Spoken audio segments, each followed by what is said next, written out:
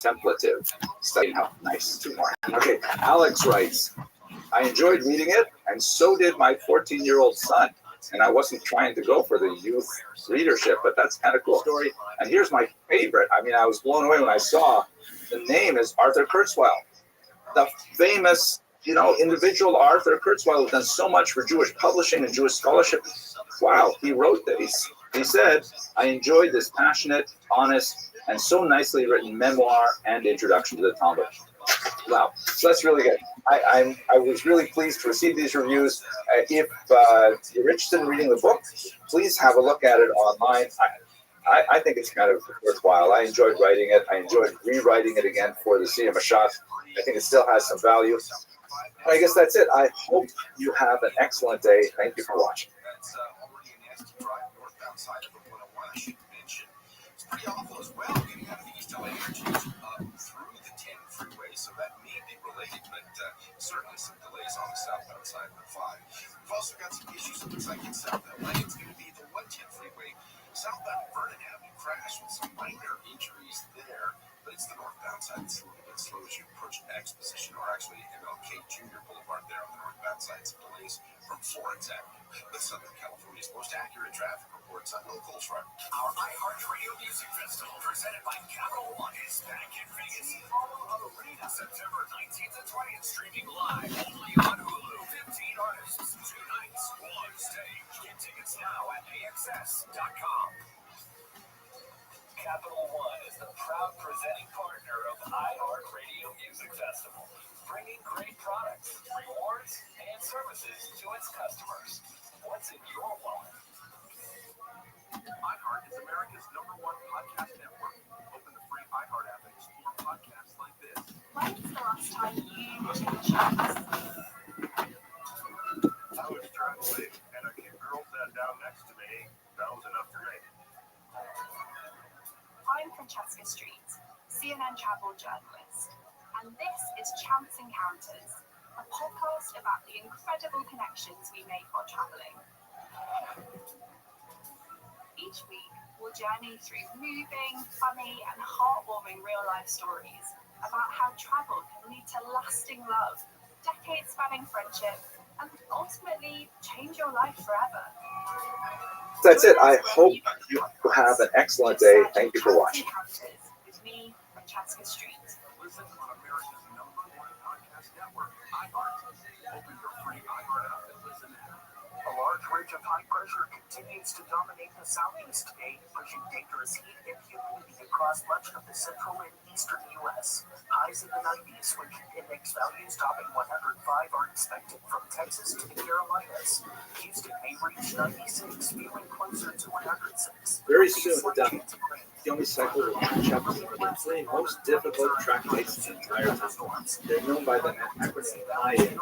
They are Erevin, Yavanos, and Yadar. These 3 track dates are among the most brain-teasing of the entire tournament, and I have to say, the reputation is certainly true. Erevin can be extremely difficult. Not, I think, as difficult as Yavanos, but nevertheless quite difficult. However, with all that, we're going to get you through with tremendous resources to help you understand even this most challenging of track dates. My goal today is to give you a very short overview of the history of Erevin, specifically how Erevin and their construction affected Jewish history in just a few minutes to kind of give you a little bit of excitement about this amazing track day that we are about to begin. For those of you who may be totally new to this, an eruv is basically a kind of a border that is created around the Jewish community that allows the residents within that border to carry objects outside of their home on the Sabbath. This is something which is restricted heavily. You can't walk from a private domain to a public domain. You can't carry things within the public domain over a certain amount of space and so on. And all of these rules are mitigated by the creation of one of these legal boundaries that makes it possible, for example, for women to push baby strollers in the streets, to go to shul and things like that. And it's really a very, very important thing in many modern Jewish communities. But the one thing that's definitely historically true about Erevin is that they are associated with machlokas. They're associated with controversy, as you see in this amazing picture by Karl Schleicher, Eine Streitfrage aus dem Talmud, a difficult question, an argument question within the Talmud. The discussions that go on in Erevin are extremely intense, and I'm sure you're going to have an amazing time when you're shooting with them. In this brief presentation, we're going to rely heavily on the research of Rabbi Adam Mintz, who literally wrote the book on the history of Erevin. I urge you to have a look at it. It is fascinating. At any rate, the machlokas over Erevin goes back to the very beginnings of Torah Shabbat. We have a lot of discussion in the Mishnah and, of course, in the Gemara that we're going to study. But it's fascinating that even outside of rabbinic communities, outside of Pharisaic communities, such as in the Dead Sea Scrolls community, you find a very great attachment to the principles that are imbued throughout the sect of Erevin. And they're very strong about them. A lot of the documents that were found in the Dead Sea Scrolls reinforce the importance of the halachos of Erevin for the communities even living in the Judean desert. But when you get to the medieval period, although the machlokas does not die down entirely, one of the features of medieval life for Jews is that quite often they are living within city walls, sometimes within ghetto walls. And the construction of a wall around the entire community for Jews was actually something that helped quite a bit with the construction of Erevin. So there was actually a little bit less machlokas during the Middle Ages. When you get to the modern period, however, things change dramatically. When I say modern, I'm referring really to the period after Napoleon, when he famously broke down the ghetto walls, literally and figuratively, allowing Jews to interact as citizens within the larger boundaries of France. And it is at this time that we begin to see a really strong correlation between the expansion of Arab boundaries and conflict with non-Jewish populations. Quite a bit within the Russian Empire, for example, in Congress, Poland, in the 19th century and the early 20th century, there are conflicts over exactly where the Jews are putting up their Arab, because many Christians felt that Jews were encroaching on their neighborhood, so to speak. And it was very much tied directly to the idea of Jewish civil rights, and a machlokas that goes on, of course, to the 21st century. One of the things that mitigated this machlokas as well, however, was the invention of the telegraph by Marconi, which resulted in the necessity of creating wires that ran all around major cities, and that tends to be where Jews live because they're overwhelmingly urban. And so the telegraph poles is kind of like the refuah before the makkah, the healing before the disease. These wires around the city actually facilitated an easier construction of Erevin in such a way that they were less ostentatious. In North America, we begin to see the construction of Erevin fairly late. And in fact, up until the middle of the 20th century, only 4 communities in North America had Erevin. The first Erevin was actually constructed in St. Louis by Rabbi Zechariah Rosenfeld, and it was almost immediately opposed by Rabbi Shalom Yaki. Of course, this is the kind of thing that happens with Erevin. The kind of issues that went on was, could you count the Mississippi River as a border? And what about the number of people who live in St. Louis? Doesn't that possibly argue against the idea of whether or not you can build an Erevin or Shus Rabbin? A similar kind of argument was raised on the east side of Manhattan when Rabbi Joshua Siegel in 1905 created the first New York Erevin, and almost immediately opposed by Rabbis Bernstein, Gordon, and Herman. Among the issues there were also the Shus Rabbin issue, how many people were living in Manhattan, and whether or not the Third Avenue elevated train could be used as a boundary. Another Arab was created in 1949 in Manhattan, and that's when it definitely had more than 600,000 people living on the island, and that was a pile-on machlokas with lots of rabbis involved. Amazingly, in the great country to our north, in Toronto in 1921, an Arab was established by Rabbi Rothschild, and it was unopposed, amazingly, until 1980, which is one of those things you have to say about Canadians. They're just so nice, right? They don't want to make trouble. But after 1980, of course, the focus was significant. By the time we get to our day, the Arab is now a well-known phenomenon in most Orthodox communities. but still a matter of significant controversy, as we saw earlier in the 19th century in the Russian Empire, as many non-Jewish residents of areas feel that the extraction of an Arab will alter the ethnic composition of a given neighborhood, and there's quite a bit of legal discussion about that issue.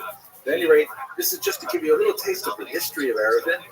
I know you want to dive into the machlokasim, to the controversies that surround this fascinating topic. It's actually not quite so hard as people make it out to be, because you've got Aldaf in your pocket. And with this app, you'll have lots of support getting through even the most difficult subjects of this concept. I hope this illuminated your daf, and I wish you tzlacha in your learning. Is this something that they typically do and seldom work through? Well, look, it depends on the year, it depends on the political calendar, it depends on what else is going on, what kind of crises are going on here at home or overseas. But yes, it's expected that August is a slow time. Muy buenas noches. La Universidad de Guanajuato, provincia del campus Guanajuato. We're sort of in a slow motion train wreck situation when it comes to government funding. There was a lot of attention paid to the one big beautiful bill. That was a budget reconciliation measure. You had the rescissions package pass last week. Les da la más cordial bienvenida a la conferencia magistral Filosofía Política desde la óptica judía. Para efectos de llevar a cabo de la manera más adecuada este evento, me permitiría solicitar a los ponentes y a los presentes que al momento de la participación de nuestras autoridades y del ponente sean tan amables de mantener sus micrófonos apagados. Muchas gracias.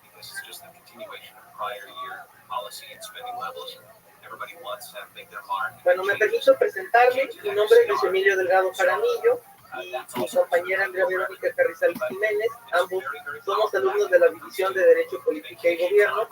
Este evento es el primero de su especie y nace de la inquietud de ir más allá, de visualizar con más profundidad, de adentrarse en los fundamentos elementales de los sistemas jurídicos occidentales. El pueblo judío, a lo largo de 4.000 años de historia, dentro de los cuales ha sido la base de los principios que sostienen al cristianismo, hasta visto afectado por conflictos grandes en la Segunda Guerra, ha tenido una latente, sostenida y fructífera en la consolidación de lo que nosotros conocemos como Occidente. Sus ideas abarcan todas las ramas del conocimiento, desde la física, la filosofía, las artes, la psicología, entre otros.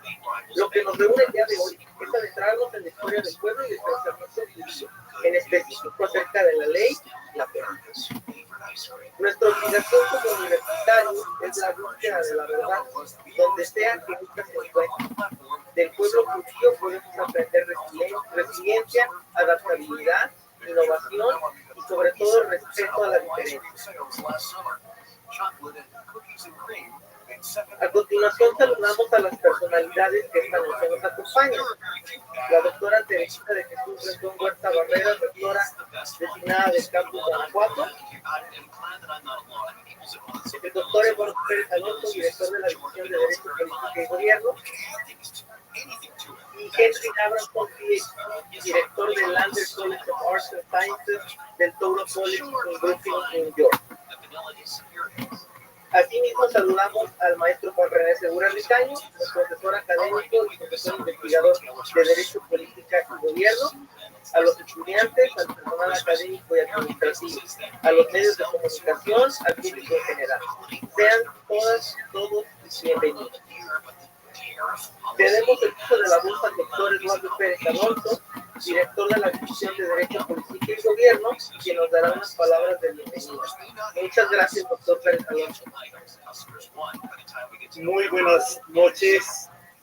Saludo con mucho respeto y afecto a la doctora Teresita de Jesús Rendón Huerta Barrera, rectora del campus Guanajuato, profesora de esta división, a quien nos da mucho gusto recibirla aquí en su casa, en este claustro, en esta conferencia.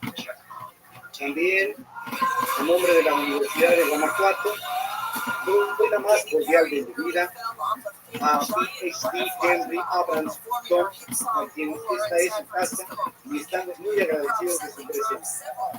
También un saludo a Aurus Sánchez, quien está haciendo labor para la traducción, a Andrea Verónica Carrizales, Luis Emilio Delgado, y a todas y todos los estudiantes que hoy nos acompañan.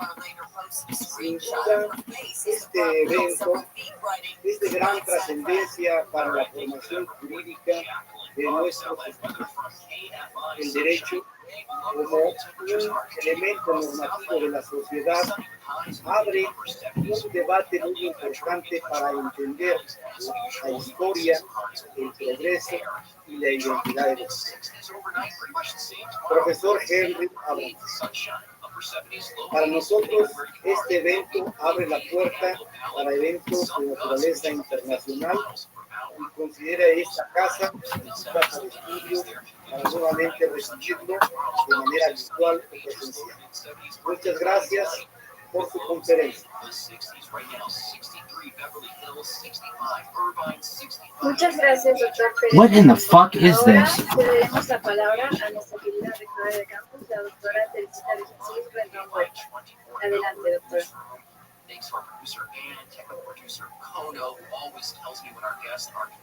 Muchas gracias, muy buenas noches.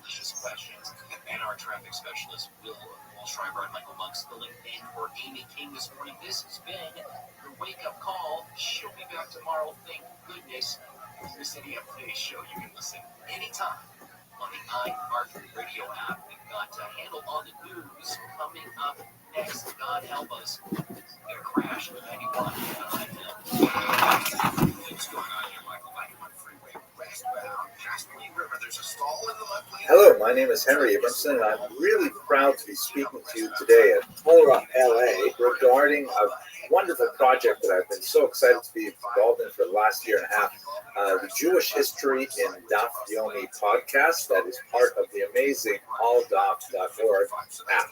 And this is something that has really changed my life in such a fantastic way. And I'm really grateful to Turo LA for asking me to spend a little bit of time telling you about this, because I think it's just transformational and it is just so much fun. So let me start with the basics here. What is AllDaf? So if you're not one of the tens of thousands of people who have already subscribed and downloaded AllDaf, I mean, why not? Because it's free and it is amazing and will expose you to a wealth of wisdom and fascinating information that is related specifically to the Talmud. AllDaf is an app that features a tremendous number of speakers who will not only provide the translation of the daf and a class to go with it, but a tremendous amount of other ancillary information, like going deeper into the daf, later commentators on the daf, and my small part, Jewish history in Daf Yomi. The whole idea is the brainchild of this man, Rabbi Moshe Shwed, who approached me about 2 years ago now and had a really audacious idea. He said, hey, what if we were to have a Jewish history class on every single daf in Gemara? 2,711 short video classes that explain something historical on every page of the Talmud. Phenomenal. I thought it was so over the top amazing. I really had a lot of doubts about whether it could be done, but the more I thought about it, the more I was taken with the idea. And now we're like a year and a half into this project, and it's going great, thank God. So why would I think that this is maybe not such a great idea? Well, first of all, we should recall the Talmud is not a history book. It is a thing unto itself. It's totally unique, I think, in world literature. But it is, thousands of minds grappling with some of the most essential questions of human existence. And it's primarily devoted to understanding how Jews can get closer to God in their daily activities. I'm not going to try and define the Talmud here in this video, but we should understand that it's not intending to teach history unless history is, subordinate to the larger goal of getting closer to God. And so there's lots of amazing historical information in the text, but it is not presented in a sequential fashion because it's not important. The Talmud itself is far broader in scope and in many ways far deeper in focus than a recounting of chronological events, things like that. But at the same time, the Talmud was written over the course of several centuries in a particular place, in a particular political environment, social environment, economic environment, and a lot of that material is definitely relevant to the actual text that you're studying. And in many ways, as I hope to show you in this brief video, it's really impossible to understand the Gemara properly without having at least some grounding in the historical background. And the final reason why I was so hesitant to move forward was the guide to this. Sure, I really am interested in Talmud. I've studied for years, and I am a historian, but this is like in a period that I've not explored very deeply myself. I only know some of the languages required to really know it properly, but Rabbi Shwed has a very winning way, and I ended up going along with it, especially because my Rav, Rabbi Yaakov Trump, decided to go along with it too. So, okay, I'm all in. And now I'm so excited that I've done this. Now, one thing that definitely does make me qualified to do this is that I was always fascinated with the tangents in Talmud. I remember once when I was in yeshiva, I was scolded by my Rebbe. This is an adult yeshiva. I went to Orsameach. I was scolded by my Rebbe because I was asking too many kind of like tangential questions. And at one point he said to me, "You might as well ask what color socks Rashi was wearing." And that shut me up. But I realized, I was thinking to myself, what color socks did Rashi wear? What color socks did they have in 10th, 11th century France? And, it got me thinking of all kinds of things. So in many ways, I think that this particular project was so uniquely devoted to my special skills or lack thereof. Let's talk about the minutiae of history, the small things in history that are sometimes essential to the study of Gemara, that they are always relevant to the study of Gemara, and sometimes they're just so entertaining. Let's look at the essential minutiae first. So, for example, just this morning I was reading a daf in Psachim that had a discussion of where do you put the mezuzahs on the gates to a city, and a long discussion of that. And if you don't have a sense of what the gates of the city might have looked like or how big they were, you won't really understand the specific context of that very unusual Gemara in the first parak. Here's an example of a ruins of a palace, the Tat Kastra, which was a palace at the city of Ctesiphon, which was right across the river from Methosa. If you lived in Methosa, which is an important town in the Babylonian era when the Talmud was written, and many Jews lived there, you would have been able to, just walk to the edge of your city, look across the river, and see this amazing palace. And look at those phenomenal gates. Here's a reconstruction of what they must have looked like when they were fully constructed with the building. And that, all of a sudden, when you know the Gemara I'm talking about, it makes much more sense that you could have a problem if you were to be trying to check your mezuzah on these gates in a particular time and place. Another example, and we can give literally hundreds, but another example of how often understanding the historical reality is so essential to understanding the Gemara. We should recall that one of the most important figures in the Talmud is none other than Rabbi Shimon ben Lakish, also known as Reish Lakish, who went through a very formative period in his youth where he was forced to be a gladiator, that he actually had to fight for his life in the Roman gladiatorial games. As you can see in this ancient piece of art, gladiators fighting against wild animals for the entertainment of the many spectators who have come. Here's another example of an ancient mosaic that shows Roman gladiators on the left, especially in the bottom. You can see one is a net fighter, heavily armed, and then the other on the right, most likely originally a slave who was thrown in, is attempting to fight him with a spear. The top frame shows after the battle when Calendio, the slave, hands forward his dagger in surrender, but you can see there's a little zero with a line scratched out through it, which indicates that after he surrendered, he was, of course, put to the death. Now, it's hard to imagine these kind of dramatic experiences not having a tremendous impact on the mind of Reish Lakish, and there are many Gemaras could point to where his experience was signal in deciding how he would rule on a particular situation. So there are many, many examples where you can't understand the Gemara without at least having some rudimentary elements of the history. Far more common are passages in the Talmud which are best understood when you have the relevant context. So, for example, when you see Gemaras relating to Bar Kokhba and the great support that Rabbi Akiva gave to Bar Kokhba, a rebel of the 2nd century, when you see an example of the coins that he created, this was actually a silver tetradrachm, a Roman coin that Bar Kokhba's forces heated up and then re-stamped with Jewish images. On the left, you see an image of the Beis HaMikdash, the temple, and on the right, you see what appears to be a lulav, another obviously religious symbol. And here you get a sense with the Paleo-Hebrew script on these coins that Bar Kokhba was truly attempting to reenact some kind of religious revival, and that helps us understand Akiva's backing of this rebel, even though other rabbis did not. Similarly, the terrible destruction of Israel some 60 years earlier with the destruction of the temple by Vespasian, shown in this coin. On the left is Vespasian, on the right you see the slogan of the Romans that was literally printed into dozens of coins at a time, dozens of different impressions of coins. Judea capta. The Jewish state is captured. And you can see there's an image there of a forlorn Jewish woman by a balsam pine guarded by a Roman soldier, meant to indicate that the Romans had imposed their control over Israel.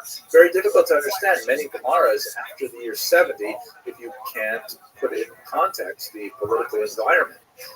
Also, what about that passage in the Gemara when Shmuel has to flee Nahar Da? What is that all about? It doesn't even say why he had to flee, but the study of history indicates that none other than this individual, Septimus Odenathus, had invaded from neighboring Palmyra. Here you can see a map that shows you where Palmyra was and Nahar Da, just to the east of it. And he invaded this region temporarily, forcing the yeshiva to decamp and reestablish itself further down the Euphrates River. All of these things are really important to see the intersection of political and historical events with events that are actually recorded in the Gemara itself. And by the way, since we're in that region, have a look at this amazing bas-relief that shows Shapur I, who is a very important Babylonian king who had very close relationships with the Jews, incidentally. And here he is receiving the submission of the Roman Emperor Valerian. Shapur I, or Malka, is known as a great king in Babylonian history and also in Talmudic history. So this helps us place the information within its relevant context. Or here's another one. In Psachim, lots of discussion of Heseba, of leaning to the left while eating. Oh, and you understand that in Hellenistic Israel, the common custom of eating, upper classes, free men in particular, was to go into a room called an andron, which was literally a dining room, but the actual translation is a men's room, because in Greek circles, men and women ate separately. I don't think that this was necessarily the case in Jewish homes at the time, but at any rate, you would go into an andron, and you would have a situation like this. This is called a triclinium, or literally a three-leaning. It's an arrangement where wealthy free men would get together over a meal. You can see the little table in the middle there that would be removed and brought back. That's exactly the way in which the Seder plate is supposed to remind us of the table being removed and put back. And they would be waited upon while leaning to their left in this unusual setup. So you can't understand Gemara quite often unless you can actually picture what was the historical reality. And that's what I really love doing in Jewish history in Daf Yomi. Finally, there's lots of tremendously entertaining minutiae that you can in fact understand the Gemara perfectly well without knowing this stuff, but it's just so cool, you just want to see it. So for example, discussions of the the crypts and how Jews would go through burial rituals led me to have a look at some of the ancient crypts that were discovered in Beit Shan and in Italy as well, and the amazing drawings and paintings that Jews would place on their crypts in ancient times. Or, for example, since right now we're holding with Hanukkah, I spent a lot of time looking at my Hanukkah and a lot of the interesting Gemaras about that, and that led me to the book of Maccabees, which describes the heroic death of Elazar, the brother of Yehuda Maccabee, who died when he tried to kill a war elephant that was carrying some soldiers, and he thought erroneously, even Antiochus, the king himself. He courageously dove under the elephant and stabbed it from below, but unfortunately the elephant fell on him and crushed him. Now, this was incidentally a fascinating thing for many Christian artists in the Middle Ages. Jews were not that familiar with this story because the book of Maccabees was excluded from the Tanakh for discussion beyond our scope here. But the Christian artists making illuminated manuscripts of this in the 12th, 13th, 14th century had never seen an elephant. So these depictions of this really important scene in the book of Maccabees is often shown with an artist trying to figure out what an elephant might look like. On the left, you can see one example where he's imagining some kind of tiger, and you said it had a long nose, right? So, okay, he was a really long nose on a tiger. And here on the right, he couldn't imagine it in any other way except a horse with a very long nose. And this one looks a little bit to me like Dr. Seuss drew it. But this is like fascinating stuff. I love this stuff, don't you? I mean, Jewish history and Daf Yomi, it's amazing. There's even like scatological information in the Talmud because, Torah, Hebrew, modern Tzara. This is Torah. We need to study it. So that took me to studying, well, what did an ancient toilet actually look like? Here's an ancient toilet, talking about it in the biblical period. And I'm just telling you, there's just so much fascinating history in Daf Yomi. It's a tremendous privilege to be able to produce these videos. We're now up over 700 of them, and we have about 2,000 to go. Please visit AllDaf, download it, and use it on your smartphone, or visit it online at www.alldaf.org. Enjoy the amazing shiur by fantastic Magidei Shir, and I'm hoping you'll have a look at the Jewish history of Daf Yomi in particular. Thank you very much for watching. Thank you for inviting me to tell people about this amazing new online resource, and I hope you all have a great look at time. Prosecutors say Justice Department request to unseal grand jury transcripts in the prosecution of chronic sexual abuser Jeffrey Epstein and his former girlfriend is unlikely to produce much, if anything, satisfy the public's appetite for new revelations about financiers' crimes. And Dodgers CEO Mark Walter has been voted Major League Baseball's most liked owner for the second straight year. The Canadian online casino website Casino CA surveyed fans from all 30 Major League Baseball teams. And we're going to check a crash on the 57 in Diamond Bar just ahead. Southern California is, a lot of people figure it's a rough place to live, and it is. And some people are, one of the things about Southern California, the water tastes horrible. I mean, it really does. You go to New York, the water tastes great. Southern California, not so much. I mean, the water's safe, from the tap, but, the taste has gone awful. So what most people today have, either they buy bottled water or have a filter system at home. When I was a kid, we didn't know from filter systems and bottled water. That was only in the office with those coolers. So let me suggest looking at and purchasing what I have in my house, and that's a Life Source whole house water filtration system. Very high end water filtered outside the house as it comes in. Every faucet, every tap produces this highly filtered, absolutely delicious water, as good as bottled water. So imagine taking your bottled water, and using it to cook, clean, drink, do your clothes, dishes. Of course you would. But with the Life Source system, you're doing precisely that. It's that good. Call 800-WATER-99, 800-WATER-99, LifeSourceWater.com, LifeSourceWater.com. Warranty conditions apply. Sunshine today and temperatures staying below normal, basically 70s and 80s across the entire Southland. We'll drop into the 60s overnight. Some places we'll see the 50s in the morning. But tomorrow is basically rinse and repeat. Lots of sunshine with highs around the region in the 70s and the 80s. This report is brought to you by Staples. Now, let's get out to that crash in the 57 in Diamond Bar. Is the 57 northbound connector to the 60 that crashed partially blocks that connector road there. Everything's trying to get over the right shoulder, but you're still seeing delays on the southbound side of the 57 from about Temple headed south. In the Anaheim Hills area, we had an earlier problem. A couple of them, actually. 91 westbound. The connector to the 55 south, that crash did clear from the two right lanes. Traffic still really slow, but back to the 241 and in that backup. Got problems 91 westbound at the Scales.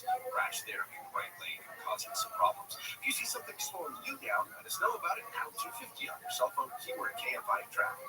Here's what's trending now on the new and improved iHeartRadio app. All right, this is pretty cool. Miley Cyrus sat down with Ryan Seacrest and got super real, talking about Beyonce, her mantras, and her new visual album that just dropped on Hulu and Disney Plus. You're going to want to hear this.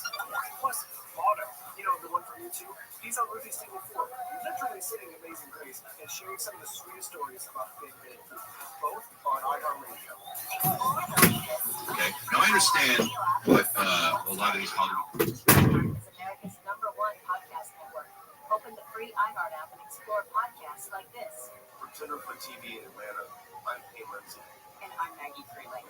This is Up and Vanished Week. From the team that brought you Up and Vanished comes an all-new podcast that brings you a weekly dose of true crime cases. Join me as I talk through cases with special guests and true crime experts. There's got to be something at the heart of that evidence that they've got. It's got to be DNA. Tune in as Payne Lindsay lays out the crime in true Up and Vanished style. A late night knock at the door, a missing car, and a mysterious shadowy figure caught on camera. Up and Vanished Weekly is available now. Listen on America's #1 podcast network, iHeart. Open your free iHeart app and listen now. iHeart is America's #1 podcast network. Open the free iHeart app and explore podcasts like this. September 1979. Virginia's top prison band, Edge of Daybreak, is about to attempt the impossible. Recording their debut album behind bars in just 5 hours.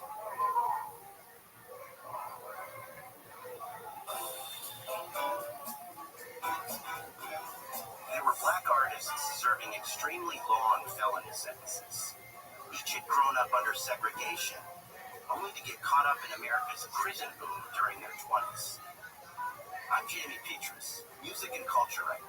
For the past 5 years, I've been talking to the band's 3 surviving members, Jamal Jahanubi, Neil Cade, and Harry Cupcake Coleman. Put it this way, we were the band of the state penal system. They would come in and stand around the world and sweat would pour off them just like it poured off of us, just to hear us play. They're out of prison now and in their 70s. Their past behind them.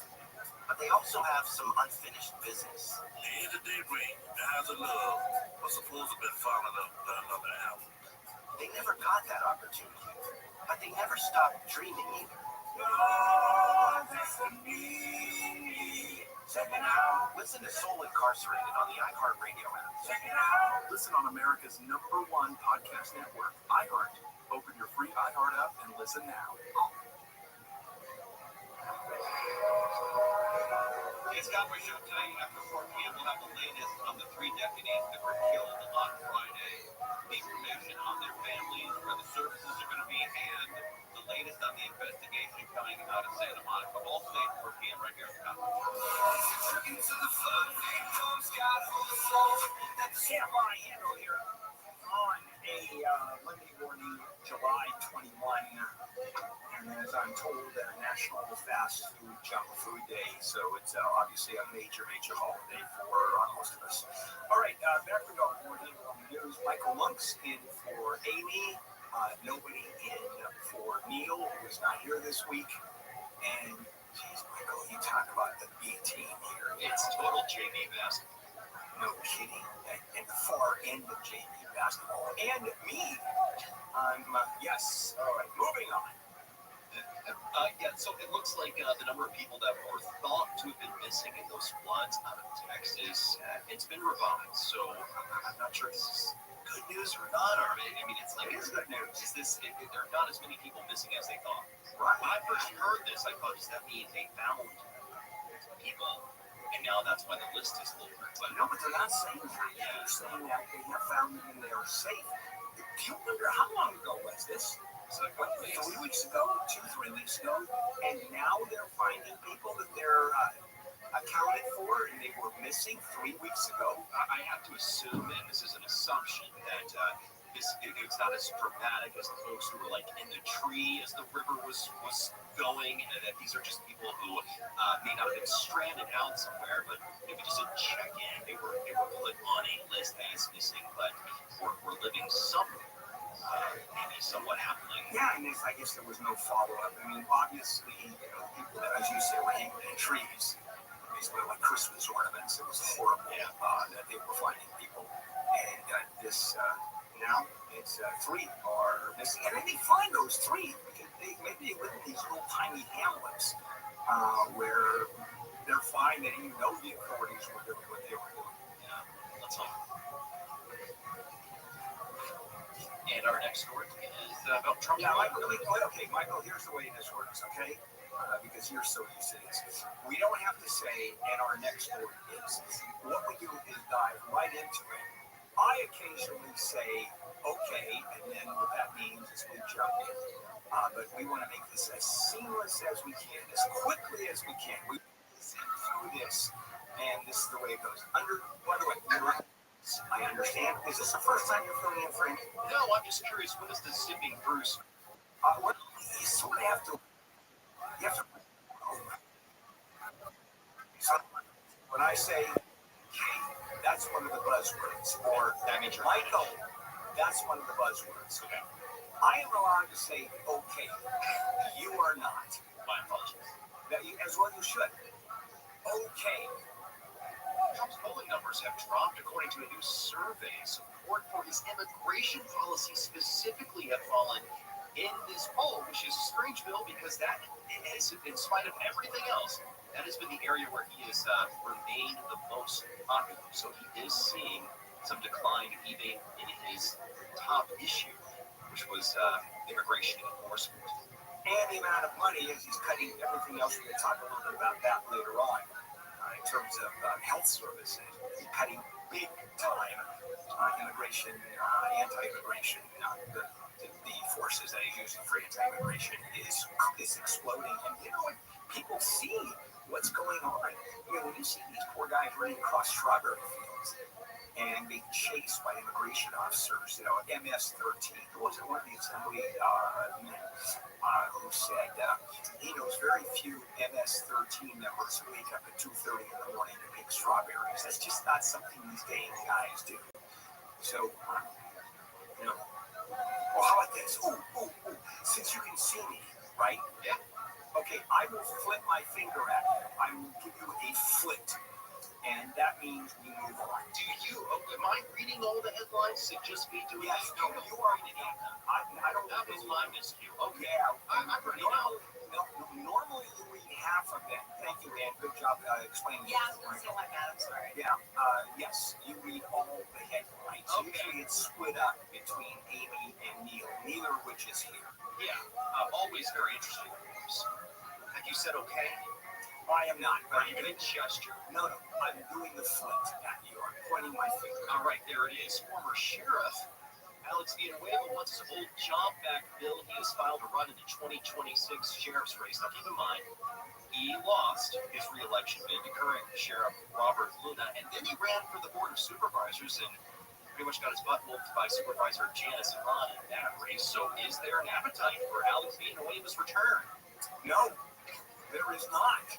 He is going to get creamed. Is what's going to happen. He left the sheriff's department. He left the head of the sheriff's department under some circumstance where he got nailed. There was all kinds of problems with the sheriff's department. There was alleged gangs within the jail system, and there is no chance. This job is basically a lifetime appointment. once you're elected sheriff, it is really hard to unelect someone. There has to be some real extenuating circumstances, and that happened.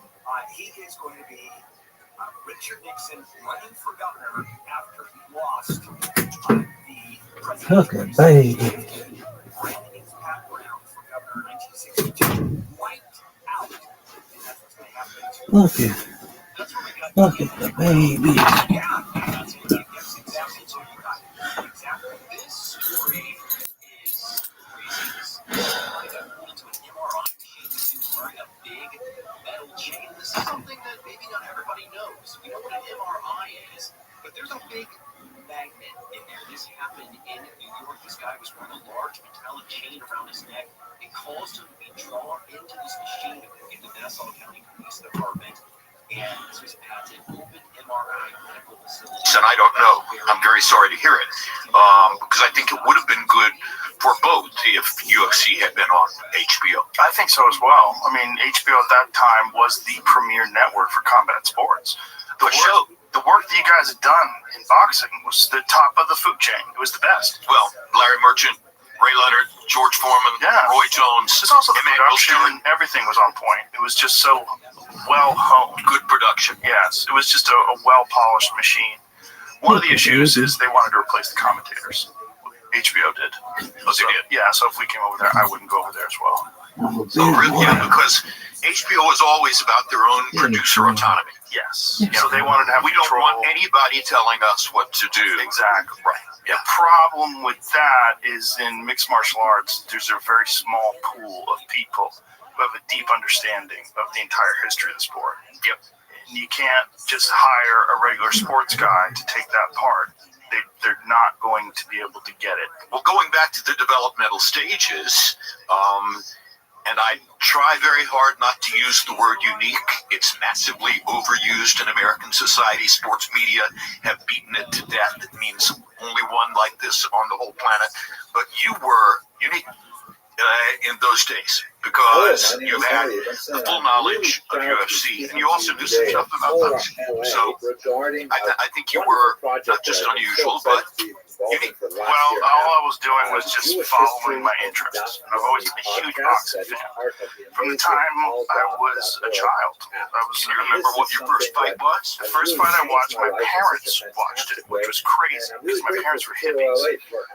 And they were really interested in Ali's rematch with Leon Spinks.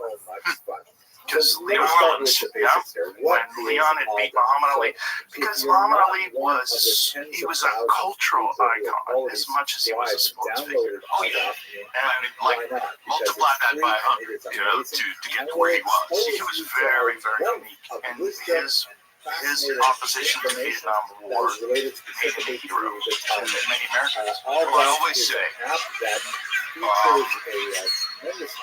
was my childhood hero. And he was my childhood hero as Cassius Clay. The very first live prize fight I ever attended was Cassius Clay versus Sonny Liston, February 25, 1964, in Miami Beach. Oh, you were there for the first fight. I saved lawn mowing and car wash money for months to buy the ticket that in my memory was $100, but I don't really know for sure what the cost of that ticket was. I didn't say it would be worth it is now. My mother took me over from our crappy Southwest Miami track house rental and dropped me off at Miami Beach Convention Center, and then came and picked me up afterwards. I went in alone. And that was the first time I was 14. It's the first live prize fight I had ever attended. It was all about my hero worship for Cassius Clay. 2 days later, he stands on Brickell Avenue in Miami and tells two reporters that he's a follower of the Nation of Islam, and now his name is Muhammad Ali. And I'm in shock. Okay, what do you mean? You're Cassius Clay. You can't. So nowadays I say, the lesson he taught me then was a man's identity is his own. And it does not matter how much I love him or cherish him or feel connected to. He has the right to say who he is. I mean, back in those days, Islam, what is that? Right. You know, I had no clue. But, you know, he got over with me on that when I understood it was his right. And he taught me my stance on the Vietnam War.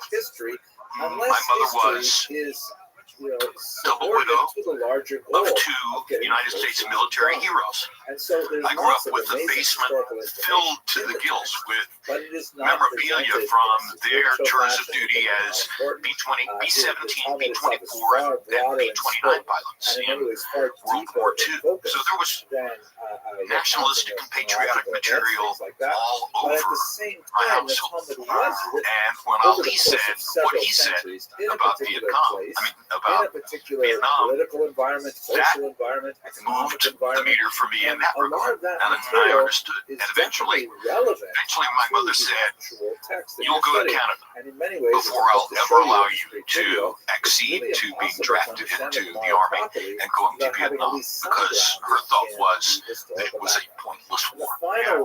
She was correct. She was right. Yeah, and they took 3 years of his prime. That's what's crazy. I always point to the Cleveland Big Cat Williams fight. That was his best. Yes. You're totally right. That was his number one performance, and he was never 100% the same after that. But he still had his mind. Yes, but he didn't train for 3 years. That's part of the problem. Of course. And, you know, at 30 years old, in that day and age, it was just a different world. You don't train for 3 years. Not as much knowledge of nutrition, not as much knowledge of training techniques, you know, the old-fashioned stuff in Deer Lake, Pennsylvania, not the same as no hyperbaric chamber, et cetera, et cetera. Yeah, just they just robbed him.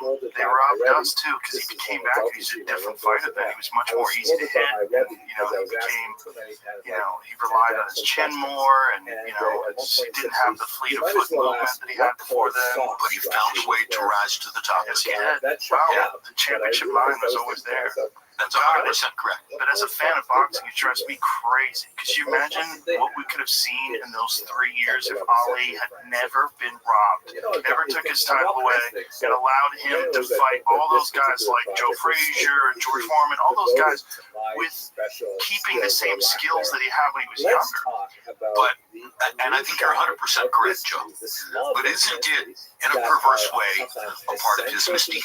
Yes. The fact that he was able to come back from those 3.5 years off, the fact that he was able to rise to the top again, the fact that he was able to beat Foreman the way he beat Foreman and beat Frazier in the third fight in the kind of fight you would never have imagined him being in, right? All these things combine to create a unique mystique of Muhammad Ali. Oh, for sure. Yeah. And then also the tragic ending. You know, the staying in too long, too many meetings. It's just that seeing him at the end of his life is just so horrible. You know, and we all know that was trauma induced. We all know that. It was just sad to see. We haven't seen that yet in MMA, right? No, not quite. But you're seeing some damage. You're seeing some guys that are really struggling. You know, they're not as public, so you're not seeing it from George St. Pierre or someone like that. George is one of the very unique former champions who has all of his wits, his faculties, retired as champion, very healthy. Roy Jones. Roy Jones is a good example. And Roy famously, after Gerald McClellan was hurt when the Nigel Benn fight, he was really concerned because Gerald McClellan was the guy that a lot of people thought was a giant threat to Roy. For a long period of time when Roy and I were working together, he was providing helpful financial support to McClellan's sisters who were caring for Gerald and, you know, keeping them alive on a daily basis. I think in Illinois or Ohio, someplace like that.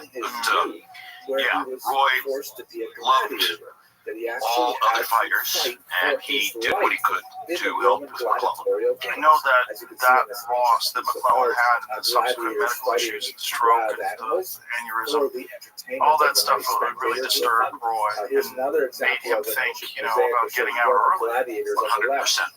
Yeah, because Roy was nothing if not heavily Smart. armed, and Right. the Roy other was on the right, brilliant. likely Okay. a slave who And was thrown in. Roy very assertively fought in a style that would limit harm. After the battle, He didn't want to hurt his gifts. I mean, what a guy. Like, who else in recent memory? There's heavyweight boxing and then there's weight class boxing. Ali is the unique physical specimen in heavyweight boxing. Right. Roy is the unique physical specimen in weight class boxing. You know, And so much so that he actually won the heavyweight title. well, exactly right. Whatever he wanted to do, if he put his mind to it, he could do that. You know, and a part of the ongoing cliche was he could play any sport.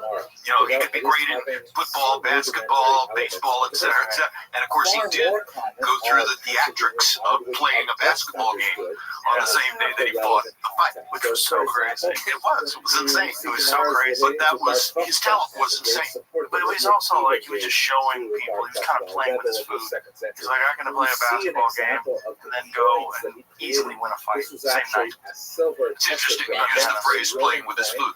And I like it. Roy liked to play with his food. At a certain level. Sometimes you do things because you can. He knew what he could do.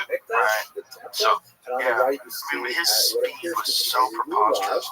When he would forego the jab to lead with left hooks, which was just so crazy. when he stood against the ropes in Miami against Glenn Kelly, he put both hands behind his back and made Kelly miss, and then hit him with one straight hand and knocked him out. Yes.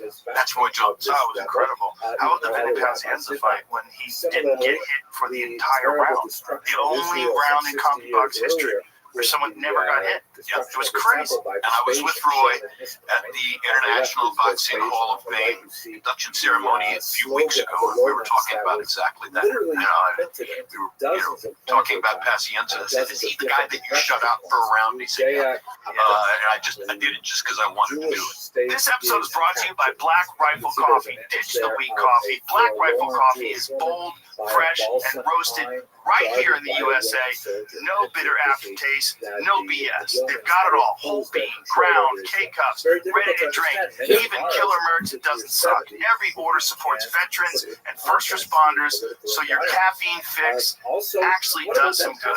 Hit up blackriflecoffee.com/Joe Rogan. Use the code Rogan and get 30% off. Black Rifle Coffee, America's coffee. Yeah, well, he was just so far above so many of the guys that he fought. They just had no business being in there. They had to create competition by doing stuff like He had to have fun. Yeah, had to play with his food. Well said. Yeah, no, he was spectacular. He was one of those guys that's a unique once in a lifetime talent. That, unfortunately, though, his mistake was going up to heavyweight and then trying to go down to 175, which is unbelievably grueling. Because when he was 200 pounds at heavyweight, he was 200 lean, muscular, fast pounds. That was not like fat to lose. And so to starve himself to get down to 175, like he was diminished. And you saw that in the Tarver fight. I'm not here to feather your nest, but you're brilliant. That's 100% correct. He lamented it afterward because he understood how he had penalized himself in that way. 25 pounds is so much weight. Muscle, and you made the point. When it's muscle, if it's fat, right, you can go into the steam room and sweat it off. Right? But once it's muscle, it's there. And it's a part of the structure. It's a part of the building. Now how are you going to rip it out? Not only that, it diminishes his endurance, it diminishes his durability, it gets compromised because he can't take a punch as well because he cut so much weight. It gets to his confidence. Yeah. And his confidence was unshakable. Everything. Like when you go into the fight fatigued, you're feeling fatigued. And then you've got a guy like Tarver who's infinitely talented and has legitimate knockout power, and it's talking shit to you right before the fight. Got any excuses tonight, Roy? Remember that?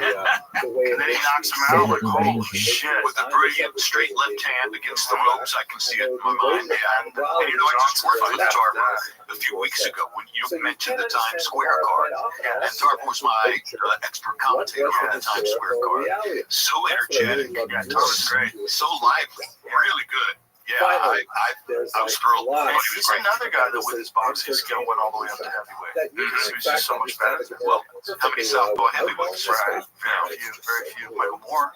Yep. Yeah. So, for example, Southpaw. But again, another Won the championship. another light heavyweight and lost it to my man, George Foreman. One punch. Yeah, that was crazy. Yeah, that's the title of my book. Thank you so much, George. You know the reason why my book is titled "It Happened," or where I came up with "It Happened." So, for example, he was the expert commentator in the weeks leading to his fight with Moore. He and I together had called Moore against Holyfield when Moore won the championship. And in the weeks before he fought Moore, I would pull him aside at crew meals and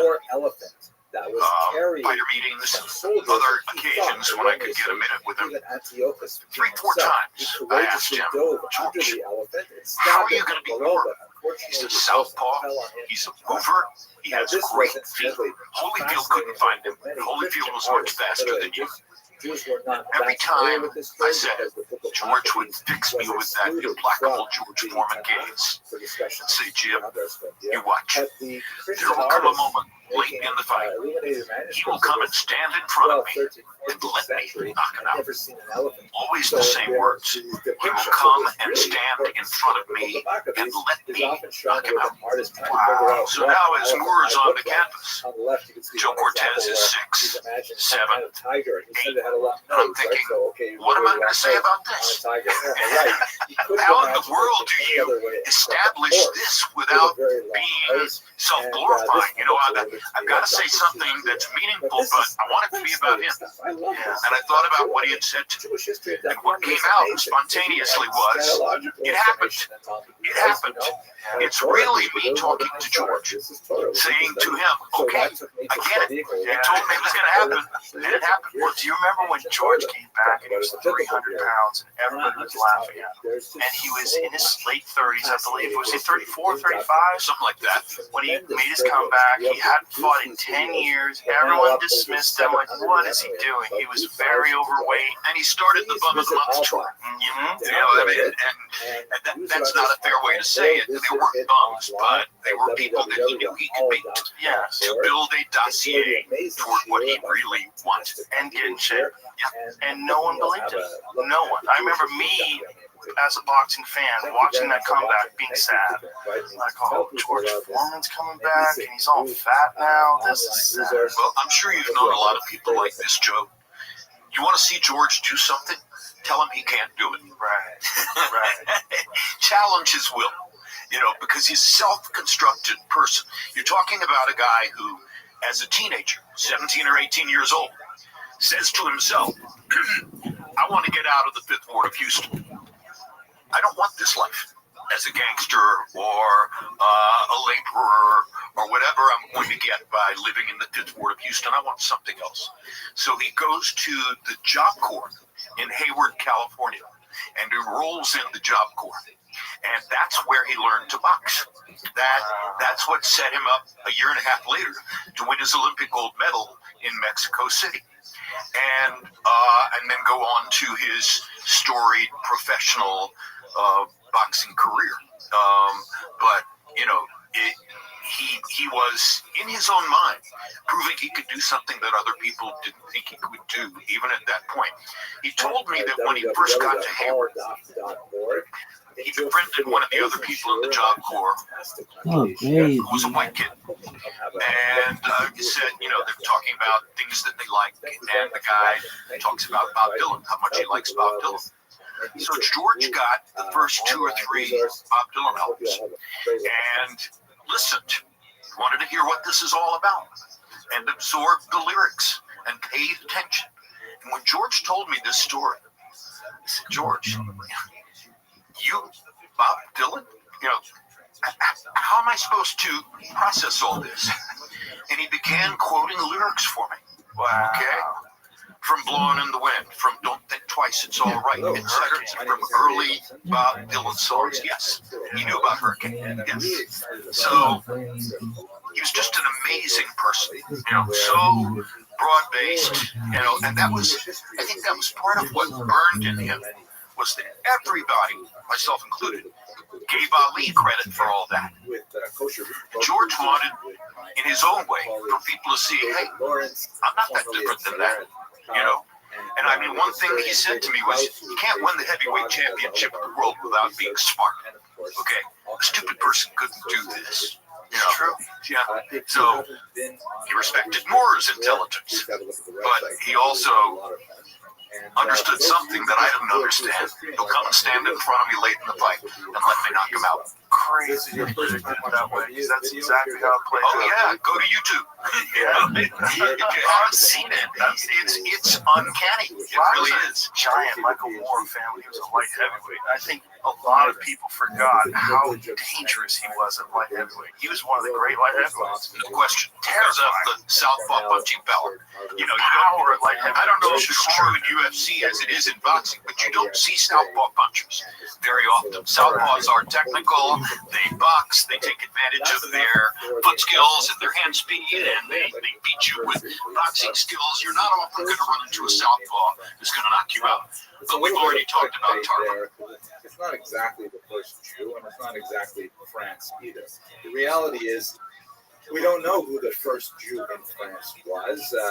Probably not the person that I'm going to talk about today, but this is the first recorded Jew in France. This is the first Jew that shows up in the historical record as appearing in France. And he's actually quite a famous individual.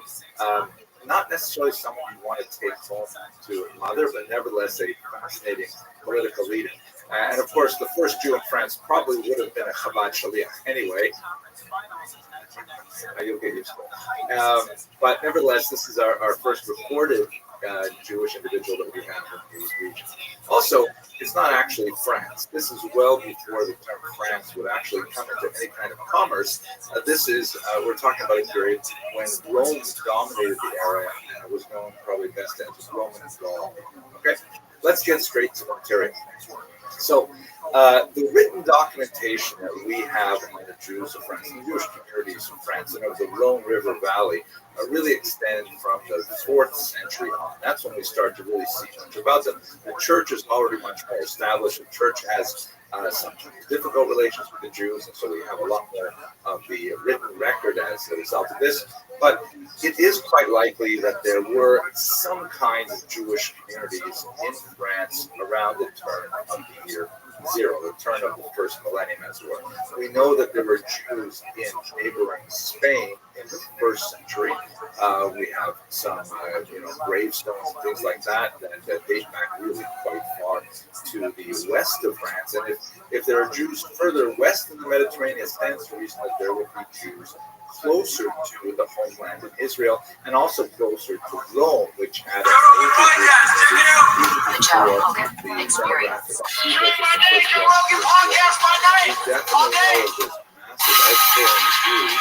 Unwillingly and by human migration. Very good. Nice to meet you. My pleasure. I found out about you. The Jewish population of Rome is significantly increased by Jewish slaves who are exported there. And we likely have Jewish communities dotting the Mediterranean basin, engaging in various types of trade as they escape the political turmoil that happened in Israel.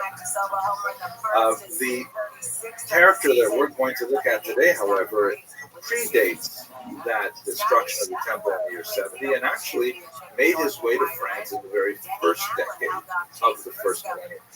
We're talking about Archelaus, who was one of the sons of Herod the Great.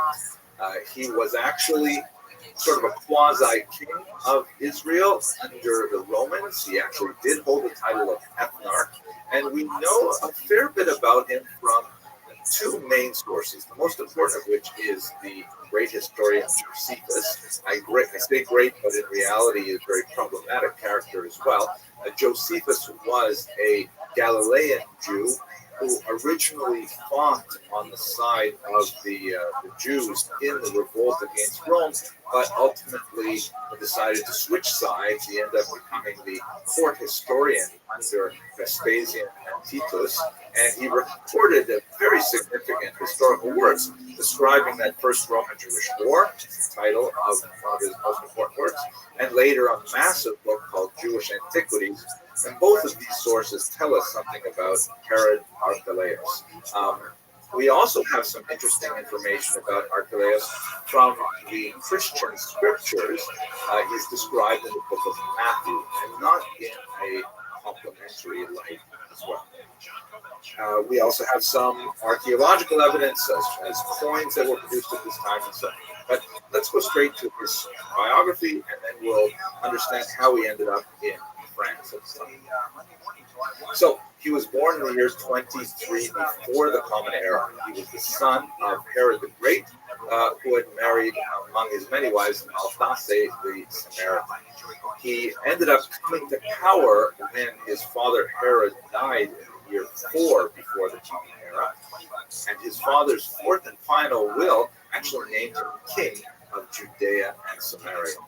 Really impressive thing that he was really quite pleased to get. However, this kingship, because at this point the region of Israel was under Roman domination, it required ratification by the Roman emperor. So Archelaus, immediately after his father's death, prepared to depart for Rome, where he would receive official sanction of his rule.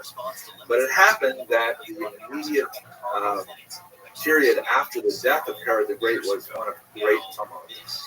Herod had brutally put down a major uprising, or I should say a significant uprising, when Herod had placed a Roman eagle at the gates to the temple.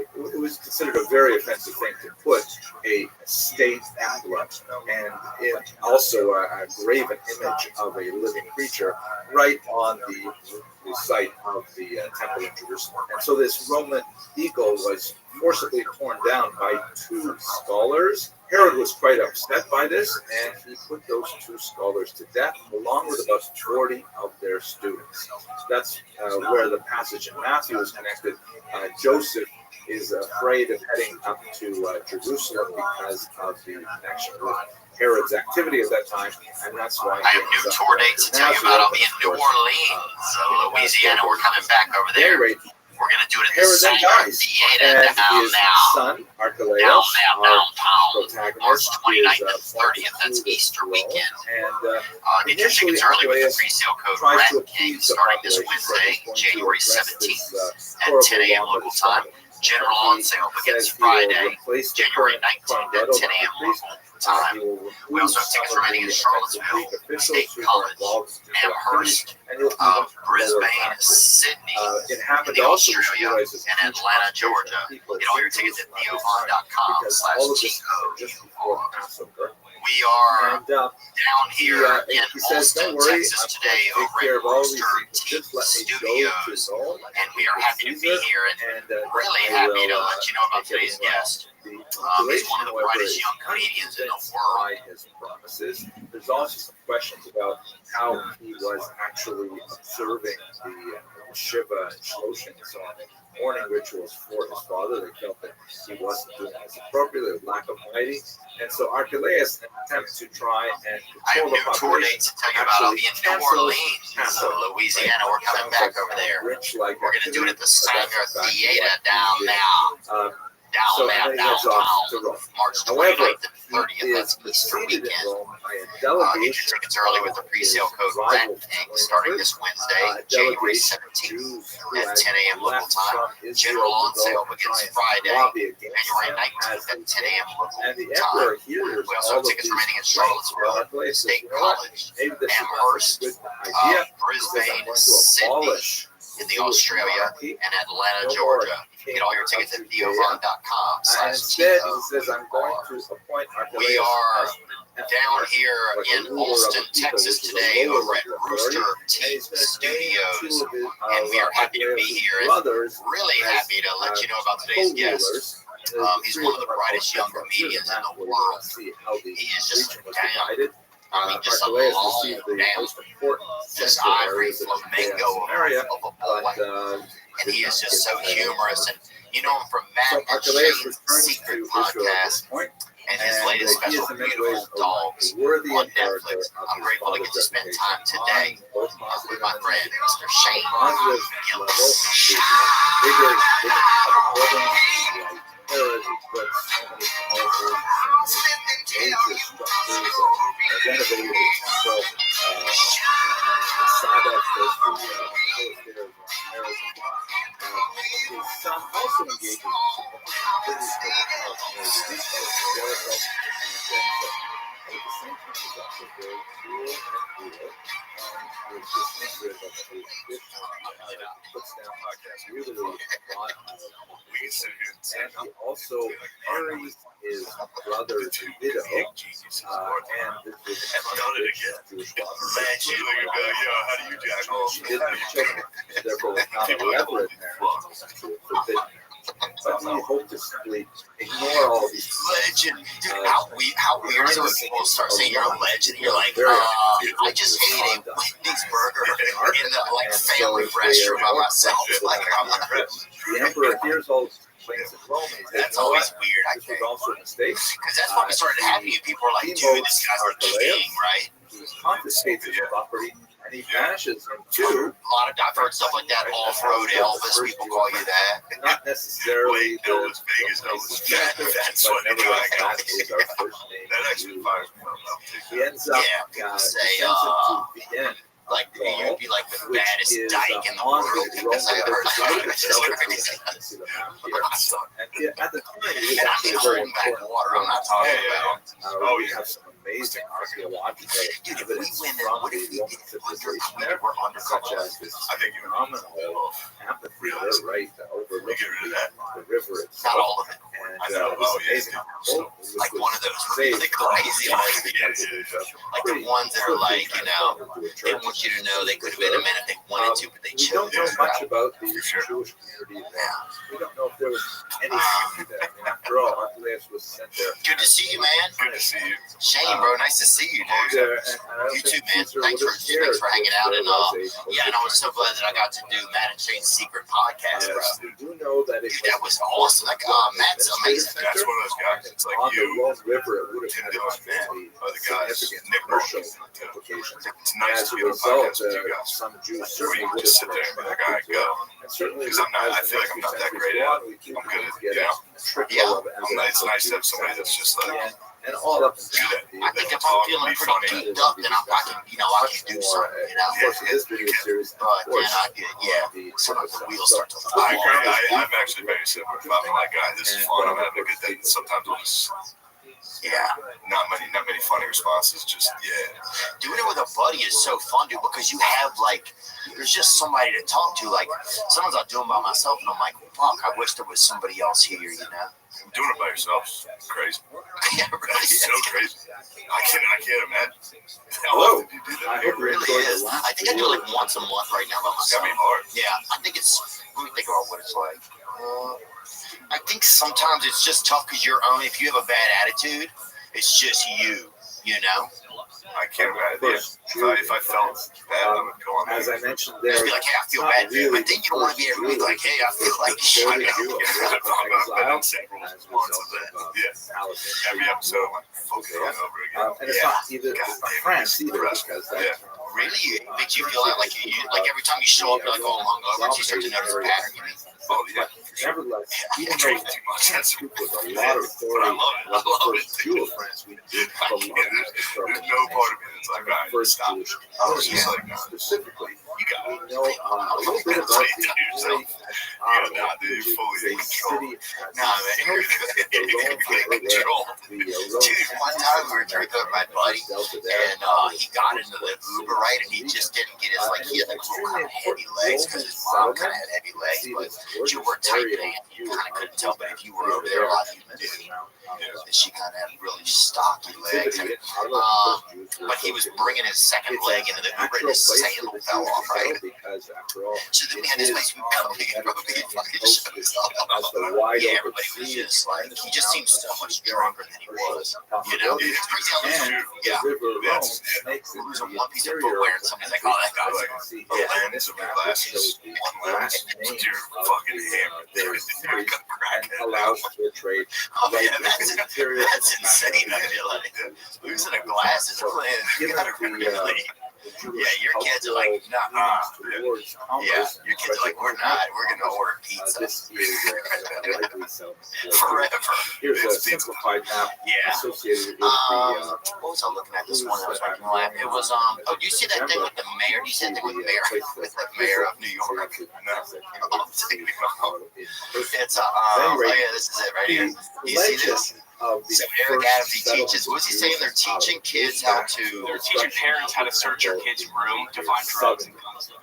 You see this? According to the Emperor Vespasian, who once conquered Judea, here's an image of a Judea coin. This is something that the Romans actually took quite a few of these coins to commemorate and celebrate their victory over Judea.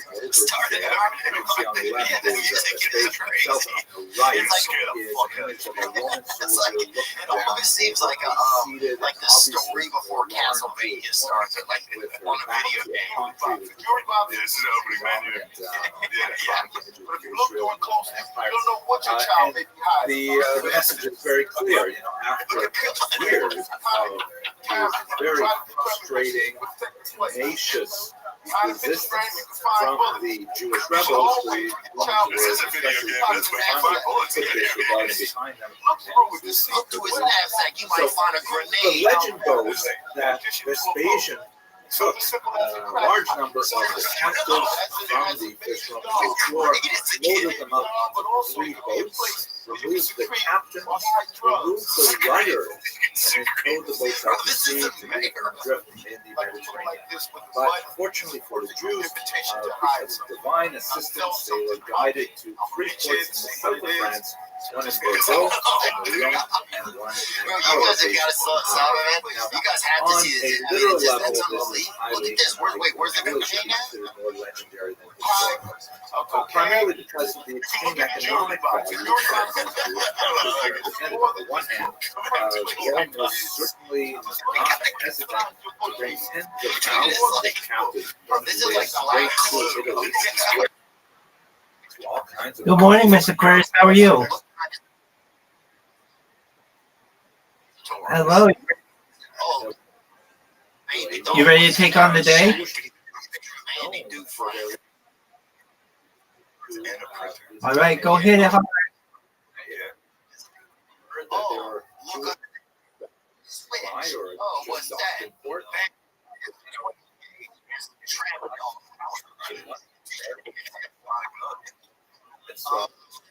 That's pretty awesome. Iris, Yeah. they would I think the office seems to do that. Because that seems like it could be like a. True, where's that's real. literally running. It has to be. Rebuilt it.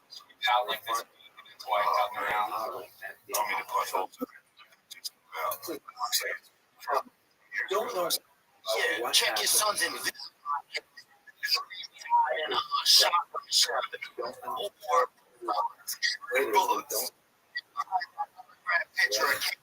ever.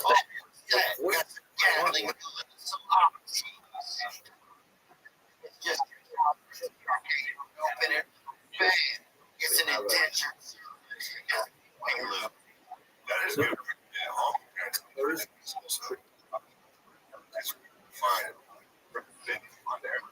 Your parents are shaking. Touching myself. Roman Surprise. emperor shown here She's like, issued a decree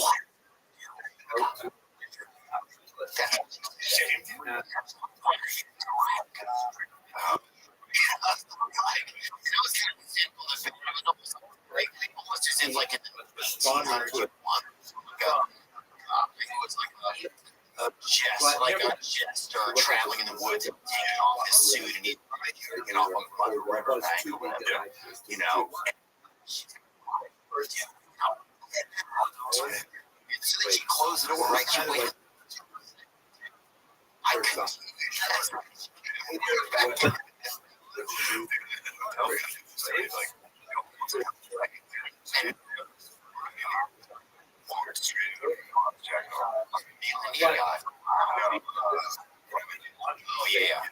Oh yeah, definitely.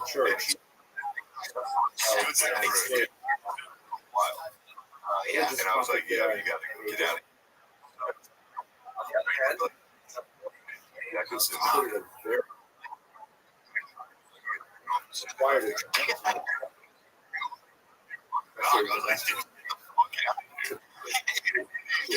Crazy part is you walk over there.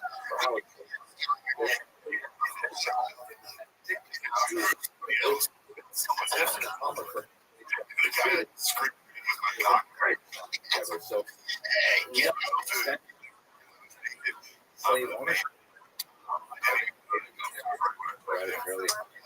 that's true.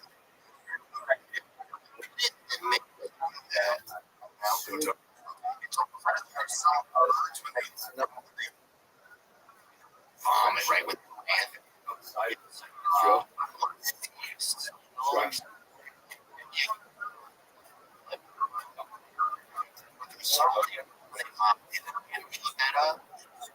Defensive vomiting. Vultures. I don't know about when they land. Vomit. I just dropped it on it. At a game day. Jewish mothers.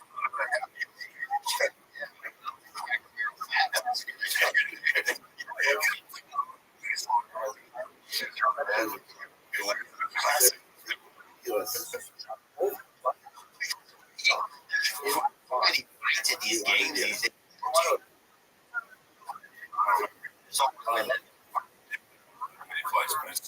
Anyway, St. There's a guy next. people also. I can't control.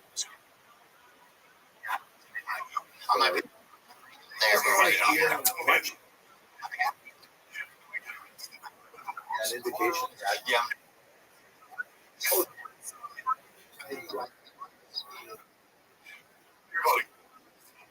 in your fourth Well,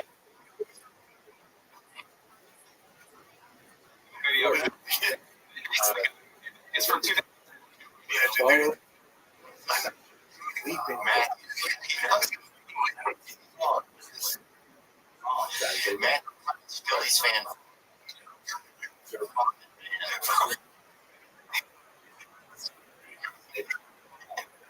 On a copy and yeah. Wow. So it's great. What Hilarious. till the it was sick, and us too. Bad.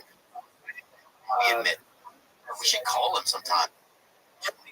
Cherry Hill, Native American there. That was on a renovation. Crazy. Fiscal.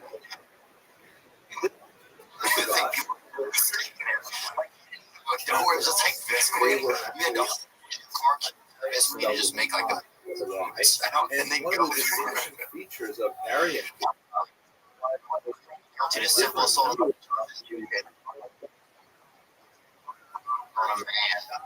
Police officer and a 11-year-old daughter. Wow. presence. Insiders offering to buy farm and made a satellite virgin from going to any more games.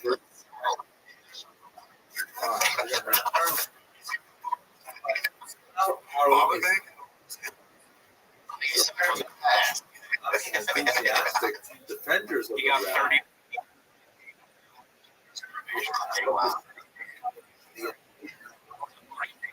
This video was from 2011. Senator. fell and then was a Signing his son's a baseball bat, man. A couple of bites and now. Darius. Yes. actually betrayed.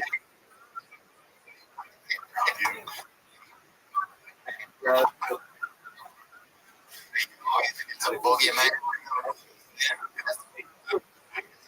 Once again, That's here an we have escort. another.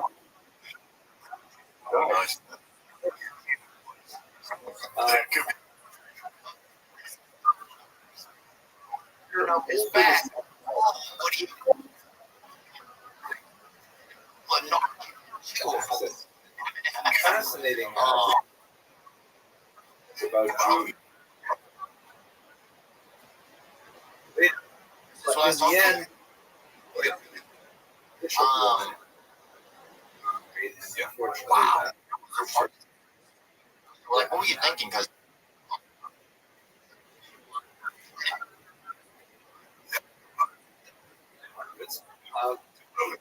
another house down here sheds So I've light. been down here, living here.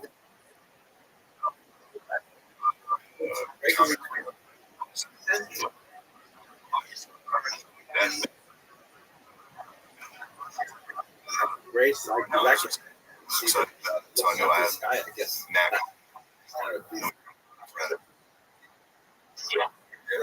It yeah, actually I is Intact.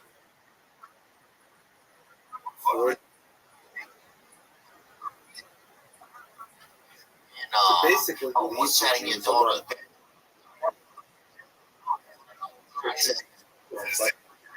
That's tag. Oh, it's crazy. That you're fucking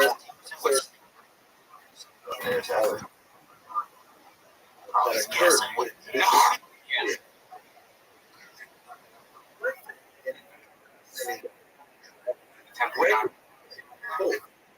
Let us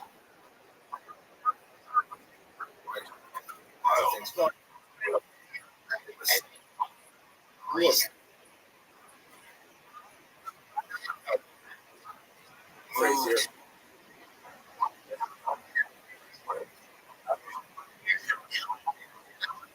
And I think I kind of that you definitely think, oh, people. You know, he's like, I would say.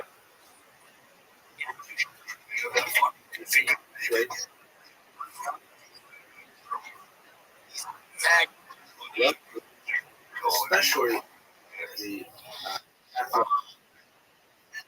Want to move to great forever. It efforts, was just New York and as they LA. say again. was it woman? Oh, really? That is not the same. I will. That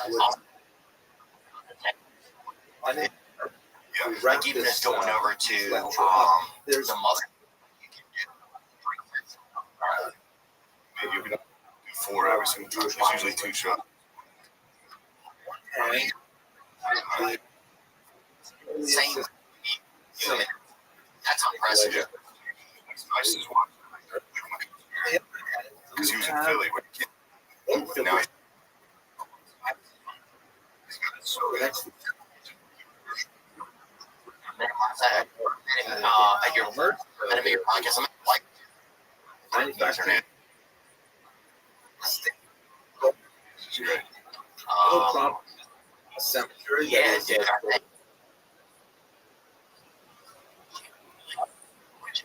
You didn't go in there and leave. You're like right there. significant Yeah. number of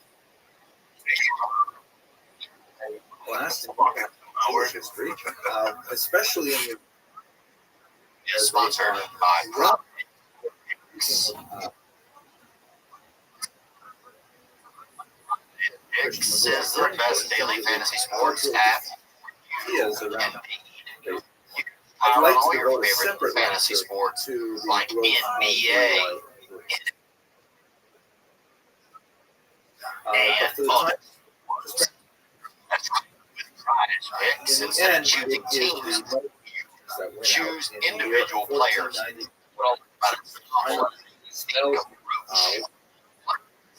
Projection, and you either choose more than set projection. You might choose kitty cat, Mr. Joel Kittle, and more than 70 receiving yards, or you might choose Lamar Jackson and less than Travels there on business. prize picks is the place if you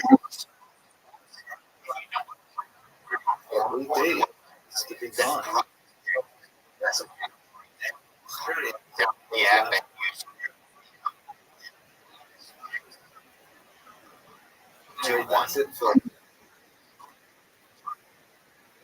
read on sandwiches.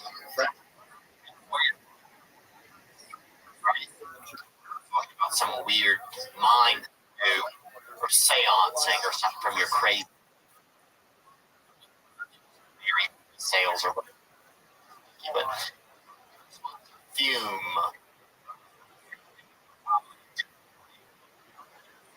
Habit is wrong.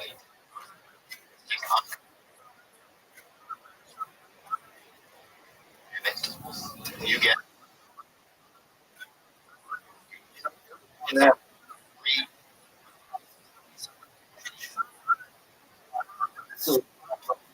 Labor Day.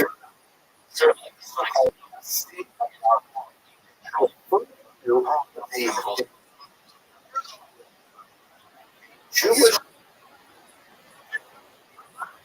Now, it's been argued about that. It's amazing.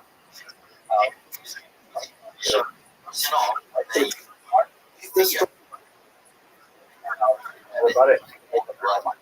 First of all, here's one is right on of the in the south of as Provence. Got it? And in fact, in this narrow pointed out point, right there's an where culture riverboat cruises are going to be. God willing. So still to Jewish history, the home of is a big Jewish in this region.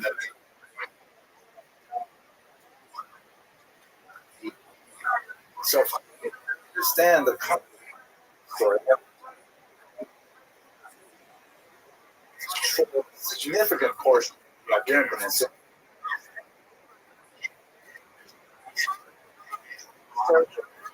centuries. That changed, however, that there were Jews. There's some fascinating evidence by Jews.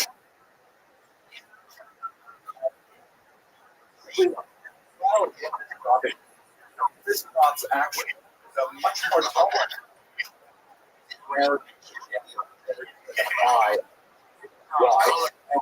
just dominant forms of Christianity largely in status.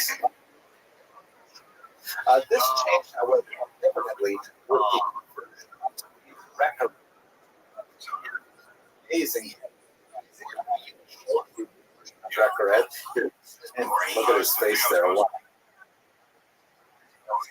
The conversion of record in 589 suddenly discovered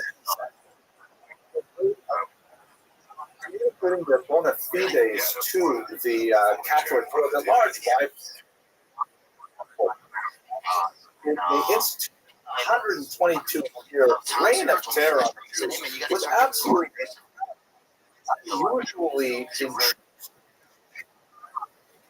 see for hundreds of years. Things like, kinds of things for Jews. That ended in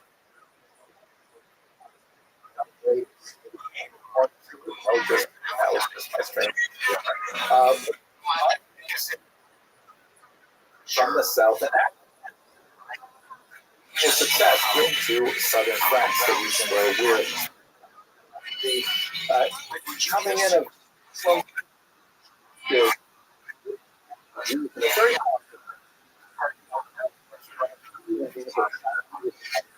Christians and Jews were able to kind of much more they could in the top Christian in Europe or at in North Africa.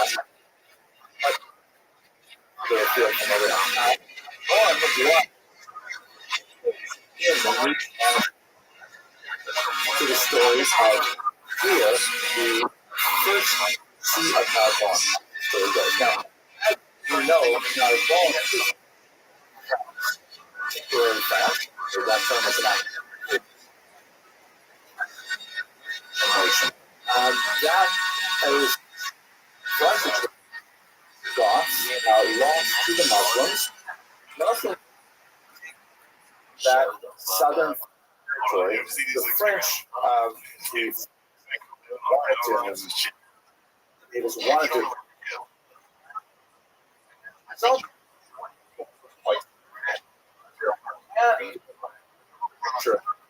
his name means short. Actually, according to the legend, made a deal with the Jews living in Narbonne that if they supported them against the Muslims, they would in return receive security.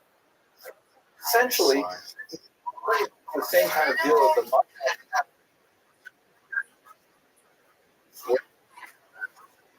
As the story goes, Jews established a self-government, self-rule French anachronistically that ultimately was led by a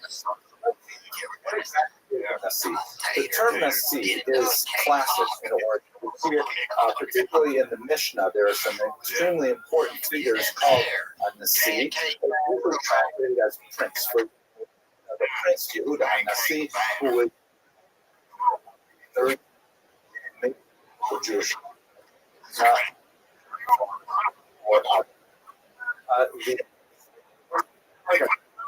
The quasi-religious role, and even after the had this and removed the Jewish self-government there, they nevertheless allowed the Nasi to have some authority over the Jews living within territory, or the Roman territory at that time. You all of this family, they're all tracing their lineage. David, who in Babylon in particular, ruled by a figure called in Aramaic the Reish Galusa, which means the head of the exile, and in English that's usually rendered as exilar, right, the head of the exile. And this person was a descendant of King David and had authority, sometimes operations, sometimes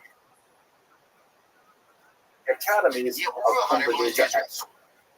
From time to time, the heads of the academies, the Rosh Yeshiva, and the exilarchs did not get along, and there were conflicts over, in particular, succession crises. Now, according to the story that we're dealing with, one Natronai ben Habibi was an exiled exilarch in the 8th century from the region. He made his way across the Mediterranean, and he found himself in Narbonne. There he took the name Machir ben Yehuda Zakkai, but the Jews of Narbonne, as the story goes, recognized him as being a bona fide exilarch, and if he was an exilarch in Babylon, he should also be an exilarch here in Narbonne. And that's the legend of how we came to be. Now, once being called an exilarch by the Jewish population doesn't mean anything, but once the Short came in and said, listen, shore up our defenses against the Muslims who took over from the Visigoths, and Machir ben Yehuda, with his presumably natural leadership qualities, was able to insert himself into that conflict between the French and the Spanish Muslims, then in fact that's how we have the exilarchate, or the Nasiut in Hebrew, in Narbonne. Now, this apparently lasted for some 400 years. Amazing. Why don't we know much more about it? The primary fact is because the vast majority of the sources that we have that refer to the Nesiut are quite late in nature. Two of the most significant are Benjamin of Tudela, who was a noted traveler of the 12th century. You can see this map here that shows his remarkable journey around the basin. We're not sure actually traveled to all of these places, or perhaps just reported from some of these places, but he was one of these amazing medieval travelers who left behind an account of his travels, including his stay in Narbonne, which was very close to his actual origins in Tudela. Also of the 12th century, Abraham wrote the Seder HaKabbalah, which is not what it sounds, it's actually a... And they... So the next, it's like 5 and there are a lot of gaps between a couple of scattered references in the early period until we have these accounts 500 years later. And so most historians have totally dismissed the story as legendary, but nevertheless, it has some fascinating repercussions. You have to read Professor Zuckerman's book to really get the full story. So that's it for a very quick overview of this amazing little tidbit of Jewish. How are you? We will have to do. I'm just chilling. Some of you will be able to do some of this research with me live as we explore Jewish history along the Rhone Valley this November. That's it for today. Yes. You enjoyed this short video. Fell on a basketball court and died. We're kids. Yes. I yelled out like Reggie Lewis. Can you not hear me? No. Reggie Lewis. Good morning. How are you? That's it right there. Are you ready to take on the day? We're going to continue. All right. I'll be here for you tonight, God willing. We'll play, okay? Sweet, have a sweet day. Take care. Thank you. Who plays such a tremendous. You're welcome. In the development of medieval thought among Jews in Europe at this time. The Chachmei Provincia are associated with the golden age of Provençal Jewry, which is really in the high Middle Ages, normally defined as the years 1000 to about 1400. There are a lot of things happening in Europe at this time, and in Provence we see an explosion of a very interesting type of intellectual inquiry that is associated with these sages. The specific thing that's happening in Provence is this culture broking, or this mediation between cultures, as the scholarship that emerges from Arabic-speaking Spain suddenly crosses over into Christian Europe. And this becomes an amazing engine of activity and creativity. I'd like to spend some time talking about that. The special contribution of the Chachmei Provence is this fascinating nexus that happens when you get all of these really intense scholars who are focused on the traditional study of the text, suddenly exposed to a massive new world of learning within the Jewish sphere in a way that they've never encountered before. And that's what happens when we have several key individuals come to the region. Now, my talk today is highly derivative. I'm basing almost all of it on the research of this great scholar, Rabbi Dr. Isidore Twersky, who lived between 1930 and 1997. He was rather famous in that he was both the Talner Rebbe from a very famous Hasidic dynasty associated with Chernobyl in Eastern Europe. He was also a professor of Jewish thought at Harvard. Tremendously unusual and creative individual. The article, if you want to read a little bit more about himself, is called Aspects of the Social and Cultural History of Provençal Jewry, published in a volume called Jewish Society Through the Ages, edited by A.J. Sasson and S. Martin. I think our first question should be, where exactly is Provence? I know we talked a lot about this in the previous 3 minutes, but let's have a quick review of where it is.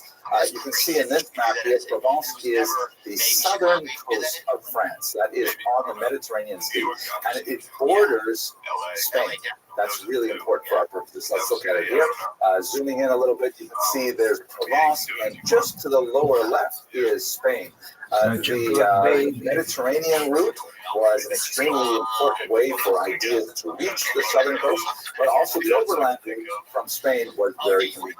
If you see the second E in Provence, that's the opening of the Rhone River, where we will be exploring Jewish history in November, God willing, with Kosher River Cruises. Here's a map where you can see exactly where we're going to head up the river, and I'm really looking forward to actually seeing some of these sites in person. I hope some of you will be able to join me. And in this context, let me just introduce you to my colleague David Krauss, who is an amazing historian who works out of Prague, and he's doing our advanced research for this particular trip. He's actually right there now, visiting all the sites and taking photographs and sending them back to me with amazing commentary. This is a photograph from when we were together in Portugal, and David is pointing to a mezuzah scar that is a medieval structure that was left over from the Jews when they were expelled from Portugal in the late 15th century. He's got some amazing photographs. I'm going to share them with you in just a second. So one of the reasons for the tremendous flourishing of intellectual activity among the Jews in Provence, creating people who are known either as Chachmei Provence, right, the wise ones of Provence, or Chachmei Lunel, very widely quoted in Tosfos, a very important Talmudic commentary, or the Ziknei Narbonne, the elders of Narbonne. Like, what happened here? Dr. Twersky points out that if you look at the socioeconomic period that the Jews lived in Provence, there's two main phenomena. The first, and I love this quote, the graph of the social-political destiny of Provence Jewry may be plotted in broad downward strokes, which means during the period we're talking about now, from about the year 1000 to about the year 1400, actually a little bit earlier than that, you see a few major steps downward in the political, social status of the Jews of Provence. This will culminate in the expulsion in the 14th century of many Jews from France, but we'll get to that later. But at the same time that you have this socio-economic political decline, you also have a remarkable level of grassroots connectivity between the Jews of Provence and the Christians of the region, particularly among intellectuals. A couple of examples will suffice. The great Meiri from Provence, a very important Talmudic commentator, he wrote a great book on repentance, on Teshuvah, which he describes as the result of a fascinating conversation he had with a Christian. That is not normally appearing in the introductions to medieval works of Jews at this time. Secondly, Dr. Twersky points out a fascinating kind of example where two Talmudists heard there was a certain manuscript in the home of a particular Christian, and they went to the home. They lived in that home for 2 days, living on bread and water, totally kosher, in order to be able to copy the manuscript. These are kinds of interesting examples of the sort of collegiality of scholars that was present in Provence, and you did not necessarily find that in a lot of places in the region. Let's have a quick look at some of these great photographs, by the way. Here's a shot from the medieval Jewish street in Arles, which is one of those places that is designed to be very difficult for Americans to pronounce, right? And I'm a Canadian, and French is one of my first languages, but that's a hard one to pronounce even for me. There, you can see this is the medieval Jewish street. Almost all of the outward Jewish signs of the street are gone, but it's the same street, same layout. You get a little bit of a feel for it. Here's another photograph that gives you a sense of the dedication, the famous dedication, sometimes notorious, that the Provençal Jews had to their particular customs. This is an interior of a synagogue at Avignon, obviously not medieval in origin, but you can see in the center left, there is the raised pulpit for the rabbi. So when he gives his drushas, he can actually physically rise up some 6 feet above the congregation, which was a very common sort of synagogue architecture motif in the region at the time. Here's one more photograph. Look at this gorgeous medieval mikvah from Carpentras. This is, I don't know if they're still using it today. That railing doesn't look so good to me. And the water, it's really clear, but it has a kind of a greenish hue that reminds me of when I used to take care of my own pool in Florida. That was not such a success. But It's amazing to imagine this is the actual mikveh that so many of the Chachamei Provence and their wives would have used for ritual immersion. Wow, I can't wait to see it in person. Anyways, let's go back to our discussion here. So you have these two things. You have a socio-political economic decline. The Jewish status is reducing significantly. Medieval, they're developing Provence. Look who it is. Jew, who was an intercessor. How you living? Powers.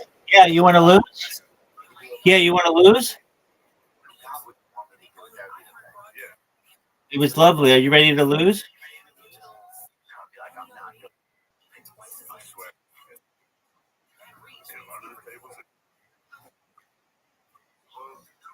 They should have tables that are like God resistant or whatever, like whatever happens on.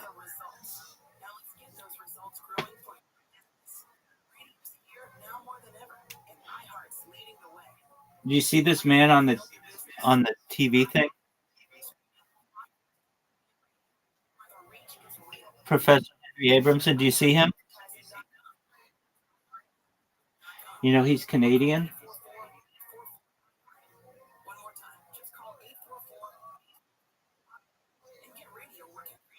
He grew up in like super northern Canada where it had like one Jew.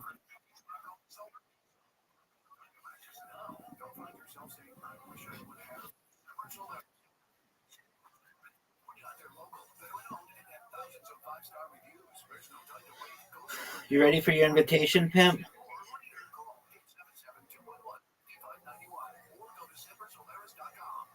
You know what we're playing.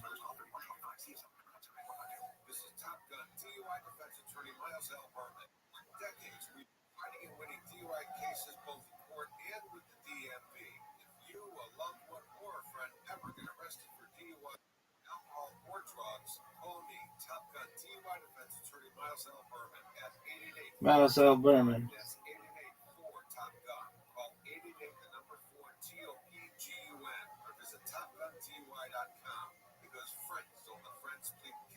UCI Health is committed to providing compassionate expert care for everyone in the region. Learn more at ucihealth.org, powered by UC Irvine.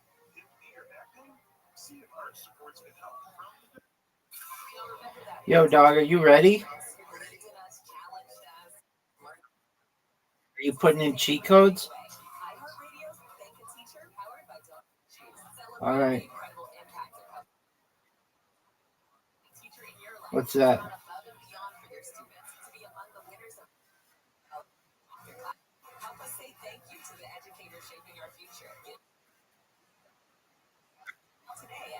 All right, well, get your broom, son.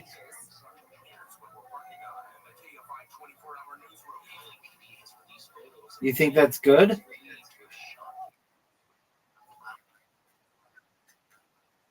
Same here.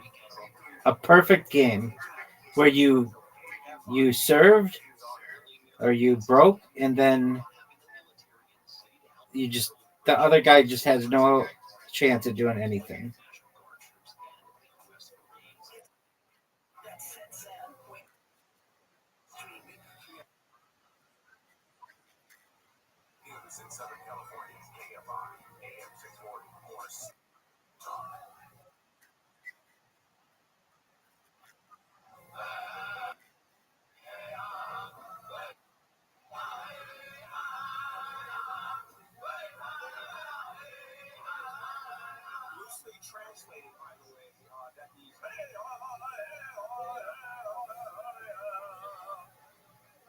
Are you excited for the Shab show?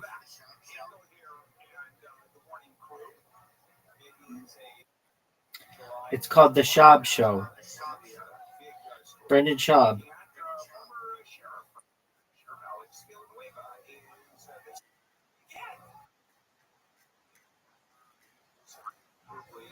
No, it's not on yet.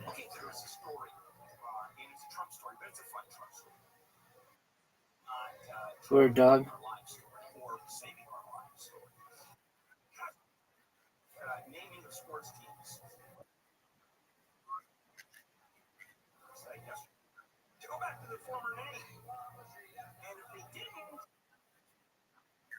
Easily over.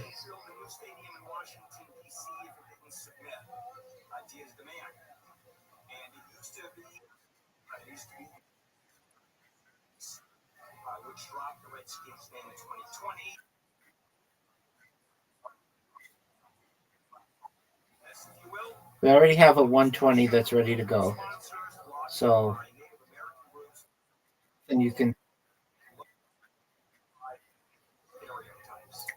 you watch. I'm going to destroy you.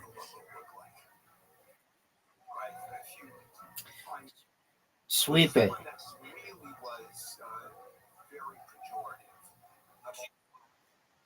Yeah, because you have an iPad. That makes it so much easier.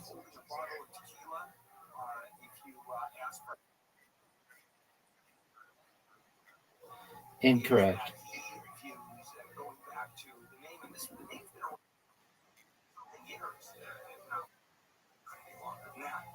Anyway, so Sunday morning, Trump posts a message on True Social, quote, the Washington whatevers should immediately change their name back up. He also urged the Guardian going back to the Cleveland Indians 21. And one said there was, quote, people in massive. It's kind of news to me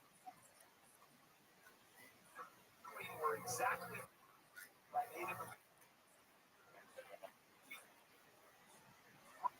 That names were No, it's Audi. he now threatens to oppose by thwarting the for the team to build a new stadium in Washington. I don't know if the president has the power to do that with the stadium. I think it, and I don't know the answer to that because it's not federal land. It is to an extent, but Washington is a city. It's a real hybrid kind of thing. It is its own city, but at the same time controlled by the federal government. The stadium was funds or some city funds, and whether or not the president can. He said, I won't make a deal for that. Oh, I'm well. How are you?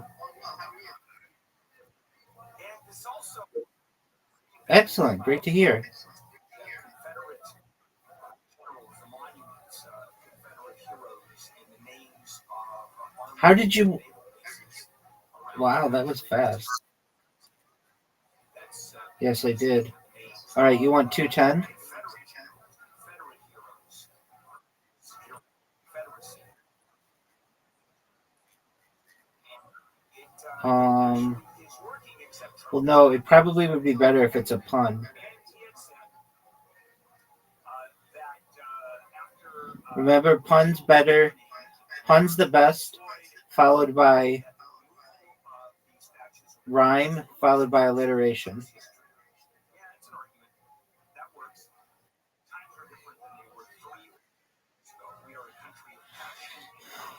And sexual pun might be the biggest.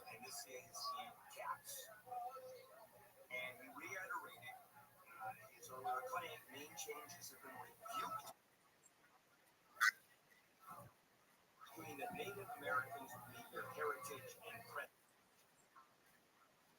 away from them by removing Huge mistake.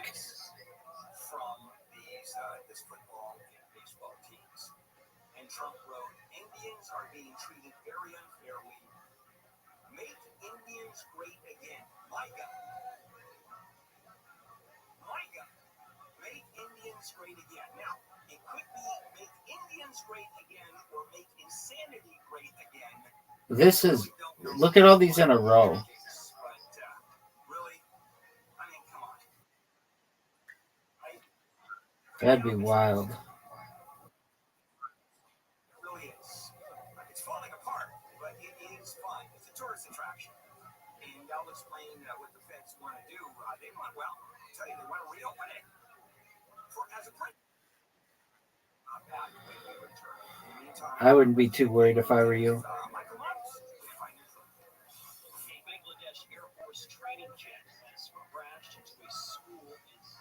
Fuck.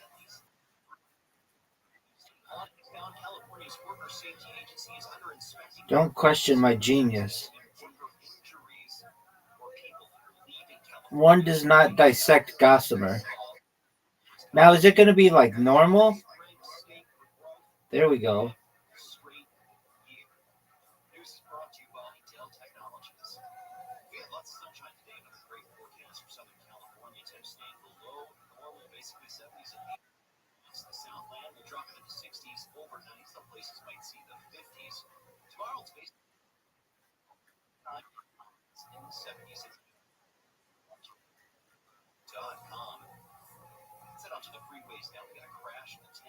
Are you serious?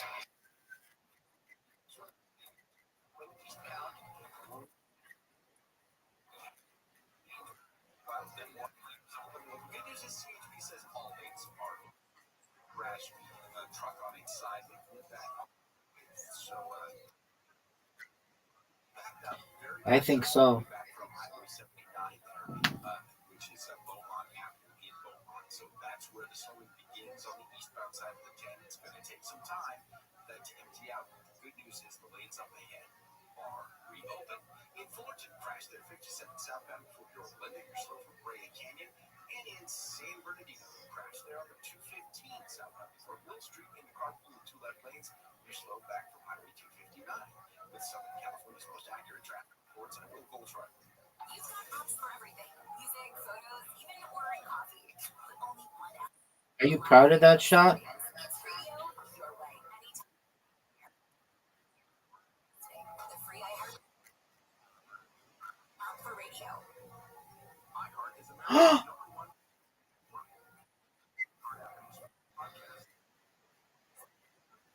Chip and Challenge. I was traveling and a girl sat down next to me. That was enough for me. Travel journalist. And this is Chance Encounters, a podcast about the connections we make while traveling. Each week, we'll journey through moving, funny, and heartwarming real-life stories about how travel can lead to lasting love. Ultimately, change forever. Join us wherever you get your podcasts. Just search for Chance Encounters with me and Chance.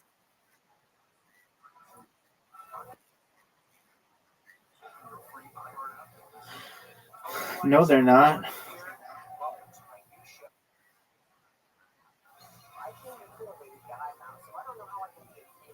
No, they're not. Let's get real. Magnificent Others is a long-form show where we explore with great artists, musicians, anybody I truly admire. We want to hear fresh stories, we want to hear fresh perspectives. We want to understand the times from their individuated perspective.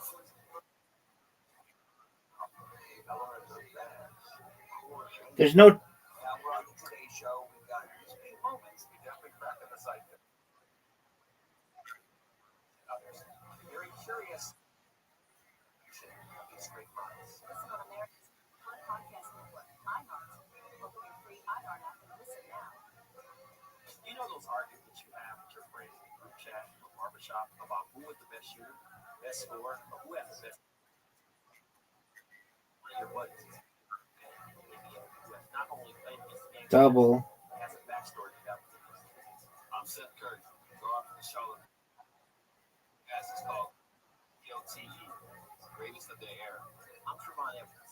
Join the discussion with me, Seth, and some special guests.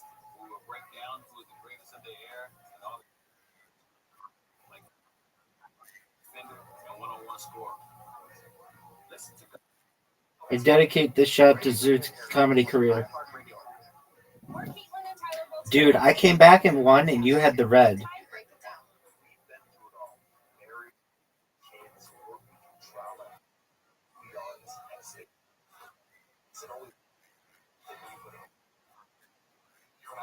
Classic pool 120, 160, 210.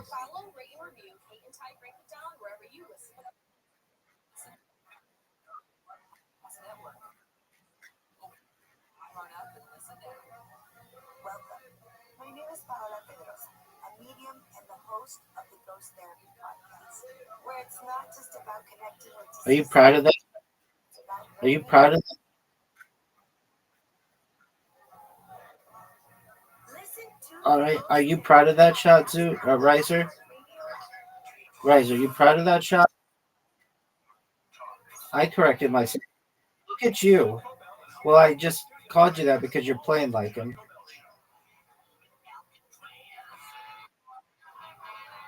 Dude. I don't really have a good shot.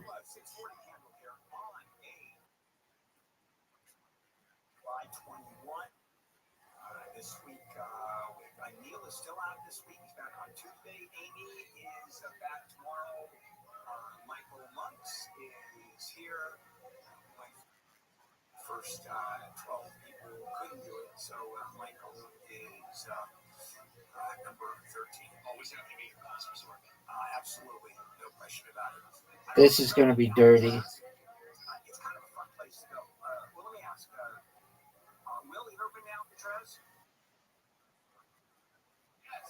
Oh, as a tourist, I found the place really impressive.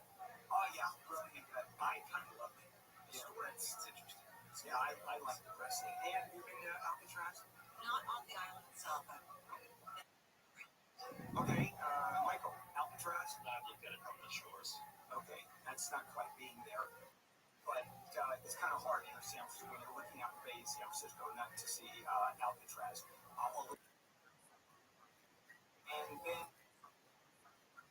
Yeah, I do. They wouldn't do that. Alcatraz, as you know, was probably the most infamous prison that existed. Look how sick that shot was. Some really serious people were there. You've got Machine Gun Kelly, Al Capone was in Alcatraz. The Birdman of Alcatraz. You're welcome. I need you to get your shitty ball out of the way. Or disc, whatever. Look at this shot. Now, last Thursday, you saw Attorney General Pam Bondi and Interior Secretary Doug Burgum. What up, GB? A game against my friend. Yo, I'll be in the Telegram, but I had to clear my cache on my computer, and that caused me to log out of my Telegram, and now Telegram will not allow me to log back in.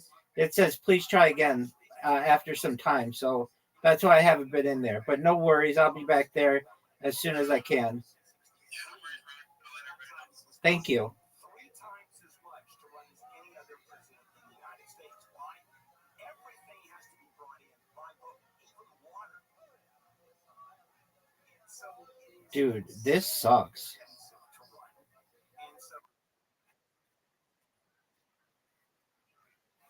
Yeah, I don't get it. I don't get why the Queen's a thing.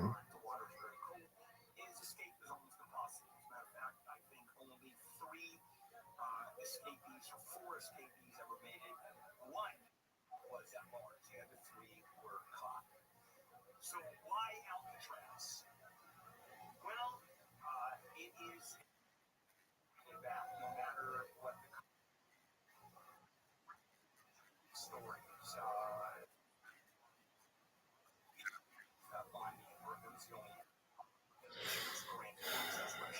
How do I even get this one? New.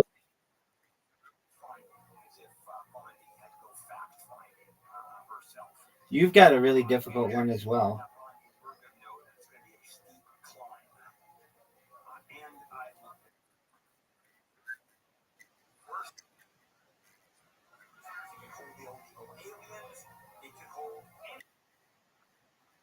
You're done. You're done. You're put mine in. My friend, do you know what the dragon attack is?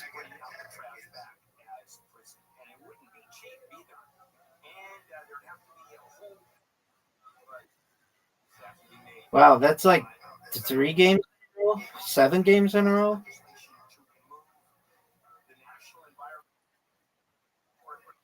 I won the 210. I won Classic. What do you want next, big dog?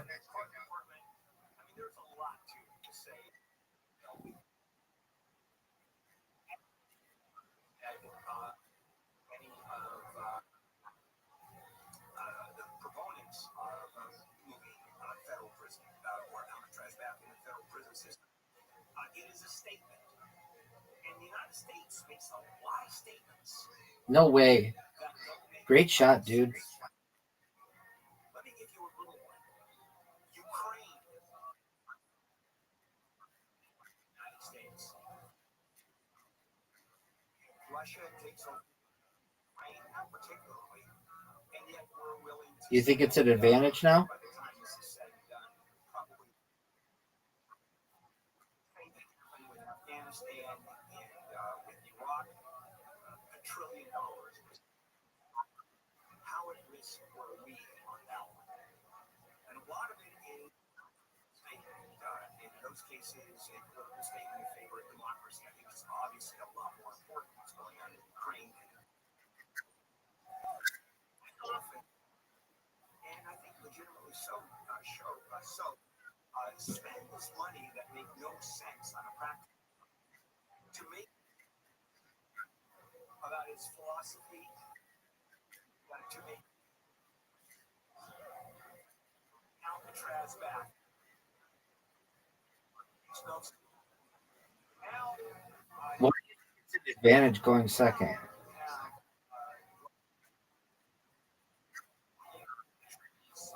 Going on in Florida, you would have Alcatraz as the poster child of bringing illegal aliens, illegal migrants into the prison system. Would it make a statement? You bet it would.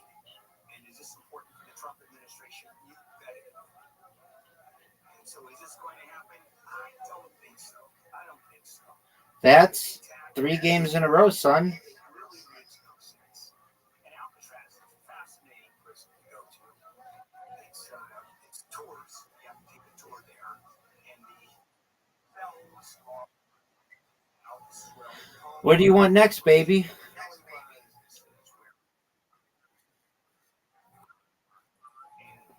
I just beat you. It's a very, very depressing place. I thought it was neat. I was wondering, can you, for example, actually you can stay there overnight. There's special things. Yes. Special thing. You have bad bologna sandwiches for dinner, mystery meat sandwiches. That would be great. All right, coming up, and this is a tough one. Federal cuts, which we know are the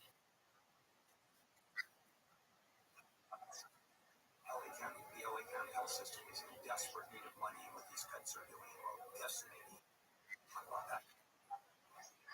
AFI AM 640.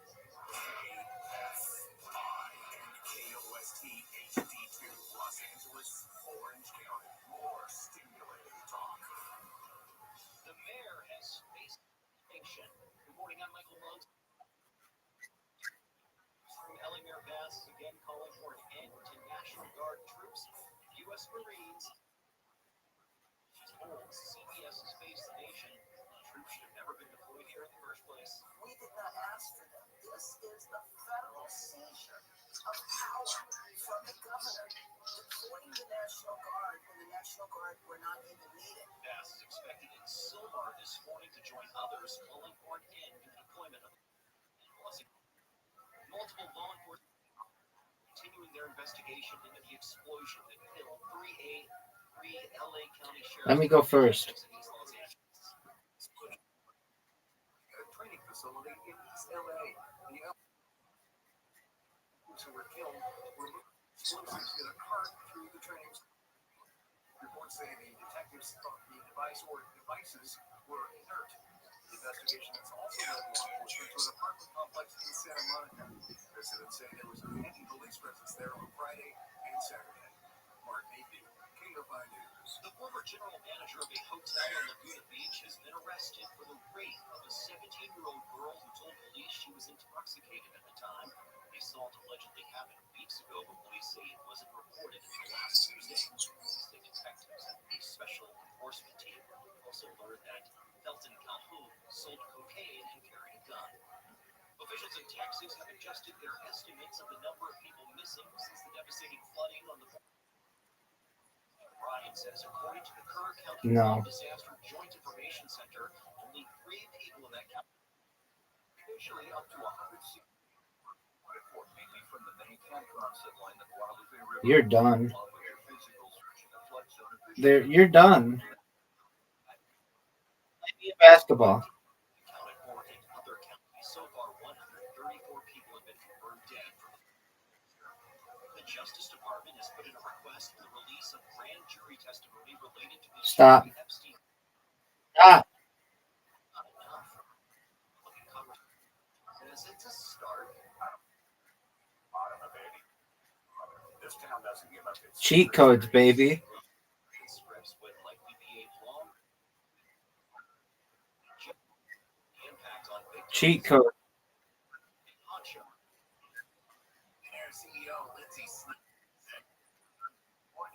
Cheat codes, baby.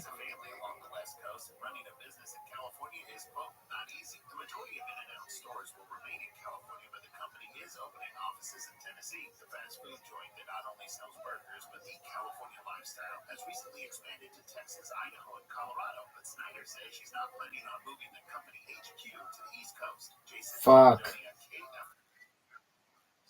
They're seeing a rise in gastrointestinal cancers worldwide. Dr. Darian Sutton says studies focused on adults under 50 show an increase in colorectal and pancreatic. Yeah, but you can't make this. No way. Yeah, I do want to bet. I bet that.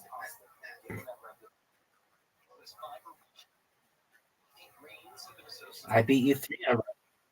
I beat you 3 in a row. I don't even know what you're talking about.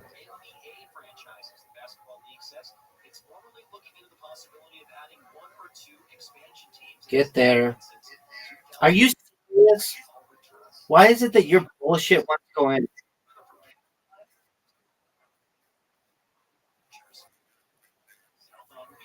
Dude, this is garbage.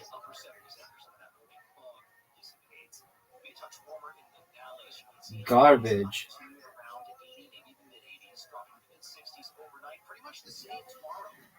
Sunshine, upper 70s, low 80s across most of the region. It will be windy today in the Antelope Valley, though some gusts are forecast to be up to 15 miles per hour, with the highs in the mid-70s to the mid-80s there in the AB. Right now it's 67 in Glendale, 66 in Santa Ana, 64 in Santa Monica, and 65 at Laguna Beach. KFI market report, Dow is up 171, the S&P 500 is up 35, and the NASDAQ.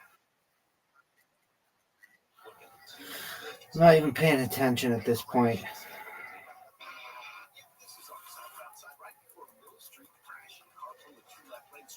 All right, you have a tough shot now.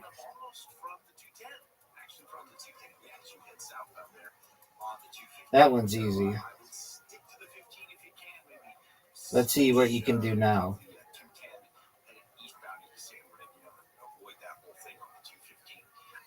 Good news about the 10 freeway as you head eastbound in the Banning area. That crash involving a semi that was on its side, it has cleared. That was at Hargrave.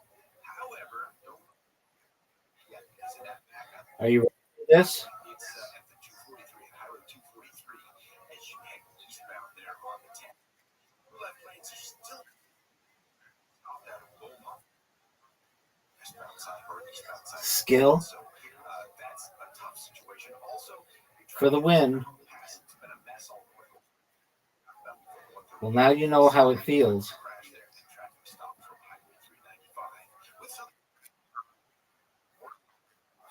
You did 8 in a row. Quit saying that. No one remembers that.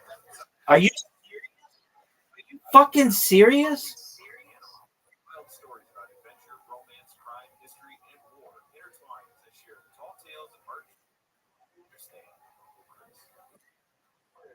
Are you?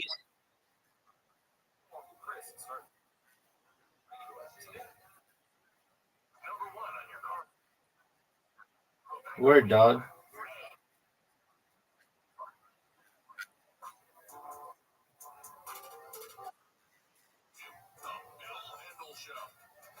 If you miss here, it would be huge.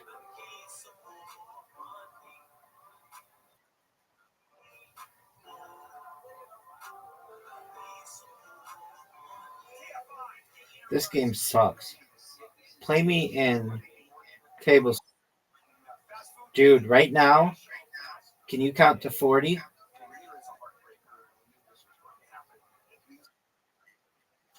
Because I just got 40.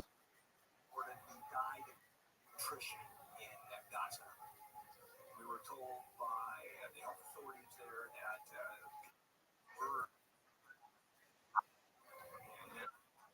parts of starvation. And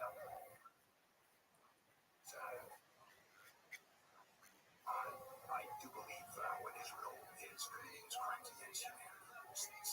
Straight out. Started with that purpose. No question. All right, now, on a fun federal cuts leave LA County health system in a complete crisis. LA County is just has an enormous entire health system, bigger than most states. Responsible for the care of the region's poorest is careening towards financial. I didn't even need the red one.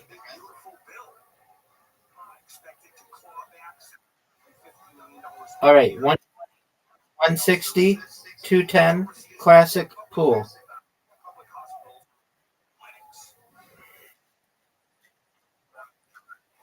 That's what we play. That's like the when it's black and white.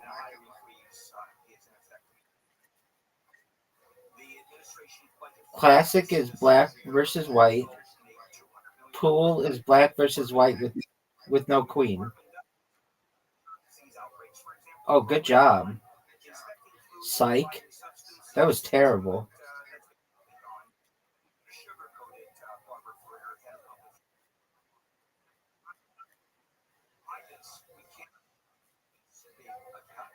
Why? Because most state agencies, most states get money from that because some states don't have anywhere near income tax, right? They just don't have federal funds us.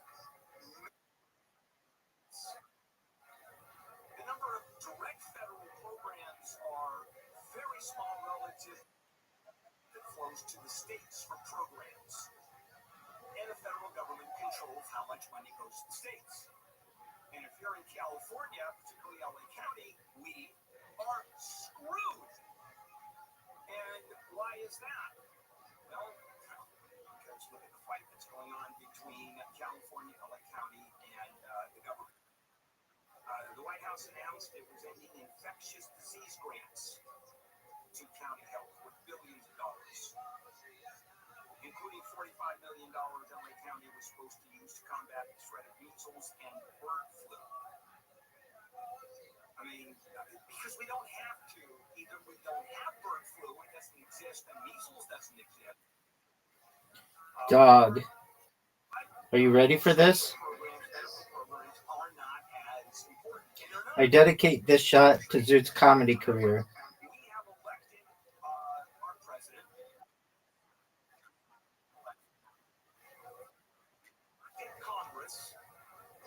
Easy peasy, lemon squeezy. Easy peasy.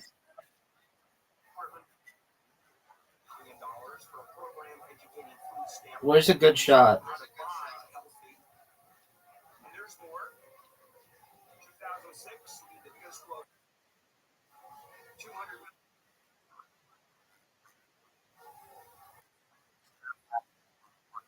Disdain for public health. So she no longer has enough money for the monitoring outbreaks that might signal a biological attack. And we'll have to stop testing. How Newfie was Year round. Back to just half the year. How do you like me so far? That is very tough. Thank you. And many health programs are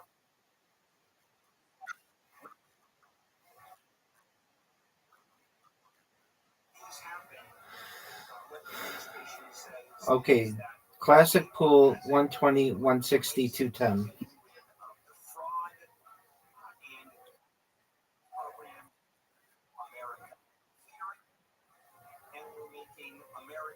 I beat you.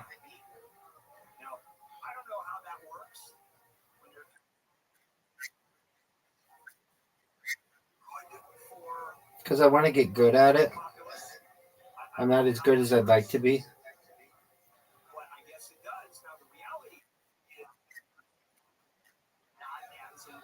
Who?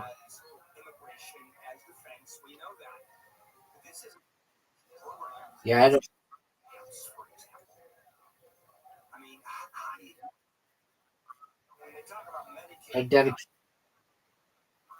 I dedicate things to Zoot's comedy career. Are you proud of that shot?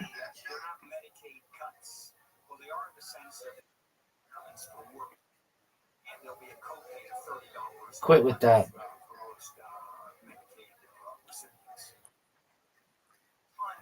Well, that was a tough shot.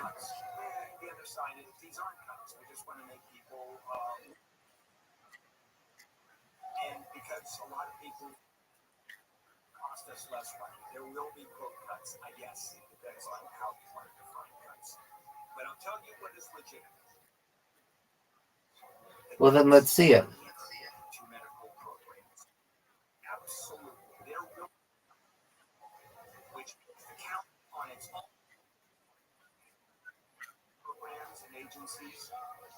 The state has to fund various programs, and the counties can ask grants from. We in California pay a whole lot more in taxes than we receive from states.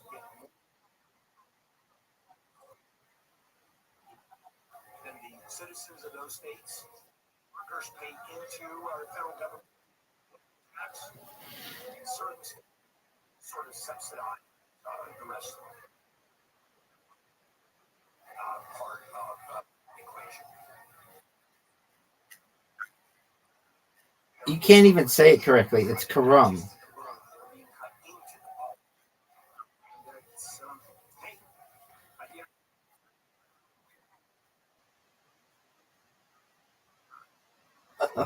I asked AI, and AI said it's Karam.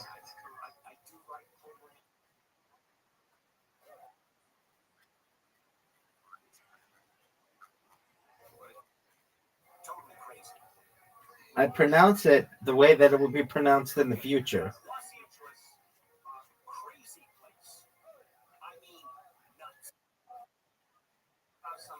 I will unite people over it. Just like I will unite people over my gameplay. Where do I hit?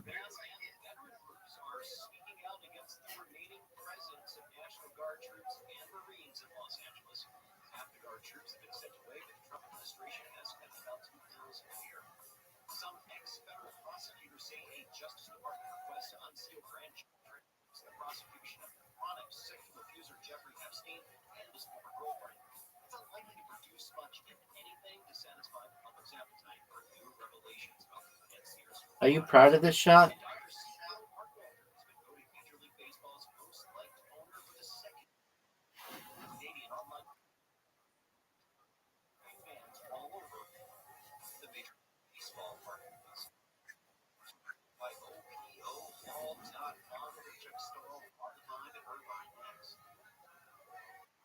Vision Windows is the #1 window replacement company in California.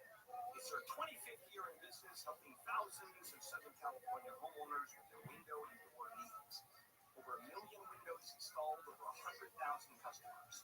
People make a difference. American Vision Window is built around a team of home improvement experts who take great pride in their work. Pain and keep the heat out. Enjoy saving money and the feeling of a well-insulated home. And their July offer, their Independence Day offer, through the end of July, $1,770. Are you going to go? Or are you just going to sit there and check your raw?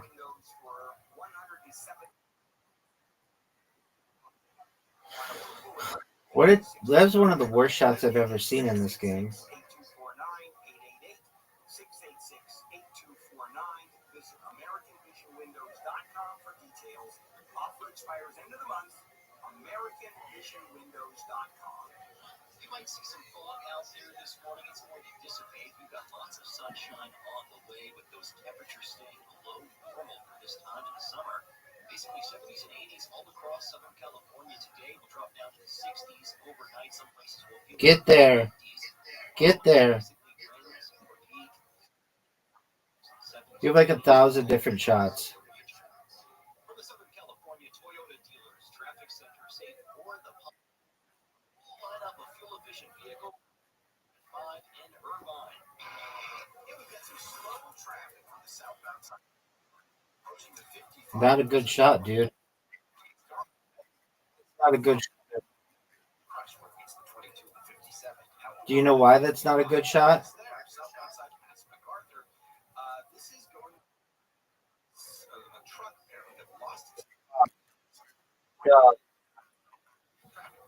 Dog.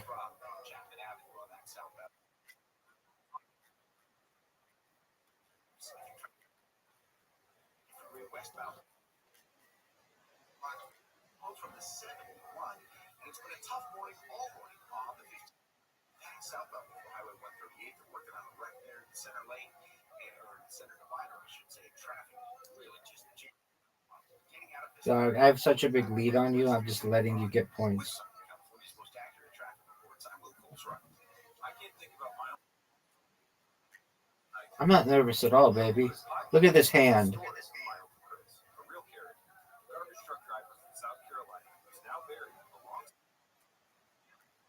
Why would I be nervous? You're gonna miss. You're gonna miss.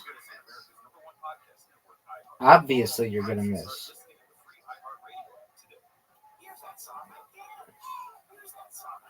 Easy miss.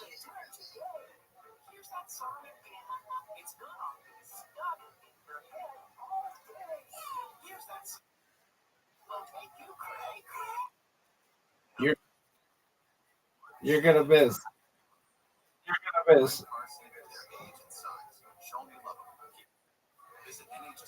Dog.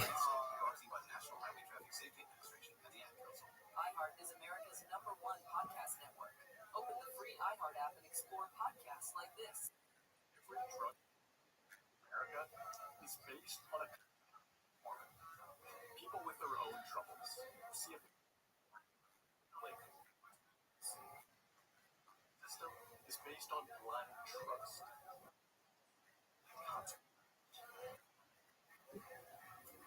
I'm Dugan Arnett, an investigative reporter with the Boston Globe Spotlight team.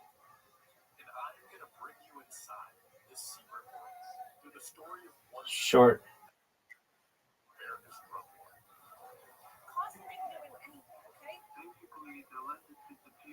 Newfie.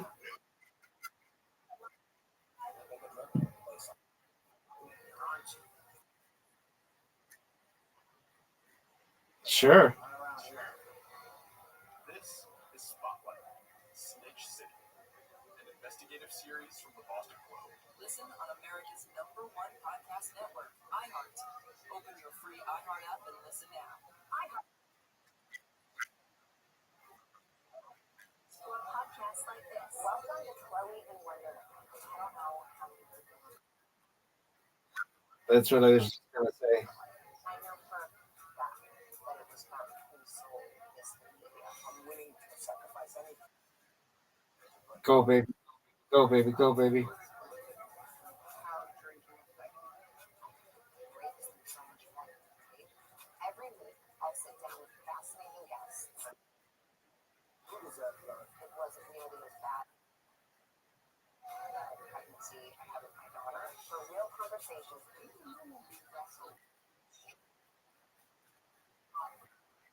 So rumors get started. Come in when you were with like direct husband, you're like, somebody that people are broken, they have to fix themselves. This is a window into my world and the stories that make it meaningful. Welcome to Chloe and Wonderland. Listen on America's #1 podcast network, iHeart.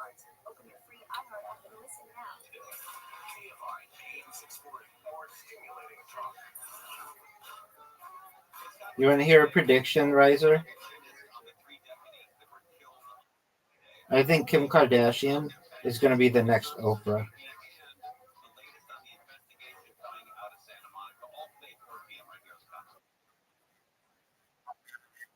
Yep.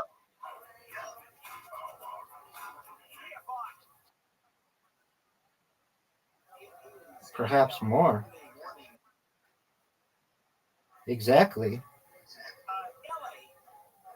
Southern California, but LA particularly is known as a land of fruits and nuts, where the rest of the country, certainly in the South and the middle part of the country, think that we are basically crazy.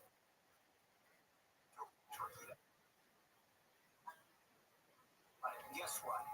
I don't think she wants that. Player.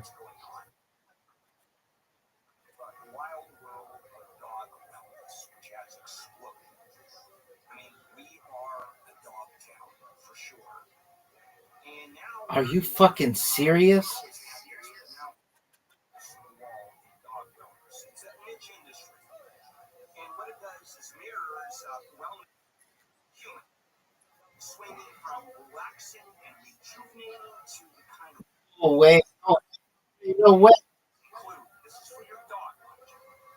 Acupuncture, hydrotherapy, chiropractic care, psychiatry for your dogs, nutrition, drawn organic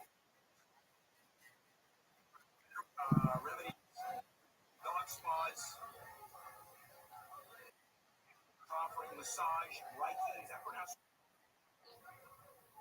What the hell do I know? You have Reiki meditation, I guess. It's not just cutting nails that the vet does. Oh no, it's more than that. They call them yours. Forest bathing. How about a pet? Whoa. What are you going to do now, son? Let's see it. Human-centric wellness for dogs is at a high point. One of the reasons vet bills are going up like crazy. Better focus on preventive care, although even can be really expensive. Care for humans becomes more popular. So that our dog oriented follow that. Now, this is true. I think This game sucks. I think this has always been a huge number of how view their dogs as No, it's not 4 in a row.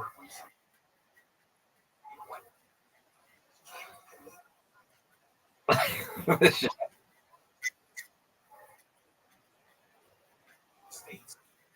Think about your kid. They're proper. That's family. Although people I'm gonna start playing. I wanted you to get some confidence. Yep.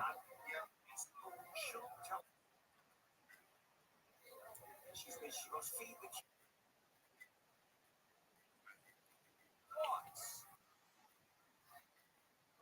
Feed the kids. Think their dogs are kids. I've got news for you. Dogs are dogs. And as much as I would have many times wanted to put my kids because they're not. Now, could I put down a dog? Had to several times. To sweep the table. Oh my God. It's a pretty organization. Dr. Jerry, the American Kennel Club chief veterinarian, says be careful not. They don't share like spicy food.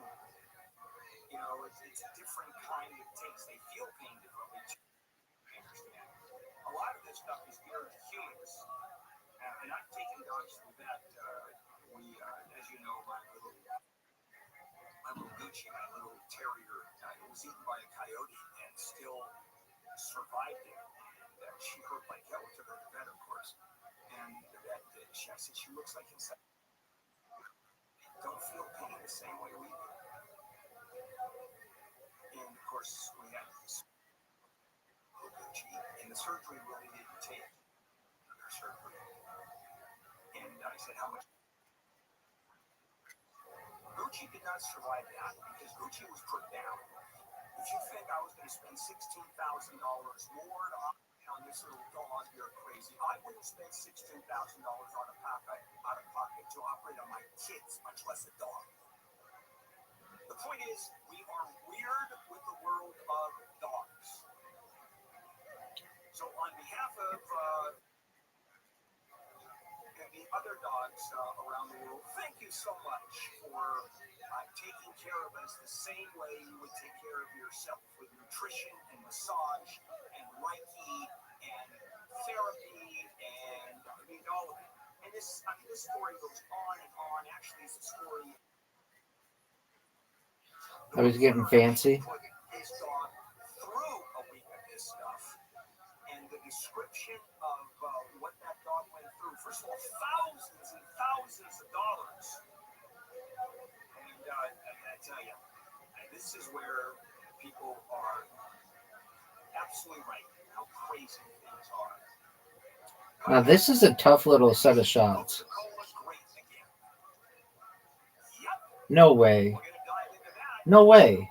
There's no way. No way. Like I said.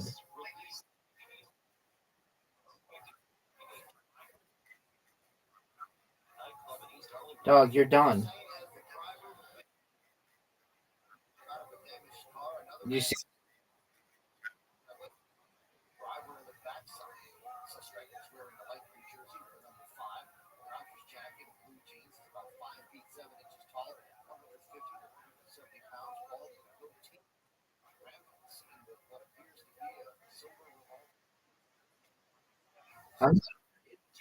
I want to give you the opportunity.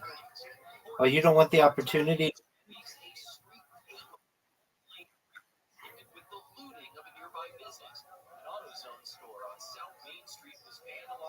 I put that in the perfect spot. Several stores in LA's Jefferson Park area were vandalized and looted following arrest yet in those crimes. Border Patrol agents on horseback have returned to San Diego for the first time in over 2 years. The unit's lead instructor says the return of horses will help agents patrol rugged terrain more effectively. He also said with the 96% drop in border apprehensions compared to last year, the unit now has the resources to bring the horses back. With new immigration restrictions in place and summer heat deterring crossings, authorities expect the downward trend in migrant encounters to continue. John Fink, KFI News. Sorry about the transition. The Delta Air Patrol jet. Big dog.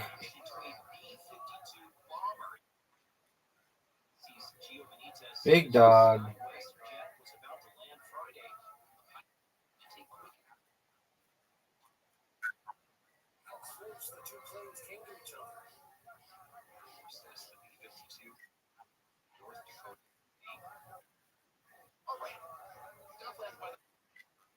It's just been perfect out there lately, if you ask me, and it's going to continue for a while. I think that fog is supposed to be breaking up. We saw some this morning. Get there. Highs 70s. We'll drop down to the mid-60s tonight in the LA Metro. Partly cloudy day. Start tomorrow. We'll be back in the 70s. That's a miss.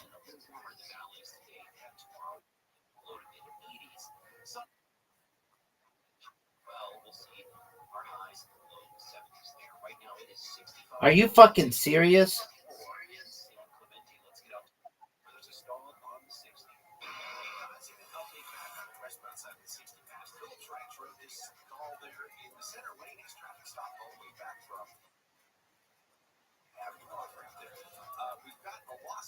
Because you wear tights?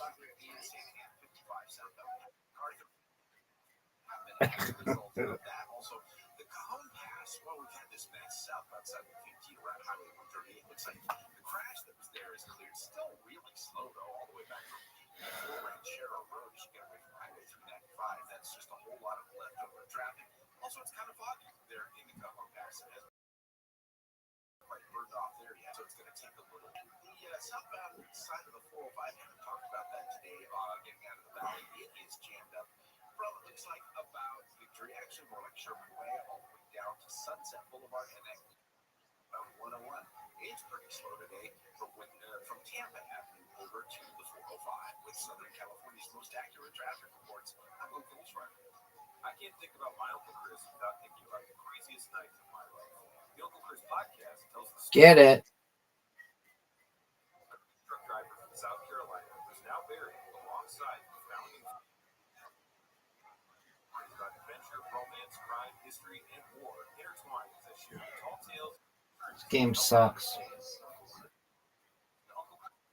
STFU, dog. STFU. Show it to me. It's not that.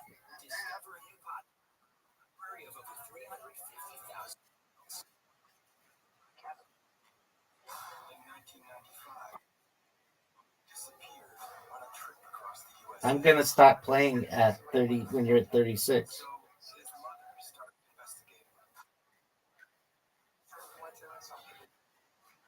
Maybe I'll stop playing. Oh, thank you.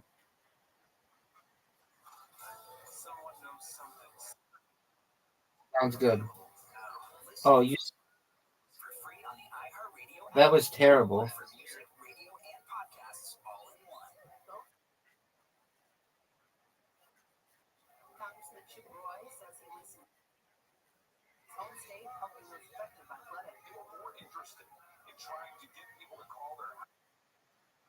Because yours in. Yeah, dude. Well, is it my job to ensure that you're educated?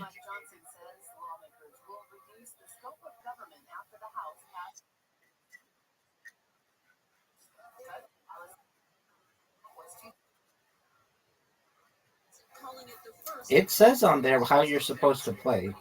He should know by now if he's so good. Dude, you don't give me a single good shot.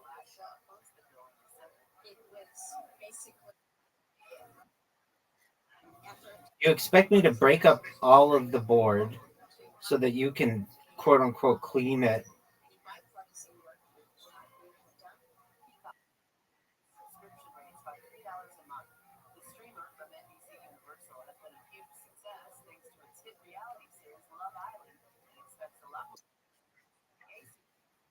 It's definitely harder.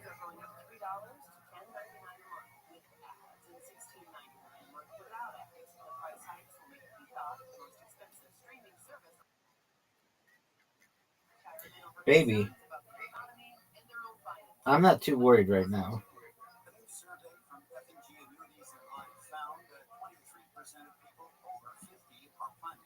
Are you proud of that shot?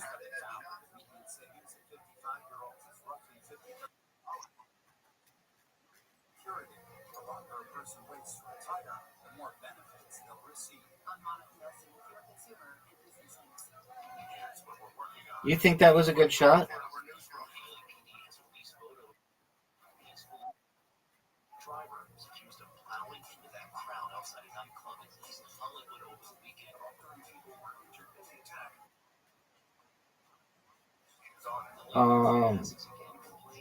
Yeah.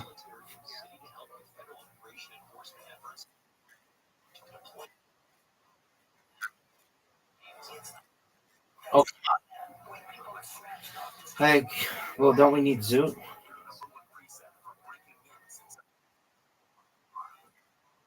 Right.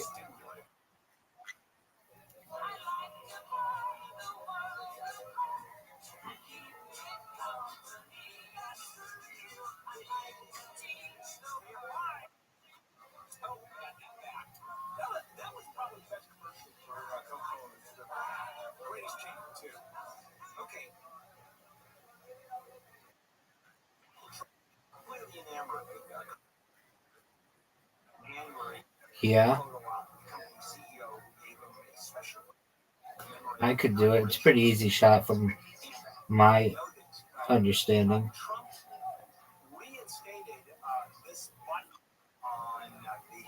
on his desk, the Resolute desk. He presses the button and a bottle of Coke. A button just for Diet Coke. Huh. Portland drink 12 cans a day. Sounds like me.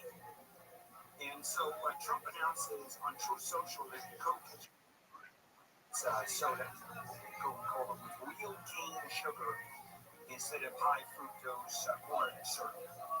And he said, as a result of this deal, I'd like to thank all of those in authority at Coca-Cola. Coca-Cola hasn't said anything.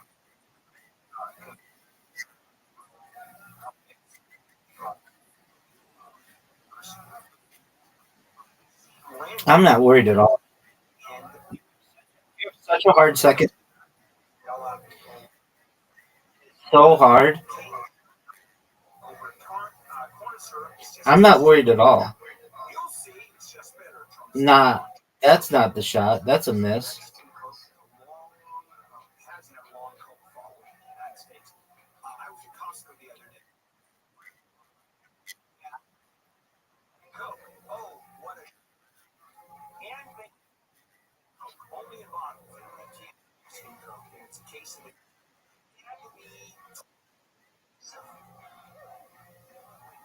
And you know what the difference between corn syrup, fructose, sugar is? STFU, dog. Now, some taste. I don't. Let's play something else. Or my drink of choice is Diet Coke. Basketball.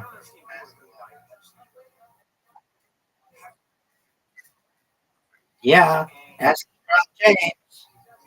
Someone orders a Pepsi and they don't have Pepsi.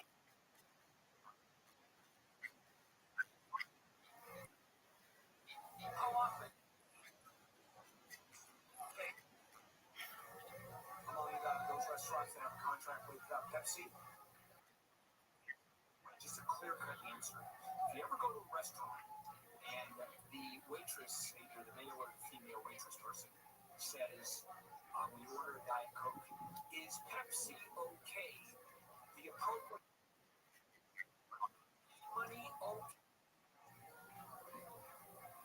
It is not the same. It's not the real thing. Just wanted to share that. Also, there's a great story I want to share with you to give you an idea of how Diet Coke has just entered our ecosystem.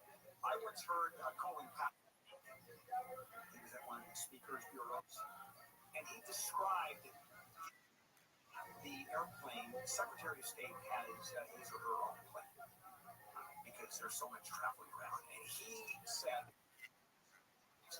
he would be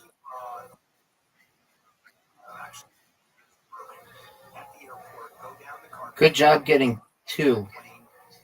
Sit in one of the first class seats, and there was a can of Diet Coke waiting for him in that little cup holder in the seat. I mean, it's big deal is the Secretary of State in terms of just the accoutrement. It's more than you've got. Big dog, it's more than you've got. That's a miss. That's a miss. That's not a miss. That's a miss. That's a miss. That's another miss. Another miss. I don't even have to go. You recognize this, right?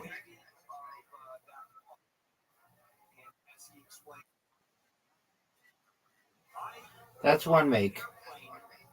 Two makes. Three makes. Four with the swish. 5. Literati time. You ready?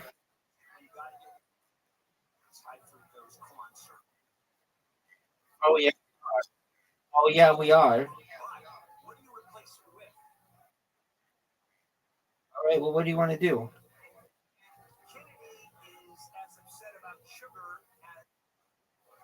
Okay. same time, he is saying one kind of sugar is the one Loves that game. in the world of public health. Soda is an absolute Word, dog.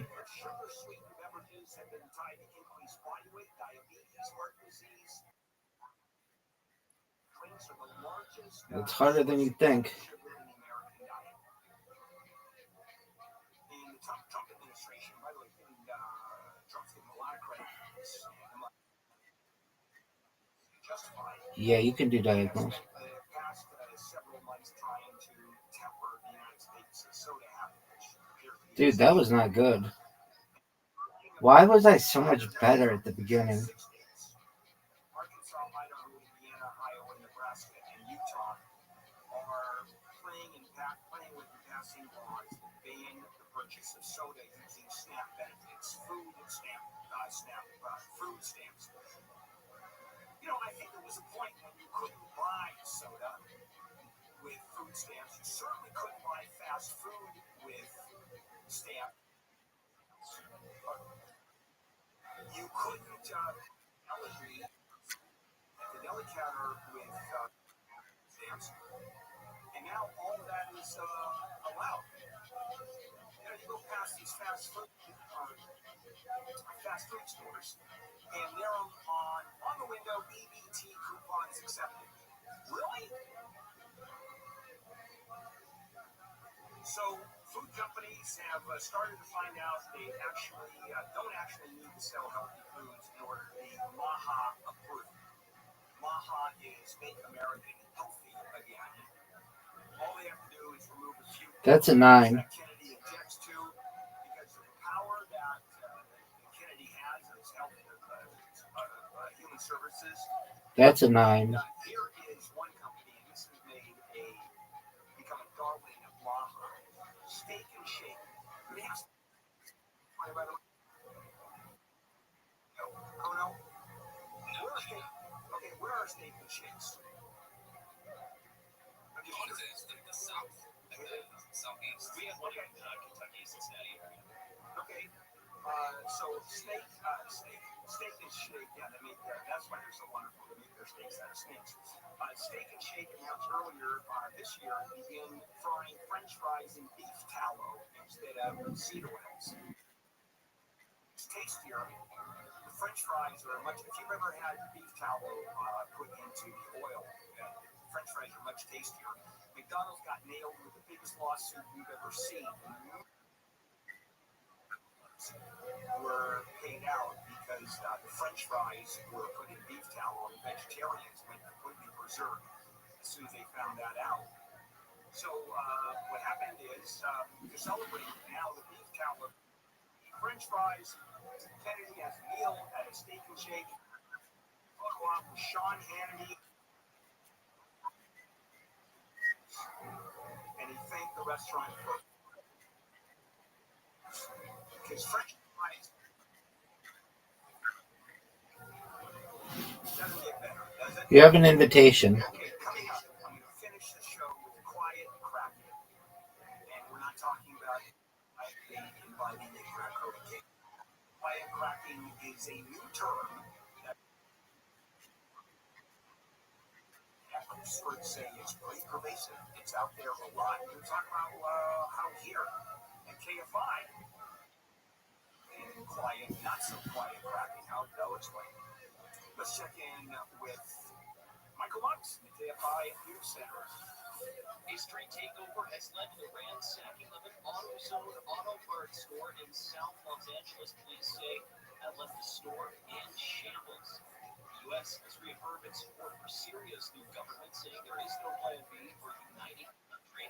Israel last week struck Syrian government targets. A ceasefire was announced Saturday. Harvard University has asked a federal court to help it out with a $2.6 billion funding cut by the Trump administration. The university accused the government of using that funding as leverage to control its actions. By Starbucks, we got lots of sunshine today. Normal for July, basically. Dude, you had 4 in a row. If you would have put it right where I put mine. Tomorrow's basically the Diagonally.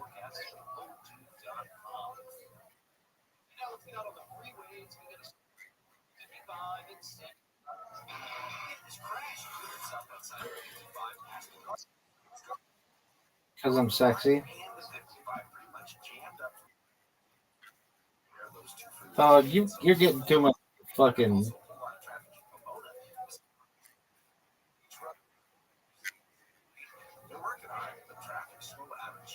Dog. Lion Kings. You don't even know what Lion Kings are.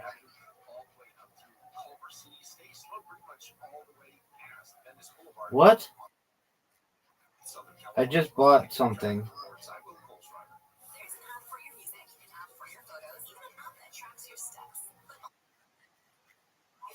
Lion King, baby. Rawr.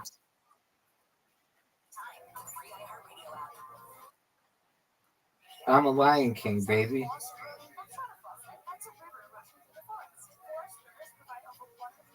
Thanks for the win.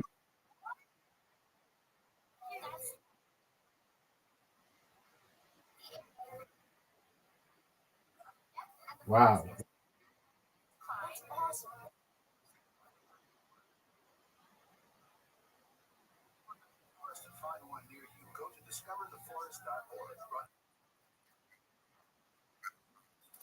I bought it, dog. It proves I'm undefeated.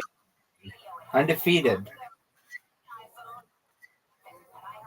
Basic.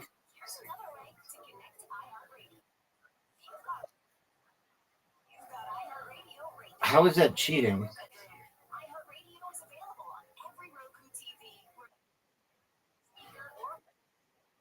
I think so.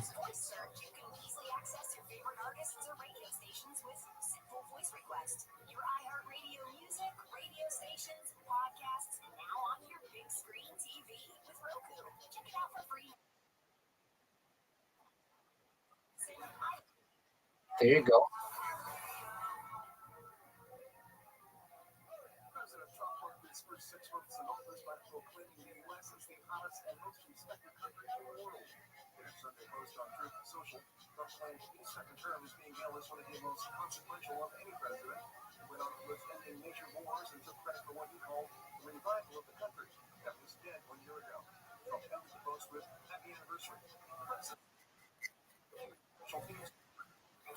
Why are you laughing, big? Why are you laughing, big man?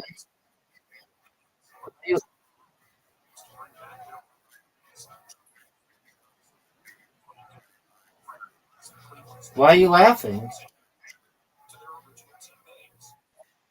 What's funny?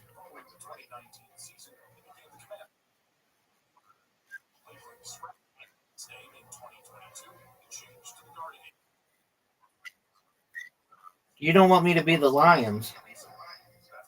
And I'm the Lion King.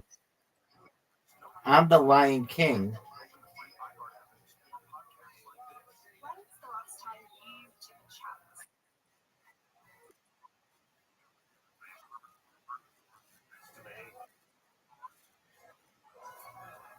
I'm Francesca Street, CNN travel journalist, and this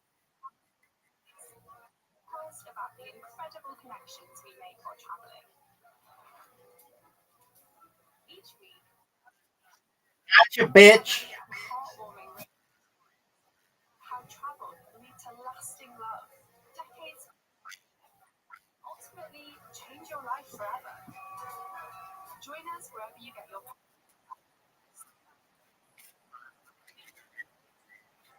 All I hear is excuses from you. I embrace solutions, not excuses.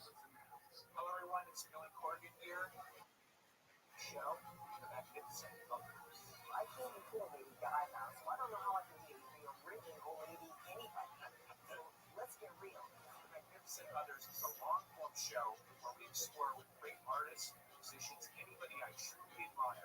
We want to hear fresh stories, we want to hear fresh perspectives, we want to understand the times from their individuated perspective. Most creative national talent. Hello, Now we're on the Today Show. We've got these big moments. They're definitely cracking the site. Fred, what am I going to get away with? They join me on the Magnificent Others. Very curious, one-of-a-kind exploration of these great minds. Listen on America's #1 podcast network, iHeart. Open your free iHeart app and listen now. TFI Channel 640, more stimulating talk. Coming up on the next Gary and Shannon show, my 2-week-long reign of terrorism. Where Gary is back, the gang is back together, kicking off today at 9. Take this job and shut. I ain't working it no more. All we done left to boundaries. I'm always looking for Thanks, man. I thought you said, oh, it's really easy.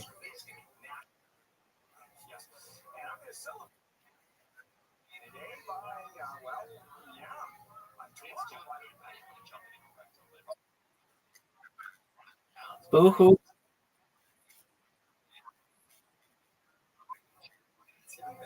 So I'm going to celebrate today. Tomorrow I celebrate with the day after National Junk Food Day. Strangely enough, that leads right through the following week. And it's all a huge celebration. Quiet cracking is a new term, and according to the experts, this is pervasive. And what is quiet cracking? Well, it's the latest buzzword and describes a lack of fulfillment at work, job satisfaction. It describes a look at potential for growth, not very much among other factors. Now, this is not quiet quitting, which is getting yourself up and out of a job, basically going to quit without physically and so it doesn't necessarily mean an performance is affected, just their habits. And being happy at work is something that I don't know how many of us are. One of the questions I always ask whenever I start conversations with people and ask them what they do, and everybody will tell me, I go, and do you like what you do?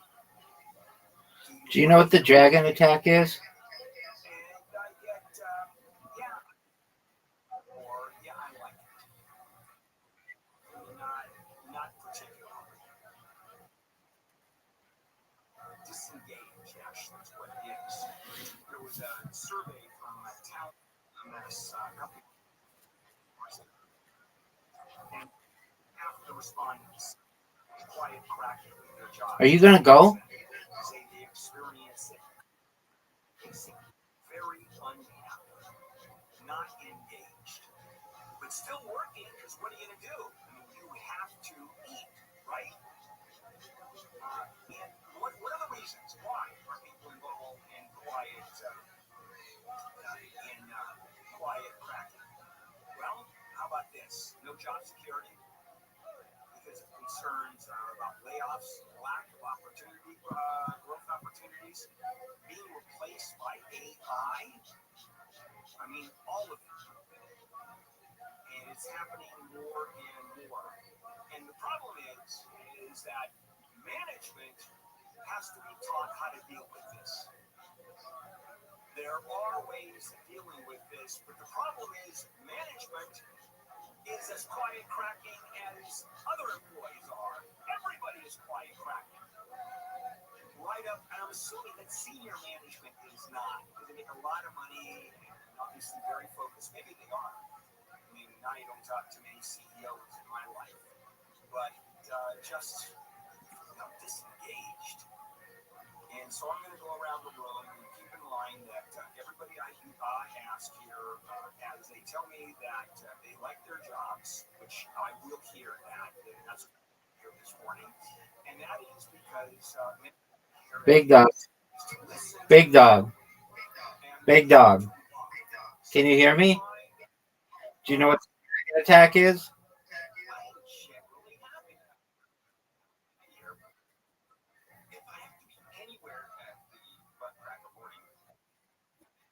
I just beat your ass. I just beat your ass.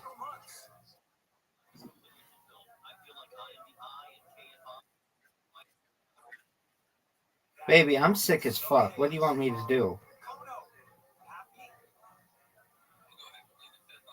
There you go, Mr. Honesty has hit. Mr. Honesty, I must tell you, and to be honest, I am thrilled because I am so close to getting the hell out of here. I can't even begin to tell you how happy I am. That makes a lot of us. Yeah, I mean, this is a pretty good thing. It really is. Radio is kind of fun. I'm on my ass during the show.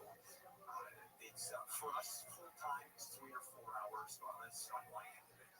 Will not, Michael Monk's not. But you know, I mean, it's a pretty good gig. It is. And so, am I fulfilled? I don't know.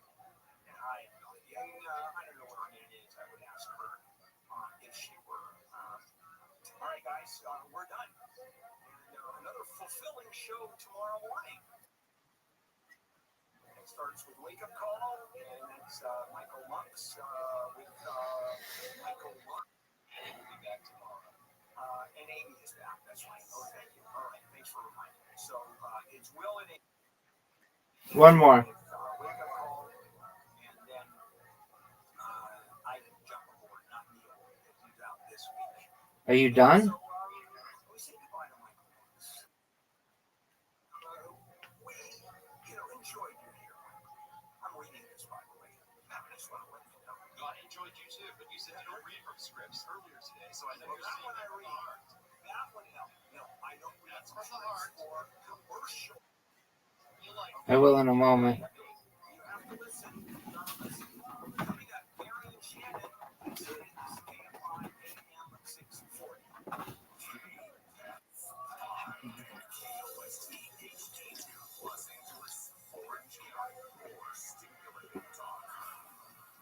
Get in the zone, but only when the auto zone is open. I'm Michael Monks, live from the KFI 24-hour newsroom. Another street takeover in the LA area. It's ended with looting. The latest occurred around 1:30 Monday morning on South Main Street. All right. July 14th, the Long Beach store suffered the same fate after a street takeover. And on July 7th, several stores in the Jefferson Park section of LA were vandalized and looted following the street takeover. Let's see what kind of invitation you sent me. Checkers? I'm not good at checkers.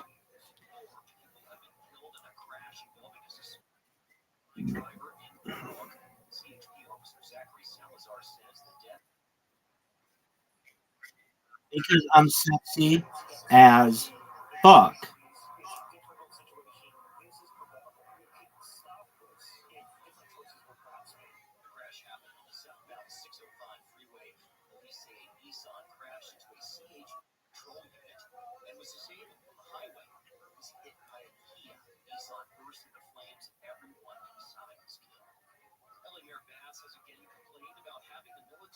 Why can't I move the thing? This is just such an incredible mission. Oh. Not only taxpayers' money, but of the young people who are in the National Guard who've had to leave their You're fucked right now, son. jobs and their education. You're fucked.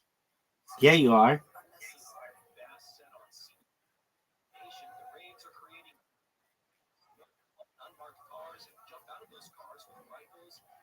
Wait, where'd you move?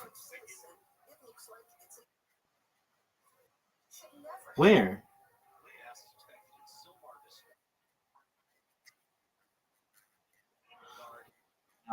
Now I see. All right. You're fucked. You're fucked. Yeah, because you have to jump my guy. You have to jump my guy. Those are the rules of checkers, dog. You have a white guy that's touching my red guy. You need to jump him. Or it. Yeah, dog. Don't you know how it works? That's checkers. In what world don't you have to jump?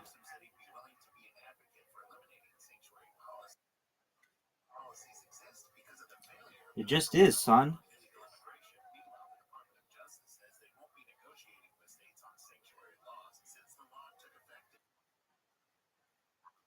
There is. This game has been solved.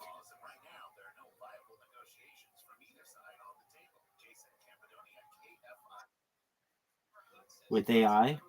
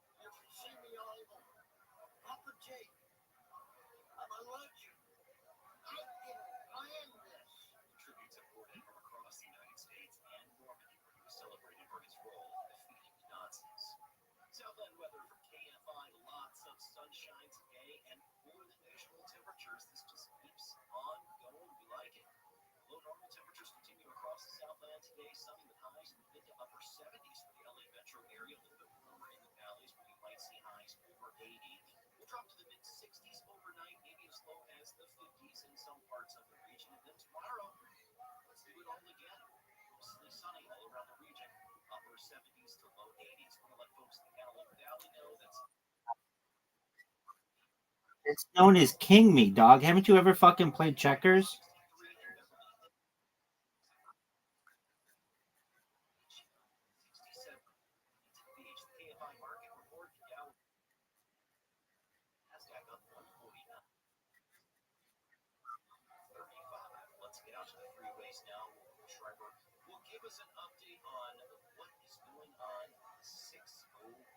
Now this one can go backwards.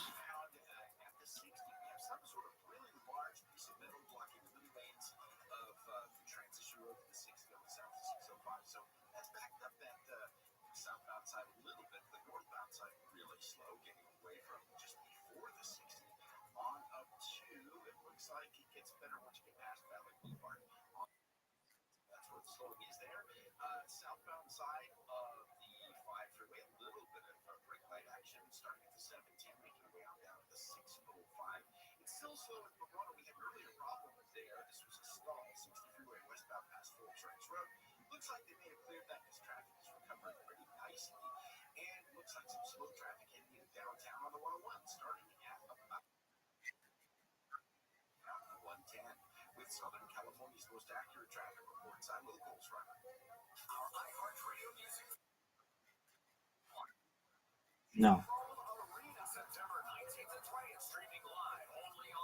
Oh, like that? Yeah, you can do that.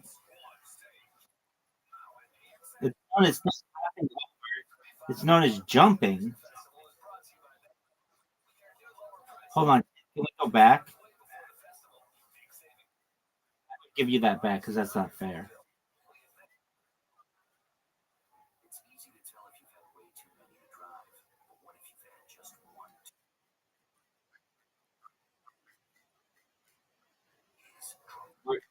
We're Doug.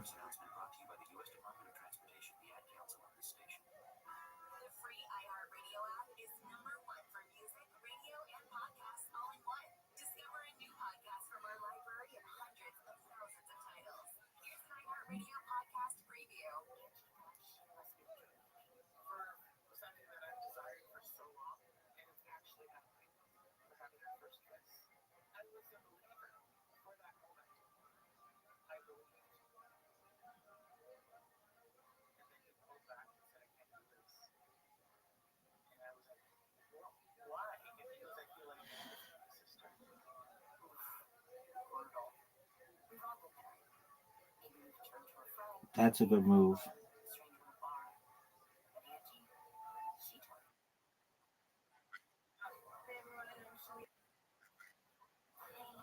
You have to jump that guy. And then I'm going to jump you.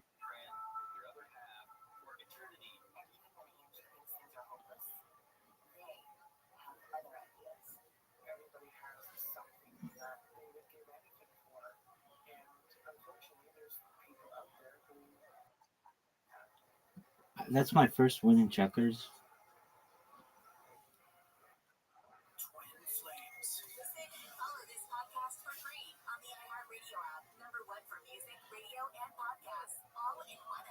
All right.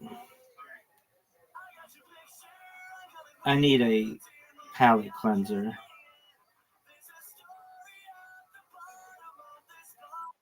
Hold on, we can't do that one. Let's do just 2v2, mano a mano, 5 holes, and let's keep it sexy.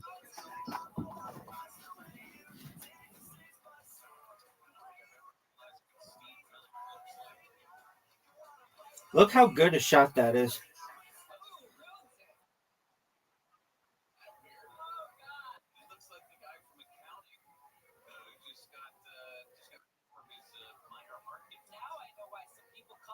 Are you going, Riser? Are you gonna suck dick?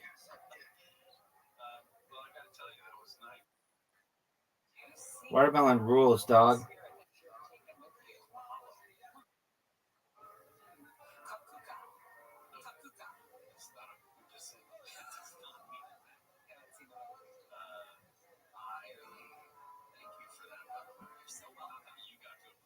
Riser, you proud of that shot?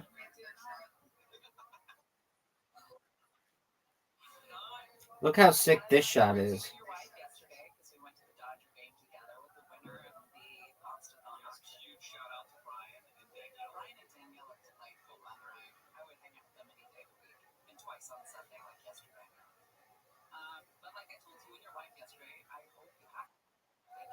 That's not a good shot.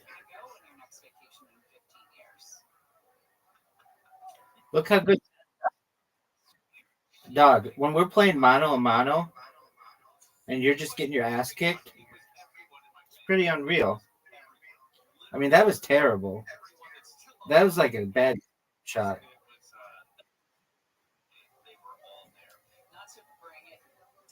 Dog, look how good this shot is. Do you recognize how sick I am? Dog. I bet this shot's. They're not the easiest holes. Some of them had water. At least one of them. And look how sick I am. Get your ball up here. Get your ball up here. Get your ball up here. You're not making this. Everybody knows you missed that shot. Peace, baby.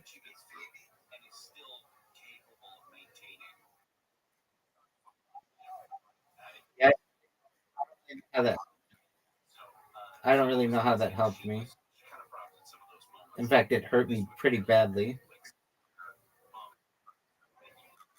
Baby. Look how sick that shot was.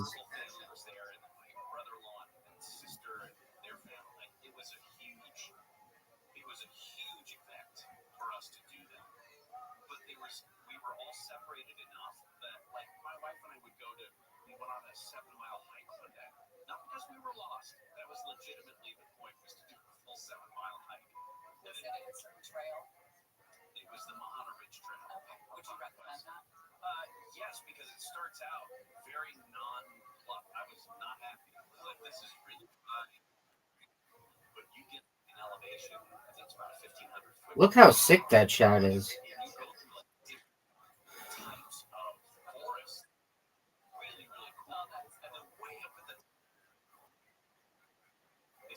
Are you proud of that?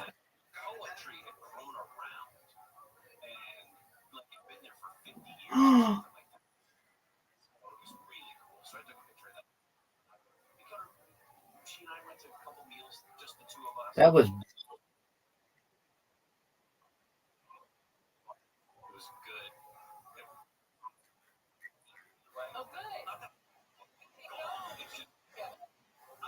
You're gonna water bump me?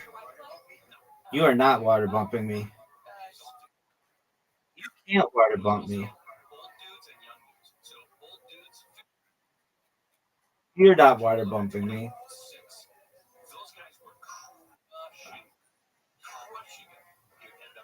Are you serious?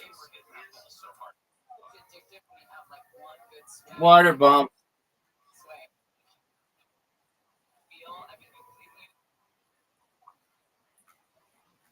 STFU, dog.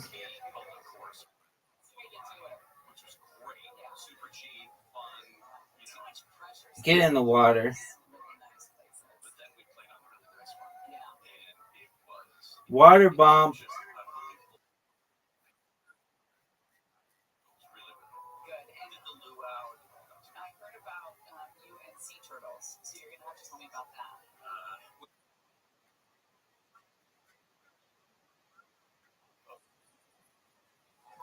Shut the fuck up.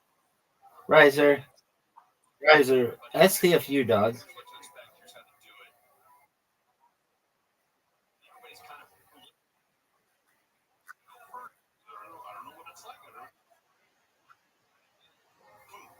Oh, I'm very pro water balloon. Always will. It's just hard to tie a knot. Like when your hands are all wet? Yeah, it is.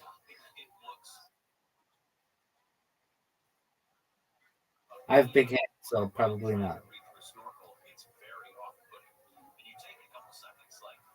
Are you gonna go? Okay, yeah, it is, dog. Are you serious?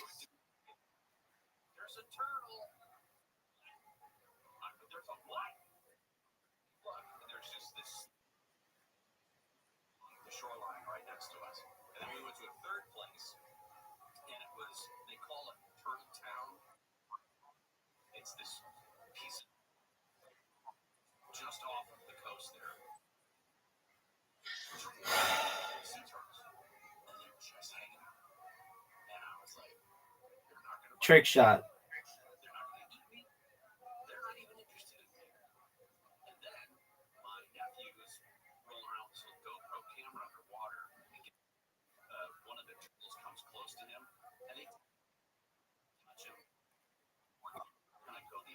Riser sucks.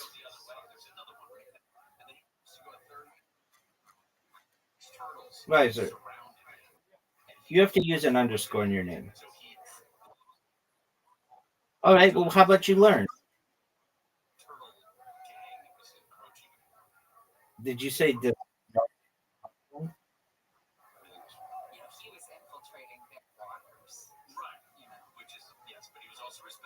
Oh, right. What did you say, Audie?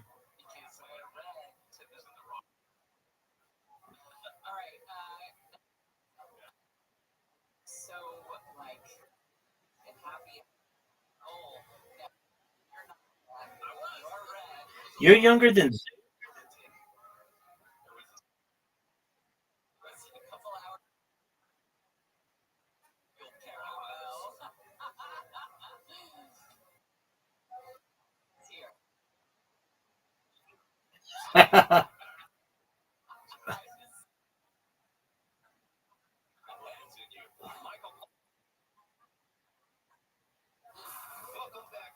Riser, why do you suck so much dick at?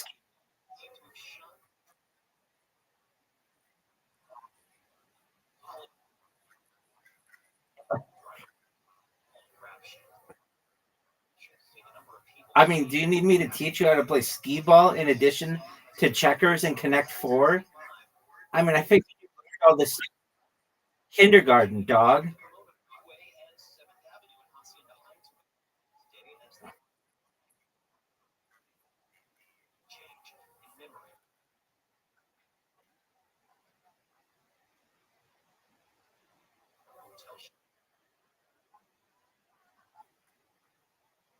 I don't have to. It says what kind of game we're playing. Like it says right next to his name. You should just look right next to his name, and it says. No, I'm not. I'm saying that like Hey, Riser, and you have 9 balls left, and there's 100 and 100 and a 50 and a 40 and a 30 and a 20 and a 10. Like I shouldn't have to read him everything on the page. He's Riser. That could be Riser. Are you gonna go? Riser, that sucks. Riser.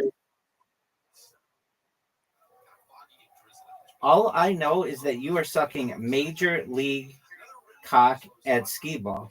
You didn't even get half my score, son.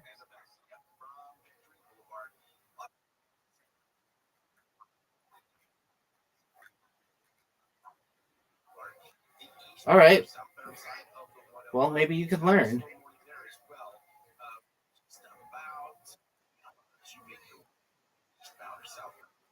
Oh,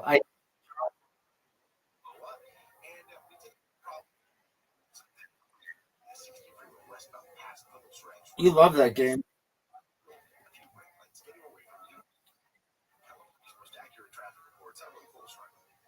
All right, I guess I have to read it to him. It's classic, dog.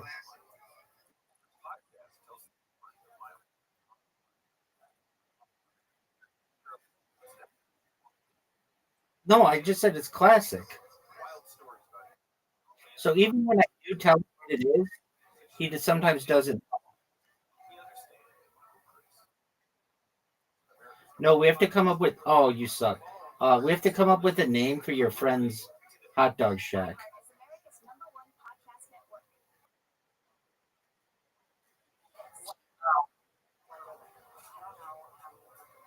Why doesn't he call it the best hot dog in the world?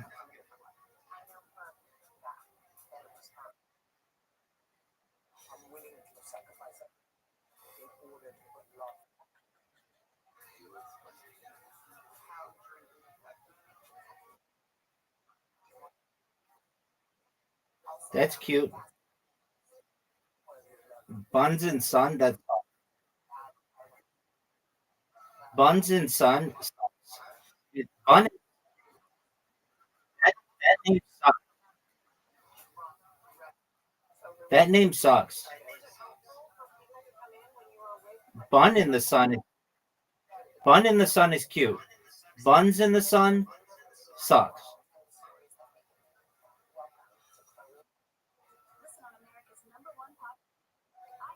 You know what a better name is? Best hot dog in the world.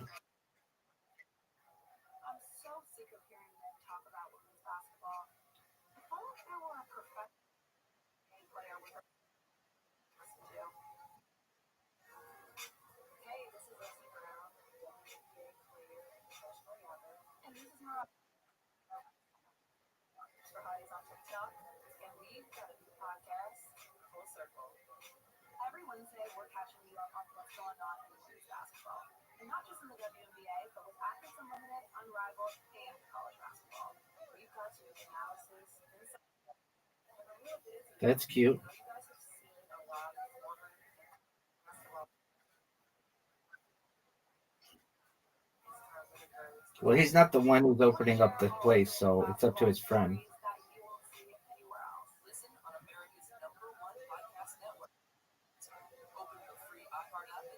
Dude, what am I supposed to do? What am I supposed to do, Riser?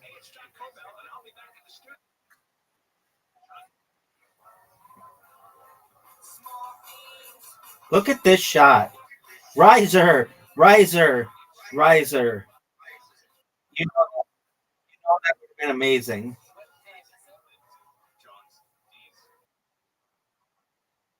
It was fucking phenomenal. Dog. Your shit sucks. How about Deep Throat Dog?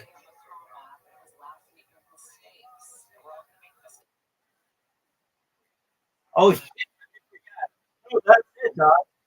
That's it. No, that's it. That'll save lives.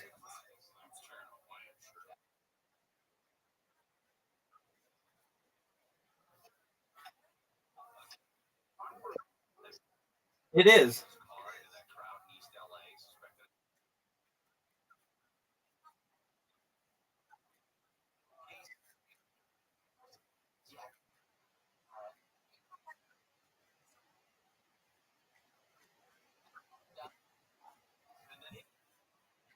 Dog is.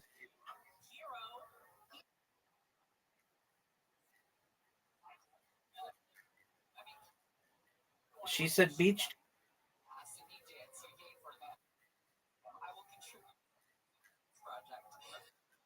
What was that? What did you just do? Fuck.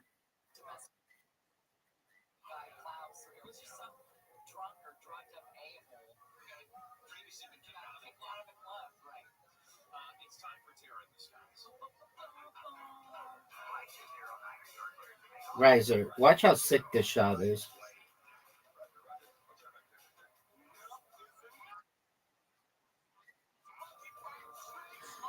Purpose. Oh, for sure.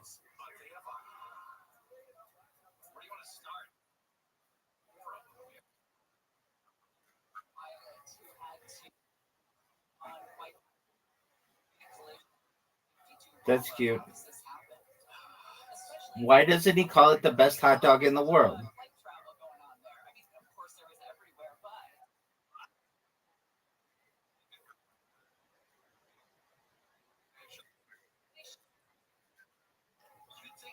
It's maybe the best name of anything ever.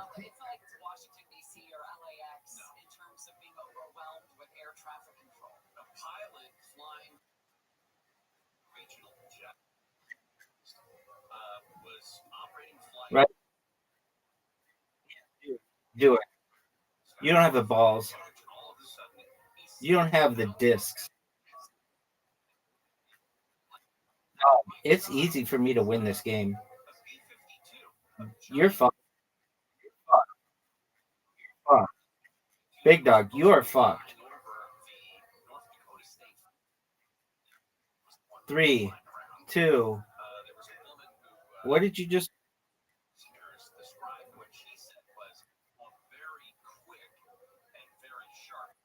Look how sick that shot was.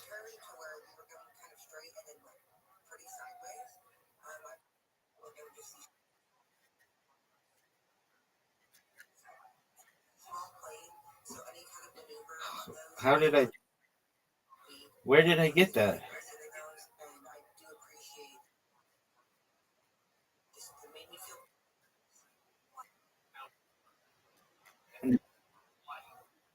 I don't see it. I don't see it. All I know is that you are fucked.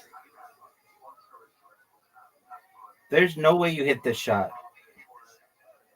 And you didn't even help yourself.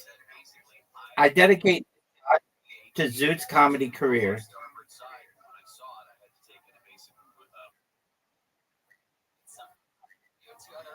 Dog. It was strategic.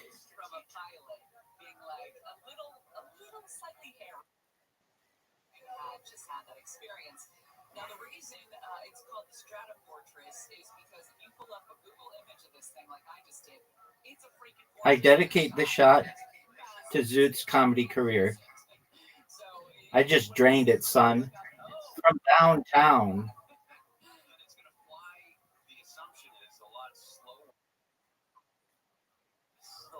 I all right. We're gonna play table soccer, no limit. Passes are 3. Tactical goals to win 5. And I'm gonna teach you what the dragon attack is.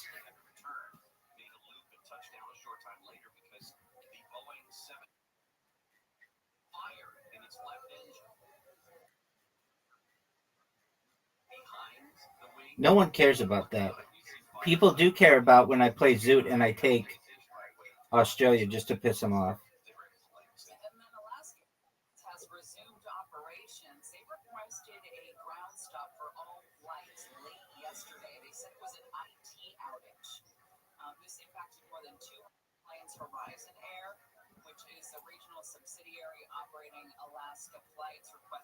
Are you proud of that shot?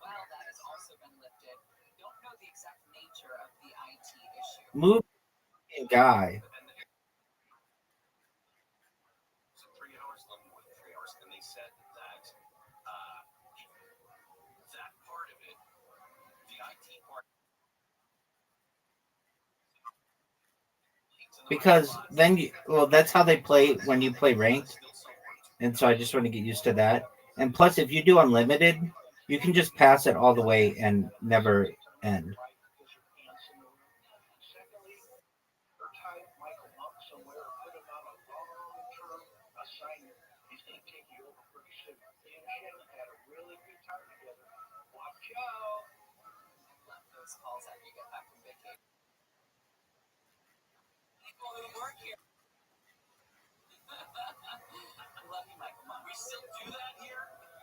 Oh no.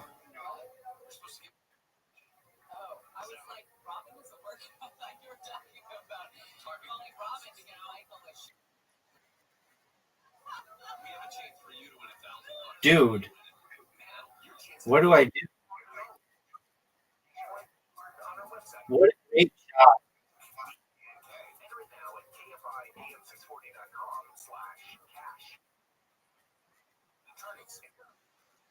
Karam.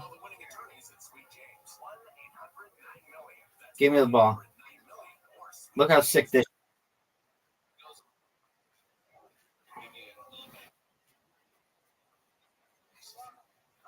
Yeah, because I'm sexy.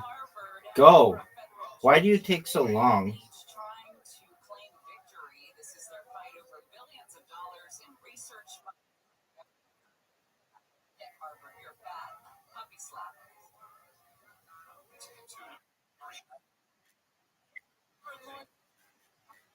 Look at this pass. And watch this shot. Do you know what the dragon attack is, son?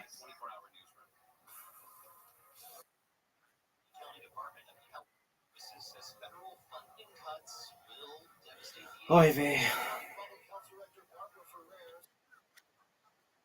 I'm glad that you asked, Audie. The dragon attack. So here it is. When Zoot and I began playing this, you can pick any country you want that they have, and there wasn't really any country that was attractive to me. So I took Wales because they have a dragon on their flag. And I started playing with Zoot, and every time I'm about to score, just to just to piss him off, I say, "Are you ready for the dragon attack?" And he says, "Yeah, go do it. Fuck you." And then I score. And it's become this thing that whenever there's like an easy goal, you ask the person, "Are you ready for the dragon attack?" And they're like, "Yeah, go ahead. Fuck you." And then they score. And the reason why it's called the dragon attack is because Wales has a dragon on their flag. Though it is not the flag that I want to use. I want to use Bhutan's flag, but they aren't in this game. But Bhutan also has a dragon on their flag. I find it interesting that both these countries have a dragon on their flag, and dragons like don't exist.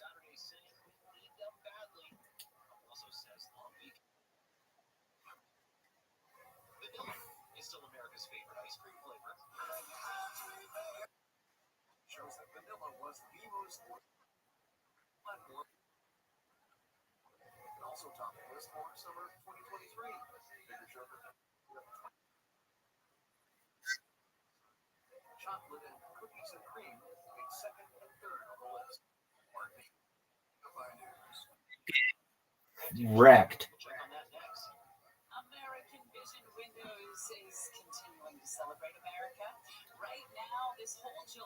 Because your defense, you just got a bunch of sons back there.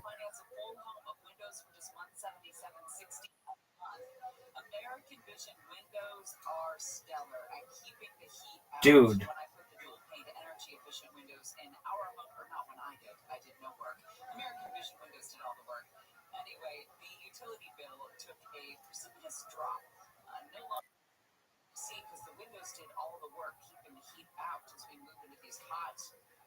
I want you to score again. You deserve it.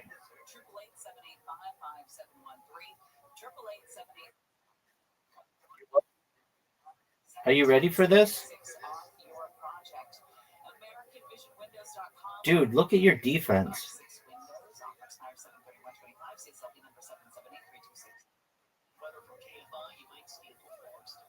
Dude, your defense is still tight as fuck.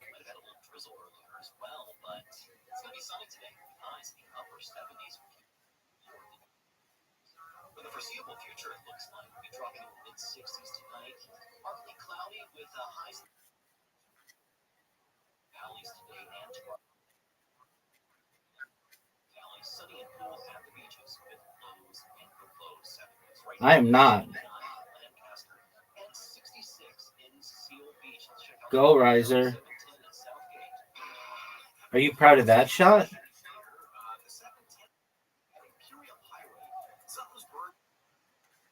No, this game is over. This game is over. Understandably, people are a little worried that the southbound side, actually the northbound side of Imperial Highway, includes the left lane there, but there's also slowing on the southbound side. You could just win right here. From Florence, the northbound side slow from the 105. You should have. On the southbound side of the 405 getting way This is a stupid move. now all the way down to about 87, not the worst. Open goal, son. Starting at Ranch Cheryl Road, stay slow down to Highway 138 with some California's most accurate traffic reports. Nichols Road. You like that move?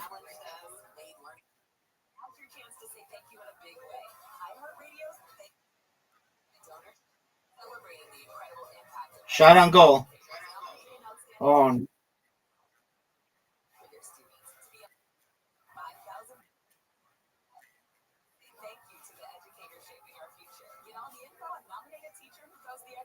let's play bounce.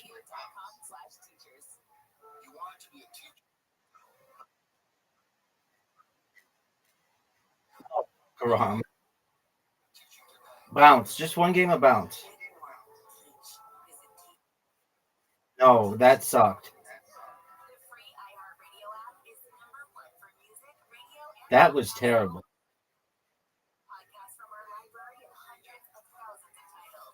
I like this one where you just like ride it all the way up. This one's fun.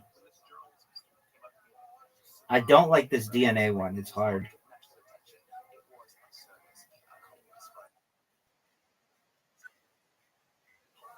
Fuck.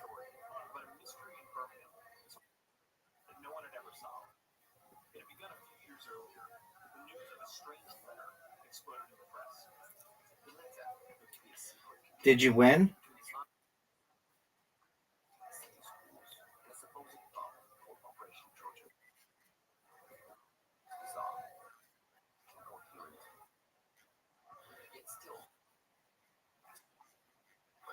You won?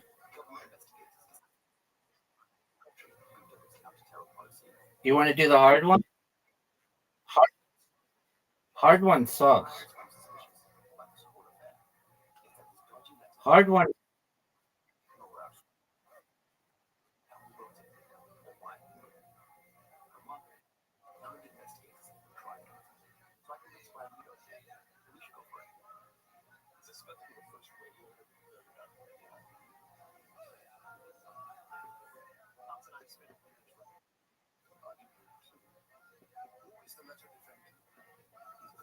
Fuck.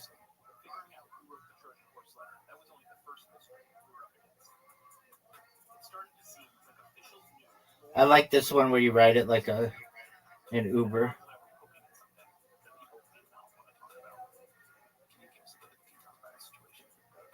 Oh, dude, I just did the hardest one.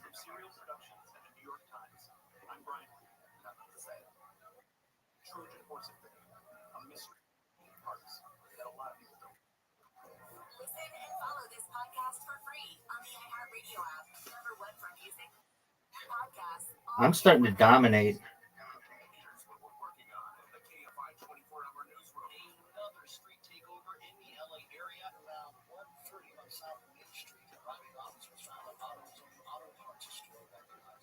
LA Mayor Bass is again calling for an end to National Guard troops in Los Angeles. Dude, I can't make it through this part.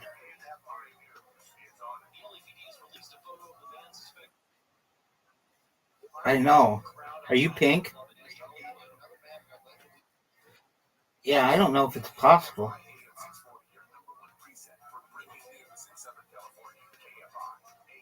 Dude.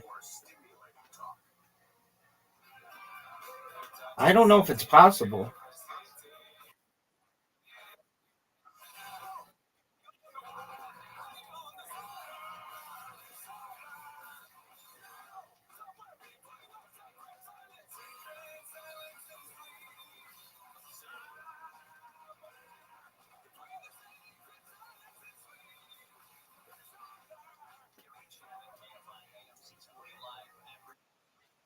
Yeah, at that one spot.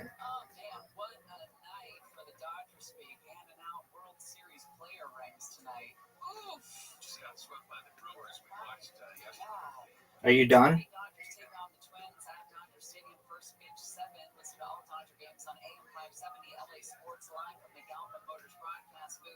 Stream all Dodgers games in HD on iHeartRadio app, keyword AM570 LA Sports.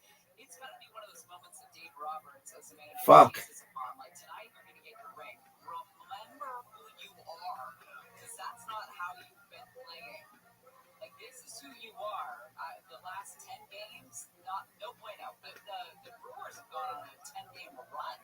Brewers have one of the best records in baseball. Right, and they're right. It's a real ding dong with them and the Cubbies there in that division, and the Dodgers as well. I mean, they're comparable wins records. Even with Are you done? Exactly. But the fact that they're capable of going on a skid like that is not good for their minds or the minds of the guys they're going to be facing off with in October. Speaking of sports, this is not a sports. No way. You made it through this thing? Former NFL player and Army hero Pat Tillman has been arrested up in San Jose. Police booked Richard Tillman after he crashed his car. Are you done? In San Jose, causing a fire in the building. They haven't announced the specific. Are you done or I'm going to quit? Like it was an intentional thing. So it's something to keep our eyes on. I don't think you're done. I think you're sucking dick. Shortly after takeoff in the afternoon today, catching fire, killing the pilot, at least 19 other people, most of whom were students. About 171 students were rescued with injuries from that smoldering two-story building. So today in court, the Trump administration facing off against. How did I pass you up? They are each asking this district judge for a summary judgment in their favor, which would just mean it ends the lawsuit, doesn't have to go to trial. We'll see if that actually happens. But the central question here is whether or not the administration ignored rules and procedures when it canceled billions of dollars in funds to Harvard. The school is also saying that the administration is trying to curb the First Amendment rights that the school might have. They don't want to go to trial, which is why they want the summary judgment. Dude. Now, this particular judge has sided with Harvard in another significant case. She ruled on several interim matters. You're lucky. You're lucky that this one is so hard. Oh, I won. What are your thoughts? Why did I do so much better than you did?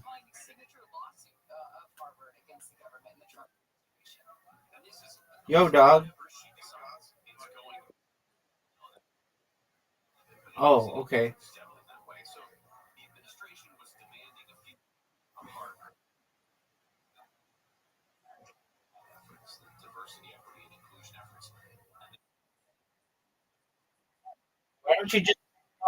Why don't you turn it off?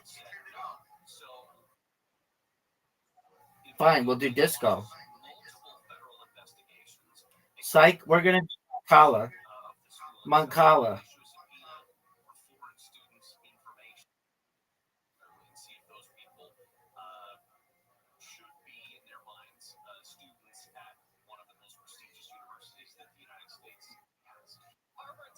You're up, dog.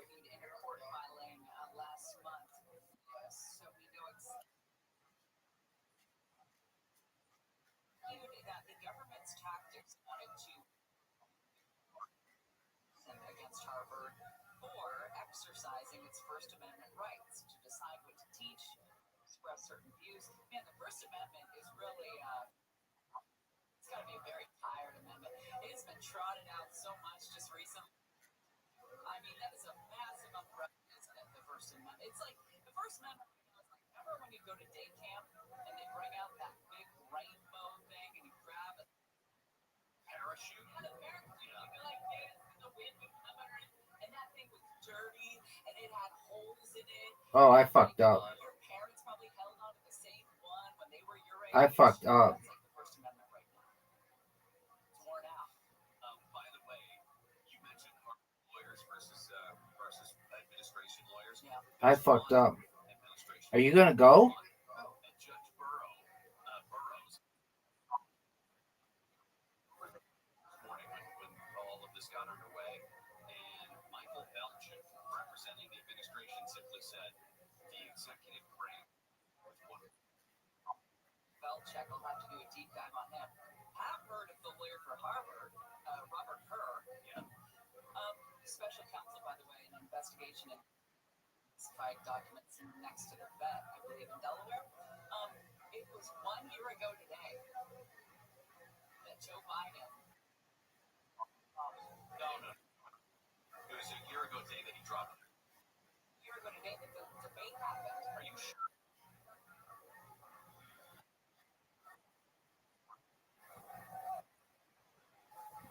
I heard that somewhere else. I have not done my I think own it was a year ago research. today that he dropped out. Well, did it right after the debate? No, it took a couple weeks. We'll do our own deep dive. Yes, we will. You know what? What? You want me to go back? Yes, it was today. It was today. Wait, what was today? Joe Biden dropped out of the race. So not the debate. Not the debate. The debate was June 27th. I am now not listening Maybe. to news on that station anymore. You're going to tell me which one it was. It was KNX. See? That's a lie. That's totally a lie. Michael Monks is live in KFI 24 hours. A Bangladesh Air Force training jet has crashed into a school. You fucked up. Killing at least 19 people. A new state audit has found California's worker safety agency is under-inspecting workplaces after accidents and worker injuries.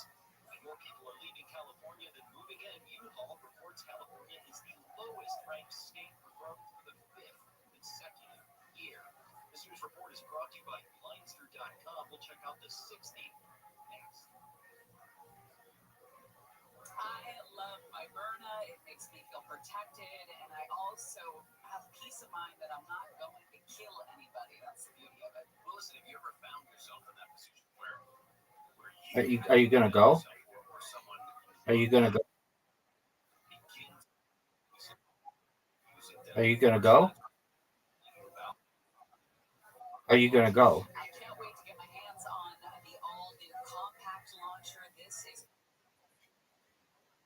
4 inches, 2 smartphones thick, which means, yeah, you can keep it on your person with drawing no attention. You can put it in your purse. It's perfect. Verna, by the way, trusted by over 500 different government agencies. Are you gonna go? Departments, private security firms, and listen, it's a way for you to effectively defend yourself and de-escalate a situation without the consequences of deadly force. Verna is legal in all You're 50 done. states. No permit, no background check needed. All pistols are hand-assembled in Fort Wayne, Indiana.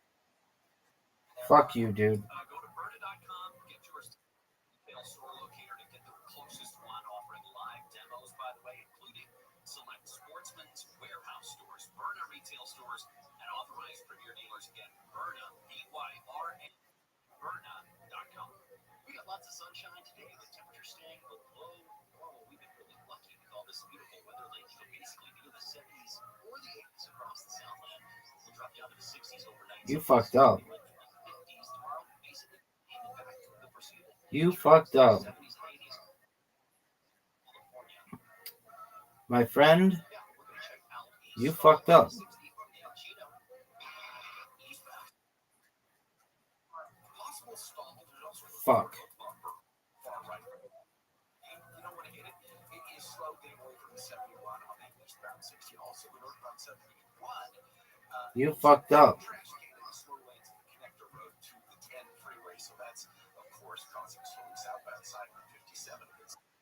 You fucked up. How's it feel to barely lose?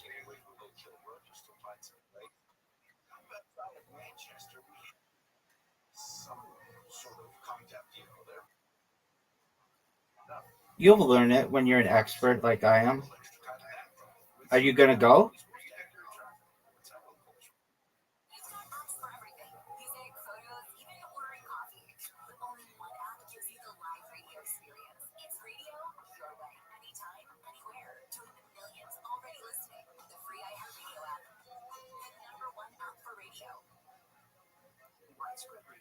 You're up, pimp.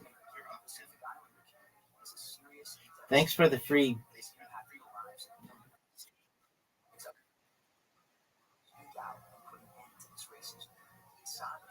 Free turn, pimp.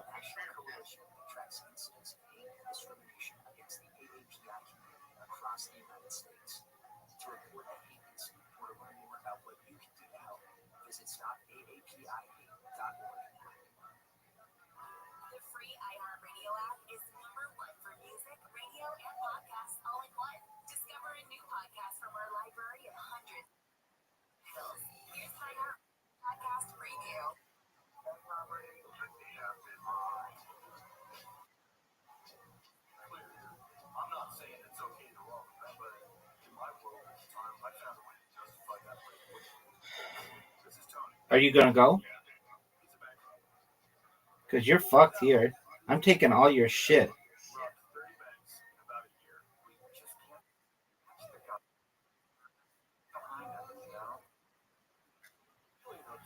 Oh, you do? Well, it's certainly not by losing all your shit like that. Oh, shit.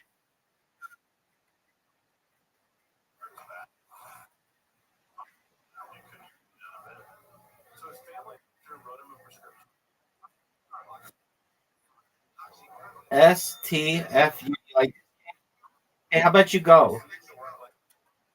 How about you go?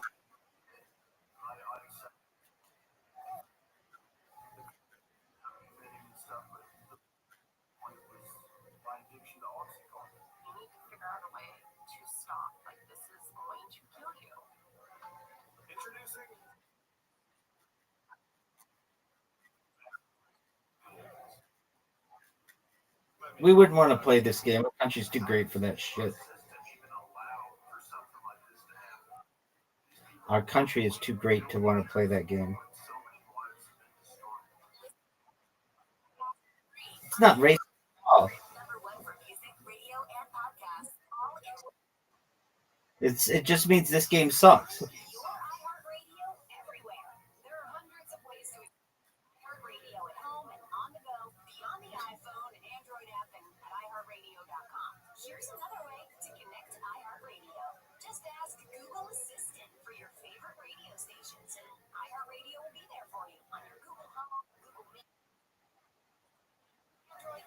Well, it was when I was a kid.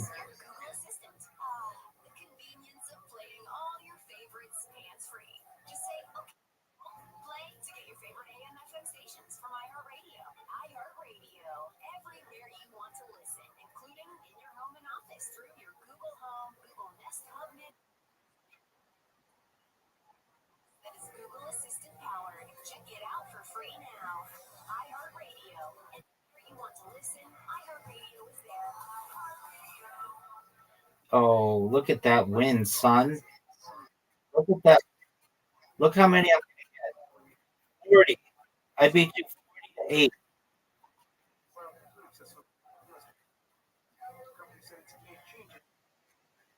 Have you ever played Blocko?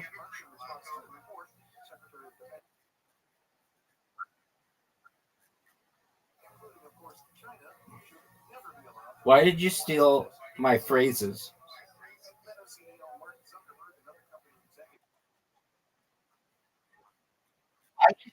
No one cares about that. No one thinks that's cool.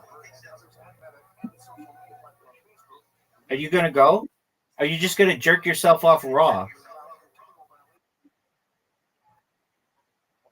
There you go. Free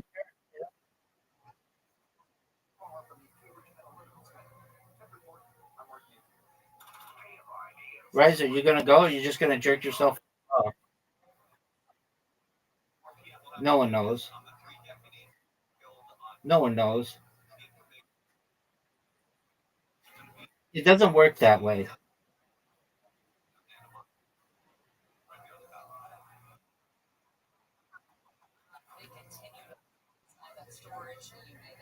Look how sick this shot is, Riser.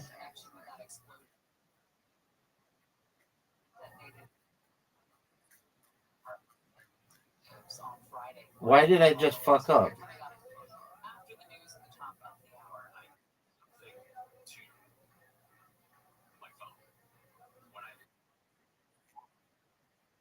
Cause I plan well.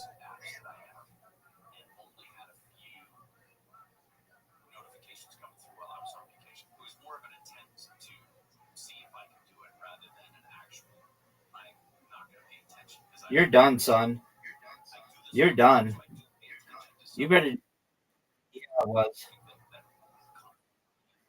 It was awful.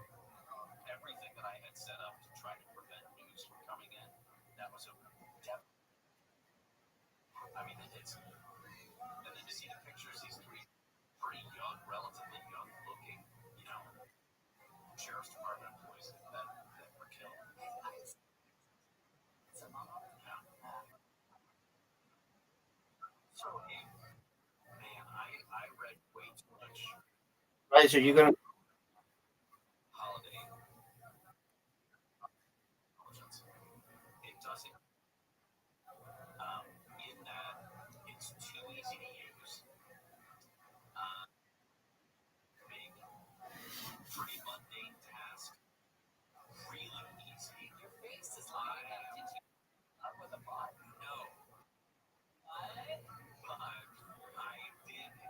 He's not getting a lot of.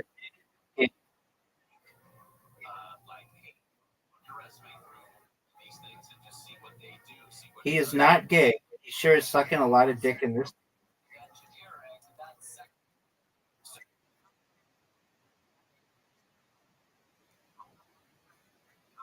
Well, I mean, I know how you could think he is because he's sucking dick in this game.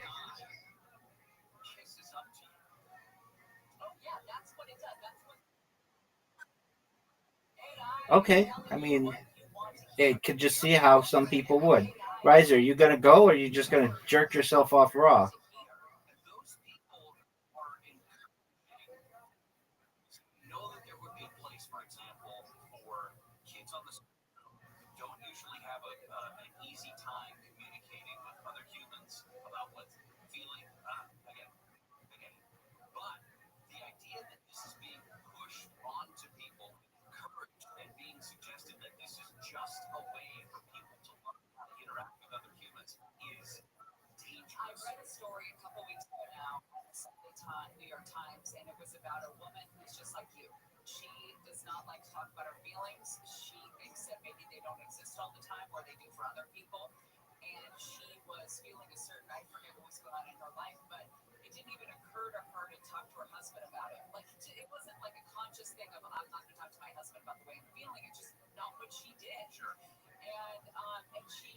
You're fucked.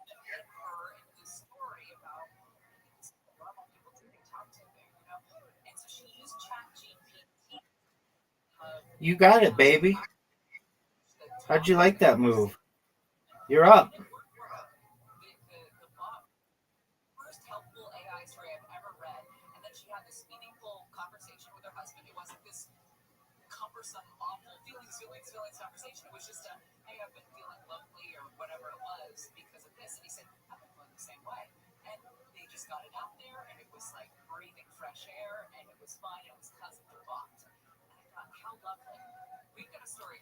Got it? Yeah, I am fucking serious. Calm down. Calm down, son.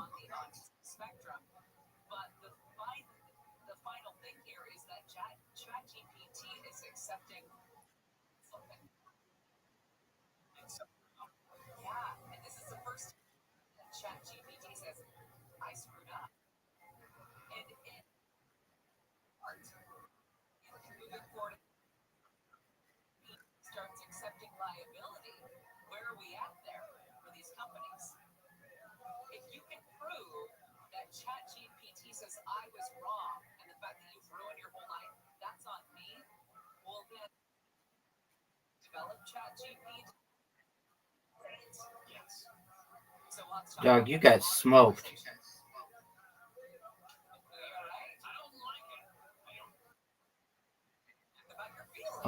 You're not.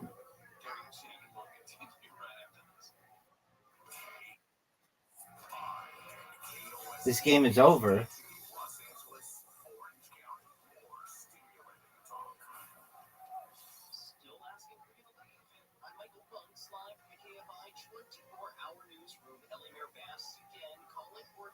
Thanks for the win.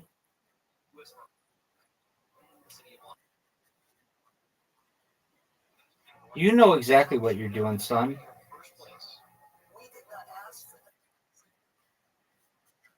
How about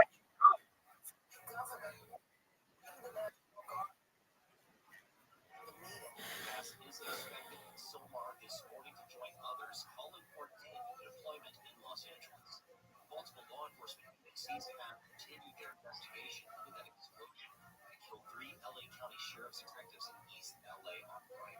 The explosion happened on Friday morning at a training facility in East LA. The LASD says it appears the detectives who were killed were moving explosives in a cart through the training center's parking lot. Reports say the detectives thought the device or devices were inert. The investigation has also led law enforcement to an apartment complex in Santa Monica. Residents say there was a heavy police presence there on Friday and Saturday. Mark Meeky, King of High News. you're done? The manager of a hotel in Laguna Beach has been arrested for the girl police told the assault Fuck. weeks ago, but police say it wasn't reported until last Tuesday. The city detectives and the special enforcement team also learned that Felton Calhoun sold cocaine and carried a gun. Officials in Texas have adjusted their estimates of the number of people missing since the devastating flooding on the 4th of July. ABC's Jim Ryan says, according to the Kerr County Flood Disaster Joint Information Center, only 3 people in that county are still You're done. Initially, up to 160 people were unaccounted for. You're done. Thanks for the win.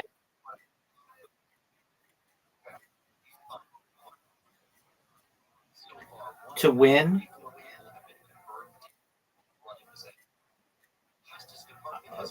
All I do, okay, here's what it is. All I do is win, win, win, no matter what. Got money on my mind. I can never get enough. And every time I step into the building, everybody's hands go up, and they stay there, and they stay there, and they stay there. Up,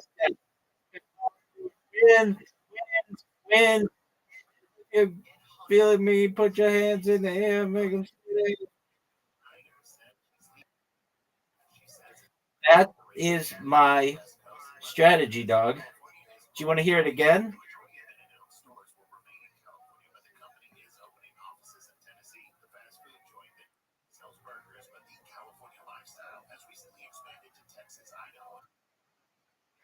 Here's my strategy. It goes like this.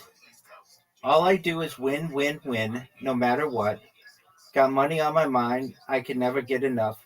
And every time I step into the building, everybody's hands go up, and they stay there, and they stay there, and they stay there, up, down, up, down, up, down.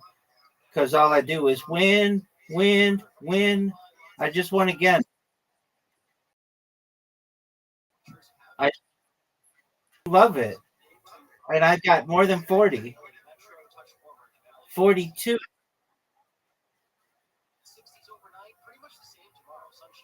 You ready for it again?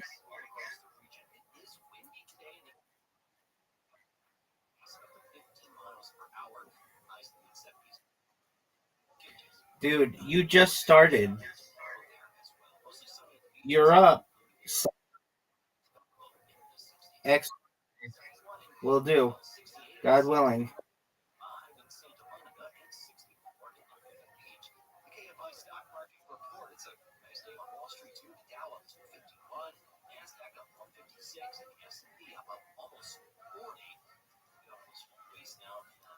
What's happening? Bill Kohlschreiber, tell us about debris on the 10 in downtown Los Angeles. You know, this is right next to the fashion district, and the 10 westbound, wouldn't you know, we've got a trash can and You're fucked. clothing debris Big time fucked. Big time fucked.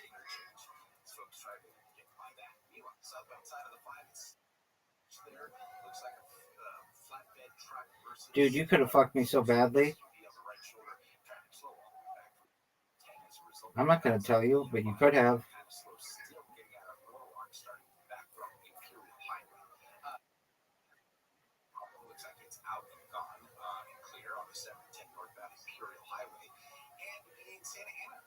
Southbound at the Orange Crush. We crashed there on the right shoulder. That, of course, where the 5 meets the 22 and the 57.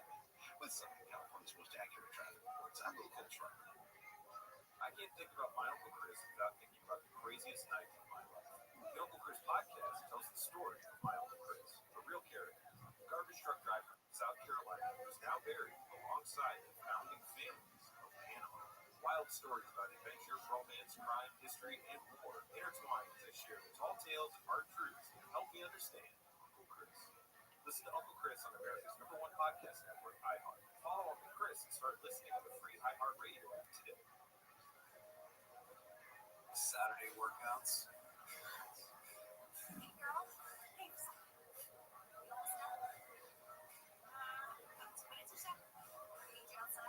Man, you are getting fucked.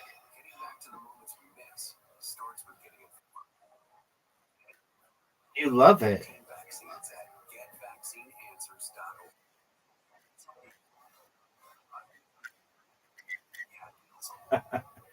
Maybe you should have your friend call it that. The suck more dick than a hot dog stand.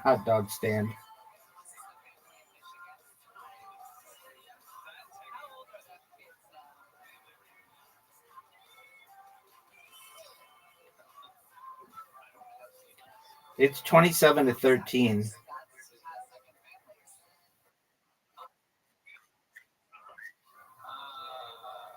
You're done. Thanks for the win. You were my 50th win. For the rest of my life, I'll remember that Riser was my 50th Mancala win.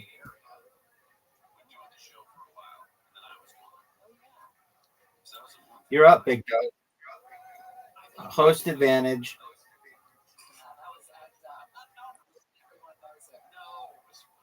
was also nice to see you at the Dodgers game yesterday. We went and saw. We saw the Dodgers lose to the Brewers, but there were Brian and Danielle who won the Boston-Thon auction to go check out the game with us. Very good time.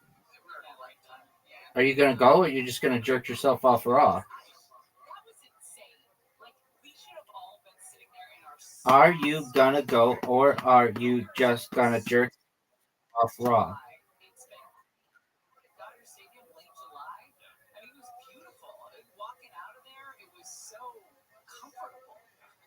It's odd. It just means that we're probably going to get screwed later in the year. August or September can be flaming hot. Hey Gary, I don't know how often you go to Maui, but when we go, we stay up on the west side. We go to Lahaina a lot. There's a restaurant we like there a lot called Timo's. If you know about it, they say they're going to be reopening later in the year. What's the rebuilding like in Lahaina? By the way, I go to Maui about once every 52 years. So that was the first time I'd ever been to Maui. The rebuilding in Lahaina is there as you drive into that west side to like Kanapali area, Anapali area, and all that.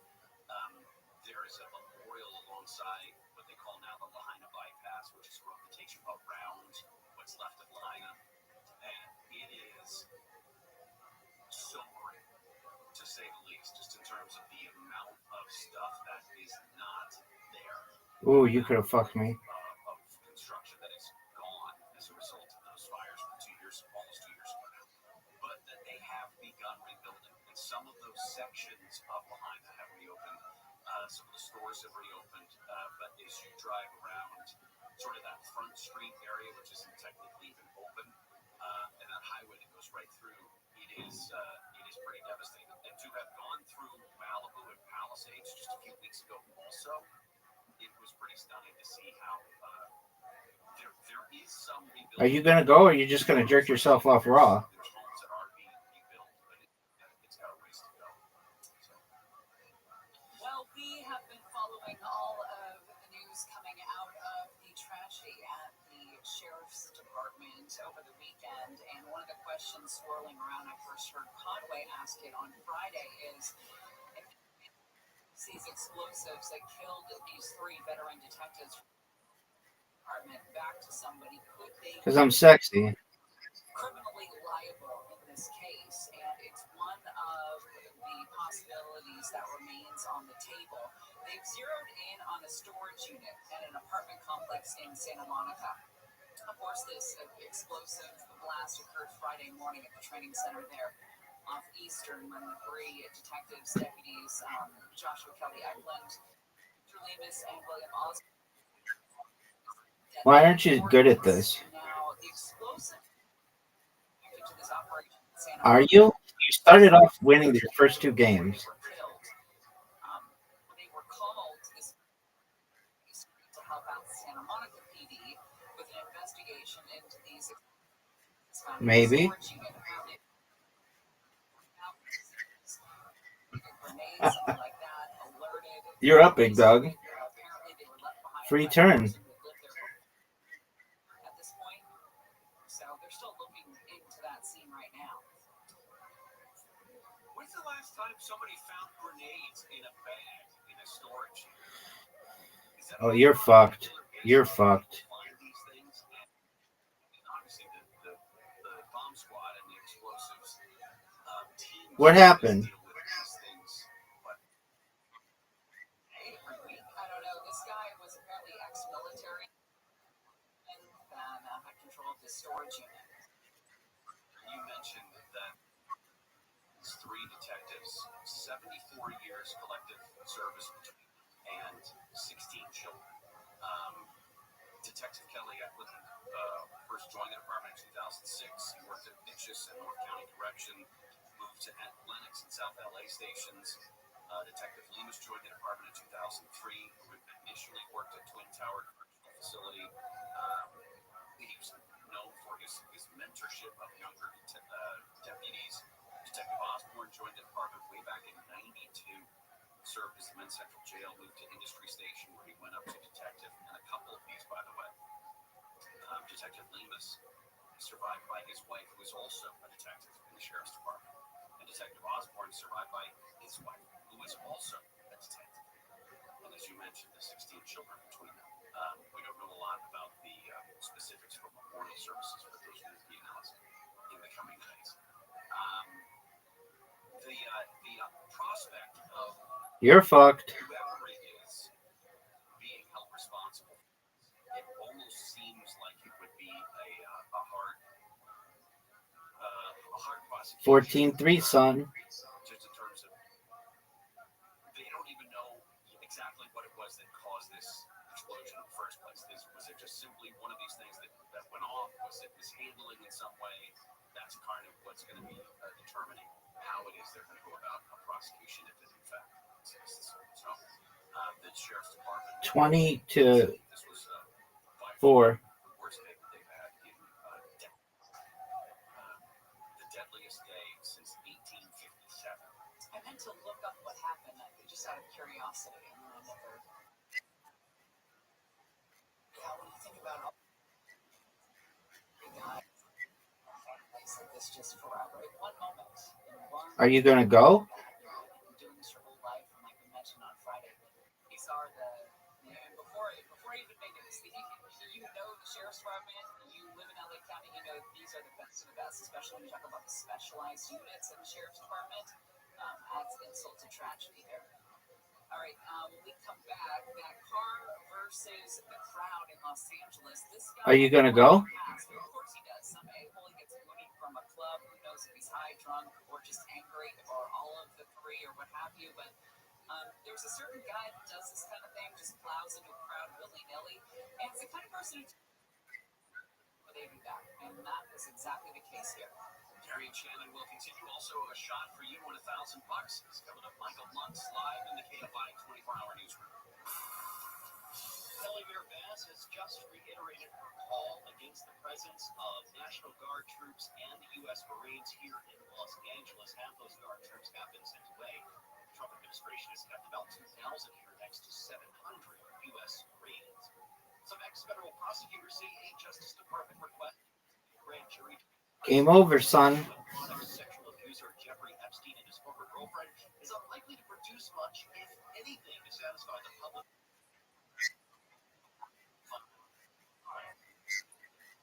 Mark Walters, baseball's most liked owner. You have it. Casino website CA surveyed fans 30. You're up.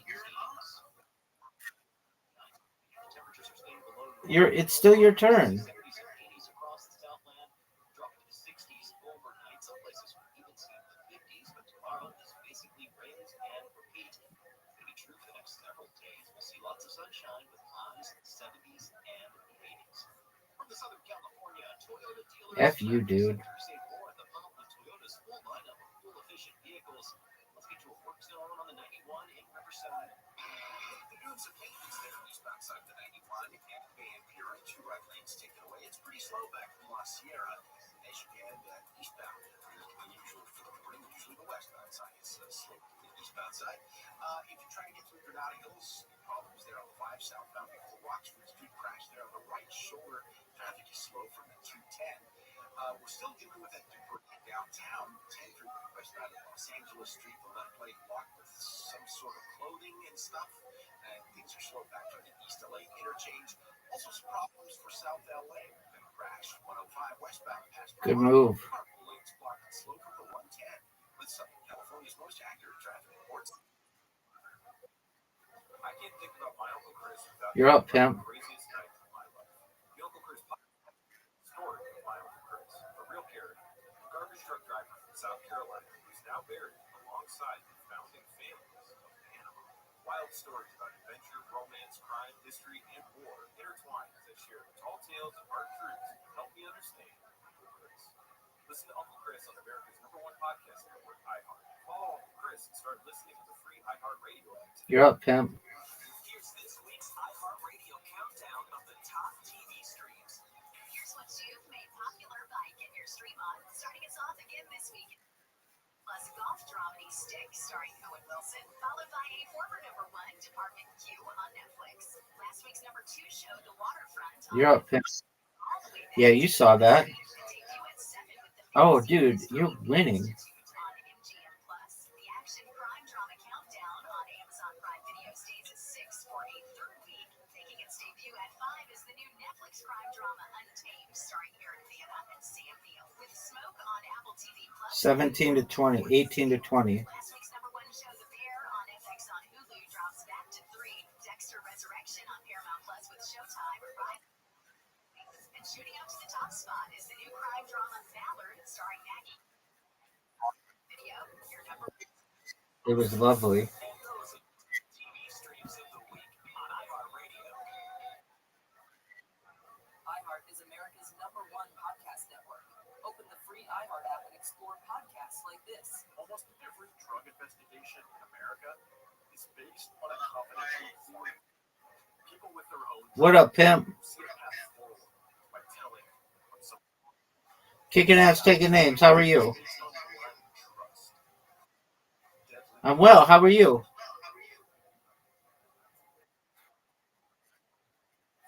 United States. How about you? and I'm gonna Oh, very cool. I'm playing a game with my friend. How'd you find out about me?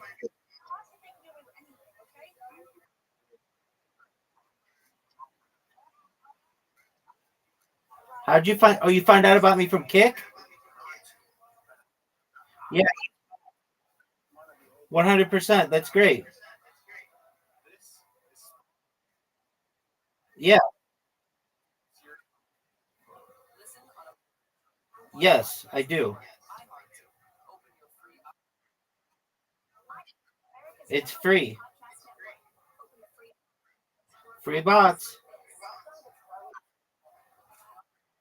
No, it's not. You want me to teach you how to make one?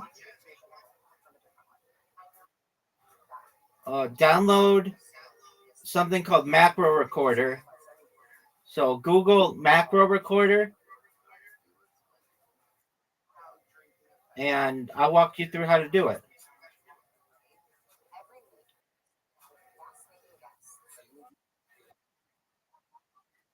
Free.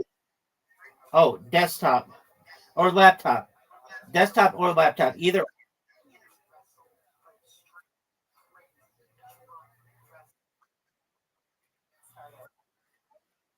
I'm a certified project management professional by trade. Project manager.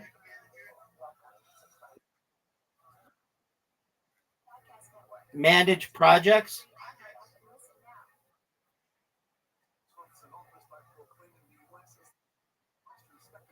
Very well. So download macro recorder.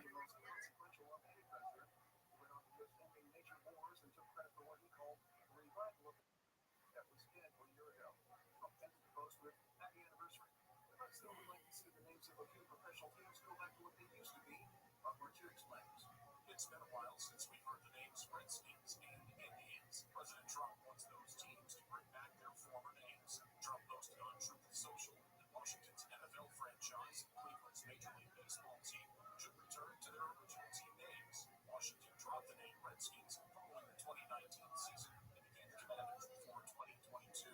Cleveland scrapped the Indians name in 2022. You're up, pimp. And the senior Trump administration official says a hostage deal with Hamas could be coming soon. That's politics. I'm working. KFI, AM 640. More stimulating talk. On the next Bill Handel show, restaurants in the U.S. receive around 4 billion food delivery orders a year.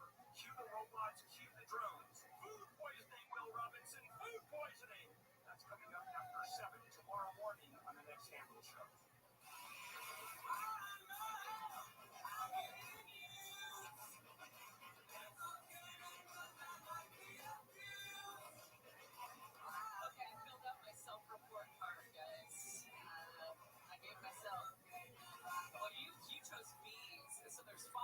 You know, for as big a game as you talk, you've lost a lot.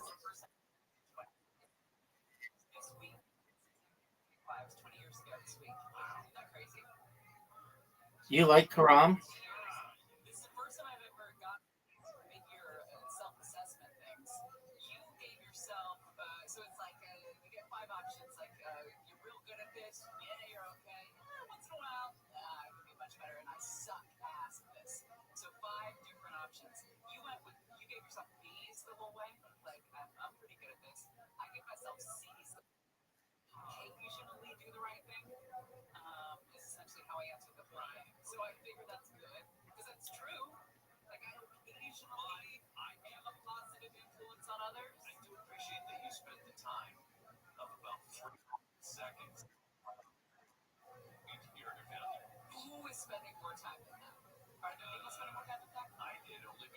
Trying to do it on my phone, and I kept you had to scroll over and then up and carefully do it. So then, that's the difference.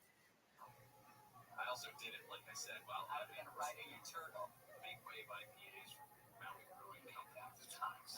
We have your chance at $1,000. Now, your chance to win $1,000. Just enter this nationwide keyword on our website. Cash. That's cash. CASH. Enter it now at KFIAM640.com/cash. Powered by Sweet James Accident Attorneys. If you're hurt in an accident, winning is everything. Call the winning attorneys at Sweet James. 1-800-9-million. That's 1-800-9-million or sweetjames.com. That keyword again goes on the website. And if you win, we'll send you an email and let you know you won $1,000 an hour from now. We're going to do the whole thing over. The driver who intentionally plowed into a crowd early Saturday outside a club, and I stumble on that because when you say intentionally plowed, it sometimes makes it sound like, and the reason why this got so much, he was like a domestic terrorist, the kind that we've seen use their cars to inflict as much injury and death as possible. This seems to be an angle. But this is a guy who was previously convicted of a hate crime in Orange County. Apparently, up to no good in Orange County for quite some time. His name is Fernando Ramirez, and when he was 23, back in June of 2019, he went into a Whole Foods in Laguna Beach and sucker punched a 26-year-old black employee who had been on the lunch break. When asked by an officer why he did that, his Salt Lake. That's just part of this criminal record that this guy has. Prosecutors in Orange County said they filed 11 criminal cases over the last 11 years against this guy, including several violence charges. Now, I'm shocked that Orange County hasn't just locked him up and thrown away the key. Yeah, this doesn't make a whole lot. But he was. All right, you ready to play basketball? Before coming back there,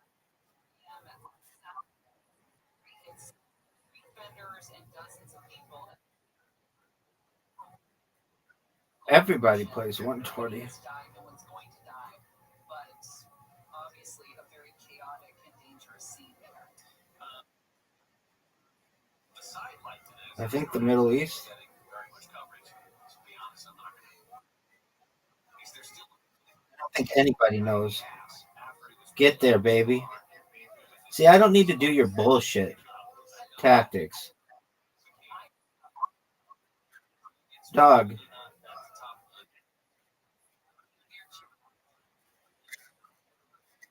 Dog. Are you done? Are you done? Are you done?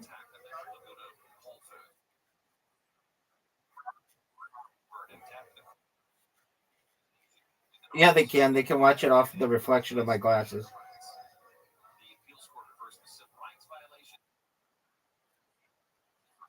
1,000%, son.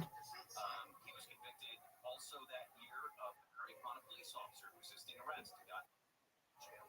And then a year later, 2 counts for resisting No. arrest and received a sentence of another 6 months plus. Nope. Injury upon a spouse sentenced to 3 years of probation and jail. Yep. Office said Word, dog. that was pending. Separate domestic battery charge that was pending. Protective order stemming from a 2022 incident. All of it down in Orange County. If I got popped for, let me just pick one. If I got popped for assault with great bodily injury, 2 counts of resisting arrest, do I get 194 days in jail? You have no priors. You have a responsibility in your job. Yeah, you would have no problem getting that willy-nilly. Because it's just too crowded. It's just too crowded. Okay, and I like how you frame that. If you got it, I like though how you frame that. If I got popped, and so there you're insinuating that like you've done this, but you haven't been caught. Right. I mean, I haven't been convicted. You haven't been arrested for it. Guy everywhere. What's that thing? Great bodily injury. Brain injury. TBI.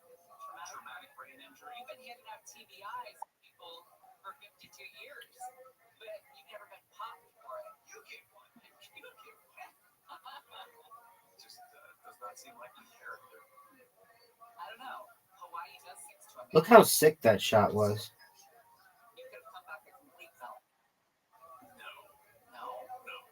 I will say this though: the smell of the Kahului Airport right there on the north end of Maui. Right when you get there.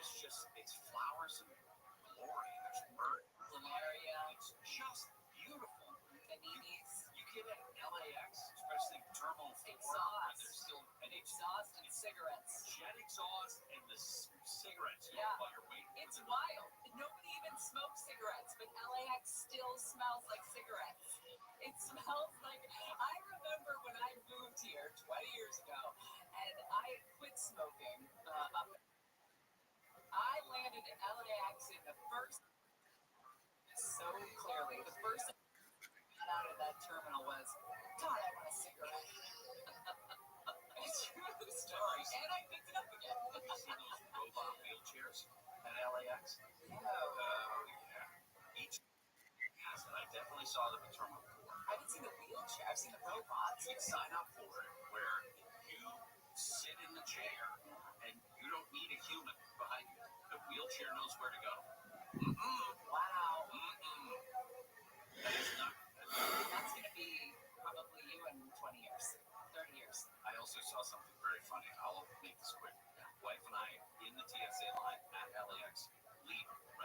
first day of vacation, we're happy. There's a mom, a father, and a little boy who's probably 5 or 6 behind us. She's not happy. They're also clearly going on vacation. Kids dressed like in beach gear. They're leaving. They're ready to go. They've had a morning, and mom said, I don't want anybody touching my body, and I don't want anybody speaking to me. And we had to turn quietly. She would have been pissed if she was laughing at her. But I bet like there was a time that our kids were really well for the most part. Purposefully. I don't want you to feel bad when I beat you.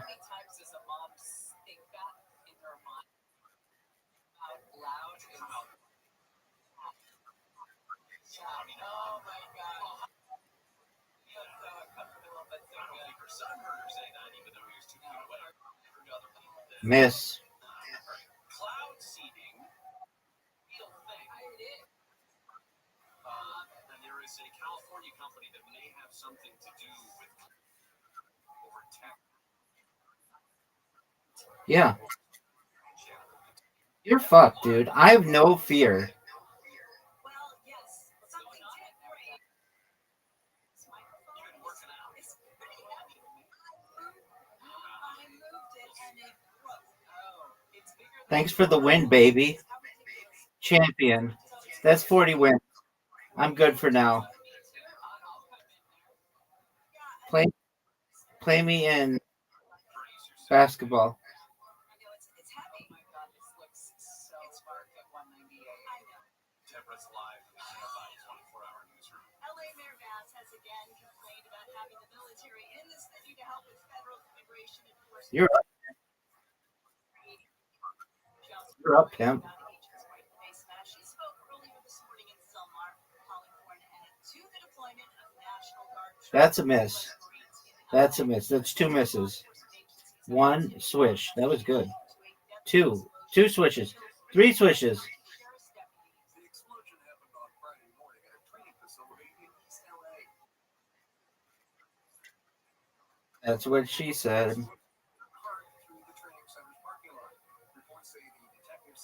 That's what he said, B. The investigation has also led law enforcement to an apartment complex in Santa Monica. Residents say there was a heavy. Because I don't suck dick. Arrested on suspicion of sexual assault. 37-year-old Felton Calhoun was arrested last Wednesday, though his arrest was not announced by police until Saturday. He is accused of raping a 17-year-old girl while she was intoxicated. Police say their investigation started last Tuesday. That's a make. That's 2 makes. 3 makes. Wow. Swish? Dude, that was really good. 8 points.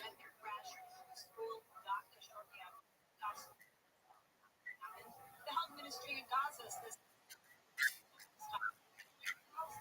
after more than 21 months of blurring babies in the panel, this hospital was flooded yesterday after his near a crowd trying to get food. Palestinians killed 150. What's a Lance Armstrong?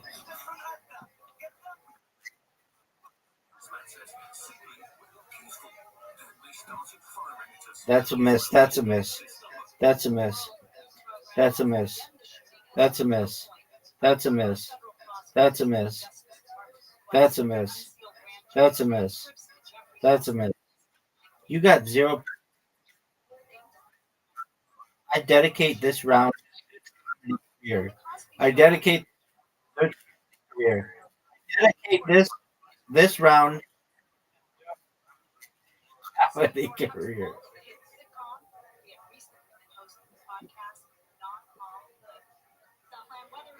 Look how good I am. Whoa, the fucking light just changed. You have 0 wins. You got it. You've got it.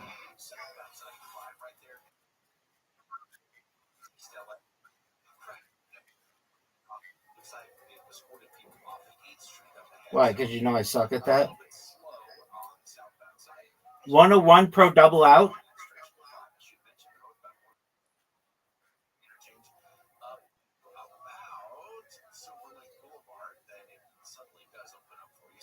Dog, I'm gonna dominate you. You're up. That's a miss. That's a miss. That's a me. With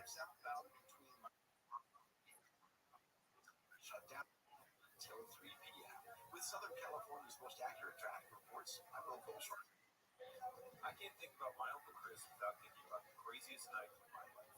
The Uncle Chris podcast. That's a miss. Miss. A real character. Miss. Garbage truck driver. Now buried alongside the founding families of Panama. Wild stories about adventure, romance, crime, history, and war intertwined as I share the tall tales and hard truths that help me understand Uncle Chris. Listen to Uncle Chris on America's #1 podcast network, iHeart. Follow today.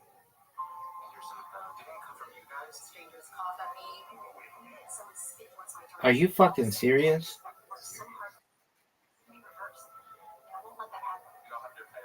Miss.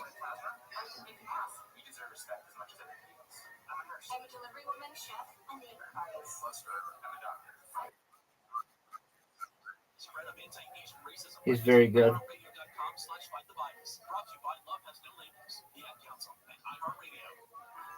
free iHeartRadio app is #1 for music, radio, and podcasts all in one. Discover a new podcast from Get that too. hundreds of thousands of titles. Here's an iHeartRadio podcast preview. The studio that brought you The Devil Within and the show. True crime podcast.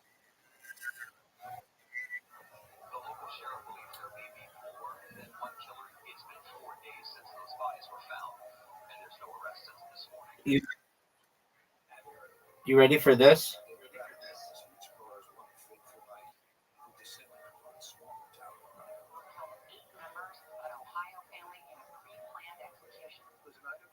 Shocked the country with its brutality and its mystery. Who could commit such horrible crimes and why? Yeah, but you'd already hit it too. Did they have secrets if they meet someone who left them dead? Were they innocent? Or something in between? Ultimately, this is a story about family and loss. Under the Pink Moon. Pink Moon Murders is available on the iHeartRadio app. Podcast. Podcasts all in one app. iHeart is America's #1 podcast network. Open the free iHeart app and explore podcasts like this. Elaborate calls. Oh my god. And sing into place. It got me. So, and I've been lucky enough to do stuff like Broad City and Narcos and Roadhouse and so many commercials about back pain. And now I'm starting a podcast because honestly, guys, I don't feel the space is crowded enough. Get ready for Greatest Escapes, a new comedy. Dude, I don't like the Pro Double Out. Each week I'll be sitting down with some of the most hilarious actors and comedians, people like Ed Helms. I climbed up and was just like, ah! Diane Guerrero. And she goes, you're on your own, you have to run. And Joseph Gordon-Levitt. It's telling, and I love No, I'll end it right here. wild true escape stories of all time. Like, what should you do? Maybe write a musical? I would hide under the desk. I'll tie a rope around the fish's neck and use it to like water skiing across the boat. So we'd love for you to come hang with us. You're done, son. You're done. You got to go first. Home field advantage. National Environmental Education Foundation. To find more tips for smarter, sustainable living, or to take action in your own community, go to iHeartRadio.com/earth. Advantage. Home field advantage. That was good. Yeah. Avoid foods with excessive packaging. Use reusable cutlery, napkins, cups, bags, and containers, and recycle or compost any way. Dude, I'll destroy you in bowling. I play bowling every night with Miss Aquarius. You're done in bowling. You are gonna suck in comparison to me.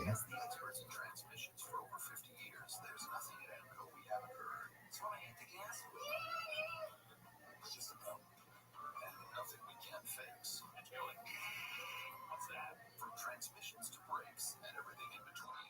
No credit, finance your repair at AMCO. Participating centers only. People who know go to AMCO. AAA. MCO. You're done. Bowling time.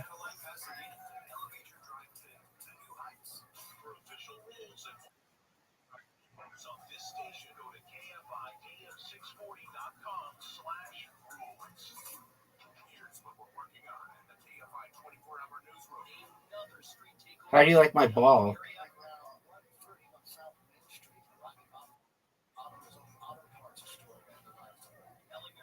Are you gonna go? Yeah, douche. What a shot. Whoa. That was amazing. That was fucking amazing, dude. I've never seen anybody make it like that.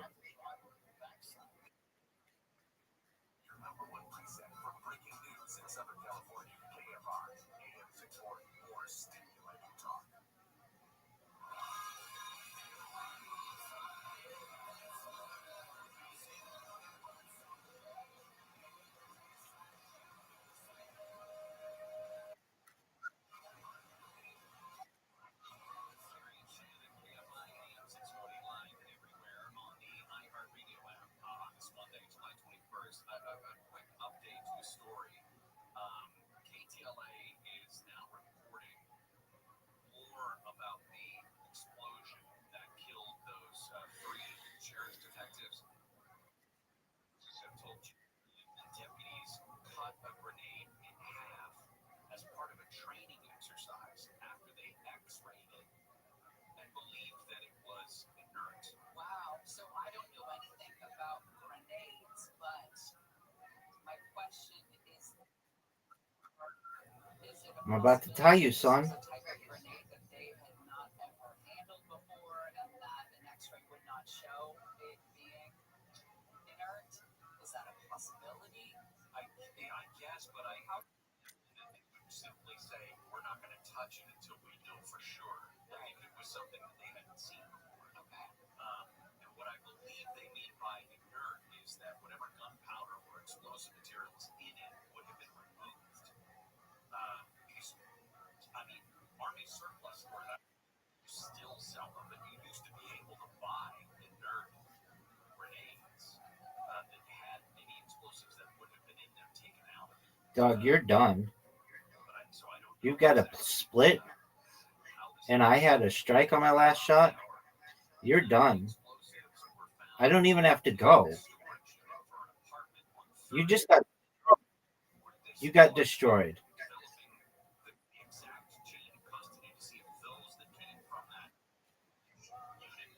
You know you can put spin on the ball. You move your finger like a C.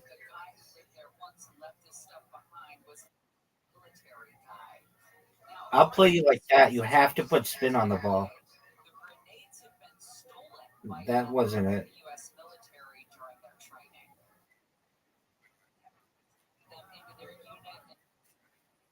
Yes, it does. I'll show you. I'm not good at it.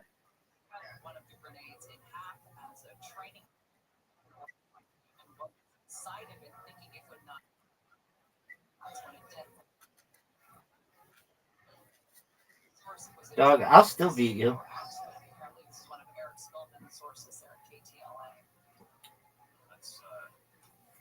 doesn't make the story any better. Nothing will. Yeah. Okay, well. A couple of days before the flooding along the Guadalupe River on the 4th of July in Kerr County, Texas, engineers with a company called Rainmaker took off in an airplane about 100 miles away and dispersed 70 grams of silver iodide cloud. It kind of did what it was supposed to do at the time. This is 100 miles away, and These were clouds over a very drought-stricken farmland that had not seen rain for quite some time. And it did what it was supposed to do. But then news and forecast came in and they called off the operation. Now, there were some suggestions right away that this cloud seeding had something to do with the devastating flood. Killing dozens of people. I think 135 is the latest number, including a bunch of those girls at the day camp. Now, the idea is far-fetched. It's been debunked. It means nothing these days. That means nothing in the age of the internet, where this kind of conspiracy theory lived over a long time. Well, and this is nothing new. Cloud seeding, as we've talked about, has gone back to the 40s. This is something that's had several different iterations with several different versions of success. But this was a government-sanctioned cloud seeding. This wasn't some weird fringe company going out and creating the weather that caused the flooding.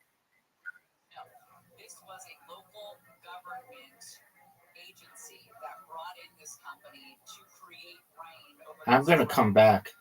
Drought-stricken fields. Now, Rainmaker has come clean with their project. They were working in I'm fucked. Texas, say about 125 miles southeast of where the Guadalupe River flooded. They flew their plane to an elevation of 1,600 feet. They dispersed about 70 grams of silver iodide, which No, it's smaller than a handful of skittles.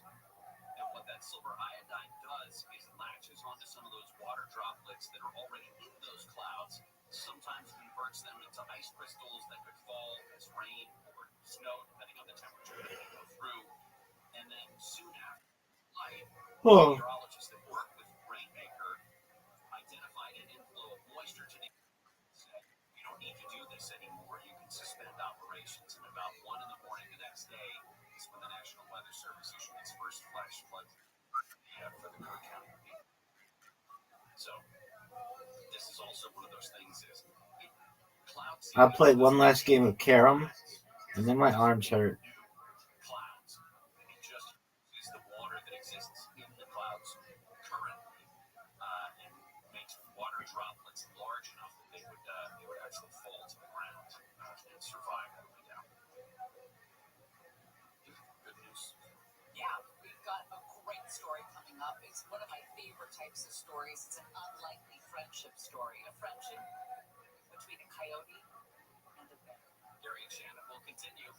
Microphone fixed. It's good. Deborah Mark is live in the KFI 24-hour news. By the way, it started Monday. Here's Tough split. LA police trying to find the guy Are you going to hit it? Are you going to go?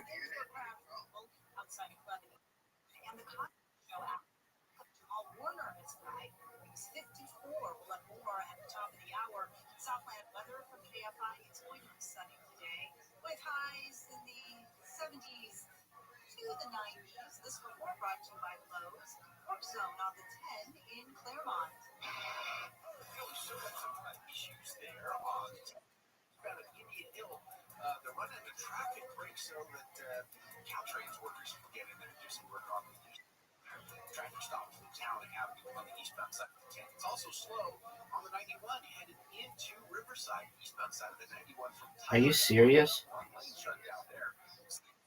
Work, I dedicate this to Zoot's comedy career. on that stretch. Stall and Commerce, 5 slow and go back from Norwalk Boulevard, and it's still slow, but to pass with it. It's work 405 southbound between Mulholland and Getty Center, the right lane taken away from roadwork until 3 o'clock. Southern California's most accurate traffic reports. I'm Will Schreiber. You've got an app for music, an app for photos, maybe even one that helps you sleep, but only one app puts the live radio dial in your pocket and lets you save your favorite stations, playlists, and podcast sets presets. Get the free iHeartRadio app, the #1 app for radio.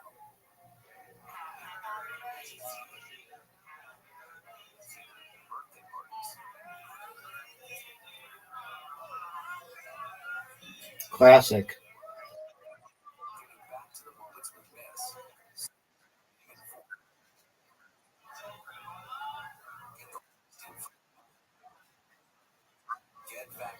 It's classic, dog. Brought to you by iHeartRadio and the Ad Council. Find your iHeartRadio everywhere. There are hundreds of ways to experience iHeartRadio at home and on the go, beyond the iPhone and Android app and at iHeartRadio.com. Here's another way to connect to iHeartRadio. Speakers. Activate iHeartRadio within Sonos to access all your music, radio stations, and podcasts. Or even easier, look on the player screen in the iHeartRadio app for the available connections icon. Oh. You can cast directly to your Sonos network and control the Sonos experience directly from within the iHeartRadio app. If you've got Sonos speakers throughout your house, you have iHeartRadio throughout your house too. iHeartRadio, everywhere you want to listen, including in your home with the iHeartRadio Sonos integration. Check it out for free now. Thank myself. Anywhere you want to listen, iHeartRadio is there. The free iHeartRadio app is #1 for music, radio, and podcasts, all in one. Discover a new Look at this shot. library of over 350,000 titles. Here's an iHeartRadio podcast preview. Your party so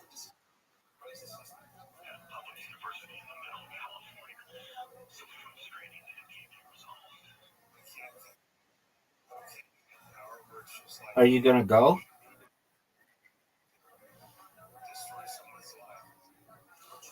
Are you gonna go?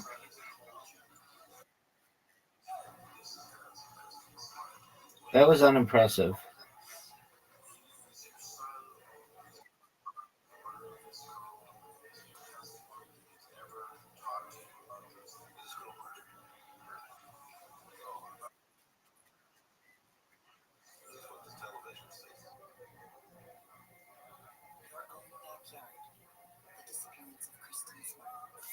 follow this podcast. Radio app, #1 for music, radio, and podcasts, all in one. A large range of high pressure continues to go.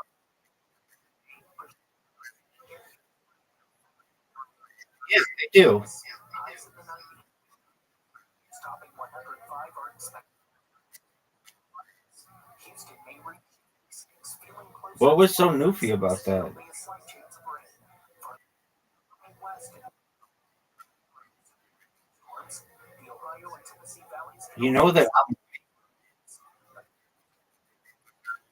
Along with isolated showers, while the western U.S. is generally quiet, though monsoonal moisture. Arizona. Why don't you move these fucking discs? Fire danger remains in the Northwest. That's your national forecast. I'm Chris Powers. KFR AM 644 Rating Talk. It's time for show today. After 4 p.m., we'll have the latest on the 3 deputies that were killed on Friday. The information on their families, investigation. I'm ready.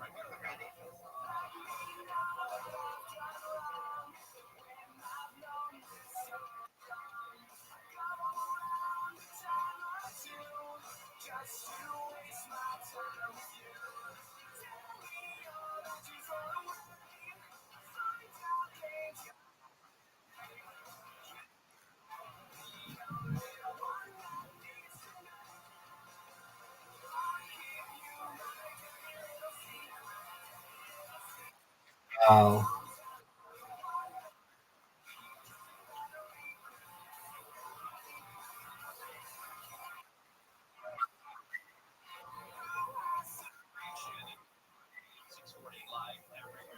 Look at this shot. Oh, that was sick. Unimpressive. That hurt you. Where these AI chatbots tell you no wonder people are falling in love with pushback out of my head. The story I did 3 weeks ago now of the journalist who invited couples for a house retreat and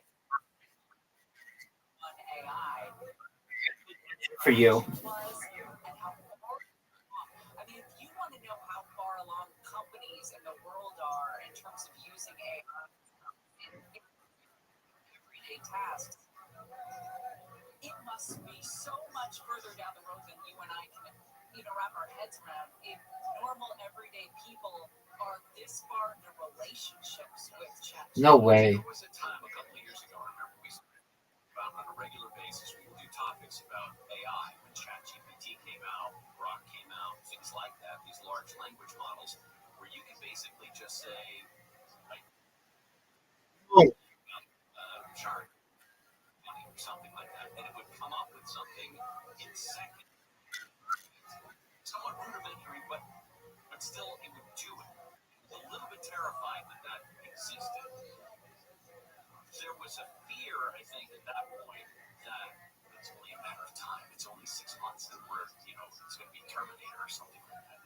It didn't happen like that, but there are some of those researchers and some of those probably less scrupulous companies that are developing models like this that would be so manipulative.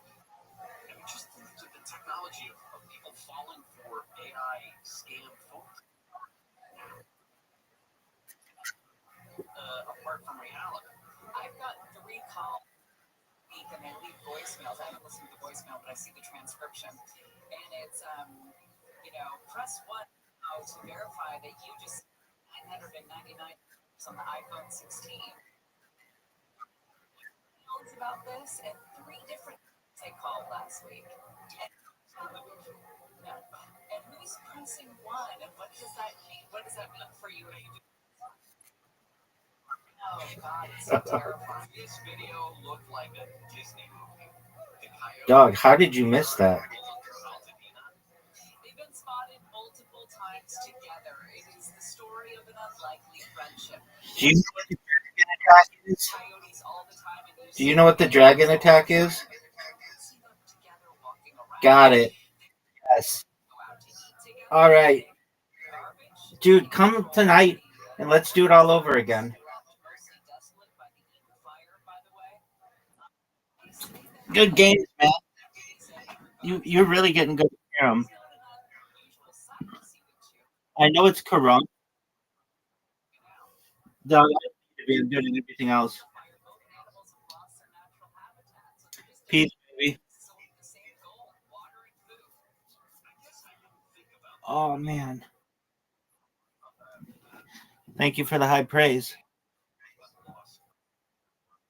Thank you for the high praise. Thank you for the high praise.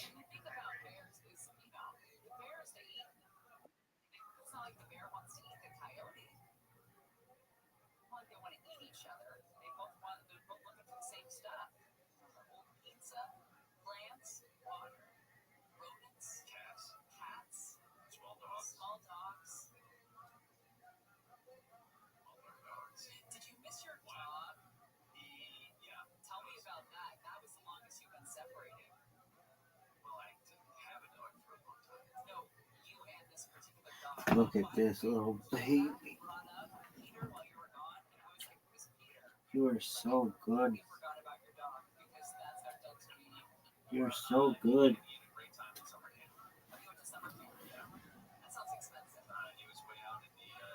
You're such a baby.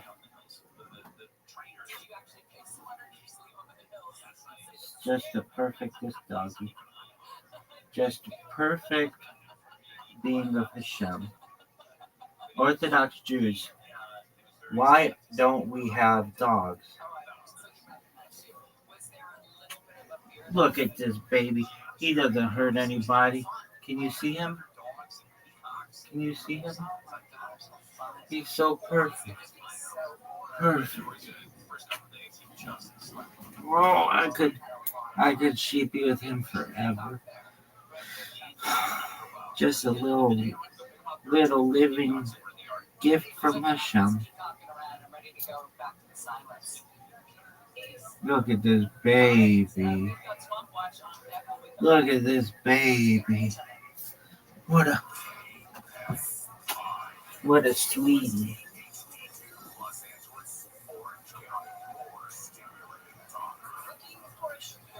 What a sweetie. Just an absolute dolly. You're my little baby bear. I wish you were mine. I would love you even more than I do. I love you, little baby bear.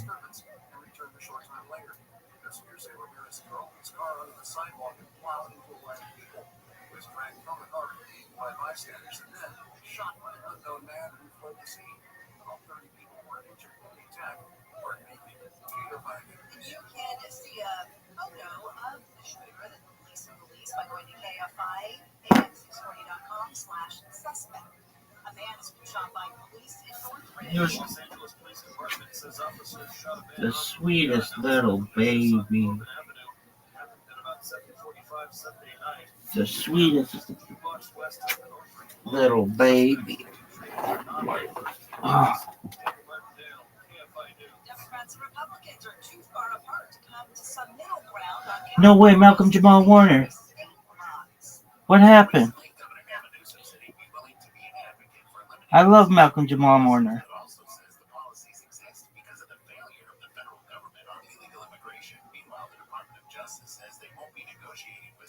No way.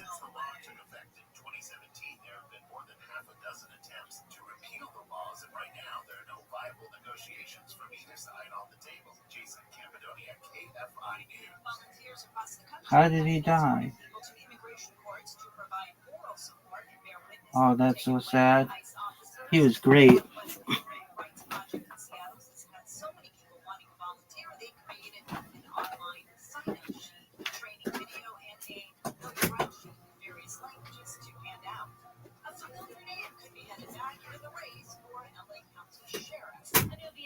Sheriff 2026 campaign committee has been filed hinting at a possible comeback for former Sheriff Alex Villanueva. He hasn't confirmed a run, but says an announcement of some kind is coming next week. Villanueva lost to current Sheriff Robert Luna in 2022 after clashes with county leaders and backlash over deputy gang reforms. If he runs, he'll face Luna and Lieutenant Officer Martinez, who's already in the race for chief. President Trump has threatened to hold up a stadium deal for the Washington Commanders if the football team doesn't change its name back to the Washington Redskins.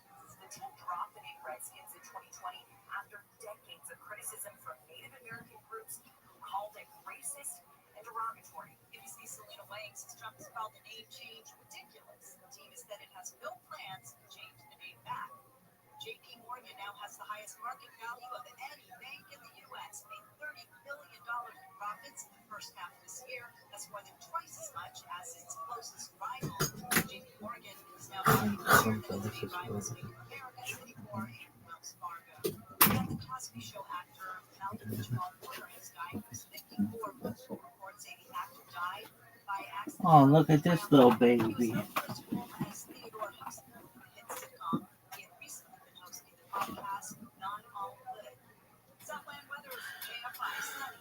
Look at this little baby. Excuse me.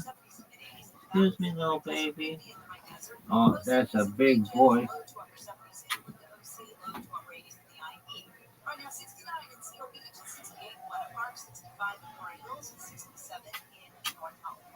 The KFI financial update. The Dow is up 217, S&P 500 up 36, and NASDAQ is up 153. We have a stall on the 5 in Commerce. You're such a little baby.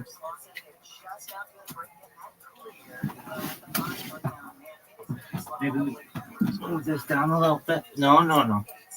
Come back here, boo. Come back here, boo. There we go. There we go. Good boy.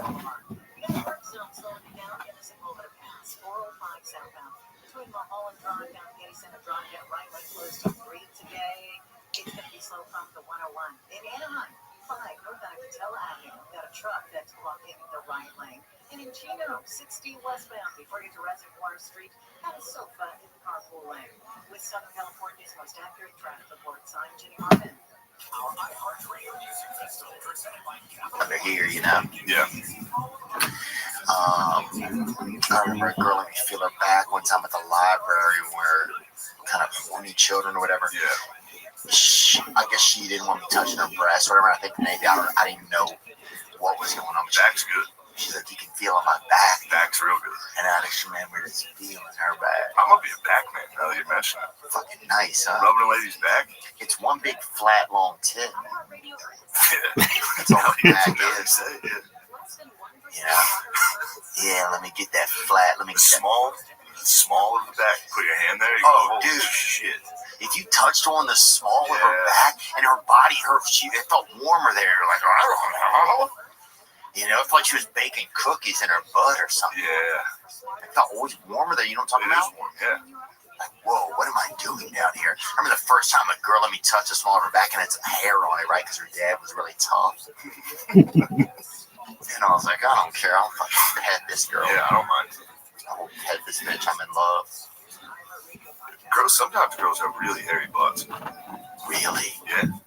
I think naturally girls sometimes have. I think they have to work on that. Some of them get like man's ass. I don't think you do, dude. I don't think these are. Unless I'm getting tricked. You're getting tricked by some of that ass pussy. Search girl, hairy ass girl. Yeah, bring something You're up. gonna see that. We have blockers on a lot of our stuff, but if you can get around some of it, maybe on Twitter. Are you allowed to show hairy I ass? was looking for a picture, but read this top Reddit post. My girlfriend has a lot of hair on her ass. How do I approach this? Great question. Let's review this. Do you have the problem is that her asshole is very hairy. This is on Ask Women, by the way, the subreddit. If it bothers you so much you can't be with her because of it, you have to straight up tell her about it. Why is she getting all ratchet all of a sudden? Somebody just reported hair. She's like, you gotta straight up tell her about it. Period. Honey, your hairy asshole disturbs me. Here's the actual post. But I think my girlfriend is beautiful and she does a great job of manicuring her lady bits. The problem is that her asshole, and they wrote it like that, is very hairy. It's kind of a turnoff when I'm down there. A few wouldn't bother me, but this is a lot more than a few. Oh. How did you all start taking care of your nether regions? Did you read about it in a magazine or you just do it naturally? How should I approach this topic with her without getting her upset? Start getting those magazines, laying them around. Yeah. Just taking a hairy ass shit. You can leave one in the bathroom. Dude. Hairy butt ladies. You hairy butt dude. I don't know if I would mind a little hair like on the hips, probably. I just think the actual cheeks, if there were hair on them, crack, dude, not the cheeks. Like an Italian man's ass. Like a fucking Jewish sideburn down there, huh? Get in there, Jewish tunnels. You see them coming out of the tunnels? the Orthodox Jewish people. Yeah. Bring that up, dude. Jews, it's better. They're getting some bad PR lately. This might be the worst one. A guy came out. I swear to God, I'm not being anti-Semitic. Jewish dude coming out of a sword grate in New York. Oh, yeah. That's a video of that. And it's a New York synagogue erupted in a chaos Monday night. Let's play a bit of it. All right. That is tough to address, though. I know we're moving on to Jews and tunnels, but let's finish it out then. Let's finish out, then we'll go to this because serve them well in this particular situation. But at the same time, there's amazing grassroots connections, particularly among knowledge workers, among priests, rabbis, scholars of all stripes. Yeah, I think that's what it is for. Yeah, so sometimes you don't want to have a wife that can't survive. You know, you don't want to put the AC at 60 10th century in Provence you don't want to put the AC at 60 one night and then on Talmud. So much so that when Shmuel ibn Tibbon, we'll discuss in a moment, arrived in Provence from Spain, he was blown away that he could not find an appropriate tutor for his son in secular subjects. And he actually had to import a tutor to the region in order to teach him basic science and math and so on. That shows how kind of isolated the Jews of Provence were, focused exclusively on their Talmud. There were some very important figures who were creative in this period. Moshe Hadarshan, for example, was extremely influential, but until the arrival of few key individuals. It was basically focused entirely on the Talmud without any interest in what's going on outside that world. That changes very dramatically, however, with the arrival of two Spaniards in particular. One of them is the great Abraham ibn Ezra, who has a fascinating story. I talked about it in another video. That he was an impoverished intellectual worker, and he was driven out of Spain, like his colleague Abraham Garcia, who also arrived in the middle of the 12th century. They were driven out of Spain by the Almohad invasion, which was a time when Spain temporarily became much more radicalized in its Islamic belief. This is actually the same movement related to the Almohades as well that drove Maimonides' family out of Spain at the same time. And Abraham ibn Ezra and Abraham Garcia came to this region. They said, what is going on? I mean, we love this community. Everyone's so friendly, and there's lots of culture stores. But, like, don't you guys know anything about science? Or even grammar? What about algebra? And don't even ask me about philosophy. You guys don't know any of this stuff.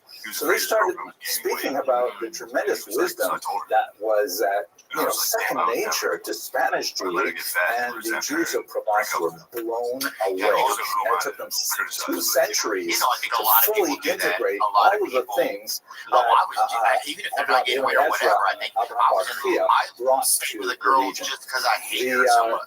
The next stage in the development was, once they had heard about what was going on in Spain in particular, also in regions like Baghdad, Santiago, and they said, well, we just have to read this stuff. Where do we get it? I said, well, you have to learn Arabic. And I said, okay, look, we can get some translators. But what ended up happening is 2 rival families of translators came, famous Ibn Tibban family and the Kimchi family. They came to the region of Provence, and they began immediately plowing through major translations of the phenomenal reservoir of wisdom in Arabic Jewish thought. They had a very important patron in the city of Lunel, Rabbi Rothschild, who just totally loved all of this stuff. He provided hospitality, he provided funding for these translators, and he used to enjoy, for example, asking for oral translations first. Tell me and he actually, one of the translations of Torah Lavavos was actually translated orally, the first chapter, and he said, Shulam said, oh my gosh, that's it. I need the whole thing in writing as soon as possible. So people like Yehuda Ibn Tiran and Yosef Kimchi began translating tremendous amounts of material. As their sons go on, Shmuel Ibn Tiran continues translating. David Kimchi, unlike his father, begins to branch out much more into biblical commentary. This is, of course, the famous Radan that we have on the Mikra Gedola edition of the Torah.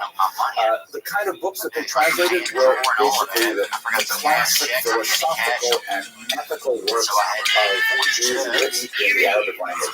Rabbi Rothschild Todos Lavavos, which was an amazing classic. Maimonides died for the complex. Yehuda Halevi's Kuzari, fascinating, very different literate approach to philosophy. Sadia Gaon's book of beliefs and opinions, and the great poetry of Ibn Kabira. I mean, this is essentially, maybe not so much Ibn Kabira, but the Bachia, the Rambam, the Yehuda Halevi, Sadia, this is all like the advanced thought curriculum of yeshivas to the present day.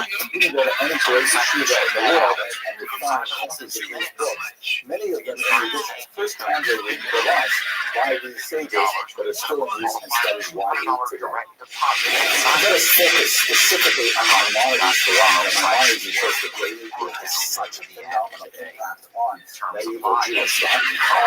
I've spoken about him in several other videos, and I would love you to go watch those, because there's just so much to say about the Rambam. But there are 2 specific books that are incredibly important to the Provence. The first is his massive Mishnah Torah, which is essentially a restatement of all Jewish law from the Torah straight through to the end of the Talmud. That basically, in a straightforward, simple, easy to access version of medieval Hebrew, Maimonides lays out the complexity of Jewish practice. It's very easy to look up chapter and verse and find out what you're supposed to do in any given day. It was subject to a tremendous amount of controversy for lots of reasons, but in our particular case, the most important person to consider is, without a doubt, the Rabbi. Rabbi Abraham ibn Dowd of Restream, who was one of the many commentators in the Torah, from the region of Samash, and he argues vociferously with the Rambam, and takes him to task with often very sharp language that you wouldn't see, let's say, outside of a typical 21st century Jewish marriage. Sorry, I said that. But, he's like so sharp with the Rambam, and so critical, that when he was silent, people assume that he must be in agreement with him, but he never lets anything go. And what's beautiful about Jewish thought today is that the Rambam's commentary is always printed on the same page as the Rambam's original thought as well. So you can read Rambam, and you can also read the line that we disagree with. Fascinating. Relevant to this as well is the guide to the perplexed, which received a lot of attention here. Savas, and in fact, the Rambam corresponded, Maimonides corresponded with the Savior of some of the more difficult aspects of the guide. It was around the criticizing, of course, in the 13th century, the was learned in Paris. Motivated by Jews who disagreed with a lot of the Rambam's philosophical leanings. But nevertheless, you do get a sense of how important Provence was to Rambam. His career in Europe was largely launched through Provence because of the sages who studied his books so assiduously. After this 13th century period of tremendous activity, of primarily acting as a culture broker, then the fascinating Provence begins to move into a creative stage. This is how Dr. Tversky puts it. France passes early from the receptive to the creative stage. And when we say creative, what this means is not necessarily like the composition of new books that have the same kind of standing as, let's say, Sadia Baron's book of Beliefs and Opinions or Maimonides' Guide to the Perplexed. But what was very important is they were essentially absorbing this Arabic language material, transmitting it, and brokering it so that it could be understood by a very different audience of Jews in Europe.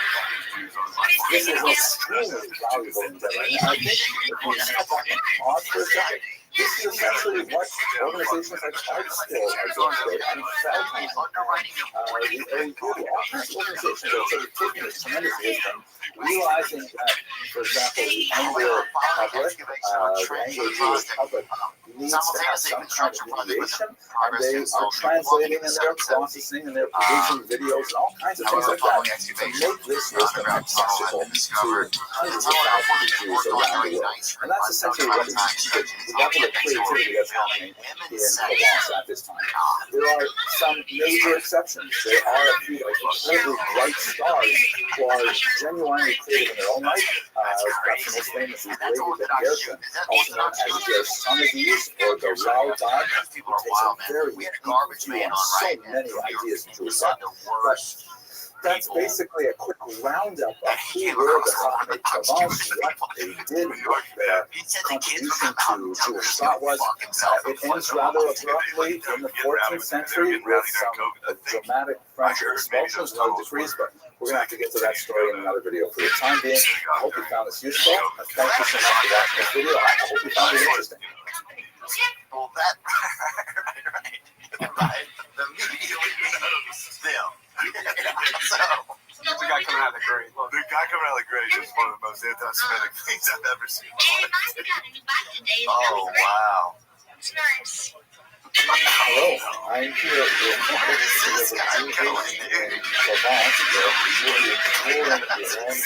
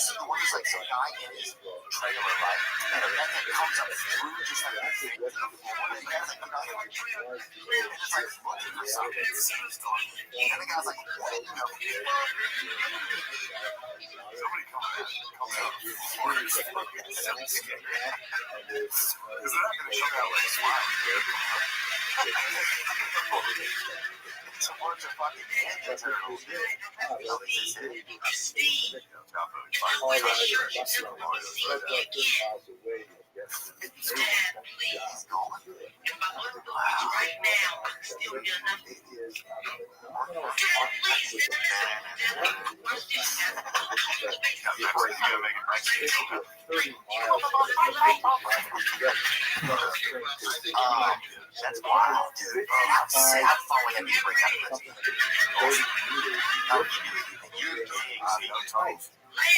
He gets stuff.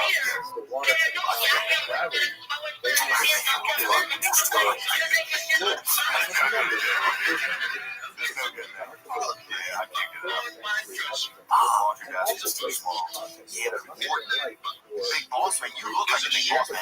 Obviously, you're gonna play him in a bio. No, I think I'm in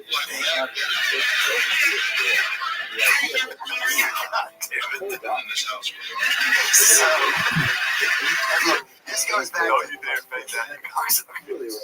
just zoom in on that big one, the one you already have as the biggest. Robert's is gonna handle this fella. Oh shit.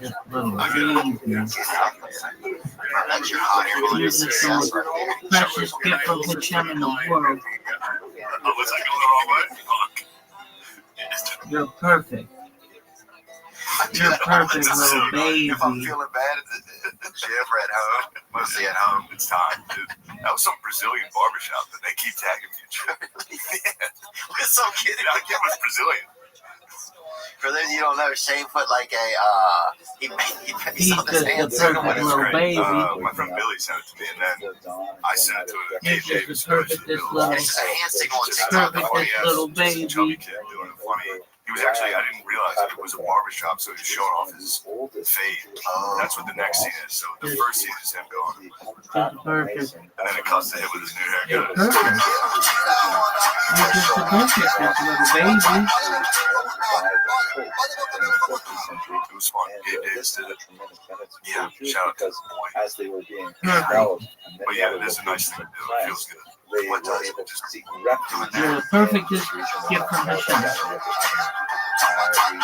You're just a perfect baby. First touchdown. So you You're a and Gabe baby Davis, bear. and he says, "Okay, this is crazy. I'll do it. How many He's a times do you have perfect to baby bear. I talked to him a lot, Perfect baby but bear in the I world. didn't think he was ever going to ever going to do it. They said a word about. And you said you got to do this. I'll be good. Yeah, he was like, yeah, I'll do it. I was like, oh, man, like, I figured the adrenaline of scoring a touchdown would He forgets. take over. Yeah, especially that. That was a nice play. You're just a perfectly little baby. Wow. What a sweet man. Bro, how good did you feel when he did this? I was Strange right here. I was so fucking happy. I was so. I You're was just a probably the happiest I've perfect been in a long time. baby. I like jumped off my couch. I was like, oh, The synagogue. Oh, you got to vomit on somebody's kid when that happens. there's no kids around. And I call it ghetto. You're just a When it was And I actually puked in sealed. the At one perfect, sprayed them out. 2,000 people, something like 15%. perfect little baby. Oh, look at that big boy. It's New York, too. Like, you know what I Look at mean? that big boy. Everything's pretty close. Probably just hung You're his just square a footage. perfect little baby. Perfect as no gift of a shot. Like, this could be another You're six just square. so perfectly baby. Oh, that's fucking Perfect little that would baby. be unbelievable. You don't make I any think there's noise. just something crazy if you could have an influence on You're just sports, because perfect. sports are such like this, like, Perfect. it just feels like such this, I You're guess every perfect. man wants to do it. You're a baby. Run and catch it. You know, You're just perfect. can't, you know. There's no part of me that can do it. Finish climbing the steps. Yeah, I wonder how I'd get out of prison, probably. There is one tile which is First of all, I'd go in as a on the woman. floor, which according to the local tradition is a He's like, you sign ain't no that woman, the bitch. world That's what is somebody not said. yet I'm like, perfect. Humans have a role What? protecting the world Okay. against this Spelled it that. oh, you have to punish It's so someone good. right out the gate, right? Oh, big He'll say that. boy. He's like, I'm gonna go to jail. Big boy. He's like, first day. I'm like, yeah, for a couple Yeah, days. perfect.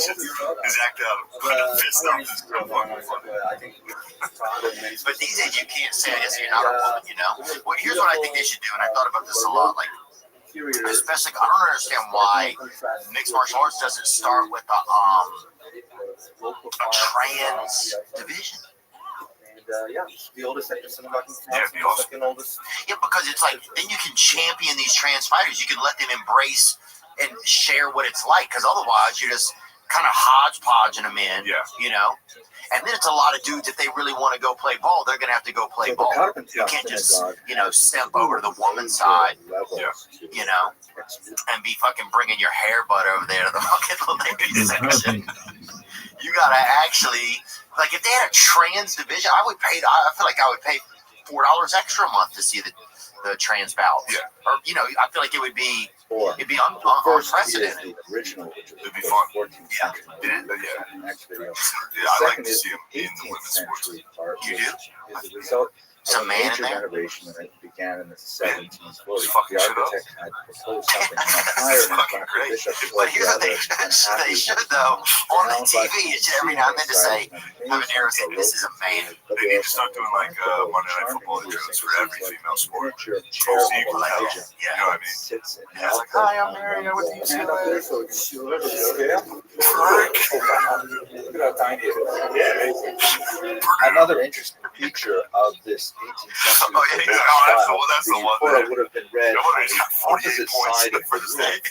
Yeah. On the second like floor, you actually have to go up some Women's stairs College to of see the Design. original Shulchan. The women's Wesleyan. section, originally it was in the basement, and then later it was on the ground floor behind some red curtains. Also on the second floor, a single That's row a of hair bud. seats, People don't talk presumably about that. for very Yeah. important. Most getting The showers. synagogue administration was God, so see, that would be, welcoming to us that here is in a reason I think I would we go were coming from a experiment with significant trans group thing or whatever, of Kosher because River cruises. A lot of you get important to get people in are a traveling shower. with, and so they not only showed us their But I bet in prized some of the possession, sports, the Sefer it's not Torah, that with the rewarding, I'm sure, Sephardic some of the style sports. case, but they even Yeah. opened up You the think? area I think some of those behind the female locker rooms, to show I us all wouldn't of be too their excited as antique much. Sefer Like if I got Torahs, into like which were college worn, volleyball, some of the I could letters trick my way faded into that. along to be used That'd be a for good shower. public reading. For They that, I had mean, for me, behind that's the literally Aron like a dark space which is front of the lovingly college volleyball preserved. team is a nice. Very, very old so Sefer Torah, embarrassed. centuries But you have to old. get your breast And, pierced probably to they like allowed it me to explain, go you know, back. because some of the chicks are tough nowadays, and then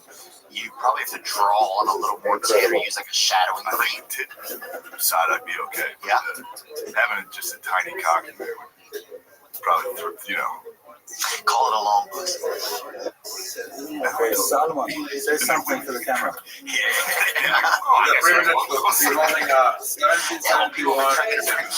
It's remarkable and often heroic. It's like Amelia Earhart's husband. He bought her that place. You treasures know of the that? synagogue were hidden away during the Nazi period that included this beautiful Hanukkah menorah, which unfortunately did lose the shamish. But what the Carpenter Synagogue is best what else can we talk about, Dave? Anything else in the news, Zach? In the basement. Yeah, you were talking about this earlier. You brought this up before. In the next video. Consumer Reports found a widespread presence of plastics in food. Oh, yeah. Well, dude, that's what they said. You know, they had that article. We've talked about this before. It says the nonprofit consumer group said on Thursday that 84 out of 85 supermarket foods and fast foods that recently tested contained plasticizers known as phthalates. The basement of the Carpenter Synagogue houses the original women's section, where women would have gathered for services, which they would listen to through events in the room. This is one of the issues. According to a Christian visitor who visited the site in 1599, they were attended by a blind rabbi who would translate the reading of the Torah and the prayers into Judeo-Provençal for the benefit of the women who rarely had literacy in Hebrew. These babies from the 18th century. Other health problems.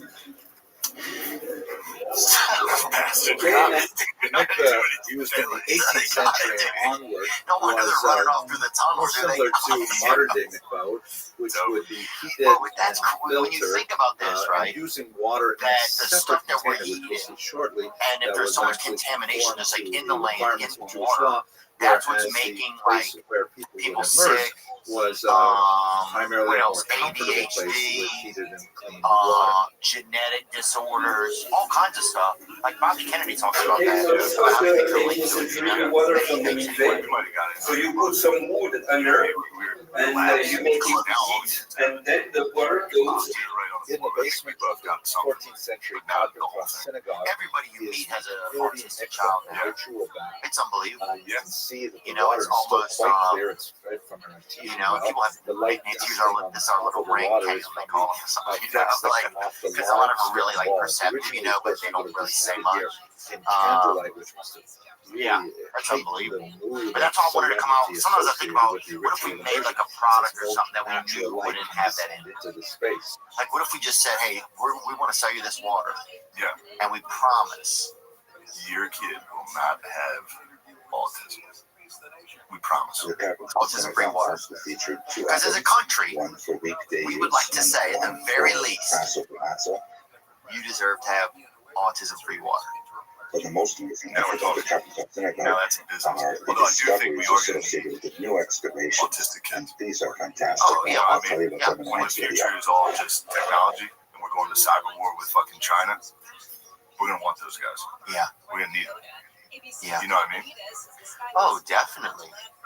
Yeah, I think, well, a lot of the business is now run by, like, people that some people say could have some autism. You know, there's a lot of speculation that Jeff Bezos has it. Zuckerberg, Bezos, Musk. Zuckerberg, definitely. Yeah. Musk, certainly seems like he has some. Who else, dude? Dennis Allen, the coach of the Saints. Who else? I'm not sure. Eric Adams got it. Oh, Eric Adams got it. That guy definitely got it. Oh, you look peek through your child's Lunchable. Oh, you think that's just a small stack of ham? No, look under there. That's a gram of methamphetamine. Like, damn, Eric. Every time that kid's up fucking running around. First established in the late 14th century, the Jews had been here for about 150 years. Do you think about moving back from here? You think you're settled in? Four families. Oh, I don't know. I don't think I'll live here. When they returned to that's just a big petition for the right to rebuild their homes. The conditions that were laid down was that it could not be enlarged and it's quite possible this is the actual location of the earlier in the shows. And what do you think the next 10 years of life is like?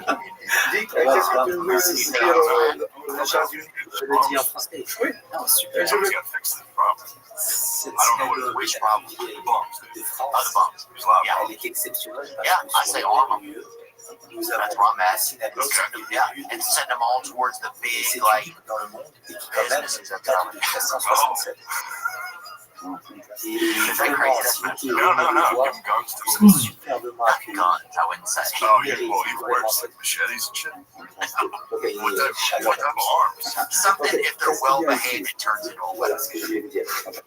So, like, yeah, like a bow staff that has maybe a blade on the end, but they have to put both hands on it, and it can tell if you're being good. That's your arm. It's too high. You're not getting it. You need low heart rate. Warriors. I don't like using the term bum. I like using the term. Heroes of society and stepdads. Yes. So you're talking giving Ninja Turtle weapons. That's homeless guys.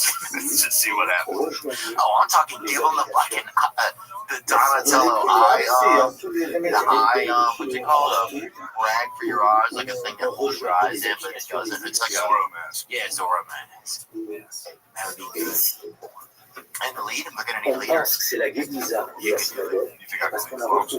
Yeah, I'll teach you a horse. They would respect the horse. They're like fucking Aztecs. This guy on a horse is this guy. He's a god. Somebody rolls up on a horse, yeah, definitely. Yeah, I'm just showing. There's a lot of fucking damage. Horses. No, horses.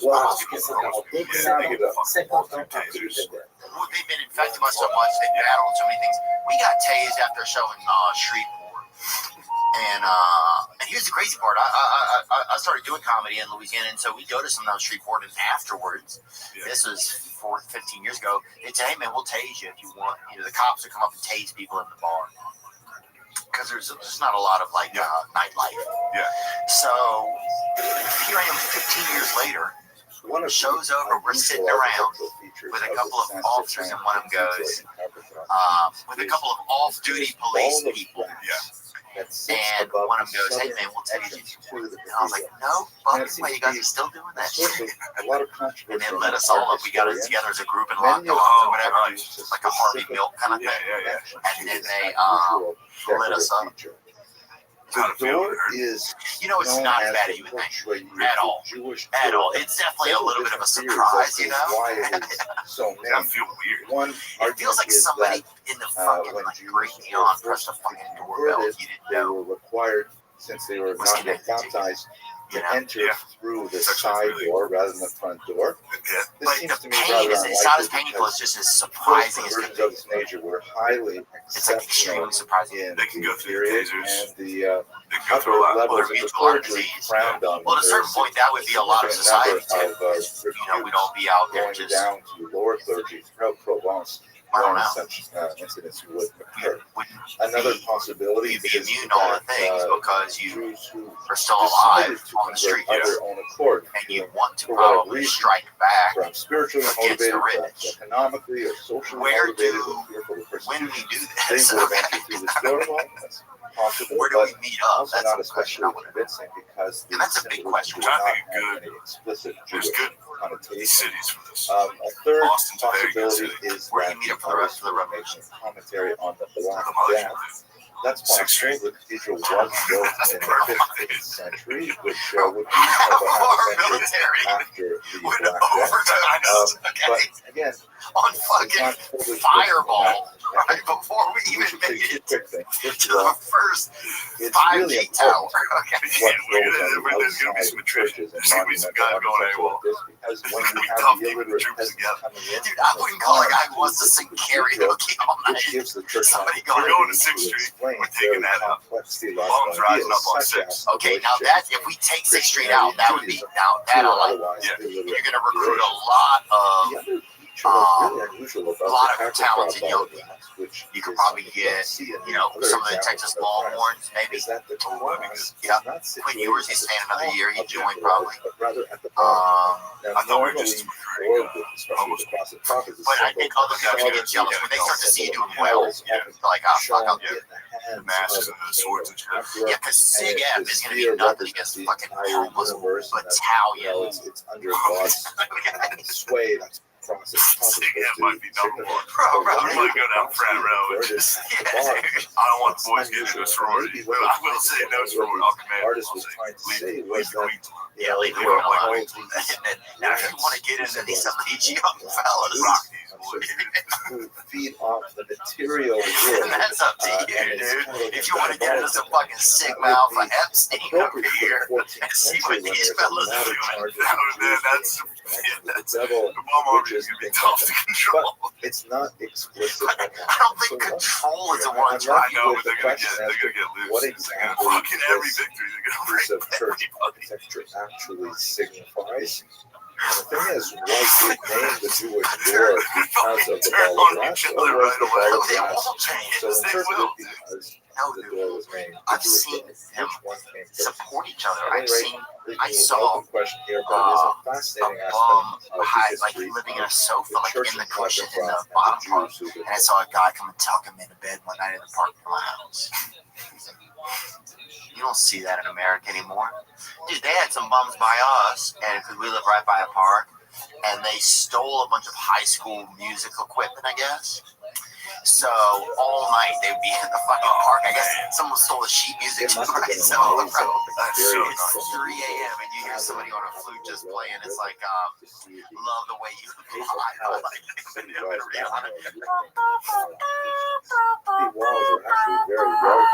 people are like, shut the fuck up. That's James. A lot of really gorgeous most amazing design of the fucking sick. But so, dude, so the first, what do you, so, okay, so you say you meet up at the Comedy Mothership? I'm saying it, yeah, I think that's a good location. Okay, that's one somewhere on 6th Street. Okay, that's fair. You can get a battalion there. You can't say you have to have a location.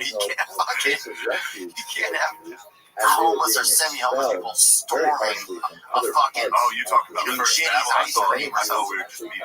I think it would be a good test to try to get the mothership because they got Rogan in there. Okay. They got his team security. Yeah, you got it's probably be the chef. You got test your fucking might against them. What do you think got first battle? Against who? The local police? They send the bombs into the mothership. On the corner of the square is located modest. We're never going to work here. The Avignon Synagogue. This is not a good choice. Not the synagogue.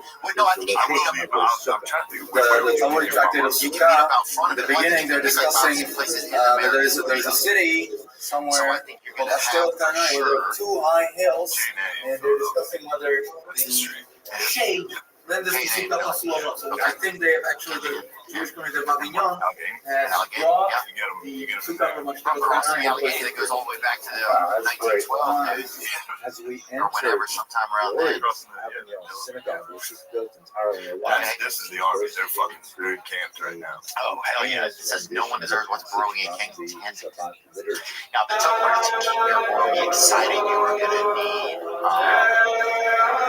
the cabin beds.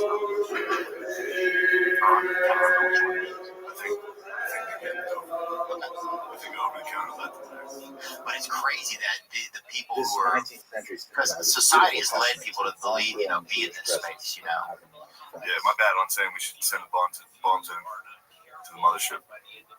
No, I think, look. That'd be a tough one to get in. That's what I'm saying. There's a lot of security there. Oh, that's a good point. That's what I'm saying. It's a good first round. You know what I mean? Week 1. No, I support it, actually. I say we send it, You dispatch a unit. See how they do. Yeah. And then we test to say that's like the final boss and see how we can do against some crack security and guys with guns. Oh, yeah. You're never going to be able to beat fucking Little Debbie or fucking Nextel or any of these Facebook if you can't take out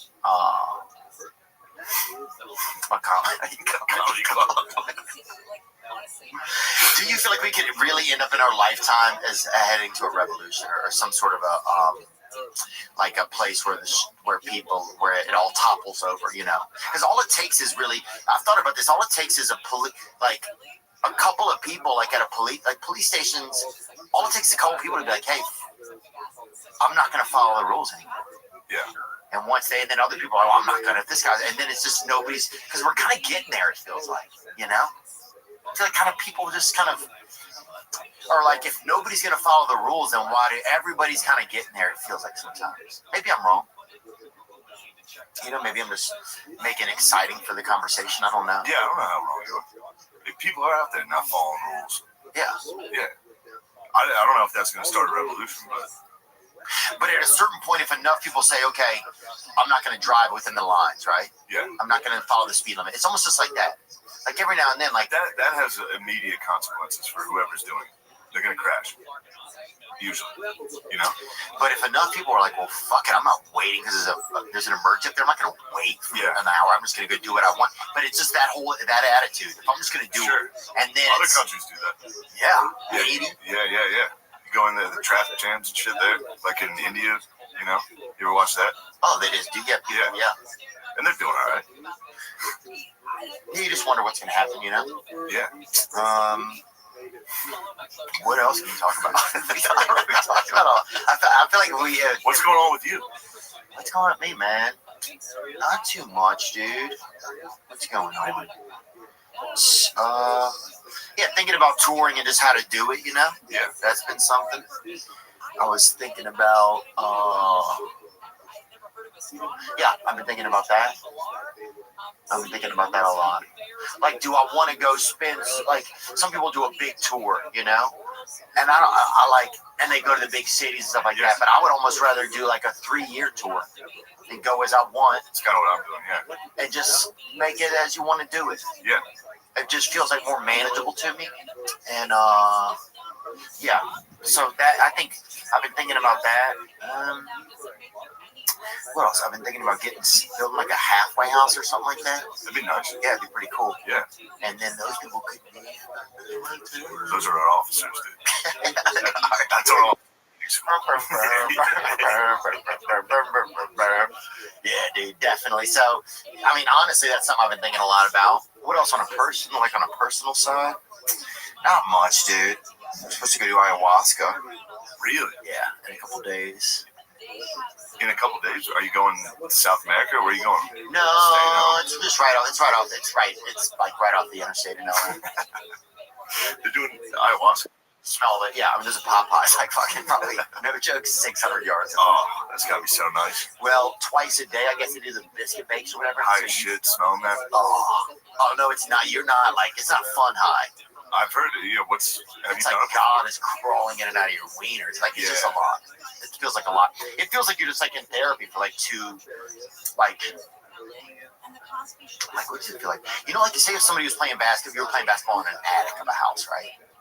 It would feel kind of weird maybe because you're like, the floor feels like but this feels like you're playing like basketball like on the first level. Like it's just like that doesn't make any sense, but it feels like I don't know. It's just intense. You've done it.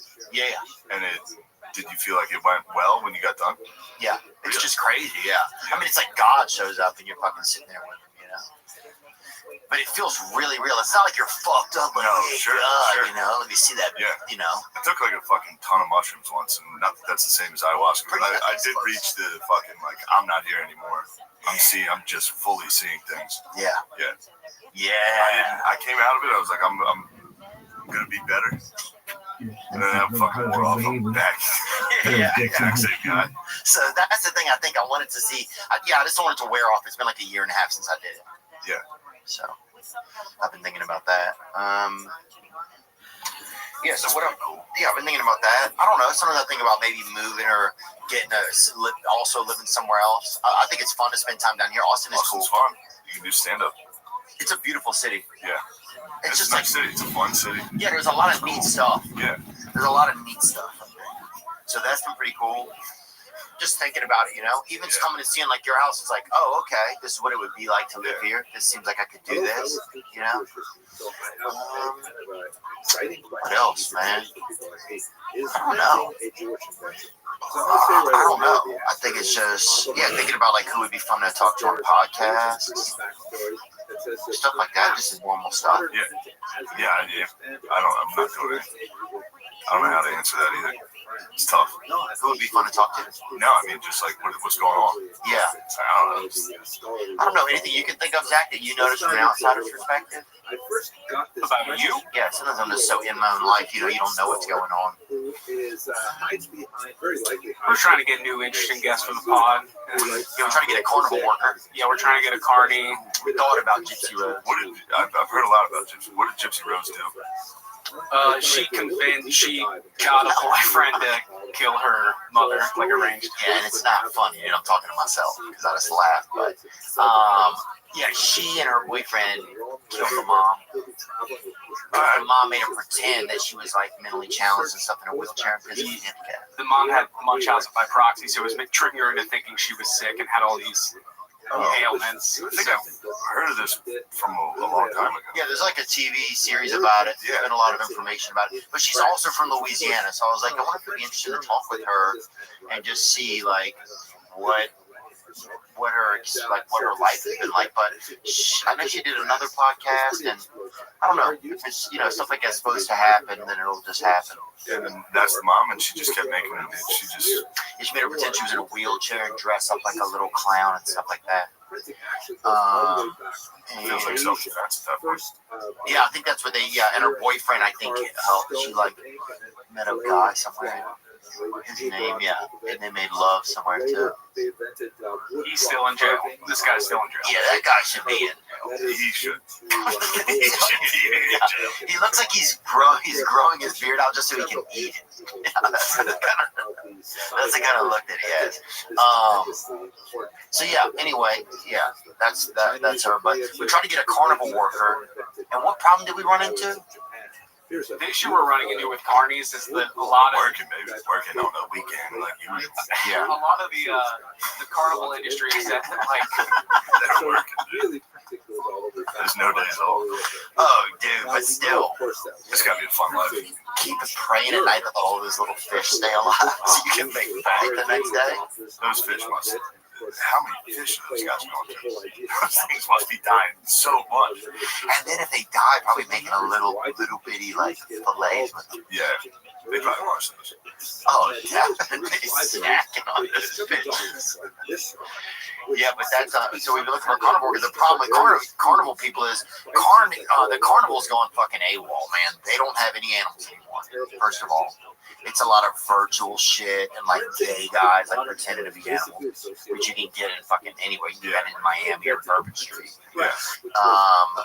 And then it's very, I guess, more Disney on Ice or something. You can't find any of the good motherfuckers, you know? Like, I remember there was a guy, we used to live by the fair that would come through town, right? So if you went the day early before it opened, for a quarter you could do a ride, right? And you were basically practicing. People would disappear, people would go fucking missing, people would get wifed up, you know, your fucking chicks would get wifed up by a lot of these carnival workers and everything, but you could go practice, you know? And like I remember once I was getting off of a ride and I guess I grabbed two like rails at the same time and it completed a circuit. And so I was just like this, you know? And this guy I remember goes, "Get on out of here," and he called me the N-word. He put his foot on my back. And thank God. He kicked me sick. Thank God, dude. So yeah, you should be seeing where getting electrocuted is so fucking funny. Oh well, it's surprising. It's like it happened to my cousin. He was fixing a VCR laying on the floor, and he's big. Yeah. And he was fixing it, and he was laying on a wire, I guess, that was exposed. And while he was fixing it, he just stopped. He's huge. We were all, "What the fuck are you doing? Get up!" Like, no one was like, "He's dying." Everyone was like, "What the fuck, dude? Stop." Yeah, that's one of the worst things that happens when people get electrocuted. Is people like call them pussies a lot, or like quit doing all that gay shit. People say stuff like that. You're like, "Shake." Yeah. You shake. Yeah. This ain't a time to laugh, Rodney. Then a woman screams and you realize it's serious. I just remember. Unless you're having women in your house. Yeah. Without women, they are an alarm. They're like dogs. Yeah. They scream the second anything is happening. They know something's scream. Yeah. You know something's going on. That's a great point. Men are just like, "Hey, what the fuck's going on?" Women screaming during like a fight. Yeah, it's hot. It hurts. It's hot. It's unfortunate. Getting your ass beat and having your girl scream while it's happening. Just whoever's beating you up is terrorizing your whole family unit. Like it's. Yeah, that's a crazy thing about watching fight videos is with the girl like just yelling on the side. Oh, stop it!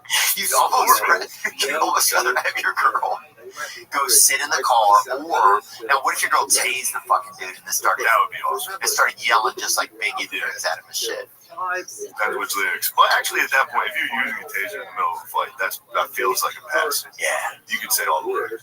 Yeah, definitely. You know. Yeah, I think having your girl, knowing your girl is taser ready is fucking hype shit. And women screaming, it bothers me during basketball games. They scream. Football games, you know, they get excited and scream so loud. Oh, it's ridiculous. My buddy took me to watch his son play football, right? And there's this band of women behind us, okay? One of them has a megaphone that doesn't fucking, it just makes him sound like Stephen Hawking, right? So it's just some lady. Yeah, it's like, are you fucking... It's like a $9 megaphone. It's like, are you fucking kidding me? And she's just yelling and they're all yelling at the refs, dude, you know? Yeah, yelling at refs in kids' games is fucking nice. Because that guy's a fucking loser. Oh, yeah, you know? Yeah. It's so mean. That guy wants to have control of the community, though. Yeah, he's like, all right, I got to ref this fucking 7th grade football game today. Yeah. And then there's some parent like, you fucking piece of shit. Yeah, that was a hole, you fucking dumbass. Yeah, that was a hole. Get your eyes out your ass. Somebody will yell at that. Follow you to the parking lot and beat your fucking ass. These guys have to like run to their cars after middle school football games. For $12 an hour, the guy has to fucking almost die in his community just because he fucking wants to work on the weekend. And that dumb fucking outfit, you gotta take your hat off. Yeah, this is it right here. Got drunk, all these dudes are. These dudes are shit. Unbelievable, dude. That is nice though, getting fucking wrecked and going and coaching a game. Yeah. Umping a game, shit face. Have you done it? No, I haven't. I have not. You seem like you would be able to do it. I coached midget football. Did you really? Yeah. Really little one? Oh, you were top one. We called it midget. Yeah. 8th grade, we called it midget league. Yeah, some people used to call it that, and some people still do call it that. Is there an actual little person football league or not? It's gotta be. Let's bring that up. They're doing all types of stuff. Well, you know what always gets me every year is that video of the blind guy playing football that comes up. It's like a blind child playing football. That's so funny. It's funny because it's you know what I mean. It's not fun. I'm not laughing at. No, it's not funny because the guy's blind. It's funny because it just goes exactly how you think it's gonna go. Yeah, and the reporter pretends. This is what's funny about it. Is the reporter's what makes it fucking ridiculous. Because they're like, hey, this makes perfect normal sense and safety for this guy. And then they watch the play and pretend like it's fucking not. Insane. Little people versus giant people. This is soccer. I don't see any like American football. Giants. Hello, fellow really excited about our upcoming exploration. Oh, little people are way better at soccer. 1-3 looks good. So this video is part of my advanced research for that. I'd like to speak specifically about an amazing time in the 12th century where there was a huge conflagration of ideas collecting in Provence that really created an amazing culture that makes this part of the world so special for Jewish history. So let's unpack it. First of all, have a look at the various influences on the region of Provence. Here you can see in this map, it is towards the south of France. We'll be cruising southward from Lyon down the Rhone River to the Mediterranean. Dylan Collier. God bless him. We should call him actually. Like that. Let's get him on this whole episode, Zach. Jewishly, him and Chase Matthews, the guy that several different shit in the wig bar. What that guy do? There is tremendous influence of Spanish Jews, especially those that come from the southern part, where you have all of these ideas regarding how Judaism fits in a larger world relationship to Islam, relationship to Christianity, they're all cooking among the tremendously creative scholars of the golden age of Spanish Jewry, and they're reaching up over the Pyrenees Mountains and making a huge influence on the Jews living in Provence. The second major area of influence on Provence is, of course, the Jews of France, more specifically northern France, where the influence of the school of Rashi is especially felt. Rashi dies in 1105, and his grandchildren developed something known as the Bali Tosfos, the masters of the Tosfos, who are essentially, that word means additions, and it refers to the commentary that's typically printed on the outside of Talmudic pages that is very, very different from Rashi brought to the page. Rashi is especially known for his very pithy clarifying comments that explicate the difficult phrases or ideas of the whatever he's commenting on, whether it's Torah or whether it's Talmud, and he'll also incorporate the teachings of the oral Torah into his commentaries.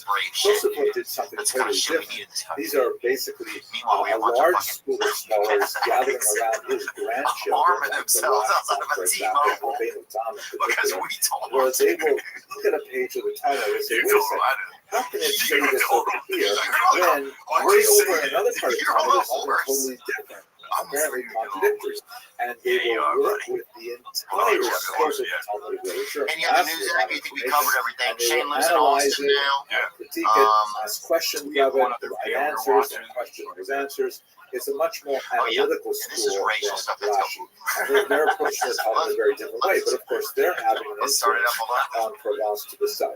It is important to note that Provence is quite distinct from one of the problems that's happening in society is today. people A can't whole afford host of reasons they even speak a different language, a different this happened, I think, in French, and they maintain, as we shall see, very strong regional identities, both the local non-Jewish population and the Jews living in Provence. The third influence, which is what I like to look at today, and this is all happening in the late 12th century in particular, is from all the way out in Egypt, where you have the Great Eagle, no one less than the great Maimonides himself. And he's writing, first of all, in Hebrew, his Mishnah Torah begins to make its way to Provence, and that has a huge impact. But later, his Judeo-Arabic writings are mediated the guy didn't just stop and say, hey, senior citizen who is 60 years older than me. So let's turn now to the internal rivalries between the French Jews and the Provence soldiers. Get off my car.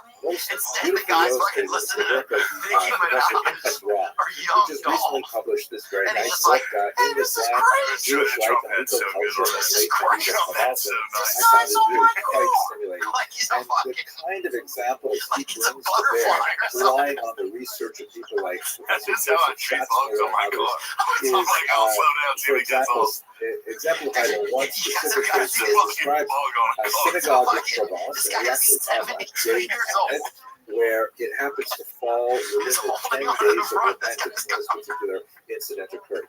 That means it's between Rosh Hashanah and Yom Kippur, and apparently long after midnight, Jews are gathered in a Provençal synagogue, and they're saying the special prayers for that penitential season, the Slichot. And in walks a French Jew, right? Not a Provençal Jew, but a Jew from France, and he says, I have to bury someone, I need some help with this difficult task. And he's apparently got his shovels and pickaxes and things with him as he walks to the synagogue late at night.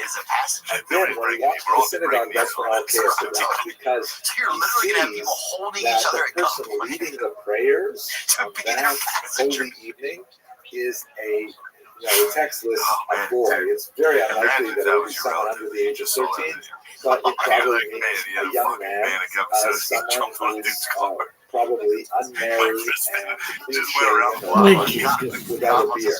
And apparently this French Jew gets really upset. And he says, what is going on in this synagogue? Don't we all follow the custom of my ancestors in France proper? And says that these special prayers may only be led by an adult male with a full beard. You know, that these prayers have tremendous gravitas and seriousness. And how can you choose someone to lead your prayers was so young and inexperienced. And apparently the father of the son confronts this man and says, wait, what is it? You're out of your business. This is our city here in Clubhouse, and we follow our own customs. And it actually descended into a battle of fists. They actually fought each other. And in fact, they involved to some degree use of the shovels and various tools that the great they brought with them. And this ended up in criminal court, non-Jewish criminal court, where we have the entire transcript. So I think this one little episode kind of illustrates the tremendous degree of the rivalry over a fairly small point in Jewish law, like who is or what is the appropriate age for someone to lead the prayers in synagogue. Nevertheless, wonder what the kids do now too. It'd be crazy to see that influence violence between Jews would believe who here or took this something. very, very seriously. So, with this in mind, we've got the rivalry between the French Jews in the north and what else we got, Zach? Anything else? South, I've been here a specifically while. over About 2 hours. who has authority to dictate the customs. Matt This and is where Shane's secret our podcast minorities entering with from. Matt So McCosker and Moses Shane Gillis. Maimonides was Matt's a kind of person cool of next time no with you, small Matt. That's so much consequence, fun with you guys' no show. small controversy either. His works were quite challenging. He took on massive tasks with phenomenal ambition want to make and sure we have actually our brought them to fruition. One of his early works that made it to Provence during his lifetime was a book called the Mishnah Torah, literally the repetition of the Torah, in which he consolidates all of rabbinic writings into one completely refashioned legal code that goes through the entirety of how Jews should conduct themselves in this world. And it's a massive work. We've spoken in the other lectures about why it is so special and so unique. It was received with great enthusiasm by the Jews of Provence, and they were so excited about this. We've got to read more of this man's writings. And they turned to the Ibn Tibbon family. They were originally from Spain and were fluent in Arabic and, of course, Judeo-Arabic, which is basically a version of Arabic written in Hebrew characters with a significant amount of Hebrew and Aramaic influences. And the Ibn Tibbons churned out book after book, translating the great classics of the Judeo-Arabic tradition, which is partially a Spanish tradition, and partially a North African tradition, working on books like the Cobos of Lavos, The Duties of the Heart by Rabbi Rothschild, and then, of course, the great Oren Nebuchadnezzar, the great Guide to the Perplexed of Maimonides. This got Maimonides to a lot more trouble because once he was rendered to Hebrew, specifically his philosophical work, Guide for the Perplexed, was way more challenging in many ways than Mishnah Torah. Those French Jews from the north were incensed, and they were so upset with the amount of Greek thought that Maimonides openly included in his philosophical work that in the 1230s they actually denounced it friars and had Maimonides' books burned publicly in Paris. In France, that may have been the case. But to the south of Provence, even his greatest critics, such as the individual who was buried here, the Riva, Rabbi Abraham and David, there are actually several Rivas. This is known as Riva II. He wrote a commentary on the Mishnah Torah, which is sometimes small corrections and sometimes very harsh criticisms, but nevertheless embracing the idea of Maimonides' works. This is actually a gravestone at the site of his burial, along with his son, Rabbi Isaac the Blind. They can be like, oh, this is something rich. Hey, we just got a call from Richard and outside of somebody full of light, that is who is one of the great Kabbalists of the region. So in its entirety, Provence, unlike France to the north, with the influence of the French in particular, is very tolerant of many different ideas, including Maimonides' challenging philosophical ideas, largely because they had already been Welcome to introduced town, this man. kind of Are you touring this year? What else is going on? Just so the people Spanish speakers, and especially the family of translators. When this comes out, but I'm going to announce Okay, I'm doing wow, Netflix. so amazing. I can't wait Is to a go back joke to the on the Greek last theater and the look Kiev at Forum. that amazing territory, see where these brilliant Jews live. Isn't that I hope you'll 11,000 be able to seats? join us on Culture Riverboat. Oh my gosh, I think Louis said that's his God favorite willing, place to we'll go to a provide show. videos of Yeah. the experiences we have. I think I might Thank you maybe very try much that for this that. year. That's so exciting, dude. Yeah. Wow. So that'll be exciting. I'll be nervous. That'd be your biggest show ever. That'll be the biggest. That's exciting.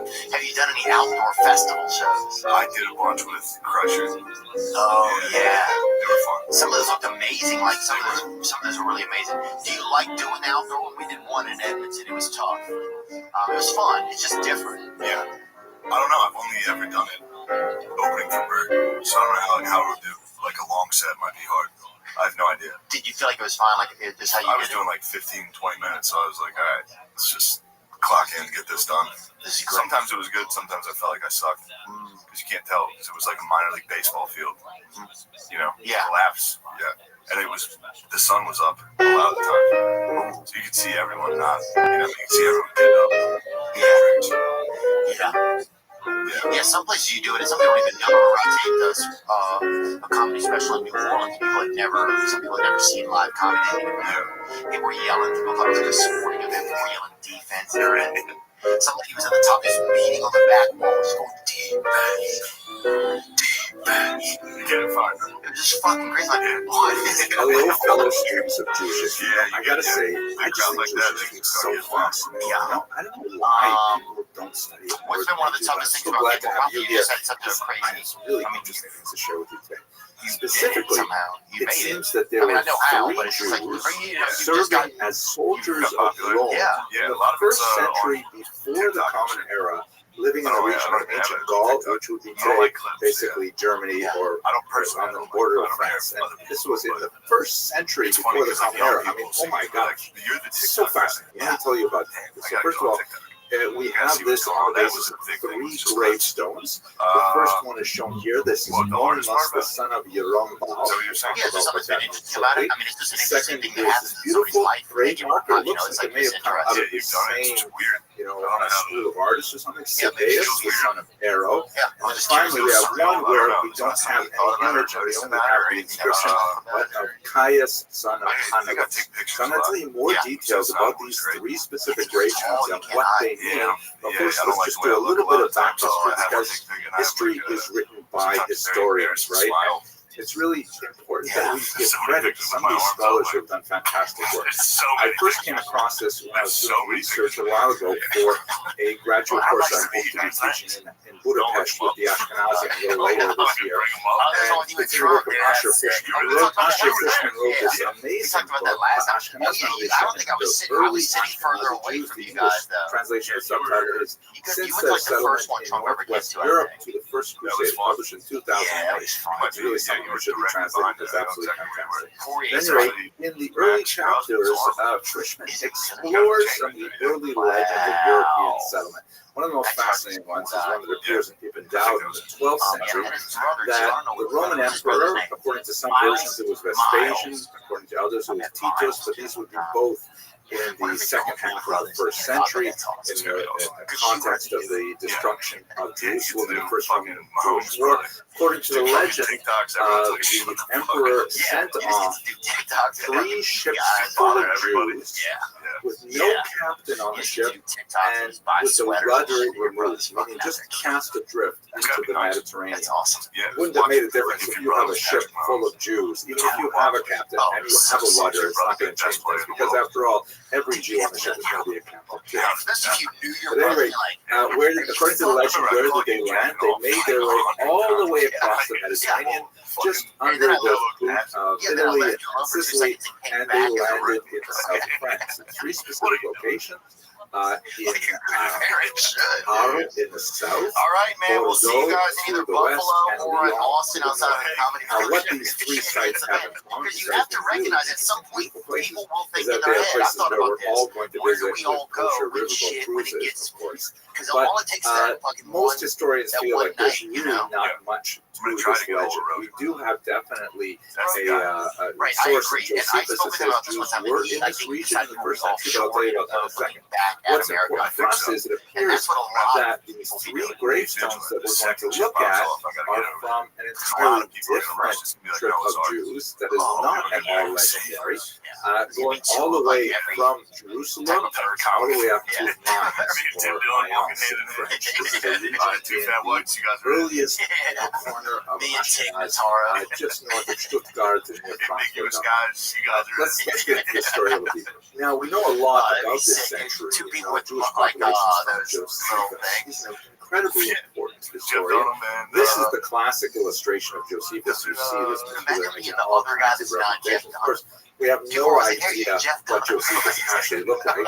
At one point, there was a sculpture discovered, and a lot of historians got very excited because they thought this was Josephus. But in reality, we were just kind of like fooled by a large nose. I'm sorry you didn't win the gold. And it turns out not to be Josephus at all.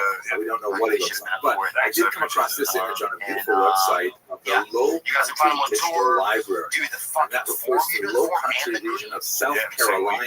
There's some amazing things there, including several reproductions of images of Josephus. Not only this one, but here is like the studious Josephus. You can see he looks really quite good. Kind of earlier one.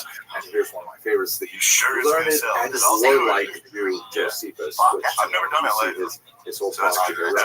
At any rate, let's go back to the story. Josephus records the fact that we know there was a Jew in the south of France in the first century. The king Archelaus, he was the son of Herod, and he was renowned for his incompetence, and he was ultimately exiled by the Romans from Judea to Vienna, not Vienna, but Vienne, which is in the south of France. Now, I know you might be thinking, exile in the south of France doesn't sound too bad, but you have to realize that in the early first century, it was like impossible to get any decent Asian kosher steakhouse in the south of France, so it must have felt like exile. Josephus tells us about that one Jew there, but he also tells us about the Itureans. And here's where Rabbi Dr. Sally Levy comes to tell you about. I'll be in Here's a photograph of him Louisiana. We're coming back over there. Chaplain in We're going to do it at the Sanger Theater down now. Well-regarded career, not only as a 29th soldier, and 30th. but also as a rabbi. Get your tickets early with the resale code RAT starting this Wednesday, January 17th. He was the last rabbi 10 a.m. local time. General on sale begins Friday, January 19th. The sad part of the story is that even though he had a brilliant career of caring for his community in Mainz, he went to America in 1938 to raise funds for his community and things like that. And when things got so much worse in the Nazi period, he actually returned to Mainz to care for them. He was there until the spring of 1941, until it became very clear that it was very dangerous for him to remain. He made the decision, and now he's 58 years old. He made the decision he was going to emigrate. He tried to make appointments with the Gestapo to get special permission to leave. And while he was waiting for that, he died of a heart attack in Berlin. He was buried in the cemetery that was the site of so much of his research. Let's go now directly to his research. So he published this article in this great journal. You get really the feel of the Weimar Republic era. It translates as the newsletter for the history of Jews in Germany. The font, as you can see, is very bold and aggressive in the sense that, yeah, we belong in Germany as well. And his article was on this remarkable early finds, first century before the Common Era, of Jews living in Germany. Who were they? So first of all, they were Itureans. You can see from this map here that Iturea is located to the northeast of what would be contemporary political boundaries of the state of Israel today. It would be sort of eastern Syria and Lebanon region. This area was conquered by the Maccabean kings, the Hasmoneans or the Hashmonaim, and the people there, as we saw earlier in Idumea, they were forcibly converted to Judaism. This is a very dark period in some ways in Jewish history. It's really the only time that this happened. It was under the Hashmonaim, and the Jews had lots of reasons to later regret that. No doubt the hesitancy to accept converts stems from this period. The Romans took control of the region in the year 63 before the Common Era, and they made good use of these Epicureans afterwards as soldiers in their army.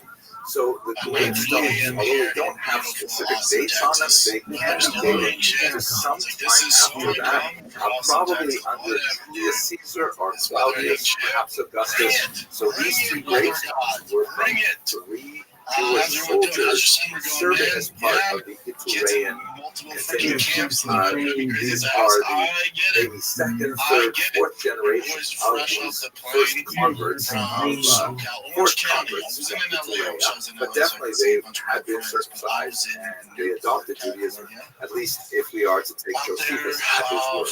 Now, let's go back to the stones themselves and try to understand what can we derive from them. First of all, they don't look especially Jewish.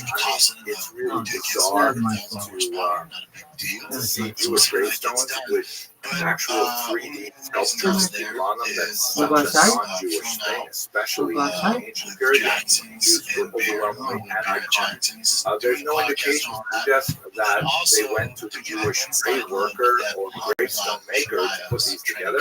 And this could have been, just what they would do for any gravestone at the time. Probably for wealthier, more important people, because these look like pretty significant works of art. But there's no Jewish symbols in them. There's no Hebrew in it. The temples are entire in Latin. The only one that mentions a family member is the third one that doesn't have an image on it. This was erected by Robert. By the way, we can also mention that we're not absolutely sure that these are totally Jewish, but there's priests does his camps out of there. A bunch of guys do. But even if you decide that, we're talking about three Jews, there's no indication that there's continuity of these three Jews and some kind of nation community that will later last hundreds of years later. We do have one reference. Yes, sir. It is Monday morning, July 21st. At 9:30 a.m. here in beautiful Austin, Texas. Weather still ain't shit. Everyone's like, this is so uncommon for Austin, Texas. Whatever, dude. This weather ain't shit. Bring it. Bring it, weather god. Bring it. How's everyone doing? How's your summer going, man? Yeah. Kids in multiple freaking camps, so they're not driving me crazy at the house. I get it. I get it. Your boys fresh off the plane from SoCal, Orange County. I wasn't in LA. I wish I was in LA so I could see a bunch of my old friends, but I was in Newport, California.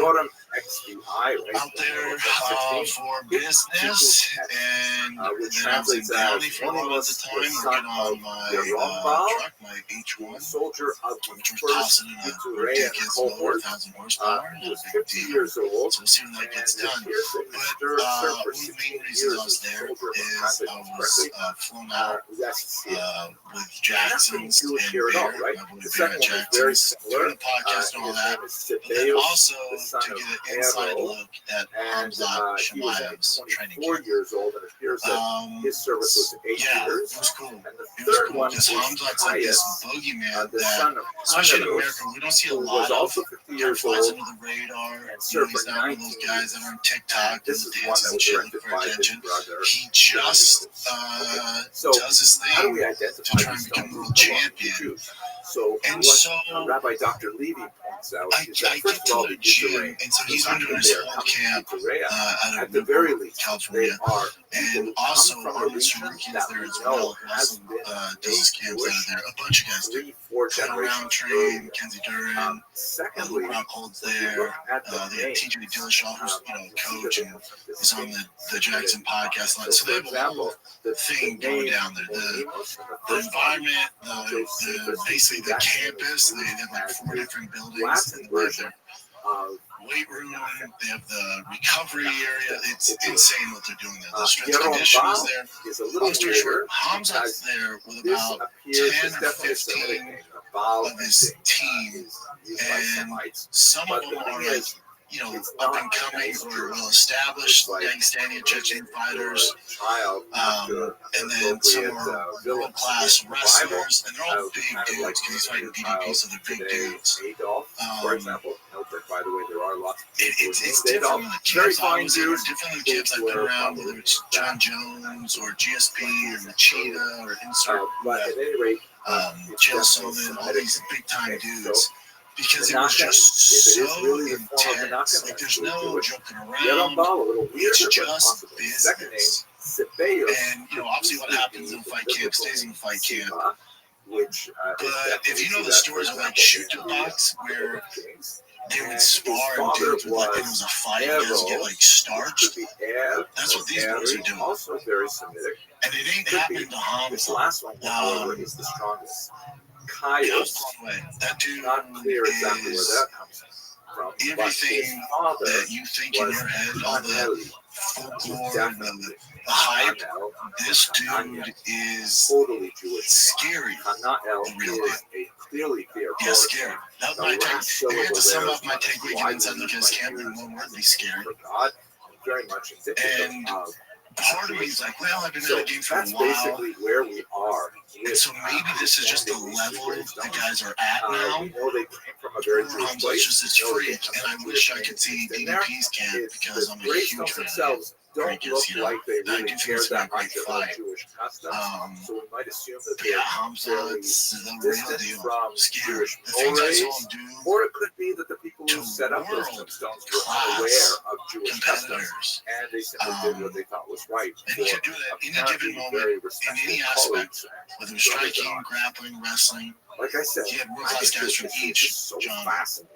And it was like he was just playing with his food. Exploring again, and then when the coach was like, dude, let's get going. And then, the wild, so to speak. And then you're able to join us on Kosher Riverboat Cruises. Dog great. I look forward to speaking to you in future. People that really didn't know, like, what the fuck? I was like, holy, like, I knew his wrestling was good, but yeah, I was blown away. They're so serious, though.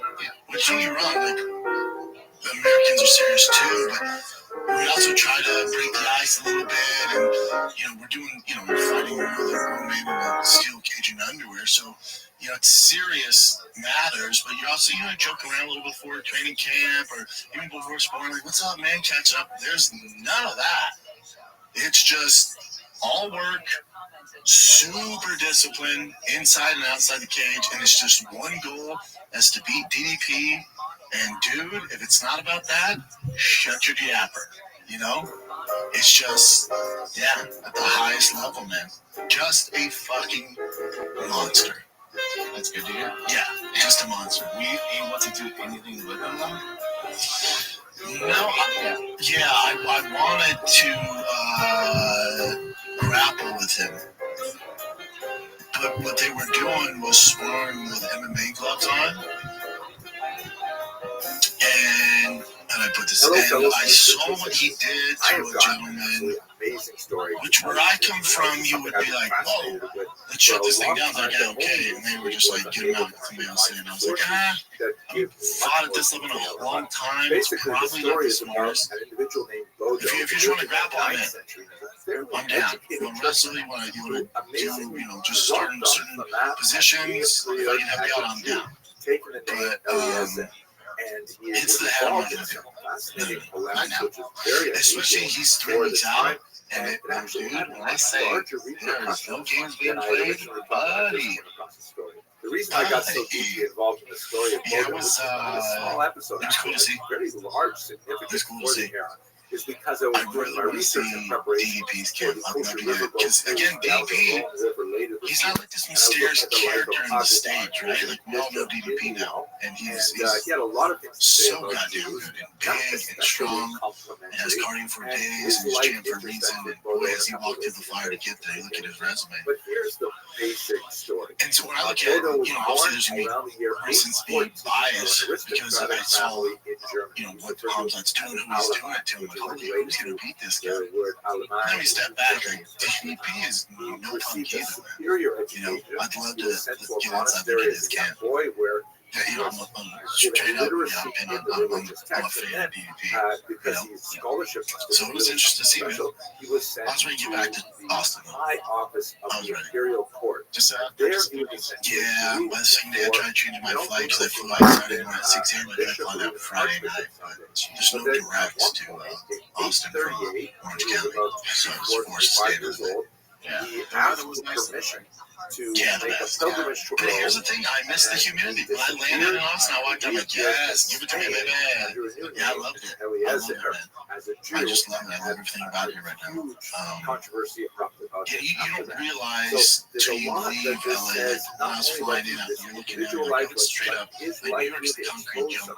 But LA, the difference is, especially in Newport, Orange County, like every house is like, whether it's 10 buildings, but they're all right next to each other.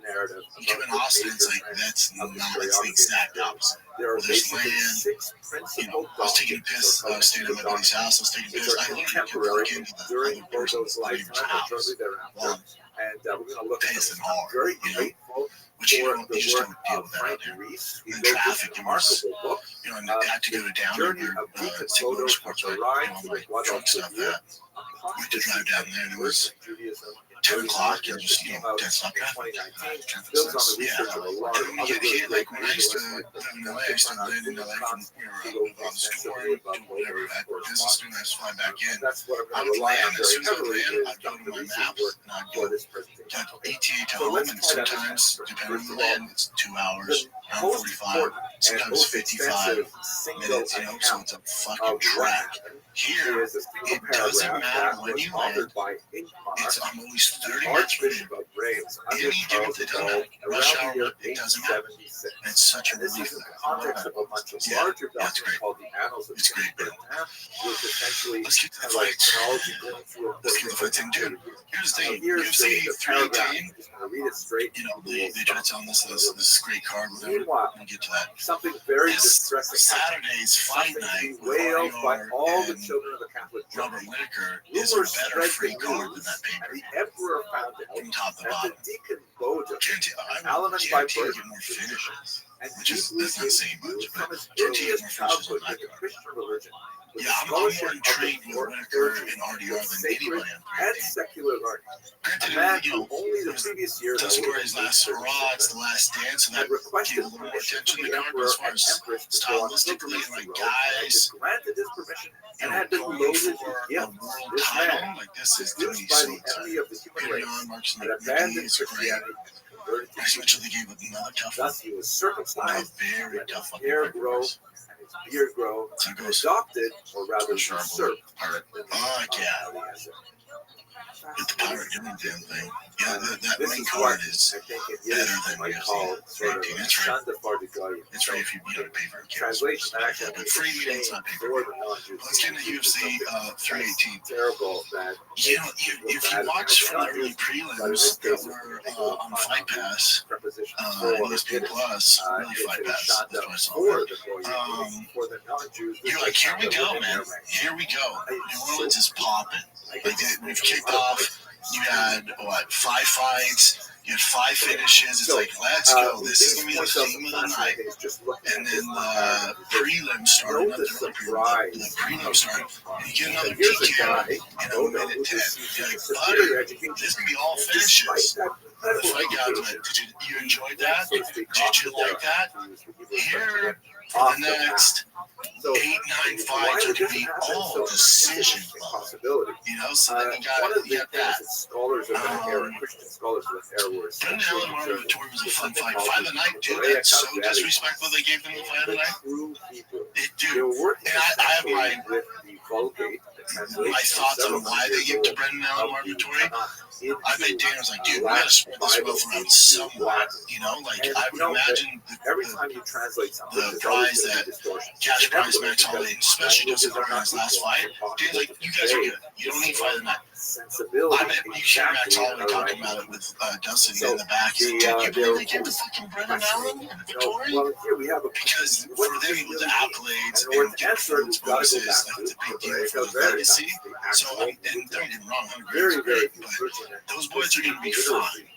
It was a longer way for Brendan Allen. Bodo was among those who started. And I was rooting for him. In this context, I was reminded of something I But I think for I was rooting for Victoria in that one because he lost his brother in a fire. I know that's what made me also want to. God, he needs this. Man. He really needs this. All right, kids, let's take a little break here from the shop show. When we were young, we used to dream of being anything. An astronaut, president, prince, princess. As you get older, your dreams change. Focus on less on running the world and on how you can take your skills and ideas, turn them into something that's real, like a business. Instead of dreaming of going to space or owning your own castle, if you start dreaming of owning your own freaking business, you'll need a website, payment system, a logo, a way to advertise to your customers. It can all be so overwhelming and confusing. Well, thankfully, that is where today's sponsor, Shopify, comes in. Cha-ching. Shopify is the commerce platform behind millions of businesses around the world.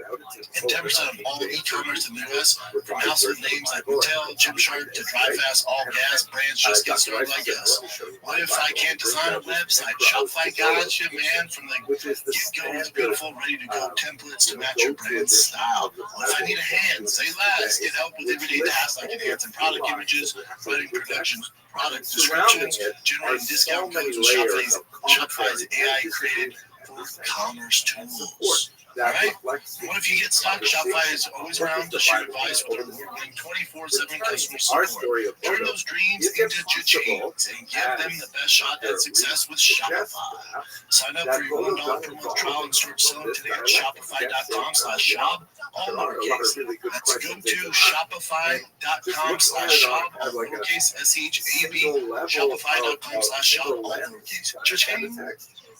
Aloe Vera and Kyler Phillips. I love DC. I love part of the reason for this John Attic and Paul Felder. They're great. They're great. Dude, the amount of hype they were doing with but for the time being, let's just add one more point. This kid's always been like he could do no wrong. It's clear technical wise, he looked ready. Was that I didn't watch that fight and went, oh man, this dude's gonna be a real threat in the bantamweight division. The story of you look at him like, hold on, Kyler Phillips is a beast, but he's just got a little overwhelmed with the pressure over there. But at the tip of the spear, like the top 10 guys are gonna eat him alive, dude. The annals of just walking forward with your hands down the entire time. And then just launching into these loopy right and left hooks and leaving his feet. Every time he threw right hand, his body mechanics, it's just all off. How no one brought that to the attention of the audience? And now maybe they just want to focus on the positive, I get it. But my takeaway was super talented kid, super athletic, explosive, technical wise, he has so far to go before he reaches the top 10. Now, Kyler Phillips, I think it was 15 or 12 or whatever he is, so maybe they put him in the top 10. Good luck, Bubba, with that fighting style. Now, maybe he was just doing that because he didn't really respect Kyler Phillips' power. Maybe it could be that. You know, the kid's a banshee. His pressure's insane. But, you know, he called out, says he wants to fight Sugar Sean.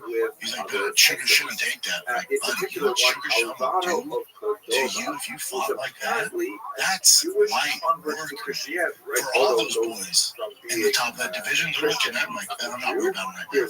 Now, maybe, again, it could be a product of Oliveira not respecting Kyler Phillips' powers. Like, this dude cannot. Maybe if I fought, you know, a different bantamweight that had power, I would fight with my hands up and not bring my feet when I throw punches and wouldn't stay on the center line when I'm throwing combinations and wouldn't walk forward and get striking moves with my hands up. All of this is terrible.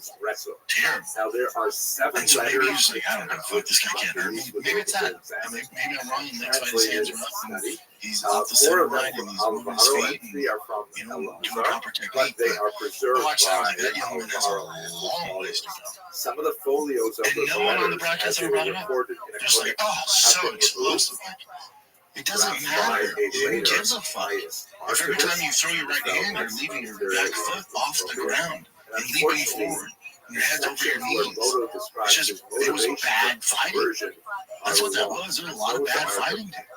what's the most fascinating? Was happy Michael Johnson got the biggest underdog on the card. Daniel Zellweger, okay, we'll pretend his dad was the Nazi, but Daniel Zellweger, just kidding. But no, his dad is German. Oh, that's, and his mom's Mexican. That's why his name's Daniel Zellweger. Reconstruct some of his motivation from the way is just too much too soon. He's going to be a monster. He's huge for the division. He's huge for lightweight. He'd probably even go up if he had to. But, he's young, man. It's all good. He fought the vet, Michael Johnson, who was still quicker than him. That was the issue. So it was the issue for Daniel there. And he just, he just never got started. He was never active enough, and Michael Johnson just did work, But he'll learn from that. He's young, but there's a lot of potential there. I look at Daniel, I'm like, yeah, that kid, hands are up, technique's good, could be a little more active, he's super young. Like, to me, that's a contender. When I see Oliveira, I'm like, oh, with the technique's bad, I'm like, he's going to get to a certain level, but that's being athletic and explosive ain't going to carry through to these victories. Daniel Zellweger, he can, he's doing the right stuff, and he just needs to get back on track and make some adjustments, but the technique's there. Patricio, the third section, that's your savior, or something totally different. I thought Danny Gay had moments where he could win that fight. Patricio, he's just older, man. He's just a little bit washed. He's not very active at all. His first fight he claimed on, he couldn't get used to the 3 rounds. But how many fights he had? Like fucking 40, 50 fucking fights? Come on. Come on. You make this adjustment. This brings us back to the Long River because he's not pulling the doors off anybody. I'd be willing to bet he loses next fight. And listen, I like Patricio. He's a monster Bellator. It's just different over when you're in the UFC, especially at his age, just being a tough road. I don't know what they're paying him, but I'd be willing to bet the UFC's like, buddy, fuck this. We're paying way too much for these bullshit fights. Like, they're not exciting. He's not active. He doesn't really, apply pressure. Everything's slow and methodical, very slow starter. So I think it's a little dicey for him. The D-Rod, I'm a huge fan of D-Rod. Again, head over his knees, throwing arm punches, but he got the job done. Dropped Kevin Holland a few times. I was rooting for Kevin Holland. I do think he's a contender at welterweight. That's where he should be at. It sucks to see now Daniel's won 3 in a row, so maybe he's the next guy. But Kevin Holland, he has it. I just don't know what was going on with him Saturday night. He just seemed off. Something seemed off. And Kevin Holland, when he's talking shit and doing his thing and mouthing off, he talks so much in the octagon, he's in a flow, he's comfortable. He didn't do that once. Not once with D-Rod. Not once. And maybe he just had too much respect for D-Rod. I don't know. But he just didn't look like the normal Kevin Holland who's comfortable in there, doing his thing, talking his trash, no matter who it is. He just didn't never appear that way, ever. And then, if you watch more report, Jesse, my whole thing with Paulo Costa was like, what version do we get? And we got a fucking damn good version. He talked about in the post-fight press conference. He's like, if I lose this one, it's probably the end of the road. That's what is it? 4 out of 5, in a row losses. So he's like, they probably give me my walking paper, so there's a lot of pressure, and I was super focused. Yeah, so he's lost 4 out of 5. You lose 5 out of 6, you probably get walking papers. This day and age in the UFC. He looked good. He used the mic to call out Hamzat. Waste of time. You've lost 4 out of 5, buddy. You've lost basically 4 out of 6. You have a 1-fight winning streak now. That ain't happening. He's like, he DM'd my wife. It's like, even with that narrative, it ain't happening, dude. It ain't happening. Now, if they give him, a Sean Strickland, somebody else in the top 3 and he beats them, then the conversation can start, even though he's, only 4 out of his last 6. But you get a big win, and you're right back in there. You're right back in there. But you're not beating Roman by decision and then getting a shot at Hamzat. It's not happening. He's like, I'd love for UFC to fly me out to Chicago. I came across it's not there right now. They look damn good. They look damn good. Yeah, that's what we need. because he's kind of been inactive, like maybe once a year, maybe once every 2 years. He's funny on social media, but that ain't shit, dude. Like, yeah, you're staying relevant because you're funny on social media. You gotta fight, dude. You gotta be great. And then with the main event, Max Holloway doesn't worry. Again, even though these were decisions, for the most part, they're entertaining. You know, so some of those decisions can get pretty brutal, but these are actually, they weren't bad fights. It sucks over here in Texas because we're working like midnight or 12:30, so that part kind of sucks. So I don't know if I'm tired, like, God damn it, so I just finished something, I get really irritable. But Max Holloway doesn't worry. Cloves or cinnamon, you know, I don't like making predictions, especially when it's two of my favorites. But I text everybody that Max Holloway by decision. I think he was going to finish. That second round was a little dicey on both ends. I had 3-1 going into the fifth. Some guys, especially Dustin Poirier, his coach, had a 2-2 going into the fifth. He's like, we need this round, it's 2-2. I'm like, ooh, I don't see that. Depending how you scored it, you could give Dustin. First of all, where did Narcus get this strange idea that something someone just gave me 3? I could see 2 and 4, I guess. You want to give him 2 rounds? I had it 4-1. If you want to argue 3-2, that's fine. But then it doesn't really fucking matter. Either way, he lost. I don't think anybody's arguing that Dustin Poirier won that fight. 16th century. I think when you watch that fight, though, like, I'm proud of Dustin for stopping. And they're very similar. Because when you watch that fight, you know, he's not the Dustin Poirier of the ones that we use today. He's not even the Dustin Poirier that knocked out Conor McGregor. He is a notch down. After watching that fight, like, yep, this is a perfect time to stop. Can he compete with the top 10 guys? Yes. Can he beat the top, like, 3 guys? No. Those days are over. He could stick around and maybe win one, lose one, and be in the top 10 and do his thing if he needed the money. But it's such a relief to see that he's done. And I think that if you're watching this, you got to realize that somebody at the UFC could get Dana's ear. That the fans can, you do have power. You can make a certain change if you shout from the rooftop enough times and you get the UFC's attention.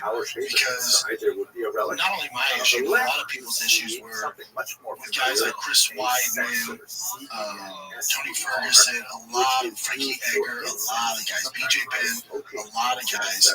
Our issues were like, come on, we kind of feel this is the last fight.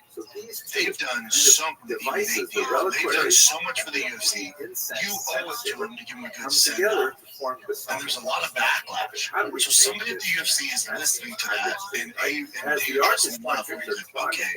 Because I think if it was Dana and the Bradley, they'd be like, nope, we paid them, this is what it is, and they were tired of doing everything. And I think because of the outrage from the fan base, so often for these grades, UFC finally listened. They did with Korean Zombie, right? They did with Anthony Smith. He had a crazy send-off for the career he had. And then they did it the right way with Dustin Poirier. They owe it to a lot of guys that have retired. It's too late now, but I think they learned from the wrongs, and the Dustin Poirier was perfect. Now it sets that precedent where it's like, okay, if they're worthy of a send-off, now you got to do it. And now I don't know how many guys, again, it takes a special dude like Dustin Poirier who's had his career to say, all right, it's my last fight, I want to make him down. Now they've set that bar. So you're going to get some of these legends who are like, well, this is my last one, I want to come down. And now the UFC kind of has to bend the knee there and do it, because they've set this standard. And it's the right thing to do. It's the right thing to do. It's the best. And also, by doing that, it kind of puts a stamp on you not coming back. Like, Dustin Poirier can't come back. Like, you don't get a 20-minute send-off, highlight video, family, friends, everybody's in the cage, telling people thank you. printed merchandise in the last dance, small and then margins, 80 so months, much so and it then was you're back often in the not other side even of worth it testing to pool. go to the notary to have So the when you do entire get the send play off, written it actually down, does the but fighters very a small service detail, and the but UFC being like, Professor Chance really this is looked at over. to find all of these records. It's like killing, Basically, what would happen it's like is the Avengers Endgame. people It's would over. need to borrow money. We don't need more. You Very fucking hard or very expensive stand to it. go Don't to fucking Christian come back money and give us lenders more or bullshit. themselves Because we just know it's going to be a watered down defines version. and law. So I think for Poirier, if he's like, you know So what, they I'm would coming go back, to you're like, YouTube dude, we to borrow just some did money. a Quite 30-minute often, by the tribute way, in your home fucking women were town. involved. Like, This is no, the no, kind of it's job over. that is So I think this forces quite, them. It's a little pressure on them. You can't come back. Just fucking, like, Korean Zombie can't come back after that. You know? You just can't. It's over. Anthony Smith, like, we're not, no, down by a Jewish and that's why you get like a Weidman and the Frankie Higgins are like, no, I'm gonna come back for one more because they never got that seal of then, approval. whatever they for left the behind, final which chapter. would be, And by the UFC doing this, that gives them that seal of we approval. Be like, frequently have things you're like done. clothing. Thank you for everything, but Very you can't come back after a 20-minute montage and hanging out with your wife and dog. Coats and what color, men's or women's, where they were made. Break here. You know what doesn't belong in your epic summer plans? Getting burned by your own wireless bills. That ain't cool. While you're planning beach trips, barbecues, and 3-day weekends, your wireless bill should be the last thing holding you back. That's why I made the switch to Mint Mobile. With Mint, you can get coverage and speed you're used to, but for way less money. For limited time, Mint Mobile's offering 3 months of unlimited premium wireless service for just $15 a month. So while your friends are sweating over data overages and surprise charges, you'll be chilling literally and financially. So say goodbye to overpriced wireless plans, jaw-dropping monthly bills, and unexpected overages. Mint Mobile is here to rescue you. Ditch overpriced wireless and get 3 months of unlimited service from Mint Mobile for just $15 a month. We got you, man.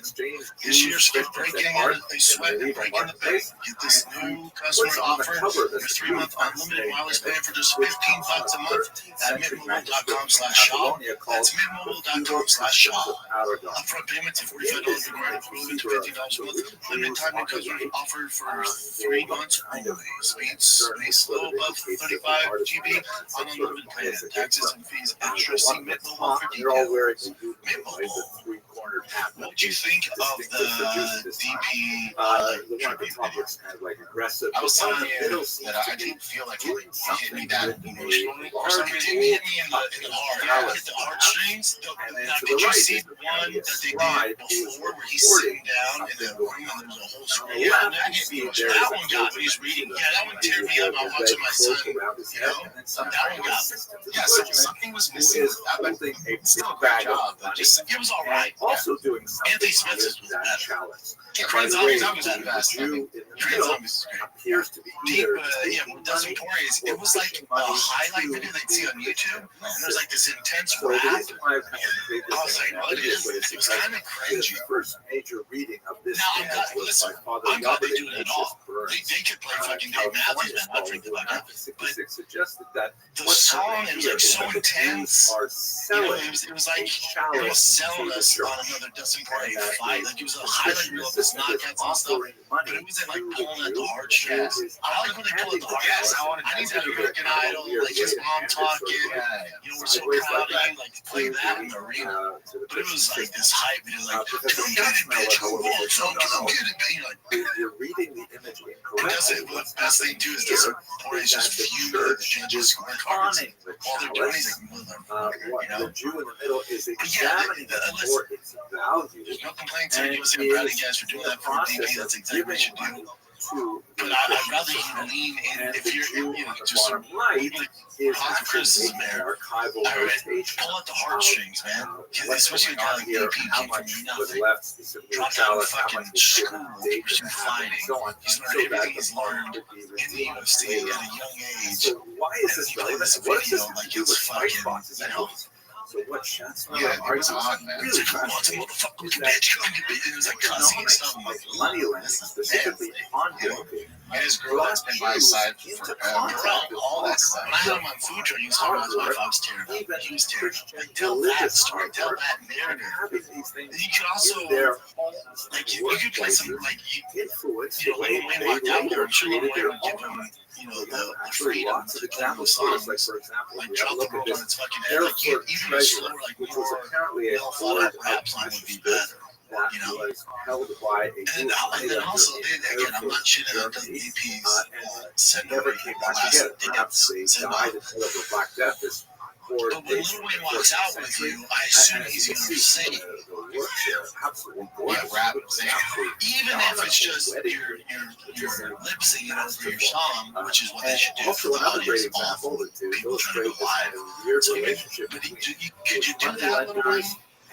He's just in the back there, and the DP's like, here we go, you see him walking out with him, and then he gives the DP the straight up, you know?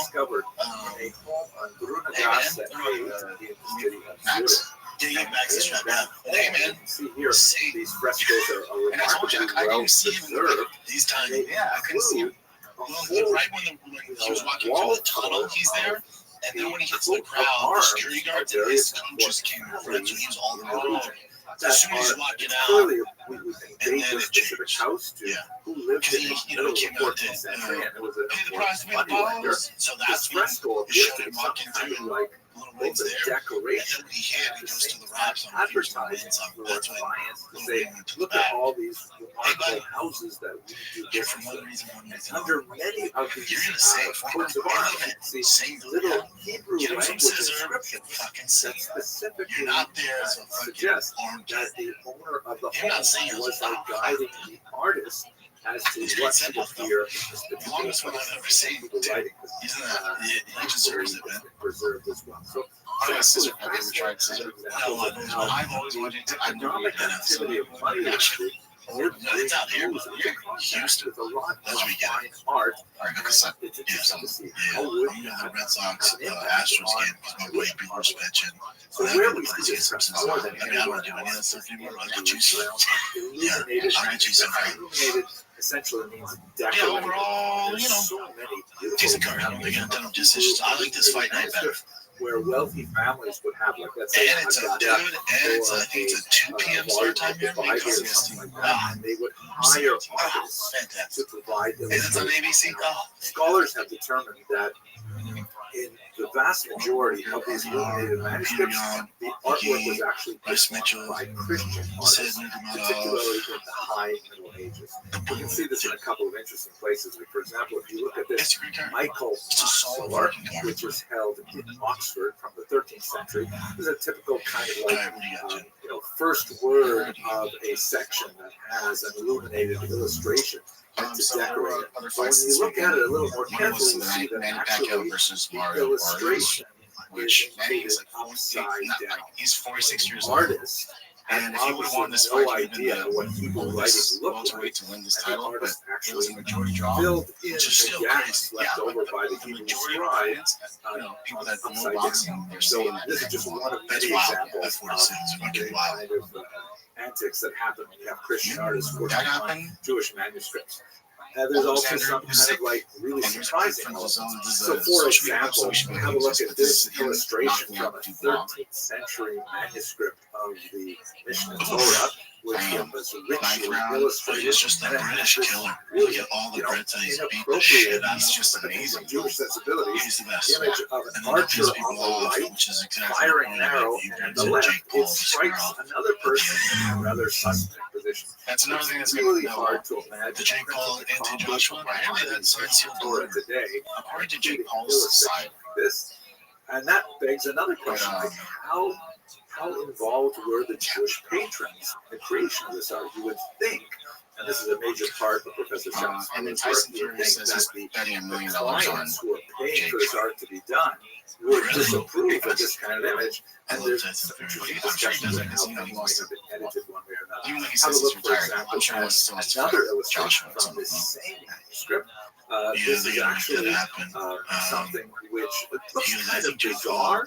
It appears to be sort of like if they fight and put him on pounds on Jake.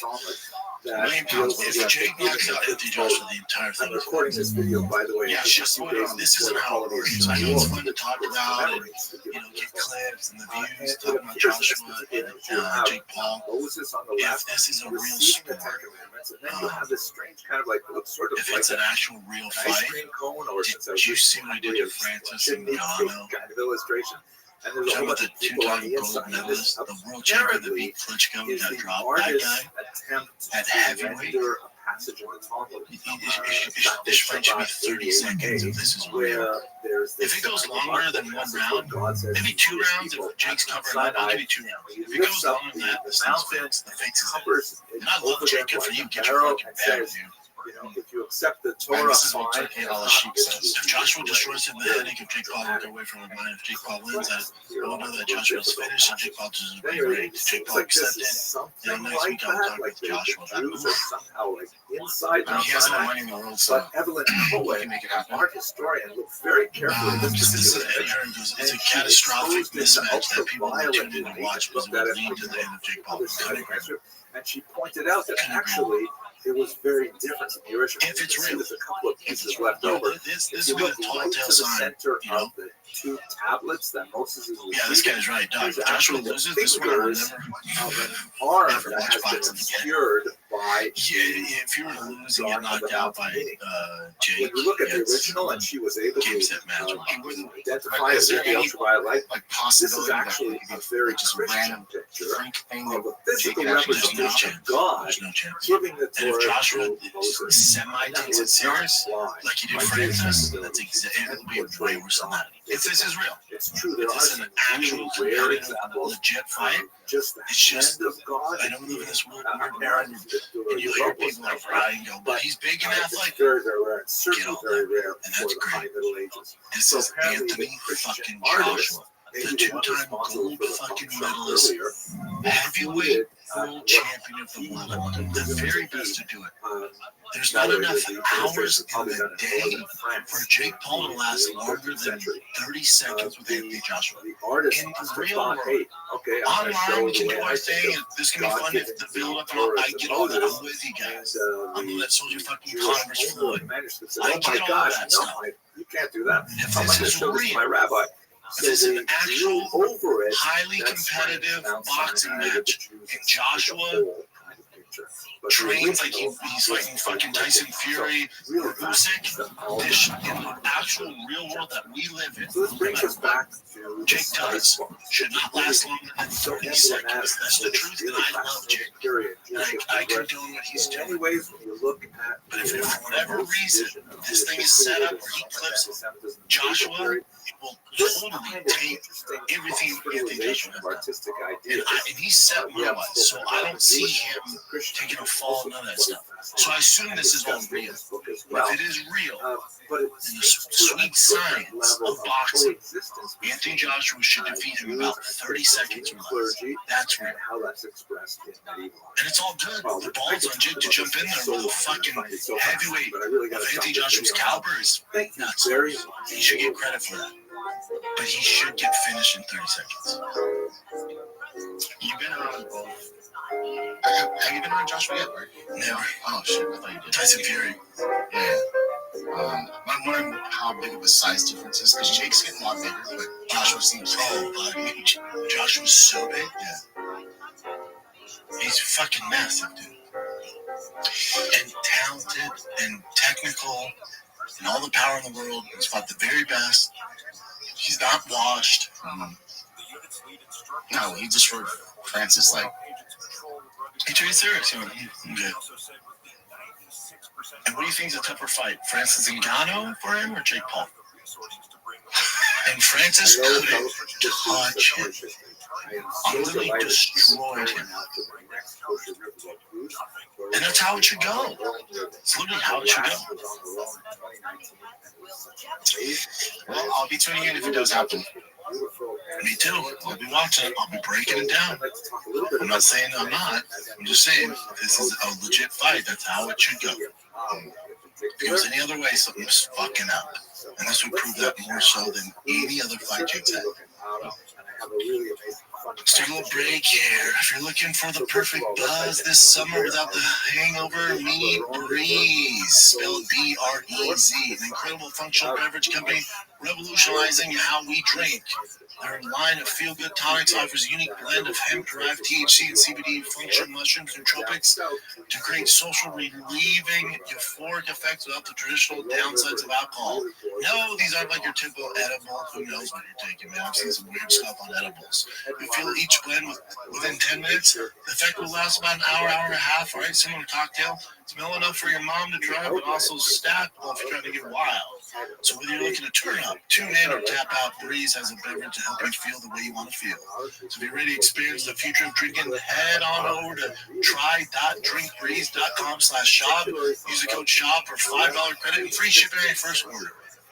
Consult with a physician before use. If you're pregnant, nursing, have any known or suspected allergies, medical conditions, or taking any medication, FDA has not evaluated these products for safety or efficacy. Products are intended for 21 plus.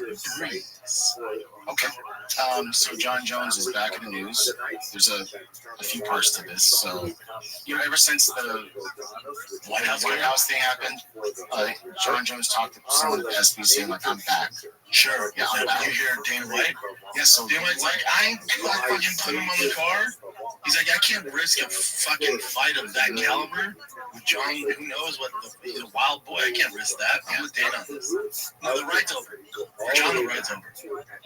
And if John's going, well, the only reason I'm going to come back is if I fight at the White House, Dana's like, cool, you ain't coming back. Like, I think Dana White and the UFC brass, they got burnt by John. And they're like, we're good, dude. Same thing with Conor. Like, we're good. And last week I was talking about the White House card, Conor fighting Chandler and John Jones fighting Alex Pierre. Fuck all that. I was way off. Neither one of them are going to fight. Because they're both too unreliable. If this is, 8 years ago, yeah, the polls on there. Main event coming in 2025, neither one was making it because it's too flaky. Both of them are too flaky. Both of them have too much baggage. Dana's not going to bank on that. So this is what John Jones said. It's kind of long. About Dana White's response. I heard the comments made last night at press conference while I was a little disappointed. I'm still in the UFC's drug testing pool, staying sharp and continuing to train like a professional. I'm ready for whatever comes. In a recent interview, I shared the opportunity to fight at the White House gave me something deeper to fight for. A why that goes beyond paychecks or belts. Fighting for my country gives me great purpose. Silver lining all this, though, when the fans see my heart, they see I'm ready. I want to take on anyone to represent my country on a historic stage. I don't see that. For me, it's never been just about the opponent. I'm chasing life to something timeless, something bigger than the moment. So for now, I keep grinding, stay patient, stay faithful. I'm ready to fight on July 4th. Yeah, maybe he gets his shit together and there's no hiccups. And Dana's like, all right, seems like you're doing good. Right now, I'm with Dana. You've already burnt me once. Yeah, that's especially that he wanted that to be the headline. Yeah, I just don't see him do that. They put him on there. So the fans see my heart. I didn't see it. This is more towards, this is more with John Jones. So, Daniel Cormier was talking on the broadcast. I think it was like a weigh-in show. And they were asking him questions, they're taking fans' comments, and then he's answering this question. So, just look how this whole thing plays out. If you were to fight your enemy anywhere or a random place, where would it be? And who would the person that you would throw hands with sight unseen be? I kind of want the ability to kill him, so I'd like to do that at my house. There you go. Yeah, me too. They can't really do anything. Yeah, who are you fighting? I think we know.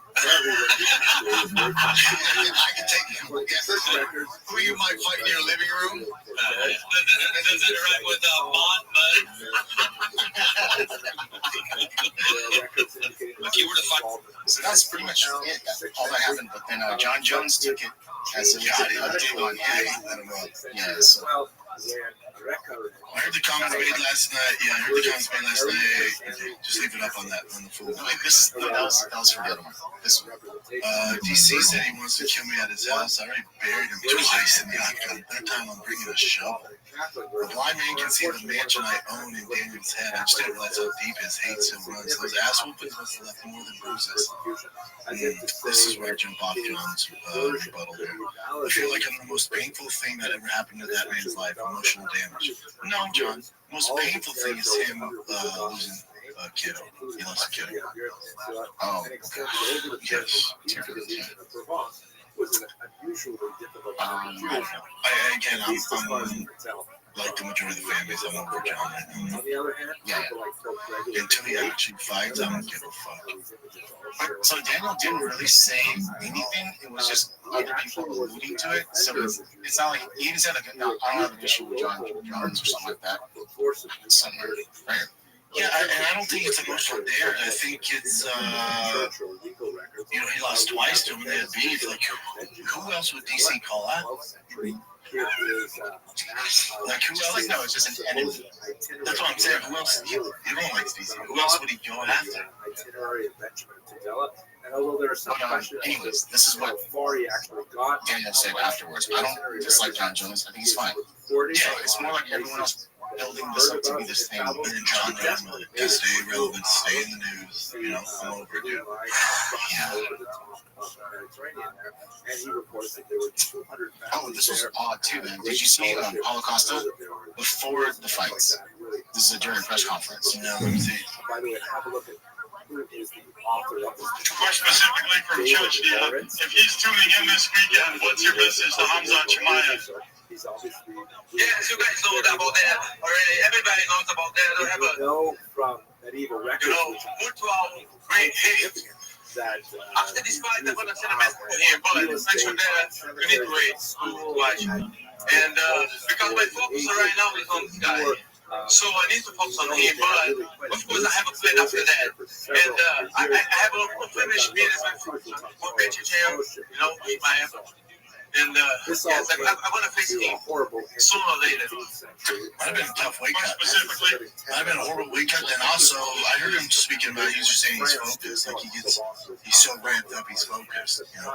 Yeah, so he get his advice there. Jesus. And this is after that. This is after he won and talking about that thing that happened. You obviously called out Hamza after the fight. At the press conference, you seemed to shake when you mentioned him. He seems to piss you off that much.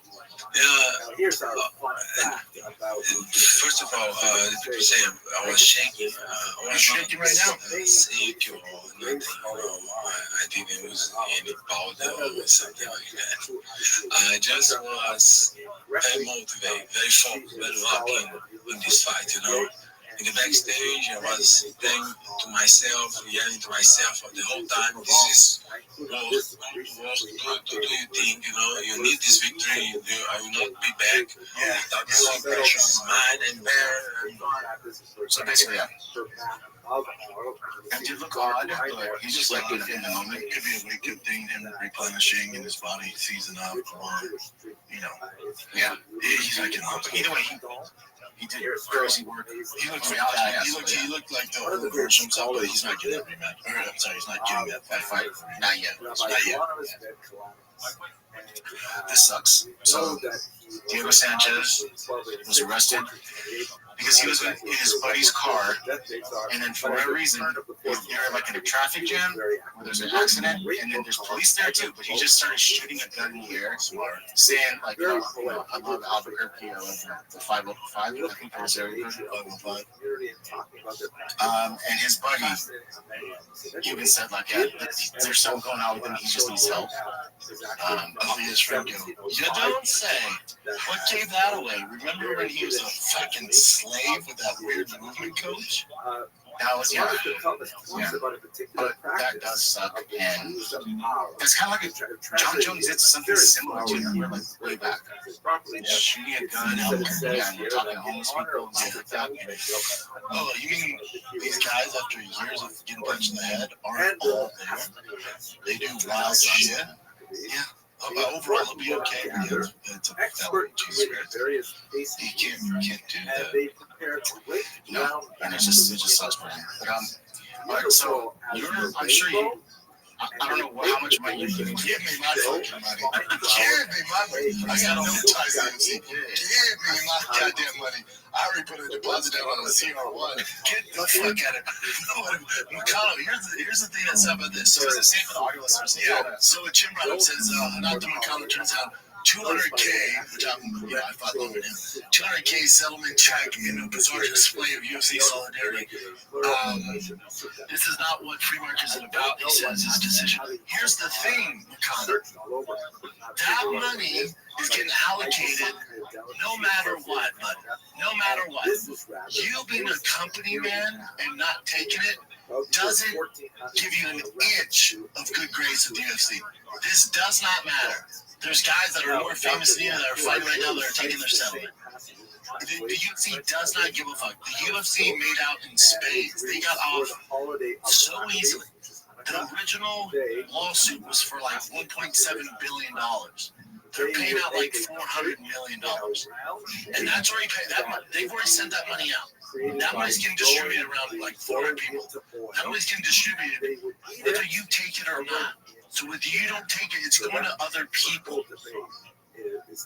So let's say there's, 150 fighters that are in this antitrust lawsuit and they're getting paid. I know exactly how much I'm getting. The fighters that don't take it, it puts more money in the guys that do take it. Because that money's getting dispersed no matter if you take it or not.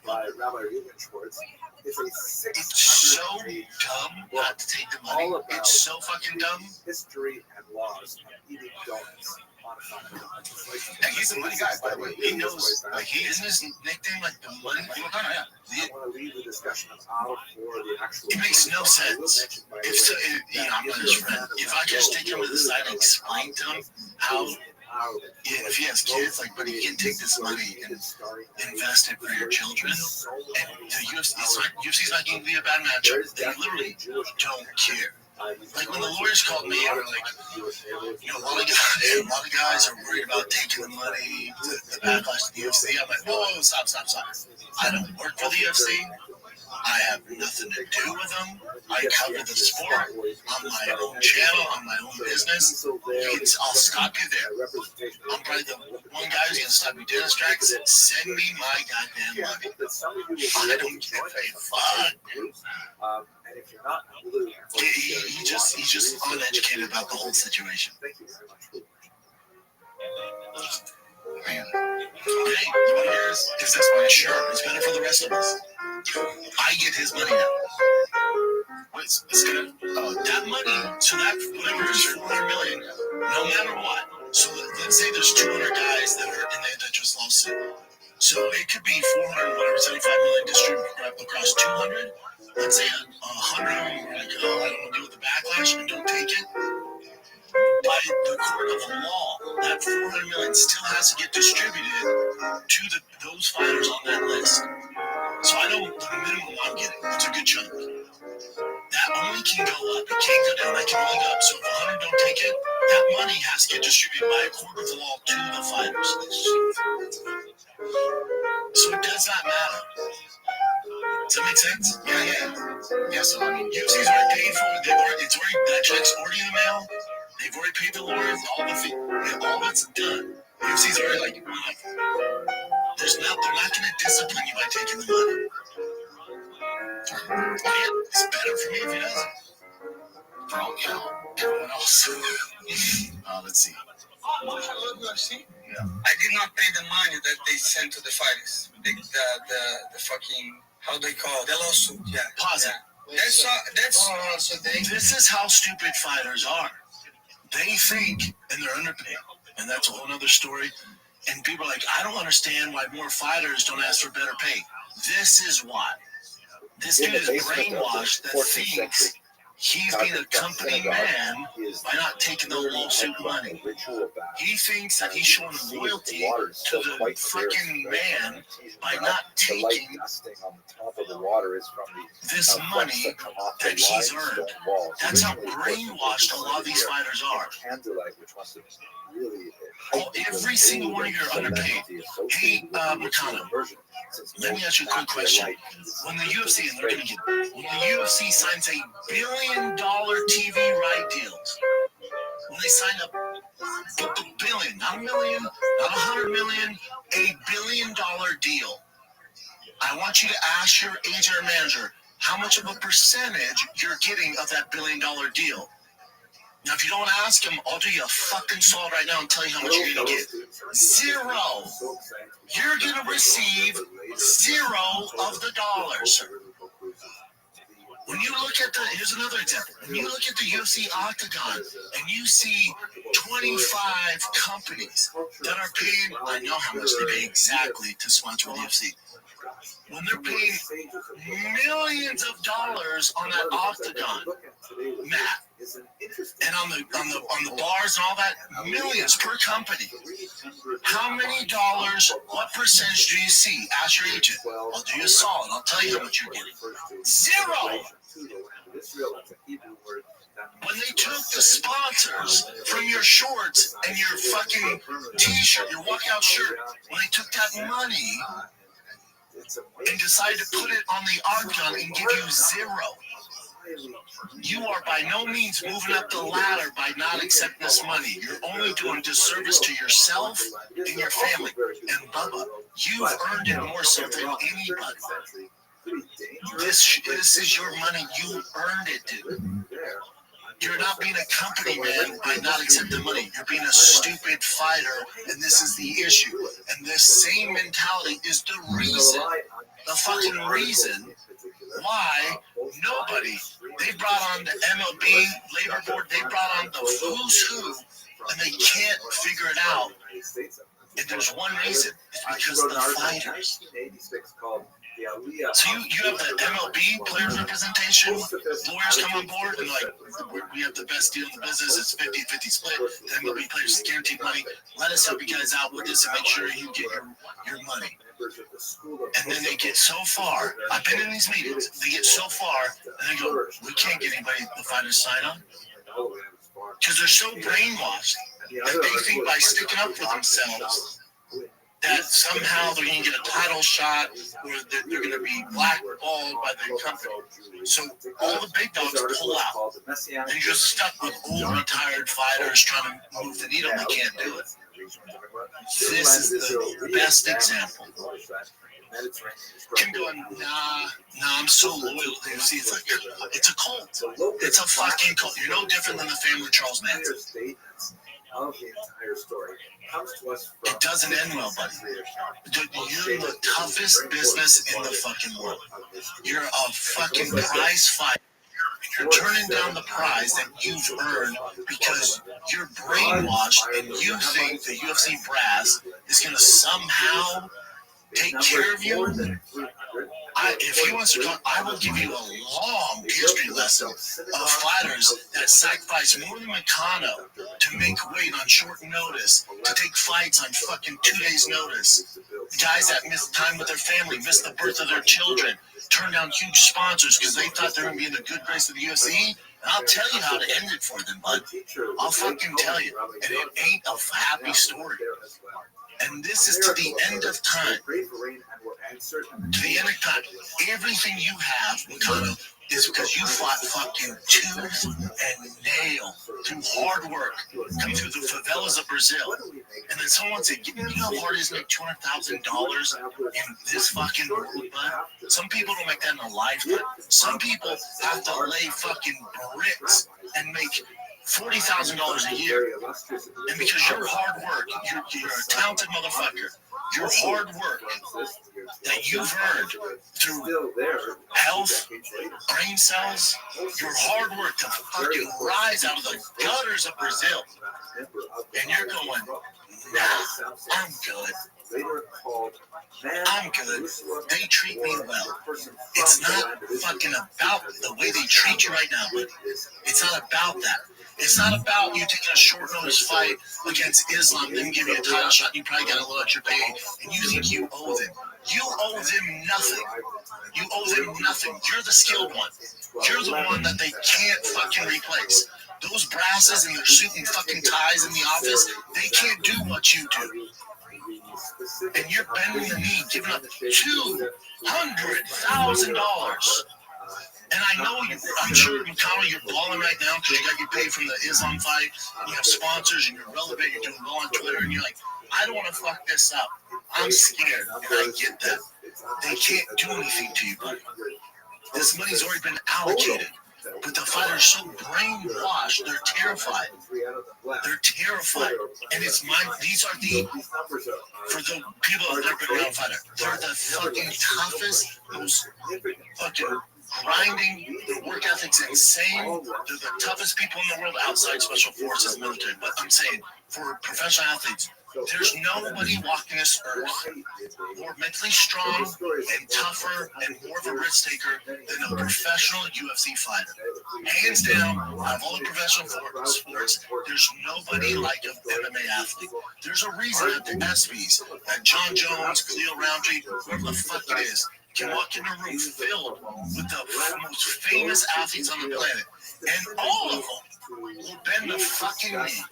Because if that door shuts and shit hits the fan, there's only one guy walking out of that room. It ain't the guy shooting fucking free throws. It's not the guy who can run a 4.40. It's not the guy who can fucking put a hockey puck into the net. It's none of that. It's the guy who has the only skills in the room to fuck up all of you. There's a reason that, and the fighters don't realize that. They don't realize how special they are. They don't realize that the average fucking UFC career is a year and a half. Did you know that? 1 year and a half. It's shorter than any other major league. But then people go, oh, look at Conor, look at this guy, look at Jim Miller, look at Donald Cerrone. Those are fucking outliers. A lot of guys are getting cut left and right, and they're on the fucking prelims, and you don't know who they are. Again, I will say this so everybody hears it. The average career of a UFC fighter is 1 year and a half. And that year and a half, there's no signing bonus. It's not like fucking baseball, where if I'm in the major leagues, I can't put down a single A or double A baseball, but I signed a big contract with the Cleveland Indians, and I signed for $10 million. I get a $10 million whether I hit the ball or not. You're guaranteed that money. You're guaranteed that money. In the UFC, if you fought for a year and a half, you're lucky after taxes and paying for your training camp and your manager. If you're new to the game, let's say you came off the Dana White Contender Series, Ultimate Fighter, if you fight in a year and a half, you probably, if you're lucky, got 2 fights. Maybe you got 3. You're lucky if you have $50,000 in the bank. And y'all want to walk away from $200,000? Are you out your goddamn mind? When Makano's retired and he's 50 years old, you're going to be wishing you had fucking $200,000 invested. Especially if he has kids, you're going to wish that you took that money. Because I'll tell you right now, you know who's not going to be calling you when you retire? You know who's not going to be covering your children's fucking medical bills and the food on your table and your mortgage? I can bet your sweet ass you're not going to hear a fucking peep out of those suits that you're loyal to right now. And I'm not saying fuck Dana and Nebraska. I'm not saying you that. I'm saying this is fucking business, and you're in the most cold-hearted business, and you're bending the fucking knee for no reason. I'm pretty sure he has children, right? That's what pisses me off. If you're single and you're young, you're like whatever, in your primary career, I can kind of see it. You're still brainwashed. I can kind of see it. If you have a family, you have fucking children, $200,000 in Brazil is a lot. So he has one son, Isaac, who's born in 2020, and another child on the way. His wife is currently pregnant, and you're not taking it to piss me off. And you're not taking it to piss $200,000, and you're a fucking prize fighter. Here's the thing: it's over, Makano, too, bud. You fought for the title. It's never happening again. It's never, and that's when you make real. That's when you make life-changing money when you fight for a title. Whether you win or not, life-changing meaning. You're kind of set. You're not worried about things for the next year or two, depending. You're not every month. He's never getting back to a title shot. That will never happen again. That was a freak accident. The guy fell out of the fight and you got put in. That's how this goes. It's the hype. You did it, dude. You fought for a title. You're less than 1% that ever get to do it. That will never happen to him again. The division's too tough. His skill set's not there. But he's a great fighter. We all love him. That's the reality of it. You will never make more money than you made that last fight. It will never happen again. You will never make more money than when you fought Islam for the belt. It's a complete fucking mismatch. That will never happen to you again. And your wife's fucking pregnant. You have a fucking young kid. You're never going to be champion, and you want to give up $200,000. Just so you know, Meccano, Dana bets with $200,000 every night. Like it ain't shit. So if you think in his mind, he's going, well, Meccano didn't take the money, let's hook this guy up. You don't know the fucking world, dude. And you're in the fucking most cutthroat business in the world. And you're letting it pass you by. And it's a kick in the face to the rest of the fighters. There's some fighters that deal with severe fucking CT that are fucking dead broke. They would change places with you in a heartbeat. There's fighters that are well-known names that don't have a fucking sense in the bank, dude. They don't have a fucking dollar to their name. And they're working fucking security jobs, or they can't get a job because they're too fucked up in the head. You also have the lawyers and Kung Lee and the rest of those boys that put their fucking legacy on the line to fight against the man.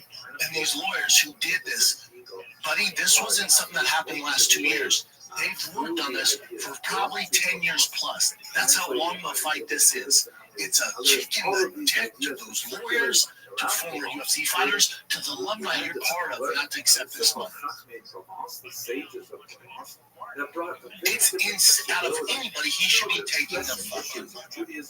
And there's guys that are ranked higher than him. There's guys that are well known who are taking the money. You do not have to be scared to take the money. The UFC, it's an afterthought for the UFC. You know what? UFC's happy that they settled with whatever is $345 million or whatever is $425 million. They got off unscathed. That ain't nothing to them. Dude, Meccano, remember, the UFC will be announced very soon. Got $1 billion TV right deal, and you're not going to see a cent of it. So $400 million ain't shit to them. It's not shit, dude. It's not shit. But you think you're being a good company, man. We're the company that could give two fucks about you. It's mind-blowing. And this isn't an anti-UFC thing. This is a pro sports thing across the board. Why do you think you see the top caliber athletes in the world in the NFL hold out of camp? Because they know how fucking brutal this shit is. And for whatever reason, when insert TJ Watt, insert some big name, Brock Purdy, insert these guys, McCaffrey, they hold out, they miss camp, and they're not in camp. Notice, NFL fan base goes, yeah, get yours, man. I get it, man. This sport, you get hurt at any moment. Get yours. Notice, you don't have other NFL players talking shit about other NFL players when they're holding out for money. Have you ever seen that? They know how hard it is. They know how cutthroat it is. They know if that star quarterback receiver fucking blows out his knee, that he's fucked to never be the same. So they do get yours. Fuck yeah, bend him over, dude, get yours. Because they're going to get theirs. Meaning the NFL, the teams, the owners, they're going to get theirs whether you get hurt or not. It's no different in the UFC. Dana White's going to get his. That's why he's the greatest promoter of all time to ever do it. He's going to get his with you take a measly $200,000 or not. But for you to forego that because you think that you're going to be in the good graces of the UFC brass, buddy, I hate to tell you, they could give two fucks. That's the truth. If nobody in your team has told you that, if you have agents or managers or people in your camp and coaches telling you not to take it, fucking fire them. Because in 10 years, you're going to be wishing that you had $200,000. And you've earned it. That's the thing. It's not like you won the lotto and randomly got lucky. You fucking paid for it with blood, sweat, and tears. But you want to give it up because you think Dana's going to give you a slap on the ass in your next fight. That's fucking crazy. Any other brain busters, Chin? That's a great. I love the idea. That's what I'm listening. Let's take a little break here and we'll get right back in my long-ass rant about UFC fighter pay. World's first alcohol detoxifier that reduces blood alcohol content in as little as 30 minutes. This is real. This is not snake oil. It's Sure Shot. You get a sharper mind and body, liver support, well-being boost, gut support, hydration. Go down the lake, drink with your friends. Watching the UFC fight night this weekend. It's a day drinking thing. Cool. Make sure you have your companion with you. That's Sure Shot. Go to SureShot.com. Use promo code Brett. We'll get 10% off. We got you, man. Have that drink on us. You're going to recover. You're going to wake up feeling fantastic. You're going to recover in 30 minutes or less. We got you. It's Sure Shot. Promo code Brandon. 10% off. I can't wait to get my motherfucking check. It better come soon, dude. I put a deposit on a ZR1 Corvette, and it got built by Texas Speed and Fastlane Motors, and it's sitting there. I put a deposit down, and I don't know how much longer they're going to fucking wait, okay? So I need that check to come out soon. God bless those lawyers for working on it. God bless the fighters that took it. The ones that didn't, you fucked up. I can't wait. And that ZR1 is a small fraction of the payment I'm getting. It's a small fraction. When my team told me I was getting it, I went, listen, I'm all about investing, same for my kids. You know me, man. Kids first. You got it. But you know how hard I work for these fucking dollars. You gotta let me have a little fun. Give me this, allow me this much money, and nobody gives me any flack. My finance guys, my business managers, nobody gives me any flack. Give me this money and I can buy whatever the fuck I want, all cash. They're like, yeah, that makes sense. And then the rest, we'll put into real estate, whatever, I love my real estate, we'll put in that, or we'll invest it, but I'm not going to touch it. It's for the kids when they get older. Send me my money. They couldn't say that fast enough. No, bitch, what? Send me my goddamn money. All right. I think we should definitely end it with that. Obviously, the card that's coming up this weekend is pretty awesome.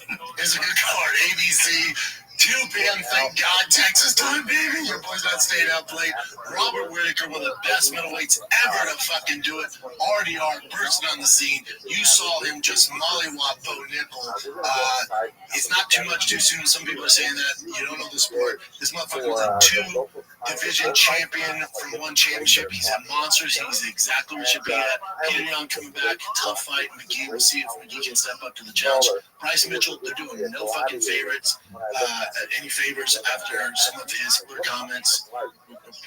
Get us in trouble here after his Bittler comments. So, they're thrown to the fucking wolves, and he loses this one, could get dicey for him.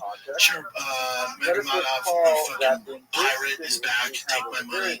This is a funner card. I can guarantee you more finishes than you saw that you paid for at UFC 318. That's it. Shout out to Mikano. I'm a fan, Mikano. You're a badass. I hope you don't take that the wrong way.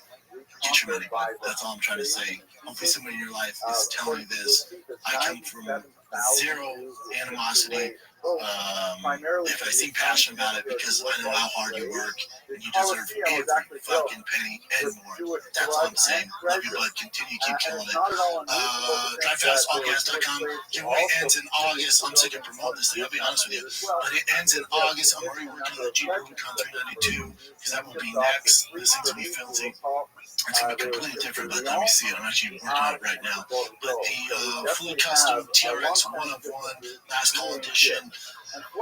Any merch you pick up, automatically enters you in at DriveFastAllGas.com. We have basically 5 weeks left. It ends in August. We got a new Drive Fast All Gas Texas build shirt on there.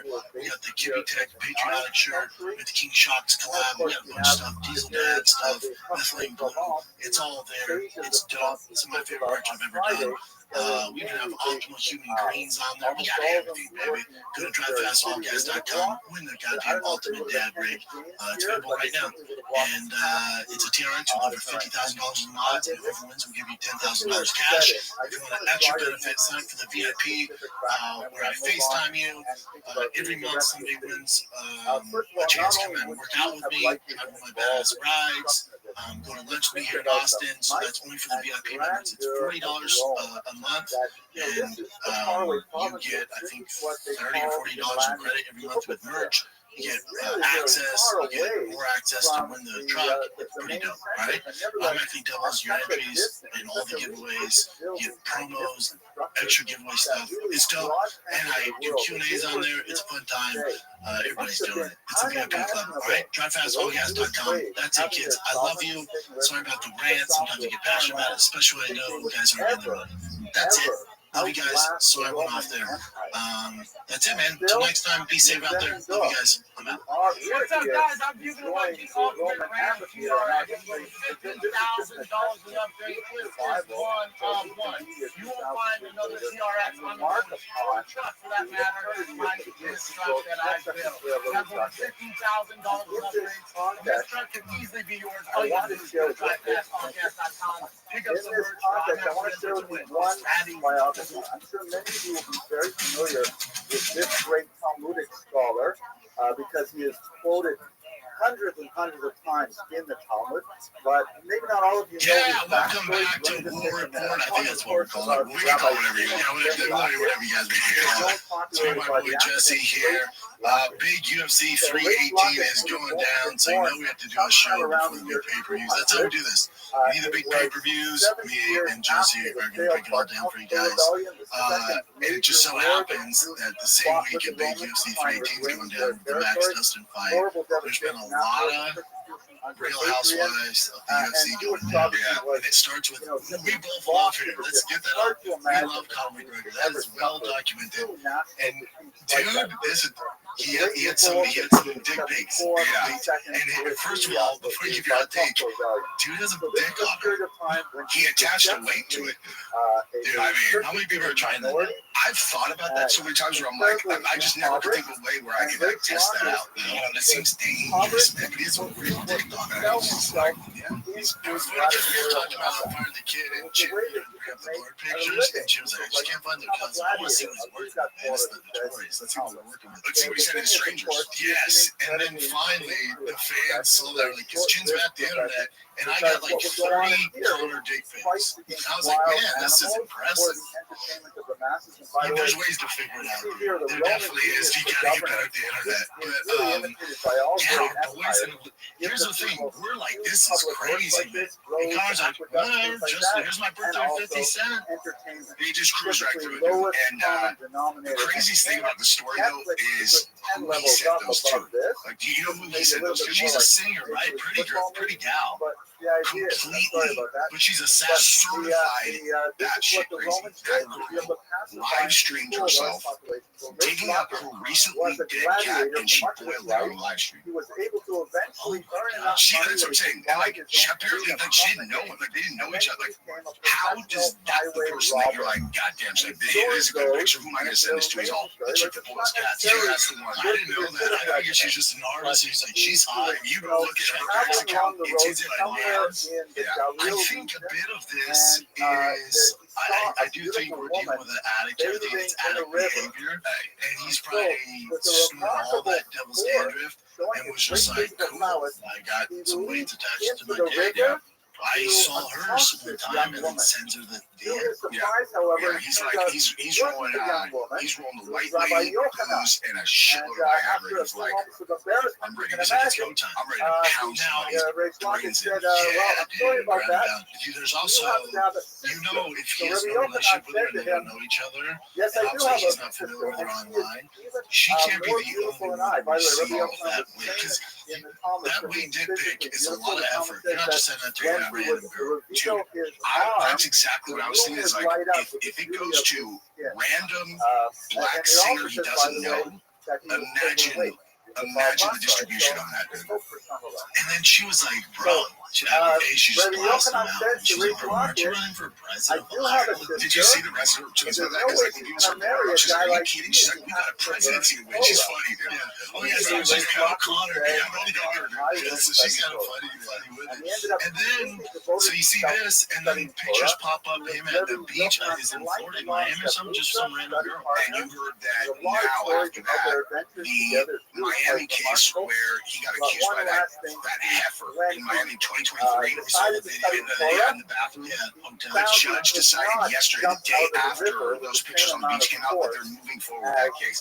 Now, if I'm being, if I'm looking at this just objectively, and it's kind of funny, it's like the judge looks at that, he's all, Jesus, he's like, I didn't think there was any credibility in this case. Didn't walk into that bathroom with that 300-pound chick, but now that I see this shit on the beach, I have to entertain that he might have actually done this. I know, dude. He just can't get out of his own way. It sucks to see. Yeah, come on, dude. Just tighten up a little bit. And just a tad. He's in Fort Lauderdale. That's 20 seconds from Miami. That's your girl in Miami, and you're Conor McGregor. There's a 10. If you throw a quarter in any direction, it'll hit a 10. It's Miami. And the rabbis were workarounds with that. But also, dude, Conor's not a dumb dude. So I one of think the great Conor's being rabbis here, irrational. Rabbi He's an Rothschild, addict. said, But even, let's say he's on this crazy freaking Nicolas Cage binge that he's going on. He knows that people is one of the most recognizable faces in the world. So he knows being on the beach with this random side chick that people are going to see you. So I have no idea about his personal relationship with Dee, but I kind of think she's like, yeah, that's our. I think when he's on the road, she doesn't care. Like, she's just like, whatever, you're on the road. And then, you know, some fighters have that. I know a lot of athletes that do. But Bass Rutten had that. Yeah. And he thinks, he's like, my girl knew, like, when I was doing my thing, she was like, just don't fall in love and don't let stay the night. Yeah. And then come back home, you're like, yeah.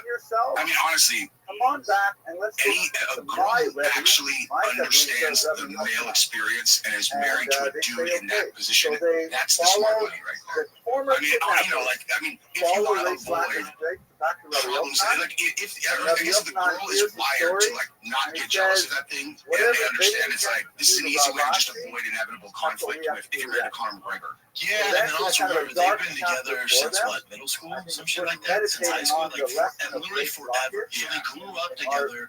So, and who knows, maybe she's doing her own thing. And maybe they have an agreement, like, right, we have a great family, kids, we've got all this, but we've been together since we were 15. Yeah, like, let's experience a little bit, but not fall in love. Maybe I can know this all here. Yeah, I have no idea. I mean, some people are wired for jealousy, some people aren't, you know, like, and as soon as this story hit, she put on, she did this long story on Instagram, just her pictures of her and Connor together, just like, this is my man, this is my man, this is my man, just instant support. And she had his back through that, like, during the Kid Hand thing, I mean, she not only supported him the whole way through, was there every single day, but she went hard in the paint. She went hard in the paint, you know. And also, I mean, if that's not an indicator that they have an agreement, it's like, you know, she's like, yeah, because the info that came out, like, in court, you know, she's probably like, well, he's just, I mean, Connor's story is, yeah, I smashed that. I was doing blow and smashed that.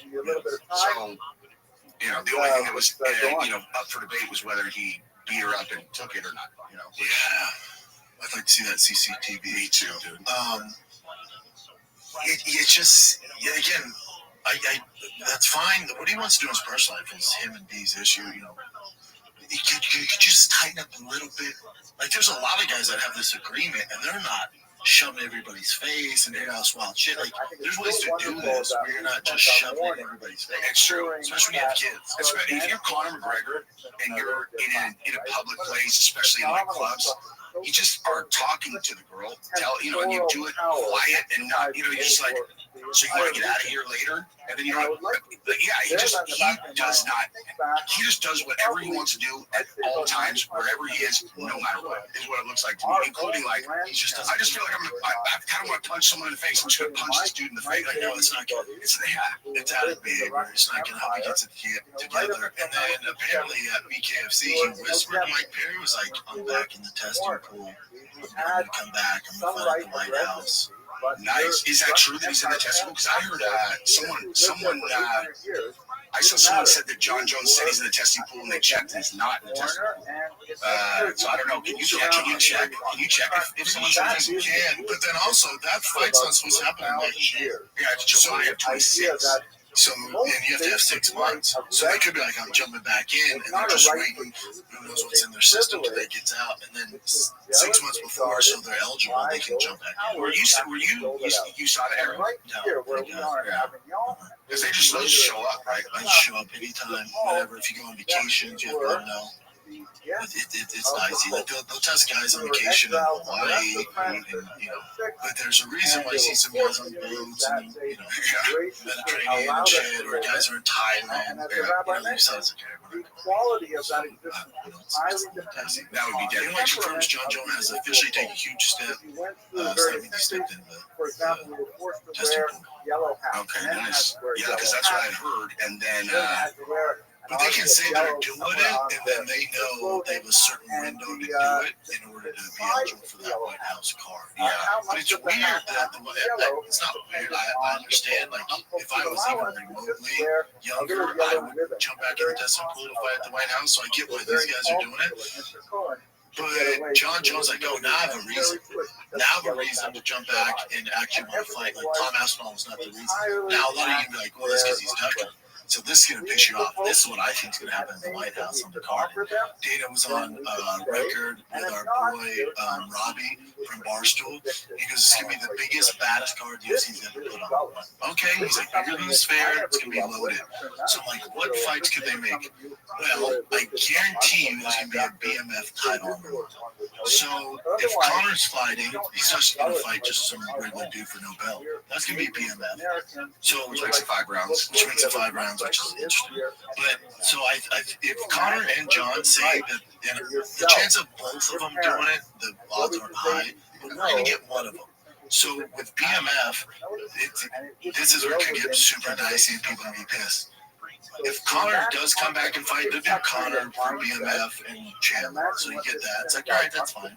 But let's say Connor doesn't get his shit together, keeps doing all and he's tied up in legal issues. And John's like, oh, I want to come back now. It just gives me a reason to come back. I'm motivated. You're going to get Alex Pereira versus John Jones with BMF, not Tom Aspinall. I think they're going to royally fuck over Tom. Dude, if they, I don't know, man. If they do that, I think the fans would be like, it's like, if they do though, I don't know. I honestly, like, for a BMF title, Alex Pereira, because Alex versus Tom, it's like, oh god, that's a fucking nightmare, man. John down for a hot second, a little slower. Alex at 240, BMF title, White House. So if Alex comes back and beats Magomed, okay, if he wins his title back, and then they're like, here, you can fight at the White House heavyweight, you don't have to risk your light heavyweight title, and you can fight against John Jones, then I think the fans will be like, fuck Tom. Yeah, you know what I mean? That's what I think's gonna happen. He would have to win his belt back. That's weird though, right? Yeah. That would be wild. But I do think you're going to get a BMF title on that White House card. Right? He's drunk gloves and all that bullshit. So it's either if both of them come back, it's you can go to Connor and then John might fight Tom on there. We're like, fine, we got to do the right thing. Tom's fighting John. But if Connor doesn't get his shit together and they want that BMF title, you're going to get John and Alex. That's what I think happens. And people who are doubting that this card comes together, I was going to say I have a real common sense take on that. Okay, it was like Dana said that he was going to go out to an island during COVID and build out all of the COVID protection. Got it done. And in this case, the U.S. tax base is going to be paying for it. So Dana can literally go, okay, this is what we need budget-wise, and they'll get all the most expensive guys on the card. And Dana was like, we don't care if there's 5 fans or whatever, 30,000. He was like, I want it on the front lawn of the White House. He's like, I'm not worried about selling tickets. I'm going to put together the baddest card. And I knew about this from a super reliable source for probably 6 months. Like, this has been, oh, really? Yeah, this isn't something that last week Trump was like, hey, let's do a card. They've been working on this for a hot second. Yeah. I've known for literally 6 months. And like I was saying, I was talking to someone else about this, about, Dana and Trump's relationship. You're like, okay, these are the 2 decision makers. And these 2 guys are such good friends. These guys probably text each other like porn memes. They're like boys. Love to see that. It's going to get done. Love to see that group chat. Yeah. Oh, yeah. Well, even Derek Lewis, like, he wins his fight, and Dana's cage shot. He's like, hey, it's my buddy Trump wants to talk to you.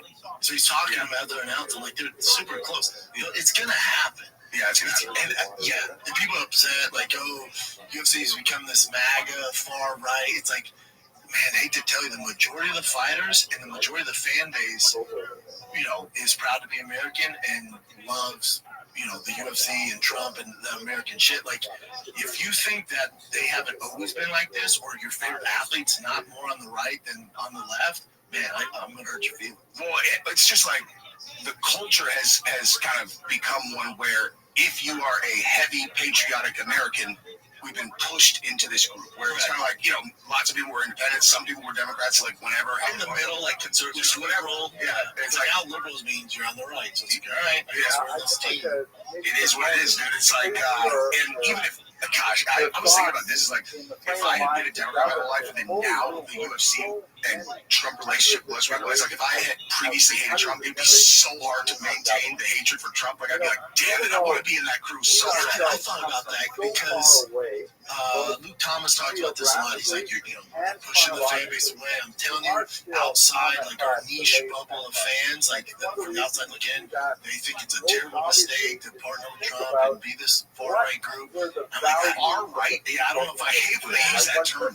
You look at the popular vote, like that's a shit ton of people that Trump is supporting. But and then I was thinking, I'm like, well, when the NFL went all wrong, where they did that, I stopped watching. Me too. So Luke might be right. I stopped watching. But I was like, I'm out. But that was them driving the opposite thing. Where like, I think right now the majority of people who are kind of wired like people who generally would like UFC are on the side where if you go that way, we're going to be more interested. Correct. But then also, I think people that tend to like fighting and fitness are more pro like USA. Like, even Trump's whatever. But as far as that's our president, we're pro guns, pro, it's like manly shit. They tend to be more this way. It's an anomaly. Like a guy who's super into fighting, who's also still, he's like, I mean, I got no issues with anybody having any opinion. You know what I mean? As long as they're not. No, the reason I like to listen to Luke is because if it wasn't for him, I wouldn't hear any other days from him. He's sharp. I listen to. He has a new channel actually that's like politics. Yeah, and I listen to every time that I listen to a smart person who is a Democrat. I'm like, dude, we don't even disagree on anything. Like literally, I'm on a young church with like Jank, and I was expecting us to be like banging heads both times. I've talked to him. I actually talked to him 3 times. Who's this? The young church, Jank Huger. You know, who said he could beat up Rogan. Like, you don't remember that? Let me see what it looks like. Yeah, so they got into it on Twitter. He's like, no way. He's like, I'm huge. I would beat up Rogan. That's everybody. Yeah, everybody bombarded him. They're like, hey, bro, you should probably do a little research on Rogan's martial arts background. He's a Democrat. He's like a really, really big, well-known Democrat. But like, when we start talking about stuff, I'm like, what do people think that we have this like starch divide disagreement on? Because I'll be like, hey, do you think that girls should be getting beaten by dudes in sports? And he's like, no, it's ridiculous. I'm like, right? Yeah. It's because social media. Yeah, social media creates such a divide. And you have the crazies on the left and the crazies on the right. They're so loud. Most of us are here. Yeah, we're like, I don't agree with that. All the way over here, I don't agree with that. Yeah, but they're so loud, and that's what gets the views and gets the clicks. So we're like, oh, all Democrats are gay, pro-trans, around kids. They want women to compete against men in sport. Yeah. But then you guys hate gays and blacks. Yeah, no, we don't. I don't know. You actually know that. Okay. Like, wrong. He's done a lot of terrible shit. But Newsom on Sean Ryan, I'm scared to watch that because I don't want to watch him. Like, because I know he is an exceptional politician, and I say that in a way where I'm like, this dude, I can't ever forget what this dude did during, not to derail this conversation, but it's like, we had to flee that state due to things that they implemented that really, like, came after our kids. I can't forgive him, but you do watch that, and you're like, I know, that's why I don't like, he's kind of human. I know, I don't like it. That's why I don't watch it. Which is like, hatred goes down. Like, you watch him, and he's like Sean Ryan's kind of grilling him, and then also Rogan Tech Shy started doing it. I was like, ask me, and this is, and like, listen, I made a lot of mistakes. He goes, I'm an expert. I thought what I was doing right. Turns out it wasn't. I fucked up. And he's like, but there's he's a politician. Words that just like, I don't know. Yeah. I don't trust any of them. through. No, including the right, Cairo, not just any. That is the best policy. Is like, Granada, goes all the way down. They're all scumbags. I mean, and we can talk like also how dope would this be? How much of a fan favorite would Dana if he did this? He goes, all right, and not that they're ever going to agree to this. He goes, we'll bring the best UFC card you've ever seen. The winner of the main event gets to read off the Epstein list. oh, bro. Give me that. I think how many views? Yeah, it'll do 1 billion views. Yeah, not only are we doing a fight at the White House, but in the press conference after, we're going to release the Epstein list. Oh my gosh, dude. Think about that. Hey, you could charge $500 for that pay-per-view and everybody's paying. The left wants the list, the right wants the list. Right, everyone who's not on it wants the list. Yeah. And the left are like, dude, I'm going to watch UFC at the White House because after the fights or whatever, after, they're going to announce the fucking list. Yeah. And the only people, there's a tiny group of people who don't want it that just happen to be the most powerful people in the world, which is why, we're still not seeing it. And the people, it's like the people who are on it and then the people who have the leverage.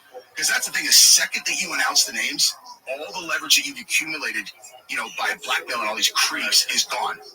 Yeah, but it's part of their fault, part of the Trump's cabinet's fault, because how long have we been told there's a list? Of course. From them. So if from the very jump, if Trump and his team was like, hey, we looked into it, there's no fucking list. Like, trust me, if there was, we'd release it.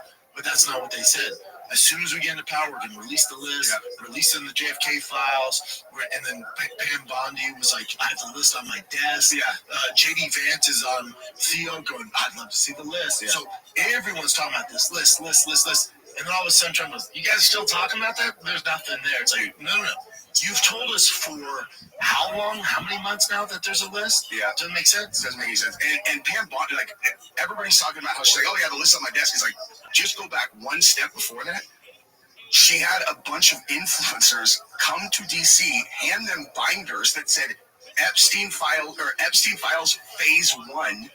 Hey, if there's a Phase 1, there's obviously a Phase 2, and then they opened it was all the flight logs and stuff, and it was like, everyone's like, we already know all about this. And they're like, don't worry, there's a lot more coming. Oh, we have 10,000 hours of videos of like kids getting assaulted. And they go, there's nothing to say. And they're like, never mind. They're like, how weird is that? Someone had to have stepped in. It's the only time that the Trump detractors and the pro-Trump people who are making the calls agree on anything. And they all got together and went, hold on.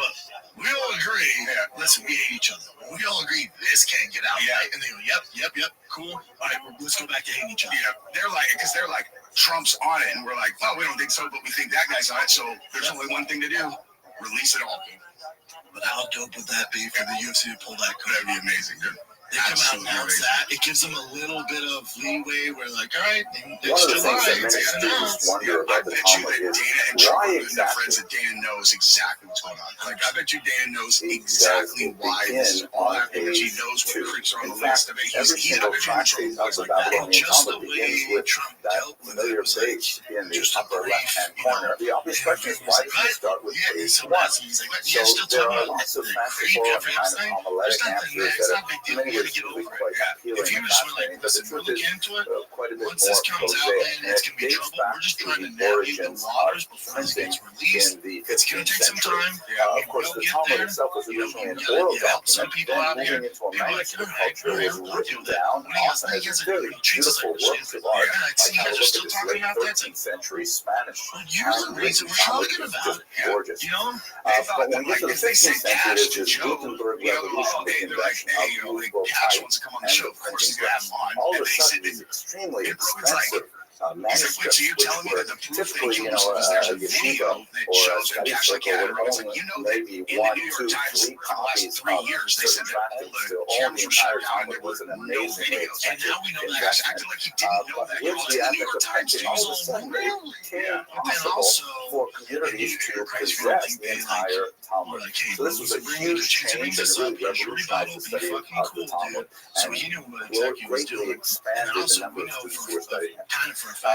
But printing was in its infancy, and there were many conventions which were Everything's been done. not And as accepted yesterday right away. came And out, one there of those was was 3 basically minutes page chopped out of it. numbers. 3 The minutes. first Which, major if you printers ask of me, what's in that Talmud 3 were the minutes, it's Italian Epstein walking his family, fucking ass who straight produced out some the front door. absolutely Maybe it gorgeous was someone editions coming of in the and Talmud. fucking killing him. But they were kind of working their way through it, trying to figure out, you know that how do we deal with these things, such as pagination. If you have a look, this is a small aside. Here's a beautiful copy of the 15th century printing of Aesop's Fables, which the Santino family thought looked really great for the title page, so they actually adapted it with very minor changes for the opening of chapter 2. You can even see the lines where the original had to be cut and then pasted in, because of course Hebrew is read left to right and has orient the page appropriately for the binding. But when they laid out their first Talmud, they did not think to include page numbers.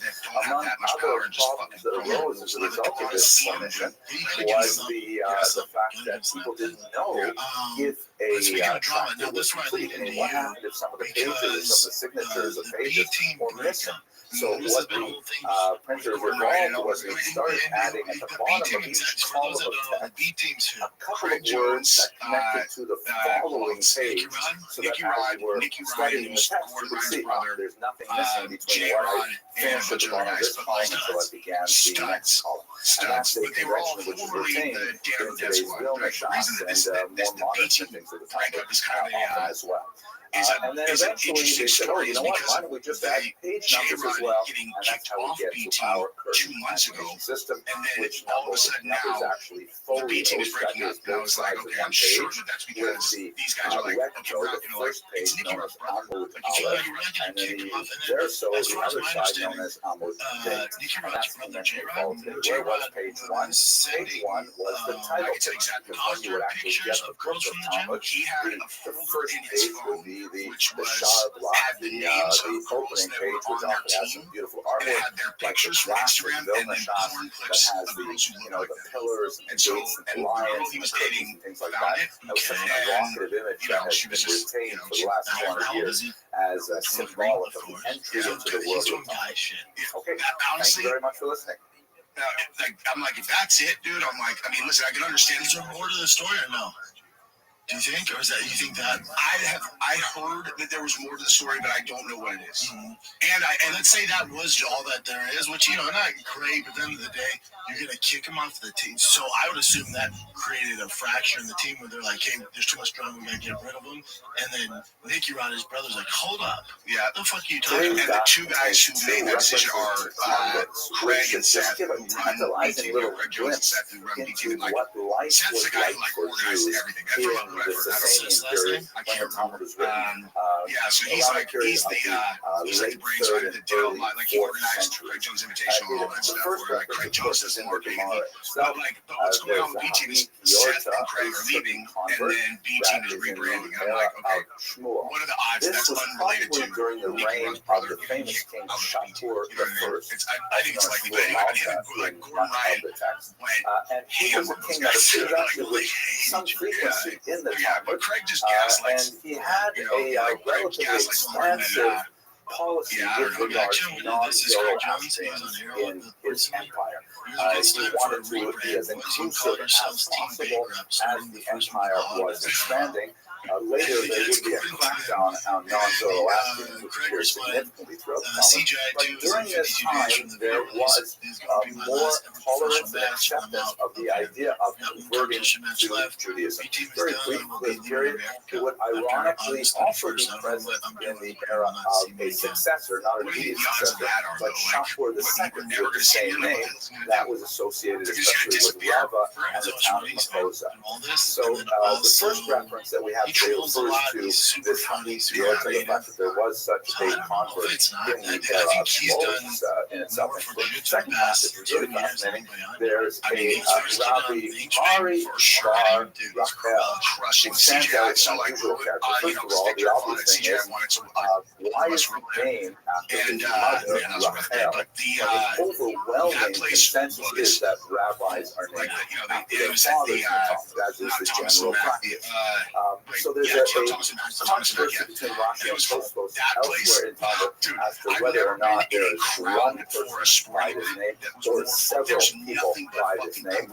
According to Rashi's opinion, however, the story was that Rachel was the daughter of Shmuel, also mentioned on the dump today, who unfortunately was kidnapped, and while she was kidnapped, she had relations with this improbably named non-Jew named Isur. The name Isur means prohibition, but that's quite likely his actual name. At any rate, she became pregnant and she gave birth eventually to Mari. Fascinatingly, Isur was quite taken with his encounter with Judaism through his partner Raphael, and ultimately ended up converting himself and becoming an Adam Gadol, a great Talmudic scholar in his own right. Fascinating kind of story. And his grandchildren included Mar Zutra, one of the great figures of the Talmud as well.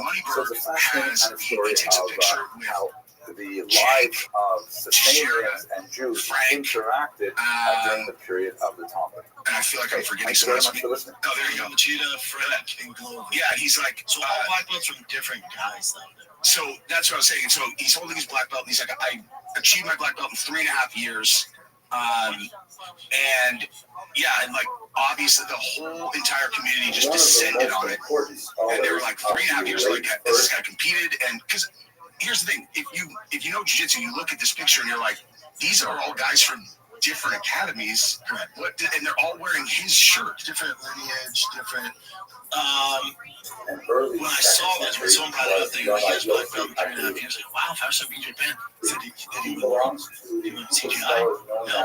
He hasn't competed in other belts. Like there's black belts and then there's black belts. Which is the core so I assume, and I'm not mad at Jake, of course, I don't give a fuck if he's giving this guy black belt, whatever, how much he's paying for it. He paid for the black belt. Even if he had paid for it, even if he's doing privates every day for 3.5 years, you're still not black. So, just so everyone's aware, in general, again, for those that don't do jiu-jitsu, in general, it takes minimum, if you're a stud, 10 years to be black. If you're a stud without almost any breaks in training, and again, if you're a stud, this guy, I don't know how it is. What's wrong with filter business, success coach. Learn how to make money, raise up your career in your business. There you go. So, and for first time, it's a money play. But for Jake, all those boys here in the shirt, if they're getting paid, yeah, do you think? Now, the only problem is if you continue to do this, and let's say Gary V's like, oh, jiu-jitsu, like Gary got his in a year, then it's like, all right, dude, so then, you know, Jake's legacy can never be tarnished because of his accomplishments. But if you have a black belt from him now, it just tarnishes that. That's how it happens. No one can throw a rock at his jiu-jitsu program ever, obviously. Any of those guys, of course, like, yeah, fucking kidding me. Here's a clip right here. See the video? I've never seen Roll. Honestly, when I watch it, I don't need to see Roll to let you guys know he's not actually black. No, I know, just from where his weight is distributed. Just doing the drill. He's high up, his knees, his hips are light, he has socks on. It's kind of over it. Central coastal town of Yavin. The term bleeding, this is what I'm saying. Every single one of his clips that he posted are all human settlement. him drilling. His hips are high. Here I have the audio on this guy. Like, various characteristics. But yeah, like it's all, every single one of them is him doing a drill with one of these grades. In the case of the Galileans, that's the whole thing. Is like he this is my take, right? He knows so little about jiu-jitsu that he didn't even realize that posting these clips alone is the biggest indicator that you're a complete outsider. It's like no one would just put up like you drilling with a superstar. Like obviously they're allowing you to do the technique which you're not doing correctly anyway. And it's like here, so same different video. He has socks on. Yeah. comes from the Galil, but he's an incredibly Gordon Ryan's person. involved He in this? came I get to your money. Ghana already Boys, as get an your fucking money. established scholar. Dude, if he wants to pay you for private, do the private. Well-versed. Say it's $10,000. Get your. This is no different than Zuckerberg. All that. These sucker. As a student, trains and and great sports. rabbi there, And he's a blue belt. Rabbi Sure. Yeah, he's a blue belt. Even that's getting a in little very friendly. short order, however, He Rabbi competes Yossi's too. genius Yeah, became known. yeah, he And in competes in fact, tournaments. many Yes, occasions, I would assume even Zuck is bested Rabbi right those Akiva marches in to them arguments. for And it was sure. widely But the other regarded thing, as if you his have equal, to which is an amazing wear thing his to say shirt, because that's usually a Akiva bad Yosef sign. is Yeah, certainly that's one of the it's like greatest Brian scholars Callen. of that Yeah, age. he has And neither for Brian. Rabbi Yossi, Brian loves his tennis, equivalent was really and quite Brian was unfortunately, Rabbi Yossi did not going enjoy against a pro. his And home life. Brian He was was messing around. married He goes, to a dude, woman, I and was their going with this marriage fucking was pro not tennis a player. He's like, healthy dude, and happy if you one. wanted to, man, He you could found really make himself, a run. however, hard And I pressed was like, the to pros of that divorce team? He's her like, because yeah. he could not Damn, afford you just like walk up and start the playing with large pros. monetary Oh, no, payment I that paid he for under private those too. circumstances. Oh, but Another rabbi if you're paying the generously guy, helped him, and he was able to divorce his it's not wife. real. It's It's his job to make you better. Yeah, how you get better. I think Brian did the same thing in boxing. He was working with this legend, and he was doing a spar, and he goes, man, I think you should take a fight. And I go, hold on, you jumped in like the pro team and just started sparring for that year? He goes, oh, no, it was a private. He's going to lead you on. And not that he's a bad guy, he's a businessman, but he's leading you on because he wants more money. That's all. Maybe he just goes, oh, you're the best ever. We're good here, man. You've reached the pinnacle. You've reached the peak. I don't need any more money. Like he's doing it, the crumbs to build your confidence and to make you better. Yeah, you know, like if in jiu-jitsu, if you're at an academy, you're not even doing practice. It's like if you train with guys who are, you know, like a high team, like greatest of all time, like number one world, you think those guys are going 100% when I spar against them? They're like, they'll match, and you know, they're gonna win, but they're not gonna just fucking pop my head off my neck in 1 second. And I think this guy, this money bird, he doesn't know the jiu-jitsu community too, because like you posting that you had black belt numbers 2.5 years, it's actually not a flex. It's actually going to do more paid salary. You're better off being a vicious blue belt than a complete fraud. You get more respect. Jones is a purple belt. I was talking to Dr. Paul Hightower yesterday, and he's like, hey, John Jones, purple belt, money per black belt. He's like, yeah, I think that fight's going to go. Yeah, I think he just doesn't know how it goes. You get way more respect if he was a blue belt and entered a competition and won. Exactly. Like you, Tom Hardy's not posting on the purple belt. You didn't post when he competes. Like people have to tell you, like, that's how you should do it, man. They're gonna have some money, but usually this year, again, with all these guys, they have so much money. It's like, man, how can I get credibility and be like a guy's guy? I'll get my black belt. Sure, dude. It's a 10-year journey. It's like, no, it's not. Jake, Gordon, fucking whoever else is there, Glover, Leoto, Frank Mir, come here, dudes. Just come here, money. Exactly. But for those boys there, dude, get your fucking money. Of course, get your money. The thing is too that like the way that it played out. So he posted that, and my take immediately was like, who gave him this black belt though? Because it's before I knew it was Jake, and everybody was commenting that, and then subsequently within a couple days, it was like, then he said that Jake did it, but then also Mike Musumeci came out and was like, you guys don't get it, he's getting privates from all the best guys in the world. Imagine how good you'd be. I'm like, no. Like, that's not correct. Like, it doesn't matter how good they are. Just because he gets a private from Gordon Ryan, you think that makes him able to execute those techniques without the muscle memory or the years? Mikey knows that. That's what I'm saying. That's why I think it's a pay thing. That's all he's after support of. It's like, at the end of the day, I don't really give a shit. Guys, get your money. I get it. I've trained with the best in the world for 6 years, did twice a day every day. He's not a black belt in 6 years. But again, he might be a better athlete, and maybe he competed in places we don't know, but we're not familiar with. I don't know. And then he just decided, instead of posting that footage, he's all, I'll post myself not knowing how to finish an omoplata or a toe hold. Black socks is the giveaway. Whatever. If that's what he's into, as long as he's happy, he's not reading comments and watching this, you're good. He is reading comments. He said he's pulling all of the support from the jiu-jitsu community now. Everyone's all, we didn't even know who you were until you said that you were a black belt. Like, honestly, the people who are really hammering him are like the guy like black belt, like not super elite, famous black belts, but like the black belt guys, and they're like, do you have any idea what people? Because what they say is that like it waters down. The reason that jiu-jitsu black belt is such a big deal is because there are no fake black belts. Like everyone has to earn it, over.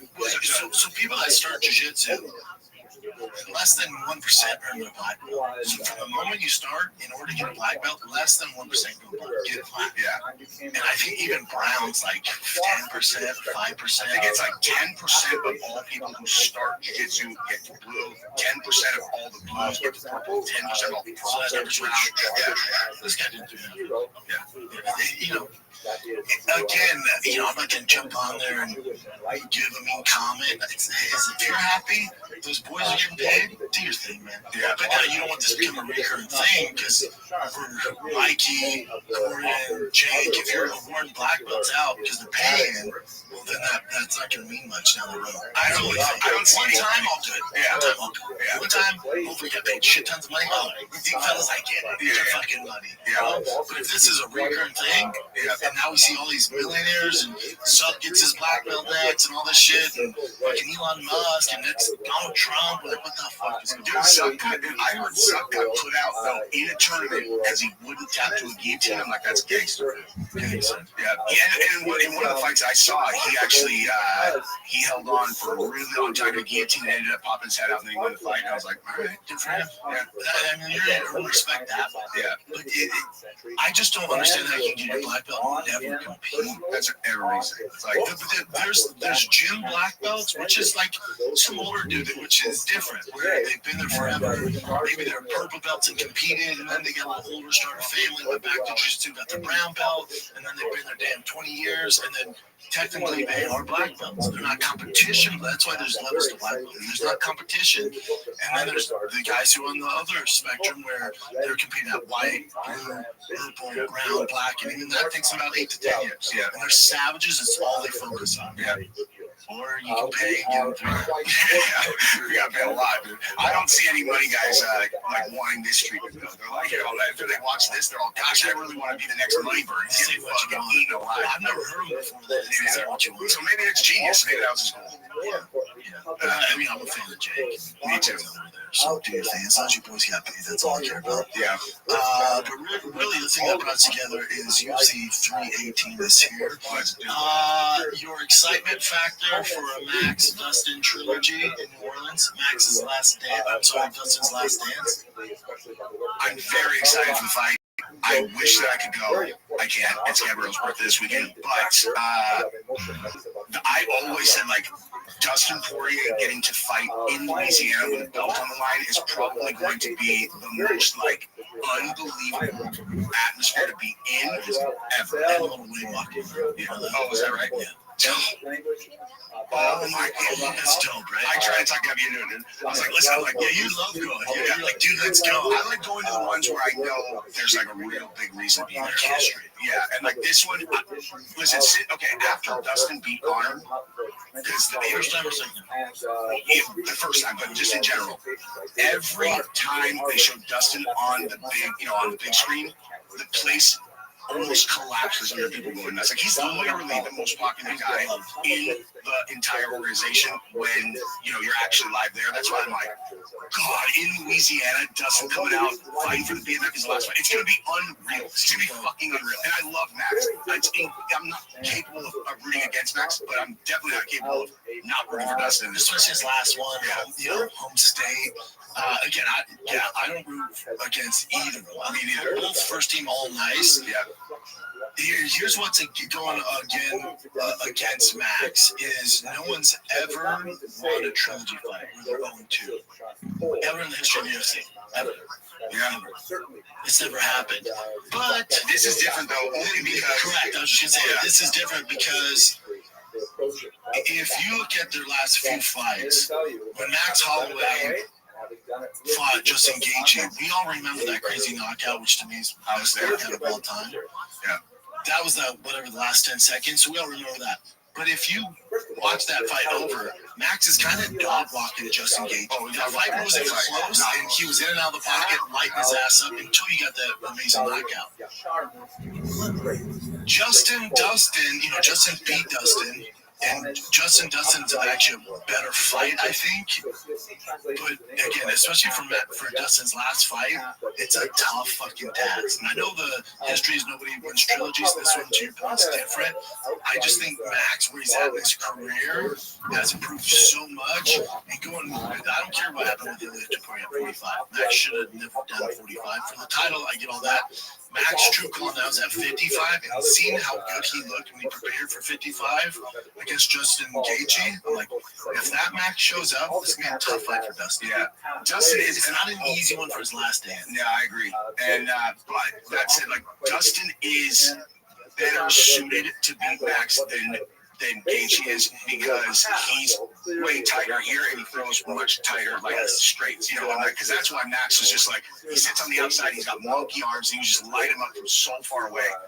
And, and honestly, that's actually basically what Dustin was doing to Justin right up until Justin kicked him in the head when he threw the first head kick of his entire career and landed it, But, it is. I mean, yeah, it's gonna be. I think it's gonna be a banger. The other thing about the first two is that the first one's in a different weight class, and the second one was that was like chaos. Replacement fighters, and then they had to throw Max in down at the end. And Max wasn't really at 55 at the time. They had proper time to put on the weight.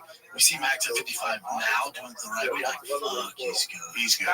That was a really close fight too. The second Dustin and Holloway fight. That's one of the best. Oh my god, that fight's unbelievable. It was just again Max kind of compared with the power. Like Max would land 2, Dustin lands 1. The damage was completely different. Yeah.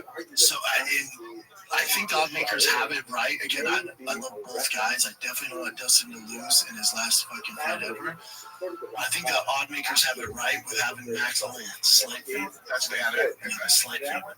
Yeah, I would agree with that. He's like a -105 or some shit. It's like basically even, but he's slightly favored. Man, but he's good. I would have taken a lot to get Dustin out of that. He moved up now. So on Monday, he was minus like 110, 105. Now he's a -42. Wait, another guy. Oh, okay. Yeah, -142. Yeah, Dustin was sitting +120. That makes sense if you're going based off Dustin. If you're going based off Max's last performance, when it was a true 55 against Gaethje. Yeah, that's what's happening.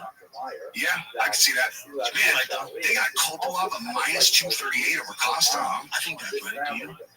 That seems a little heavy. Like, it's like, I guess the oddmakers are like, what Paulo Costa are we going to get? Yeah, he's fought, I want to say 9 times, 10 times in 10 years. He base fights once a year. He's not active enough. Yeah, he really isn't. Let me look. Like I don't even remember his last one. Remember he lost to Robert Whittaker. He looked good. Yeah, and then he beat. What's that? So he lost to Strickland in a split decision, but he didn't look bad. He lost to Whittaker, where you're like, all right, you can see some promise there. And then his fight with Luke Rockhold in Utah was kind of a shit. I was there. That was a shit show. Yeah, they're both gas. And Luke had his nose broken, and when he got on top, he like, all over his face. The crowd went insane at that point. That fight, though, just not to derail the 318, but that fight right there was one of the most epic things I've ever seen ever. Because Luke Rockhold has had his whole entire career, people hating on him, booing him, whatever, started that way, and then by the end of the third round, the fucking crowd wanted to carry him out on it. Like, I've never seen a crowd flip so hard on a single fighter than Luke Rockhold in that fight right there. Yeah, that was a weird fight, because I watched it, my takeaway was like, oh, both guys should stop. The both guys, especially in that division, it's like they kind of both should stop. And then, obviously he did stop after that, but then Costa went on, and then that Robert Whittaker fight, like, all right, decision against Whittaker, he looked pretty fucking good. He's taken serious. He only loses to the very fucking tops of the echelon guys. Like Izzy, he lost to a great championship fight. Lost to Vittori, he was perennial top 5 for a long time. Beat Rockhold, which is, whatever there.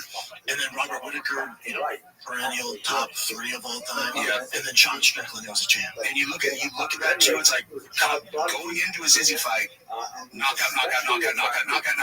Then once he starts getting into decisions, he's losing. Like, that guy's got to finish me. Yeah, he's got to finisher. He doesn't throw enough. He doesn't throw enough strikes. It's a tough fight for him.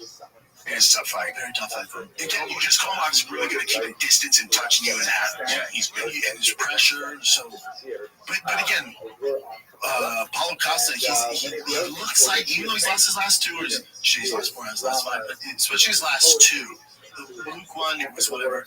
But the Robert against Sean Strickland fight, you see glimpses of, okay, yeah, he's fucking good still, man. He's got, dude, right, when he kicks someone in the body, you're like, man, that Baker's had it right on there. Yeah, when Dana said check out this badass card, stylistically, okay, the casuals are like, oh, I don't see the huge names on there. But stylistically, matchup-wise, it's pretty badass. Yeah, it's CMF card, it's pretty fucking good. It's good. Kevin Holland, D-Rod's fantastic. I think Kevin Holland's top 5 at welterweight. He's minus 500. Kevin Holland? Yeah, I'm pretty sure Goes the odds it is. He's minus 500, big favorite. Wow. That's I mean, I agree that I think he is. I think he's been a tougher fight than minus 500. Yeah, minus 500 pump. Yeah, he's definitely not. But I think D-Rod is a slow starter. Kevin comes out like a fucking Banshee, so we're taking that into consideration. And then Dan Ige versus Patricia Pitbull. Fun one. Yeah, I like Dan Ige in that fight. Those guys, if you chop their head off, you think they're the same person, right? I guess actually, but Pitbull's a little bit like lawyers, like, yeah. But that'll be a fun fight for sure. Card overall's good though. Yeah. Let's hope Dustin wins. I mean, I can't even believe I'm saying that because I love Max so much. I refuse to root against Dustin. I think the odds because I would slightly favor Max. Yeah. Just based off his last performance at 55, we had time to prepare for it. He looks so fucking good. But yeah, good luck being Dustin Poirier in his home state, dude. His last hurrah. Daughters in the crowd, wife, good fucking luck. If Dustin wins, it'll be one of the most iconic moments in the history of the sport, too.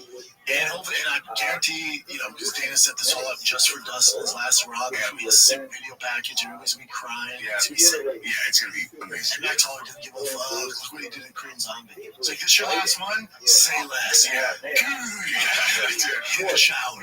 Yeah. I saw, that's like Korean Zombie. I saw him fight against Volkanovski live in Jacksonville, and Jesus, that was a merciless beating. That was fucked up. Yeah. That's my hero. That's his guy. Yeah. He's a tough bastard, though. There's who's that new Korean guy is a savage, dude. Light heavyweight? Or no, he's Chinese. No, not the one that beat Anthony. Not the Iron Turtle. I don't know. He comes up under Korean Zombie, like trains him or whatever. I know what you're talking about. He's a rider weight guy, but I forgot his name. Me too. Oh yeah, and he says he's doing it for Korean. Yeah, he's a fucking beast. Yeah, he's a sav. Wait, who do you guys have for Vittori versus Allen? I'm super excited for that. Vittori versus Allen, man. Gosh. That beef, remember? Yeah, that's what made him more exciting. Vittori, like he's been out for a hot second. And he's coming off of a huge tragedy in his life too. His brother died in that fire. Terrible story, dude. Like his brother, his brother got it was an apartment fire, and his brother got a terrible story, dude. He was like, and Vittori, spoke about it. This was probably maybe 5 months ago, and he gave like a really heartfelt kind of response. I'm like, damn. He put up all these pictures of them growing up together. They were like really close, really close. Well, for Vittori, for sure. Yeah. Well, Brendan, my thing with Brendan, he's so talented. He just makes some bonehead mistakes. He just makes certain mistakes. Cyril Gane does the same thing too. We're watching like, what the fuck are you doing? I like this matchup though because both of them are coming off a couple losses and both of them are really good. So it's like one way or the other. So one of these two guys is coming out with a victory. It's a good. It's hard not to root for. Yeah, you got to root for Vittori. Yeah, it's a solid card, man. Yeah. I fly back early Saturday, so I don't miss a freaking thing. I can't wait. You're watching your house. Oh yeah, I miss so much. Yeah. Nice. Buffalo Wild Wings. No, I'll let you go. Right. Yeah. Some people like Buffalo. Jim watches at Buffalo Wild Wings. Oh, dude. Whenever we're gonna do, I got a big name that wants to do a Viking game with us. I'll tell you. Oh yeah. Yeah. All right, let's figure it out, brother. Yeah. Dude, we did it again. War Report 2. We're in the books, dude. Enjoy UFC 318 this freaking Saturday. Appreciate it, brother. Yeah, it was fun. Next time, at some point, we're just gonna switch the name on it, and it's gonna be like the Gay Report. Yeah, just go the exact opposite. Dick Report. Sorry, Conor McGregor. All right, guys, that's it. Love you. What's up, guys? I'm giving away the Ultimate Ram TRX. $15,000 worth of upgrade. This is one-on-one. You won't find another TRX on the road, or a truck for that matter, like this truck that I will. That's over $15,000 in upgrades. And this truck can easily be yours. All you have to do is go to TriFastPodcast.com, pick up some merch, and automatically enter to win. Because they had sold all of their belongings in anticipation of the Messianic era, and there was a huge debacle for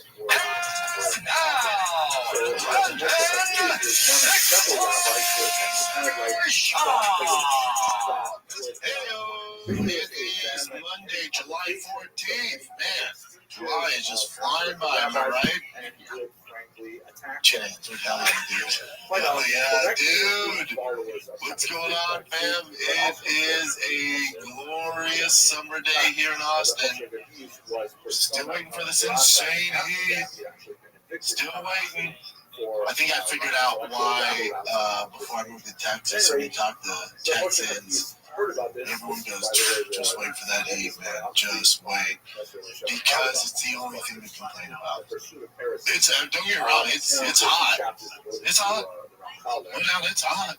But it's not, I'll have some neighbors like, July, August, I get out of town. It's going to be my fault. You're going to leave because it gets toasty, we haven't seen it yet. Just wait. Even Jamie Rogan's guy was like, when he coming? I'm like, yeah, I'm moving there, in June. He's like, man, good thing I'm moving July. Just wait. So maybe it's just a rare summer here in Austin, but I'm waiting for this extreme heat everybody keeps talking about.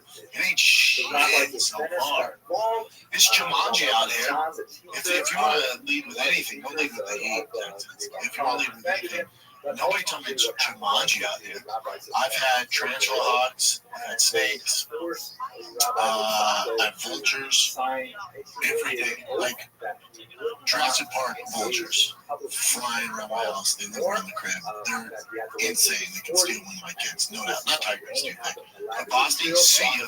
Billy, see ya. My wife, maybe. Could lift the big ass up. And then this morning, in the garage was El Tarantula. He's cute. I was going to say that. Of all things, he's cool. He actually looks cute. I don't mind a tarantula. Joanna was freaking out. She came because I was getting ready to go to my workout. So I was like making my pre-workout legs.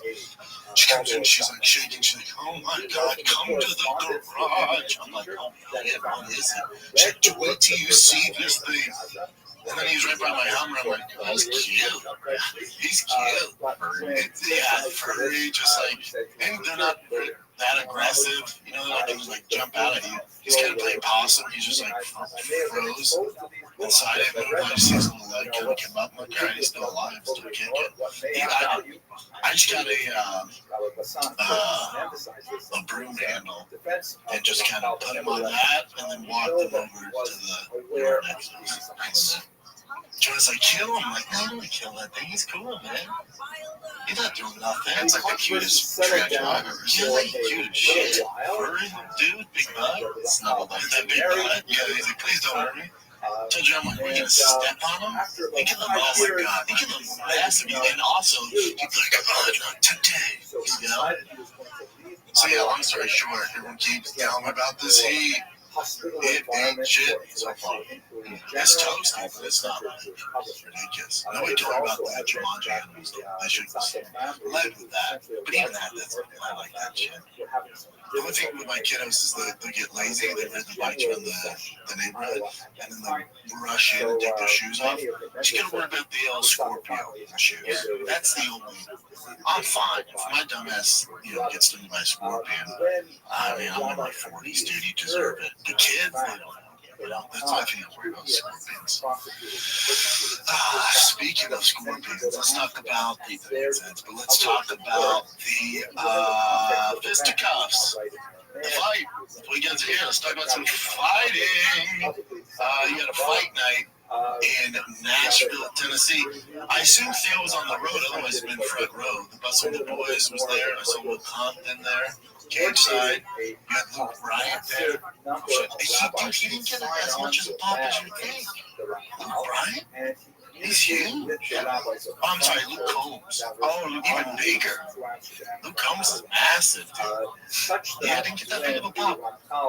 Didn't get that big of a pop, but Nashville's a good card. These fight nights are good cards, man. I'm telling you, if you guys are sleeping on them, they've been some of the best ones we've had this year. We'll get the UFC 318. In hindsight, this should probably be a fight. You have a good main event, the rest of the card. If you're hardcore, you know some of the guys. Even if you're not, you're kind of casual, one foot in, one foot out. You tune into the fun cards. You know some of the guys, Paulo Costa, Kevin Holland, D-Rod, and Ige. You're pretty much familiar with Patricio Pitbull. Michael Johnson's been around forever. This is like his 50th fight. You have Vittori, Brendan Allen, Ryan Spann, Jimmy Crew. But overall, if this is 10 years ago, this is a fight night. What a great main event. This is a fight night where like, holy shit. This is a fight night Rogan and me and the boys would do a fight companion. It's not working. It's one of those fight nights. Yeah, it's tough as a pay-per-view. We'll get to 318. Let's jump into that. Let's cover the fight night in Nashville. Great card, ton of finishes. The Walker versus Kennedy, the heavyweight fight. So he's Johnny Walker's brother. He's freaking heel hooking everybody and their mother. And he was an underdog in this fight. This was kind of his first step up. And I texted Nick during the fight because I know he bets on it. And as Walker's walking out, I go, dude, I love Walker as a dog here. I'm taking my submission all day. And then Nick didn't respond, and then right after 54 seconds, God dang it. I'm like, I'm telling you, dude. I'm telling you, man. These people who make the odds here and set the lines, they don't really know what they're doing, you know? Walker's a savage, dude. He's a savage, aggressive, man. He just, and especially at heavyweight, where jiu-jitsu is not really the forte. Listen, yeah, I can't do that to Tom Aspinall. But outside that, you're not going to do that to John Jones. But outside those two top dogs, and obviously Almeida, but outside like those top echelon guys, the rest of the division, they're not exactly well diverse when it comes to leg locks, especially at that level. So he's going to go pretty far. I'm a big fan of his. And then the main card kicked off with a bunch of finishes. And even the few decisions were terrible as far as entertainment-wise. Brian Callen definitely watched his card, but I pretend he did when we talk about him finding the kid. But if you watched it, Brian would be rock hard for Vitor Petrino. Oh, that dude, yeah. That boy, first team all body. What was that light heavyweight? Comes up his first fight at heavyweight. Good first fight against Austin Lane, former NFL guy, right? Has a beak on him. Boy, he has a bigger nose than me. Tough as hell, super athlete.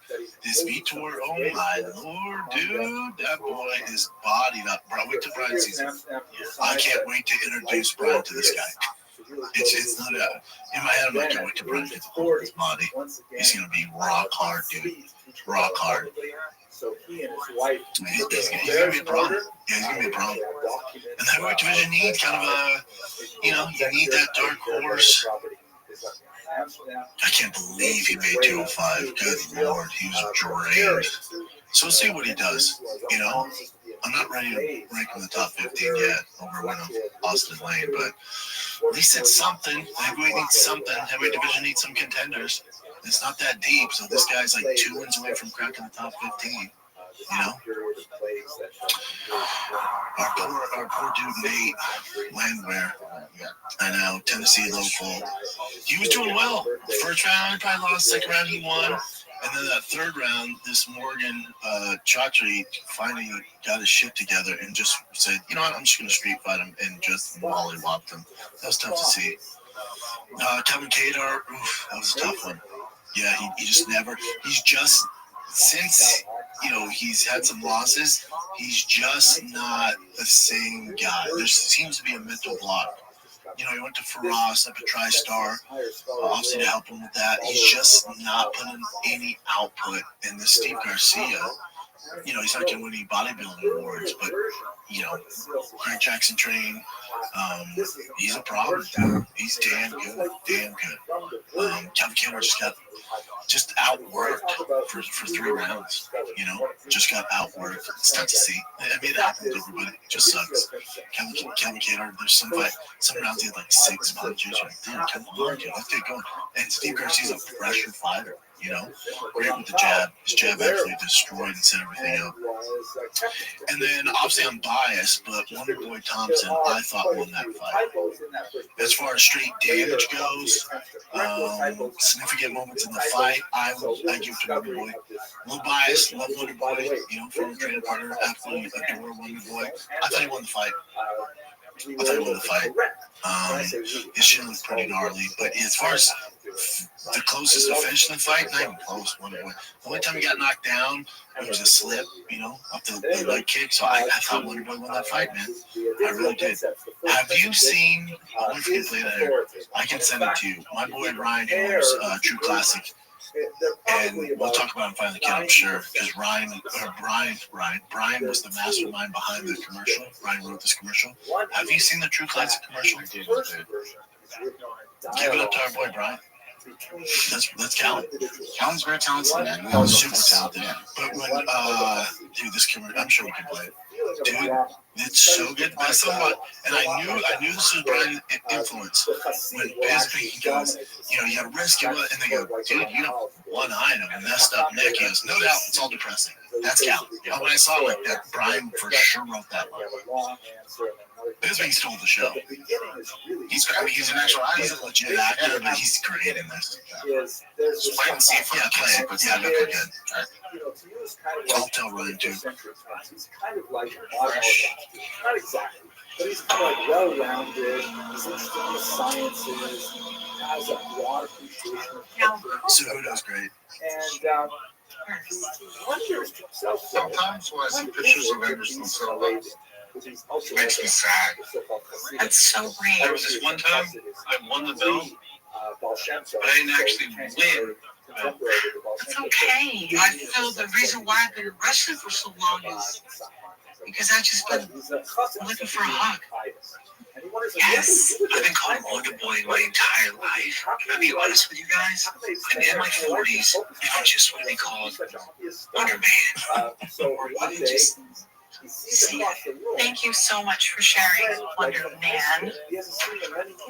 What the f***, guys? Michael, you're late for our shoes. Wow, so nice to see you. We have a long guys, this is a waste of time. You don't need inner peace when you have outer affection. Our perfection. You have a broken neck, a glass eye, 2 depressing facts. Absolutely true. However, 2 depressing facts. Absolutely true. This is a true classic Rainbow Cotton shirt. It's like a cloud hat. Mr. Bisbee, can we all wear a true classic? Why, yes. That's one of the most important gifts. I'm feeling Yeah. so breathing. It's like wonderful.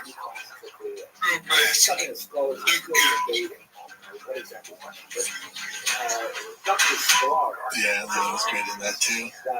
It's Cal did a really good job. Yeah, shout out to Cal and baby. Yep. True Class is the best. That's and Ryan's super awesome too. Ryan's great. Both DFC, I love it. I love it. Where was I going with that? I'll go back to the fight. Commercial's so good. Bisbee stole the show. Oh, because I was talking about Wonderboy Thompson. And it doesn't sound like it's his last one either. He's like, shout out to the UFC medical staff for sewing up my leg. I'll be back. I don't think he said I'll be back, but appreciate all the help. But it was a retirement fight. And then let's get to the heavyweight fight. Yeah, Derek Lewis versus Teixeira. Allison Teixeira. In other words, some of the characterizations of the. Did you see it, Joe? Of course. Early stoppage? No doubt, right? No doubt, 100%. Now, I'm not mad at it because I love Derek Lewis and I wanted to win anyways, and I did think this went past the first round. But, and I think because Derek Lewis is so beloved, I don't know what the online reaction was like, but none of the broadcasts, no one really addressed it at all. That was a bad stoppage. Yeah, especially when he never really went limp. There was a bunch of unanswered shots, but he got up, defended himself, clearly conscious. It's just such a bad stuff. I mean, also as fans, like, we want to see like an actual finish. Yeah, I think Derek would have still got the finish. Yeah, hopefully, it's heavyweight. It's heavyweight. Derek got clipped in the eye early on. There's just not a big enough uproar, really. I haven't seen any. I don't know if online's pissed about it. People love Derek so much, which we all do. But I was just like, God, man, that sucked. And people are upset. Are they? Yep. Yeah. What's right is right. I was just like, God, that sucked. Even though I want Derek to win, I'm like, God, you don't want to win like that. Because after the win antics was hilarious. Because he did so many different things. Yeah, so many things. He literally boomed the crowd. Yep. He's so we have that too. Told his wife, like, what's next? He's like, my wife? Dude, and they made Guru post this thing where it's basically how Derek Lewis is like, my wife's next, and it shows John Jones, like, mine too. Like, oh my God. Yeah, dude. That is so funny. Yeah, Derek Lewis looked great, man. He looked good. He was like, I knew it was going to be one of these fights. Teixeira hasn't fought anybody. He's been fighting cans. And they're like, why'd you go so hard on, after the win celebrations? He was like, because I don't know what they're saying in Portuguese, but I bet they're talking shit. But all right, man. He was great. Yeah. He was on the cell phone the whole time while they're announcing his win with Trump. With Trump, yeah. That's so crazy. Dude, so many things happen with them. Yeah, Derek Lewis is awesome. And here's the thing. I'm not mad just to build the Tom Aspinall kind of mythical champion figure is I'm more excited about Derek Lewis than I'm a Cyril Gane fight. Now, according to Tom Aspinall, he has a fight lined up in a date, but I wouldn't mind Derek Lewis jumping in the queue. They've done it before. It'd be a huge feather in Tom Aspinall's cap. It's a new opponent, fun opponent. Fans love him. Tom Aspinall can beat him. It's a good feather in the cap, and then more people get familiar with Tom Aspinall. I think it's a way smart move from Cyril Gane. More dangerous too. Yeah. But Kenny actually, I think they would actually let him jump the line. Yeah, I do. They need some sort of life in that division. And Derek Lewis is a big name. Was this his second knockout in a row? He has the most knockouts right in history. Yeah. So let's say Tom knocks him out or Tom submits him. Like, that's good feather in your cap. You beat the guy who has the most finishes in the heavyweight division. It's a good starting point, especially get American fans on board with Tom. And as fans, just like I said, we prefer Derek over Cyril. Derek Lewis is tougher takedown than Cyril Gane. He's good hips, man. Big, strong, shorter base than Cyril Gane. I'd much prefer that. Much prefer. But we'll see what they do. All right, kids, let's take a little break because this weekend something special is about to happen in the Big Easy. That's New Orleans, fam. UFC 318 is coming to New Orleans, and it is a fun one. The BMF title is on the line, and the hometown boy, Dustin Poirier, is the last dance. That's right. The king of the lightweight division is going out on a fun note against Max Holloway. It's the trilogy fight, man. And DraftKings Sportsbook has the official sportsbook partner of the UFC, has all the action you need. Holloway Poirier 3 headlines is the last time Poirier stepped in the octagon. And if you're new to DraftKings, check this out. New customers should bet 5. We got 150 in bonus bets instantly. Download the DraftKings Sportsbook app now. Use code SHOPSHOW. That's code SHOPSHOW. For new customers, get 150 in bonus bets instantly when you bet just 5 buckaroos. Only on DraftKings. The crown is yours. Gambling problem? Call 1-800-GAMBLER. In New York, call 877-8-HOPE-NY or text HOPE-NY at 467-369. In Connecticut, help is available for problem gambling. Call 888-789-7777 or visit ccpg.org. Please play responsibly. On behalf of Boot Hill Casino and Resort in Kansas, 21 and over. Age and eligibility varies by jurisdiction. Void in Ontario. Bonus bets expire 7 days after issuance. For additional terms and responsible gaming resources, see dkng.co/audio. All right, let's get into UFC 318, big dog. I guess this is a pay-per-view. I'm not gonna hate on it. It's a good card, and it's gonna deliver. This is one of those cards that's gonna deliver. Obviously, you have a BMF title on the line. You can't book the rest of the card with just normal fighters. So all these fighters could eventually, if they haven't yet, compete for BMF title. So BMF, right bad motherfucker. For those of you who don't know, the BMF title was created by Dwayne "The Rock" Johnson. So, and now the UFC was like, yeah, this is great. We're just going to roll with that. I think it was supposed to be a one-off, and they're like, no, we'll just roll with it. Because the casuals, as long as there's a belt on the line, we could call it the biggest pussy in the world. As long as there's a belt on the line, people assume it's a world championship fight, and we can have them headline pay-per-views. Here's my question. Maybe you can look this up, Jim. So if... Because technically, Topuria has the BMF title, right? When you have the BMF title, or since Max Holloway's fighting for the BMF title and Dustin Poirier's fighting for a BMF title, do they get paid like it's an actual title, or is this all smoke and mirrors? It's just the way the UFC is pulling one over on the fan base. Will the UFC actually compete in the BMF titles? Can be a bit nuanced. The BMF title isn't a traditional divisional title, but is presented as a special championship award to the baddest MFer in the UFC. Yep. While not lineal, fighting for a BMF title, like an interim title, can confer champion status in the eyes of the UFC, which can affect fighter pay, including potential unlocking pay-per-view points. So it's not like confirmed. We don't know. In essence, while the BMF title doesn't carry the exact same weight as the lineal championship in terms of divisional rankings and title shots, it's simply drawing eyeballs to it, of course. Position to secure lucrative pay-per-view points, so she put them on par with those fighting for additional belt in some aspects of compensation. So I assume they get a little bump, but I doubt it's the same as the actual world championship. Kamar Usman says, made up BMF belt, not a real UFC title. He'd be correct. Usman said the BMF championship pound for pound podcast, this was a hypothetical that was made up because of me. Let's not forget that myself and Covington were supposed to fight in Massacre Ground in New York. Okay. Does the UFC BMF title holder receive points?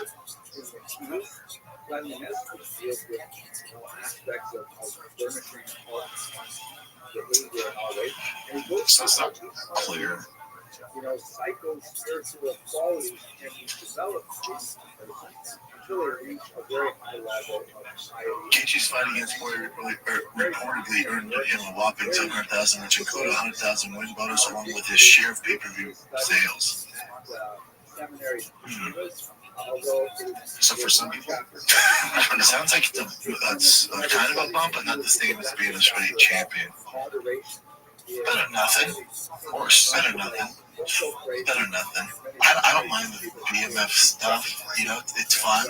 And if you look at the history of BMF, there hasn't been a bad fight.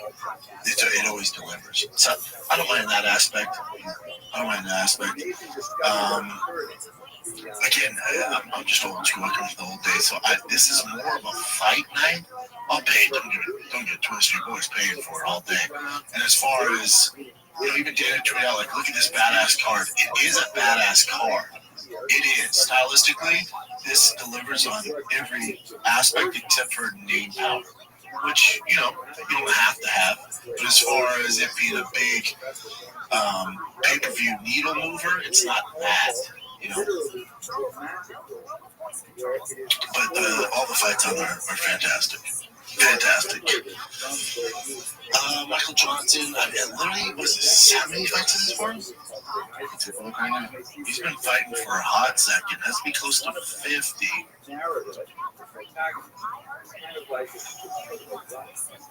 So he was when he got to the UFC, he was 8-5. Go all the way up now. Nice, 23-19. 15, 11. He has a total of 42 matches. Let's take away 13. It's like 30 something. That's a lot of losses.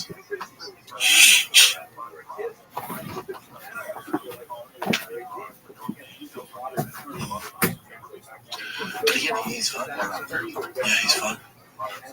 He's fighting for fucking ever, dude. Yeah. 15. And sometimes I thought he completely lost it, and then he comes back. I know. He's 39. Get back to the rest.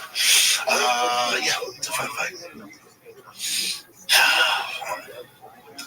Danny Gay, Patricio Pitbull. Listen, man. With Patricio Pitbull, when he fought Yair Rodriguez, he did not look world class. He had no business being in there. Again, you're gonna hear a lot of other people who do what I do keep telling you that these other leagues are just as good. These guys can compete, and it's not the truth. It's not. It's fun to hate on the UFC because, you know, they're the big show in town, and, you know, it's fun to cheer for these other leagues. I get all that. I'm with you. And are there some talented dudes who can compete? Yes. Will they be world champion in the UFC? No. I want you just to look at strength of schedule of Patricio Pitbull before you get to the UFC compared with a guy named Dustin Poirier. This is the difference. Strength of schedule is everything. Who are you fighting? Yeah, you're champion over here, but who are you fighting night in, night out? And if we go through some of these names, he's also lost 3 of his last 4. But if we go through some of these names, you tell me if these guys would be dominant in the UFC. AJ McKee? Maybe. He's one, I'll give you that. He lost to him, and they beat him in decision. Adam Borgs, you know. And then also, as I name some of these. And his book was praised by people like Moses Mendelssohn, who was the father of the Haskalah. This is the so-called genius of Berlin, an individual who was the first Jew. He was personally observed, but he was the first Jew who kind of expressed to general society in Germany that Jews were worthy of equal rights, and that Jews had intellectual attainments that were easily equivalent to the great minds of Germany, the musicians, so on, and he argued for greater emancipation of Jews within larger society. And his movement later moved further and further away from observance, and in fact, tragically, most of his descendants did not even remain Jewish, but nevertheless, he praised the Ramchal's work primarily for its phenomenal literary quality. We see this even in the 20th century with Joseph Klausner, very famous professor of literature. I think he was the founding chair of the literature department at the University.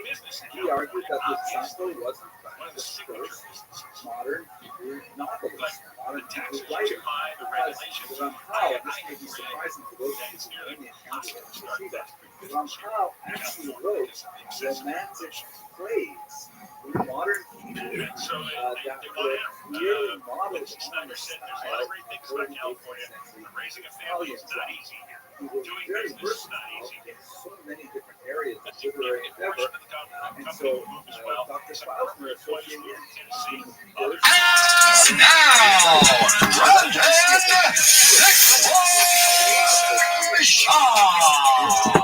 Yes, sir. It is Monday morning, July 21st. About 9:30 a.m. here in beautiful Austin, Texas. Weather still ain't shit. Everyone's like, this is so uncommon for Austin, Texas. Whatever, dude. This weather ain't shit. Bring it. Bring it, weather gods. Bring it. How's everyone doing? How's your summer going, man? Yeah? Kids in multiple freaking camps, so they're not driving me crazy at the house. I get it.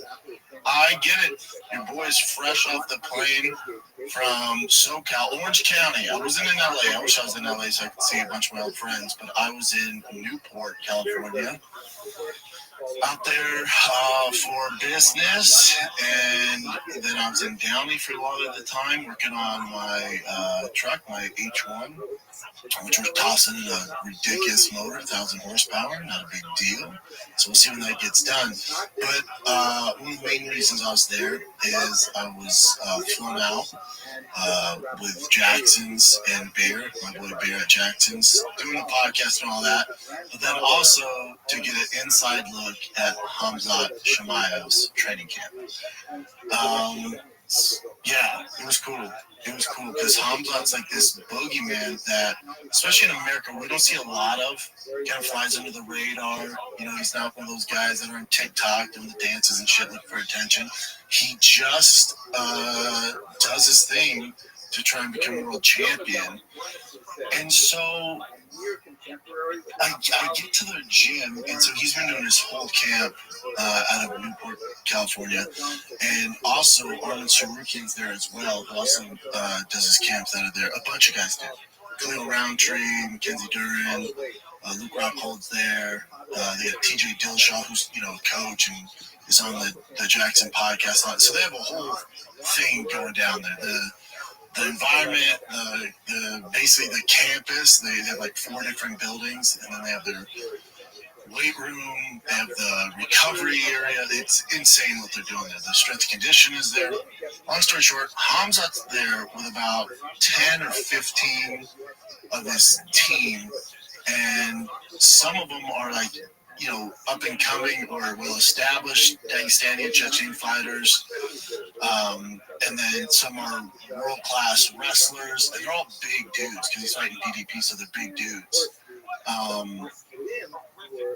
It's different than the camps I was in, or different than the camps I've been around, whether it's John Jones or GSP or Machida or insert whoever, Jill Sonnen, all these big time dudes. Because it was just so intense. Like, there's no joking around. It's just business. And, obviously what happens in a fight camp stays in a fight camp. But if you know the stories of, like, shoot to box, where they would spar and dudes would, and it was a fight and guys would get, like, starched, that's what these boys are doing. And it ain't happening to Hamza. Yeah, I was blown away. That dude is everything that you think in your head, all the folklore and the hype. This dude is scary, the real deal. Yeah, scary. That might take, if you had to sum up my take like an inside look at his camp, it would be scary. And part of me is like, well, I've been out of the game for a while. And so maybe this is just the level the guys are at now, or Hamzat's just this freak. And I wish I could see DDP's camp because I'm a huge fan of him, Dracus, And I do think it's going to be a great fight. But yeah, Hamzat's the real deal. Scary. The things I saw him do to world-class competitors, and he could do it at any given moment in any aspect, whether it was striking, grappling, wrestling. He had world-class guys from each genre. And it was like he was just playing with his food. And then when the coach was like, dude, let's get going, he's like, okay. And then would just dog walk these dudes. And people that, if you're in the game, are like, what the fuck? I was like, holy, I know his wrestling was good, but dude,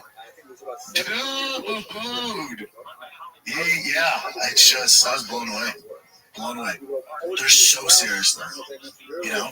Which, don't get me wrong, like, the Americans are serious too, but we also try to break the ice a little bit, and we're doing, you're fighting another grown man in the steel cage and underwear, so it's serious matters, but you're also joking around a little before training camp or even before sparring, like, what's up, man, catch up. There's none of that. It's just all work, super disciplined inside and outside the cage, and it's just one goal, is to beat DDP. And dude, if it's not about that, shut your yapper. It's just, at the highest level, man. Just a fucking monster. That's good to hear. Yeah, just a monster. Were you able to do anything with him though? No, I wanted to grapple with him. But what they were doing was sparring with MMA gloves on.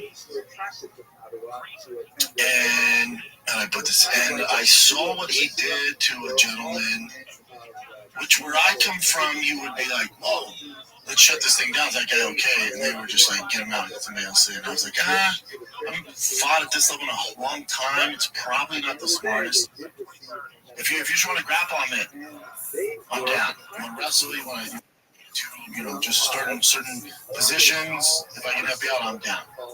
But it's the head I'm not going to do. No, not now. Especially he's 3 weeks out, and dude, when I say there is no games being played, buddy. Yeah, it was cool to see. It was cool to see. I really want to see DDP's camp. I'd love to get it. Because, again, DDP, he's not like this mysterious character in the stage, right? Like, we all know DDP now. And he's so goddamn good and big and strong. And has cardio for days and he's champ for a reason. And boy, has he walked through the fire to get there. You look at his resume. And so when I look at, obviously there's going to be reasons to be biased because I saw, what Hamzat's doing, who he's doing it to. I'm like, oh, who's going to beat this guy? But then we step back, like, DDP is no punk either, man. I'd love to get inside, look at his camp. I'm straight up, I'm a fan of DDP, So it was interesting to see, man. I was ready to get back to Austin, though. I was ready. Just for just a few days. Yeah, by the second day I tried changing my flight because I flew out Saturday morning at 6 a.m. I tried flying out Friday night, but there's no directs to Austin from Orange County, so I was forced to stay another night. Yeah, the weather was nice though. Yeah, the best. Yeah. But here's the thing, I miss the humidity. When I landed in Austin, I walked out, I'm like, yes, give it to me, baby. Yeah, I loved it. I love it, man. I just love it. I love everything about here right now. You don't realize till you leave LA, like when I was flying in, you're looking down, you're like, oh, it's straight up, like New York's the concrete jungle. But LA, the difference is, especially in Newport, Orange County, like every house is like, whether it's $10 million house, they're all right next to each other. You come in Austin, it's like, it's the exact opposite. There's land, I was taking a piss, I was staying at my buddy's house, I was taking a piss, I literally could look into the neighbor's house while I'm pissing hard, which you just don't deal with that out here. And then traffic, there was, I had to go to Downey where Sig Motorsports, where I do all my truck stuff at. Went to drive down there, and it was 10 o'clock and just, dead stop traffic. Traffic sucks. Yeah. And then when you get hit, like when I used to live in LA, I used to land in LA from where I was touring, do whatever, I had business doing, I used to fly back in. I would land, as soon as I'd land, I'd go to my maps, and I'd go ETA to home, and sometimes, depending when you land, it's 2 hours, around 45, sometimes 55 minutes, so it's a fucking trek. Here, it doesn't matter when you land. I'm always 30 minutes from there. Any given, it doesn't matter. Rush hour, it doesn't matter. And it's such a relief, man. I love that about it. Yeah, it's great. It's great, man. Let's get to the fights. And dude, here's the thing. UFC 318, they try to tell them this is a great card, whatever. We'll get to that. This Saturday's fight night with RDR and Robert Whitaker is a better free card than that pay-per-view. From top to bottom. I will guarantee you get more finishes, that's not saying much, but guarantee you get more finishes on that card. Yeah, I'm more intrigued with Whitaker and RDR than anybody on 318. Granted, it was Dustin Poirier's last hurrah, it's the last dance, so that gave a little more attention to the card, but as far as stylistically and like guys, going for a world title, like this is to me so exciting. Peter Yan, Marcus McGee is great. Bryce Mitchell, they gave another tough one. A very tough fucking fight for Bryce. So it goes. And Sharp, Pirate. Oh, yeah. Let the Pirate doing the damn thing. Yeah, that main card is better than UFC 318. It's free. It's free if you pay for a cable service, stuff like that. But free meaning it's not pay-per-view. But let's get into UFC 318. If you watch from the early prelims that were on Fight Pass and ESPN Plus, really Fight Pass, that's where I saw that. You're like, here we go, man. Here we go. New Orleans is popping. Like, we've kicked off. You had, 5 fights. You had 5 finishes. It's like, let's go. This is going to be the theme of the night. And then the prelim started, not the early prelim, but the prelim started, and you get another TKO in a minute 10. You're like, buddy, this can be all finishes. And the fight gods went, you enjoyed that? Did you like that? Here, for the next 8-9 fights, are going to be all decision level. You know, so then you got that. Brendan Allen, Marvin Vettori was a fun fight. Fight of the night, dude, that's so disrespectful they gave them the fight of the night. Dude, and I have my thoughts on why they give it to Brendan Allen, Marvin Vettori. I bet Dan was like, dude, we got to spread this wealth around somewhat. You know, like I would imagine the prize that cash prize Max Holloway, especially Dustin Poirier in his last fight. Dan's like, you guys are good. You don't need fight of the night. I bet you hear Max Holloway talking about it with Dustin in the back. He's like, dude, you believe they gave to fucking Brendan Allen and Vettori? Because for them, with the accolades and getting performance bonuses, like it's a big deal for their legacy. So, and don't get me wrong, 100 grams is great, but those boys are going to be fine. It goes a longer way for Brendan Allen, Marvin Vettori. And I was rooting for it. I love Brendan Allen as a piece. But I think I was rooting for Vettori in that one because he lost his brother in a fire. I know, that's what made me also want it. Yeah, like, God, he needs this, man. He really needs this. All right, kids, let's take a little break here from the shop show. When we were young, we used to dream of being anything. An astronaut, president, prince, princess. But as you get older, your dreams change. Focus on less on running the world and more on how you can take your skills and ideas, turn them into something that's real, like a business. Instead of dreaming of going to space or owning your own castle, maybe start dreaming of owning your own freaking business. You'll need a website, payment system, a logo, a way to advertise to new customers. It can all be so overwhelming and confusing, especially for your boy here. But thankfully, that is where today's sponsor, Shopify, comes in. Cha-ching! Shopify is the commerce platform behind millions of businesses around the world. And 10% of all e-commerce in the U.S., from household names like Mattel, Gymshark, to DryFast, all gas brands just get started like us. What if I can't design a website? Shopify got you, man, from the get-go with beautiful, ready-to-go templates to match your brand's style. What if I need a hand? Say less. Get help with everyday tasks like enhancing product images, writing product descriptions, generating discount codes with Shopify's AI-created for commerce tools. All right? And what if you get stuck? Shopify is always around to share advice with their award-winning 24/7 customer support. Turn those dreams into cha-chings and give them the best shot at success with Shopify. Sign up for your $1 per month trial and start selling today at shopify.com/shop, all lowercase. That's go to shopify.com/shop, all lowercase, SHAB, shopify.com/shop, all lowercase. Cha-ching! That aloe vera and Kyler Phillips, I love DC, I love, who else was it? John Anik and Paul Felder, they're great. Dude, the amount of hype they were doing with aloe vera, saying that this kid's over there, like he could do no wrong. Technical wise, he looked horrendous. I didn't watch that fight and went, oh man, this dude's going to be a real threat in the bantamweight division. You look at him like, hold up, and Kyler Phillips is a beast.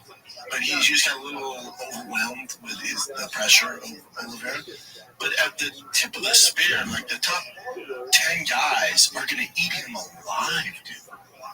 Just walking forward with your hands down the entire time, and then just launching into these loopy right and left hooks and leaving his feet. Every time you feel right hand, his body mechanics is just all off. How no one brought that to the attention of the audience? And now maybe they just want to focus on the positive. I get it. But my takeaway was super talented kid, super athletic, explosive. Technical wise, he has so far to go before he reaches the top 10. Now, Kyler Phillips, I think it was 15 or 12 or whatever he is, so maybe they put him in the top 10. Good luck, Bubba, with that fighting style. Now, maybe he was just doing that because he didn't really respect Kyler Phillips' power. Maybe it could be that. You know, the kid's a banshee, and his pressure is insane. But, he called out, says he wants to fight Sugar Sean. He's like, but Sugar shouldn't take that. I'm like, buddy, you know what Sugar Sean would do to you if you fought like that? That's light work, man. for all those boys in the top of that division, they're looking at like, I'm not we're done right now. Now maybe again, it could be a product of Oliveira not respecting Colin Phillips' power, just like this dude can't knock me out. Maybe if I fought, a different bandweight that had power, I would fight with my hands up and not leave my feet when I throw punches, and wouldn't stay on the center line when I'm throwing combinations, and wouldn't walk forward and get in striking range with my hands up. All of this is terrible, terrible. And so maybe he's just like, I don't give a fuck. This guy can't hurt me. Maybe it's that. And maybe I'm wrong. The next fight, his hands are up and he's off the center line and he's moving his feet and doing proper technique. But I watched that. I was like, that young man has a long ways to go. And no one on the broadcast ever brought it up. They're just like, oh, so explosive. Like, it doesn't matter. Who gives a fuck? If every time you throw your right hand, you're leaving your back foot off the ground and leaping forward, and your head's over your knees. It's just, it was bad fighting. That's what that was. There was a lot of bad fighting, dude. Was happy Michael Johnson got the win, biggest underdog on the card. Daniel Zellhuberger, okay, we'll pretend his dad wasn't a Nazi, but Daniel Zellhuberger, just kidding. No, his dad is German. Oh, and his mom's Mexican. That's why his name's Daniel Zellhuberger. Zellhuberger, just too much too soon. He's going to be a monster. He's huge for the division. He's huge for lightweight. He could probably even go up if he had to, but he's young, man. It's all good. He fought the vet, Mike Johnson, who was still quicker than him. That was the issue. Speed was the issue for Daniel there. And he just never got started. He was never active enough, and Michael Johnson just did work, But he'll learn from that. He's young, but there's a lot of potential there. I look at Daniel, I'm like, yeah, that kid, hands are up, technique's good, could be a little more active. He's super young. Like, to me, that's a contender. When I see Oliveira, I'm like, oh, when the technique's bad, I'm like, he's going to get to a certain level where that being athletic and explosive ain't going to carry you through to these victories. Daniel Zellhuberger, he can, he's doing the right stuff, and he just needs to get back on track and make some adjustments, but the technique's there. Patricio, that's your savior, Bellator. I thought Danny had moments where he could win that fight. Patricio, he's just older, man. He's just a little bit washed. He's not very active at all. His first fight, he blamed on, he couldn't get used to the 3 rounds. How many fights have? Like fucking 40, 50 fucking fights? Come on. You can make those adjustments, he's not blowing the doors off anybody. I'd be willing to bet he loses the next fight. And listen, I like Patricio. He's a monster in Bellator. It's just different over when you're in the UFC, especially at his age. It's going to be a tough run. I don't know what they're paying him, but I'd be willing to bet the UFC's like, buddy, fuck this. We're paying way too much for these bullshit fights. Like, they're not exciting. He's not active. He doesn't really, apply pressure. Everything's slow and methodical, very slow starter. So I think it's going to get a little dicey for him. The D-Rod, I'm a huge fan of D-Rod. Again, head over his knees, throwing arm punches, but he got the job done, dropped Kevin Holland a few times. I was rooting for Kevin Holland. I do think he's a contender at welterweight. That's where he should be at. Sucks to see, but now Daniel's won 3 in a row, so, maybe he's the next guy. But Kevin Holland, he has it. I just don't know what was going on with him Saturday night. He just seemed off. Something seemed off. And Kevin Holland, when he's talking shit and doing his thing and mouthing off, he talks so much in the octagon, he's in a flow and he's comfortable in that. He didn't do that once. Not once with D-Rod. Not once. And maybe he just had too much respect for D-Rod. I don't know. But he just didn't look like the normal Kevin Holland who's comfortable in there, doing his thing, talking his trash, no matter who it is. He just didn't. It never appeared that way, ever. And then if you watch War Report, Jesse, my whole thing with Paulo Costa was like, what version do we get? And we got a fucking damn good version, He talked about in the post-fight press conference, he's like, if I lose this one, it's probably the end of the road. That's what is it, 4 out of 5, in a row losses, so he's like, they probably give me my walk-in paper, so there's a lot of pressure, and I was super focused. Yeah, so he's lost 4 out of 5. You lose 5 out of 6, you're probably getting walk-in papers. This day and age in the UFC. He looked good. He used the mic to call out Hamzat. Waste of time. You've lost 4 out of 5, buddy. You've lost basically 4 out of 6. You have a 1-fight winning streak now. That ain't happening. It's like, he DM'd my wife. It's like, even with that narrative, it ain't happening, dude. It ain't happening. Now, if they give him, Sean Strickland, somebody else in the top 3, and he beats them, then the conversation can start, even though he's, only 4 out of his last 6. But you get a big win, and you're right back in there. You're right back in there. But you're not beating Roman by decision and then getting a shot at Hamza. It's not happening. He's like, I'd love for UFC to fly me out to Chicago. It's not there right now. He looked damn good. He looked damn good. Yeah, that's what we need. Because he's kind of been inactive, fights maybe once a year, maybe once every 2 years. He's funny on social media, but that ain't shit, dude. Like, you're staying relevant because you're funny on social media. You gotta fight, dude. You gotta beat names. And then with the main event, Max Holloway, Dustin Poirier. Again, even though these were decisions, for the most part, they were entertaining. So some of those decisions can get pretty brutal, but these weren't bad fights. It sucks over here in Texas because you're up to like midnight or 12:30, so that part kind of sucks. So I don't know, because I'm tired, I'm like, God damn, someone just finished somebody, I get really unbearable. But Max Holloway doesn't Poirier.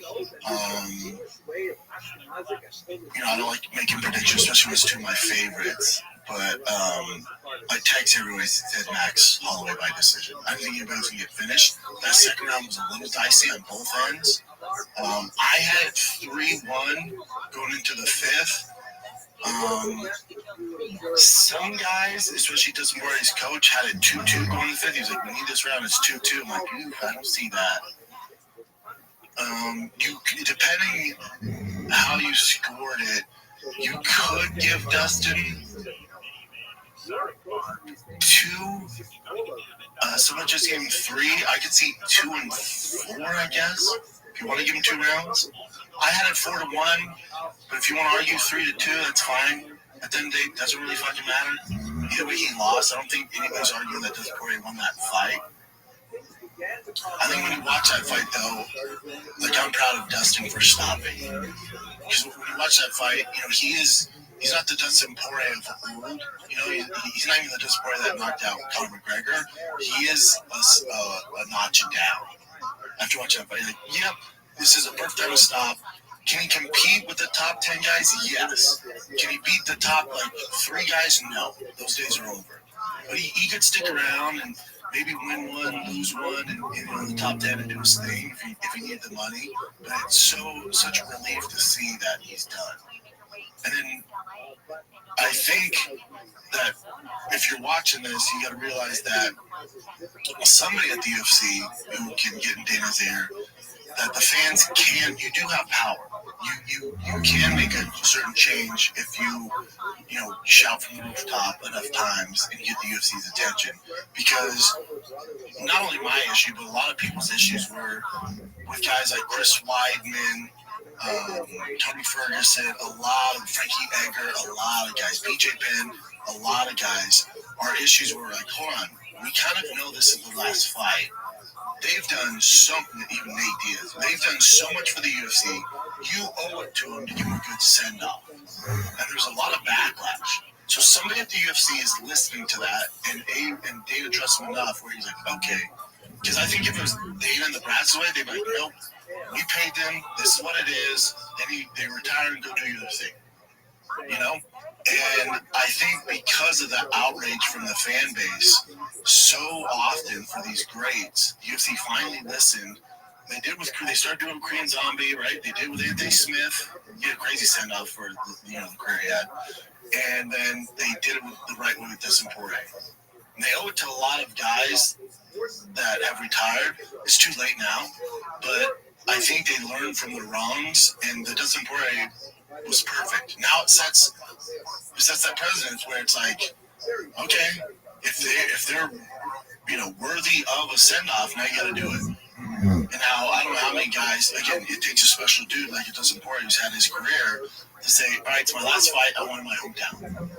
But now they've set that bar. So you get some of these legends who are like, this is my last one. I want in my hometown. And now the UFC kind of has to bend the knee there and do it because they've set this standard. And it's the right thing to do. It's the right thing to do. It's the best. And it also, by doing that, it kind of puts a stamp on you not coming back. Like, Dustin Poirier can't come back. Like, you don't get a 20-minute send-off, highlight video, family, friends, everybody's in the cage, telling people thank you, printed merch that says The Last Dance, and then in 3 months, announce you're back in the USADA testing pool. No. So when you do get the send-off, it actually does the fighters a service and the UFC be like, this is over, dude. It's like killing, it's like the Avengers Endgame. It's over. We don't need more. You fucking stamped it. Don't fucking come back and give us more bullshit. Because we just know it's going to be a watered-down version. So I think for Poirier, if he was like, I'd come back, you're like, dude, we just did a 30-minute tribute in your own fucking town. Like, no, it's over, dude. So I think this forces him, puts a little pressure on him, like, you can't come back. Just fucking, like, Korean Zombie can't come back after that, You just can't. It's over, dude. Right, Anthony Smith, like, we're not, no, we're not doing this. And that's why you get, like, a Weidman and the Frankie Edgars like, I'm going to come back for one more, because they never got that seal of approval for the final chapter. And by the UFC doing this, it gives them that seal of approval, be like, you're done, okay? Thank you for everything, but you can't come back after a 20-minute montage and hang out with your wife in the octagon. Like, it's over. It's quick, Take a little break here. You know what doesn't belong in your epic summer plans? Getting burned by your old wireless bills. That ain't cool. While you're planning beach trips, barbecues, and 3-day weekends, your wireless bill should be the last thing holding you back. That's why I made the switch to Mint Mobile. With Mint, you can get coverage and speed you're used to, but for way less money. And for limited time, Mint Mobile is offering 3 months of unlimited premium wireless service for just $15 a month. So while your friends are sweating over data overages and surprise charges, you'll be chilling literally and financially. So say goodbye to overpriced wireless plans, jaw-dropping monthly bills, and unexpected overages. Mint Mobile is here to rescue you. Ditch overpriced wireless and get 3 months of unlimited service from Mint Mobile for just $15 a month. We got you, man. This year, skip breaking in the sweat and break in the bank. Get this new customer offer, your 3-month unlimited wireless plan for just $15 a month at mintmobile.com/shop. That's mintmobile.com/shop. Upfront payments of $45 required, equivalent to $15 a month. Limited time new customer offer for 3 months only. Speeds may slow above 35 GB on unlimited plan. Taxes and fees extra. See Mint Mobile for details. Mint Mobile. What'd you think of the DP highlight tribute video? I was telling you that I didn't feel like it hit me that emotionally for some reason. It didn't hit me in the heart. Yeah. It hit the heartstrings. Now, did you see the one that they did before where he's sitting down in a room and there's a whole screen? Yeah, that hit me emotionally. That one got me. Just reading. Yeah, that one teared me up. I was watching my son, That one got me. Yeah, something was missing with that, but still a great job, but just something. It was all right. Yeah. Anthony Smith's was better. Korean Zombies was the best, I think. Korean Zombies is great. Yeah. Deep, with Dustin Poirier, it was like a highlight video they'd see on YouTube, and there was like this intense rap. I was like, what is this? It was kind of cringy. Now, I'm glad they do it at all. They could play fucking Dave Matthews, man. I'd freak the fuck out. But the song, it was like so intense. It was like you're almost selling us on another Dustin Poirier fight. Like, it was a highlight reel of his knockouts and stuff. But it wasn't like pulling at the heartstrings. I like when they pull at the heartstrings. I need that American Idol, like his mom talking. We're so proud of you. Like, play that in the arena. But it was like this hype video, like, come get it, bitch. Who wants some? Come get it, bitch. And the best thing too is Poirier's just fuming at the judges' scorecards while they're doing it. He's like, motherfucker, you know? But yeah, listen, there's no complaints there. UFC, I'm proud of you guys for doing that for DP. That's exactly what you should do. But I'd rather you lean in, if you're, just a little bit of positive criticism here. Pull out the heartstrings, man. Especially a guy like DP who came from nothing. Dropped out of fucking school to pursue fighting. He's learned everything he's learned in the UFC at a young age. And then you play this video like it's fucking, Yeah, it was odd, man. It's like, who wants a motherfucking bitch? It was like cussing and stuff. I'm like, ooh, this is nasty, And his girl that's been by his side forever, like all that stuff. When I had him on food train, he was talking about his wife, I was tearing up. He was tearing up. Like, tell that story, tell that narrative. And you could also, you could play some, Lil Wayne walked out with him. I'm sure Lil Wayne would give him, the freedom to play one of the songs. Like, drop the world on its fucking head. Like, even a slower, more well thought out rap song would be better, And then also, again, I'm not shitting on DP's send away, the last dance send off.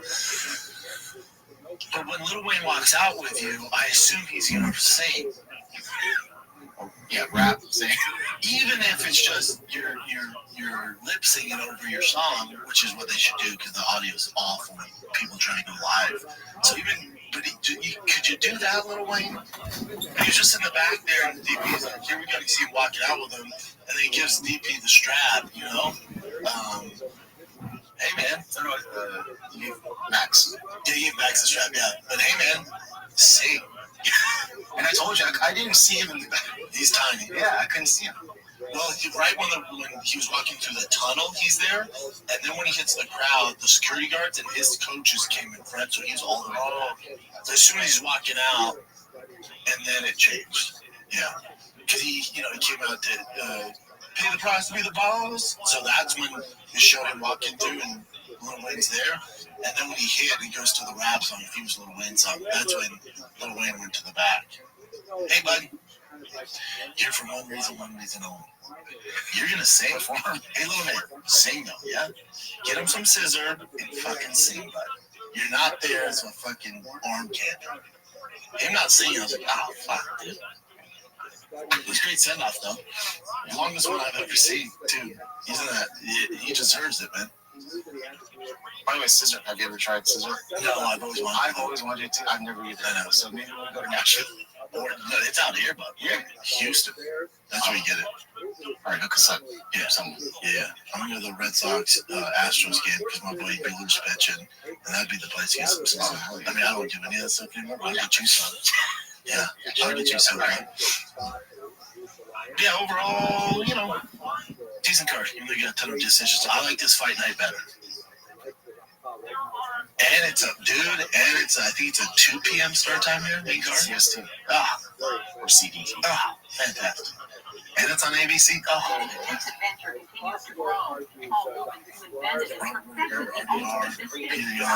McGee, Bryce Mitchell, Sid Nurmagomedov.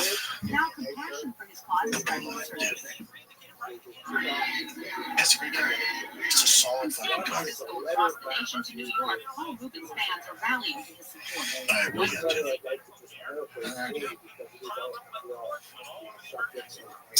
got, So there were other fights this weekend. One was the Manny Pacquiao versus Mario Barrios, which Manny is he's 46 years old. And if he would have won this fight, he would have been the oldest welterweight to win this title, but it was a majority draw. Which is still crazy. Yeah, but the majority of pundits, people that know boxing, they're saying that Manny won. That's wild. Yeah. At 46. Fucking wild. Yeah. That happened. Alexander Usyk. And here's a clip from DAZN. This is a social media clip, so we should be able to use this. But this is him knocking out Dubois. Oof. Bam. 9th round. Well, he's just a British killer. Look at all the Brits that he's beat the shit out of. He's just amazing, dude. Yeah, he's the best. Yeah. And then to piss people off, which is exactly the point of it, he brings in Jake Paul to square off at the end of it. That's another thing that's going to... The Jake Paul, Anthony Joshua? Yeah. Apparently that's signed, sealed, delivered. according to Jake Paul's side, but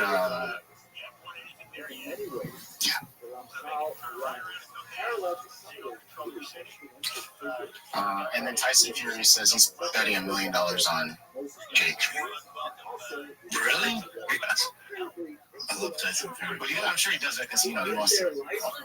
Even though he says he's retired, I'm sure he still wants to fight Joshua at some point. Yeah, they got to make that happen. He goes, I think Jake Paul chins Anthony Joshua.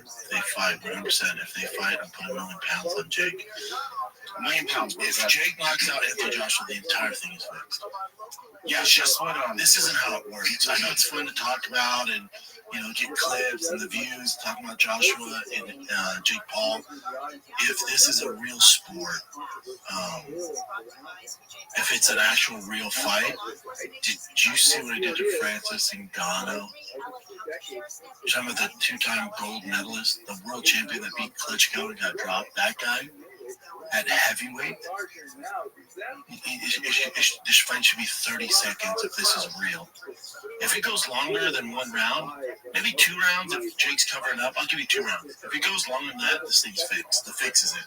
And I love Jake. Good for you. Get your fucking bag, dude. And this is what Turkey Al-Sheikh says. If Joshua destroys him, the headache of Jake Paul will go away from his mind. If Jake Paul wins, I will know that Joshua is finished and Jake Paul deserves to be ranked. Jake Paul accepted.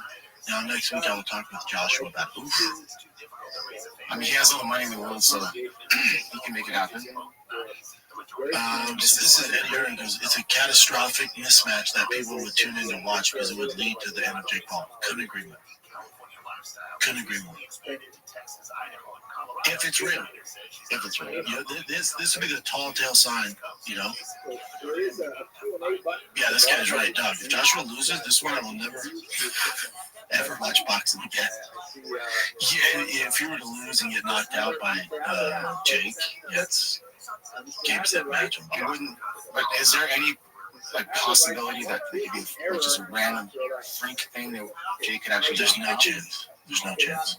And if Joshua semi takes it serious, like he did Francis, it will be way worse than that. If this is real, if this is an actual competitive, legit fight, it's just, I know we live in this weird world, and you'll hear people like Brian go, but he's big and athletic. I get all that, and that's great. This is Anthony fucking Joshua, the 2-time gold fucking medalist, heavyweight world champion of the world, the very best to do it. There's not enough hours in the day for Jake Paul to last longer than 30 seconds with Anthony Joshua. In the real world, online we can do our thing, and this can be fun if the build up and all. I get all that. I'm with you guys. I'm the one that sold you fucking Conor vs. Floyd. I get all that stuff.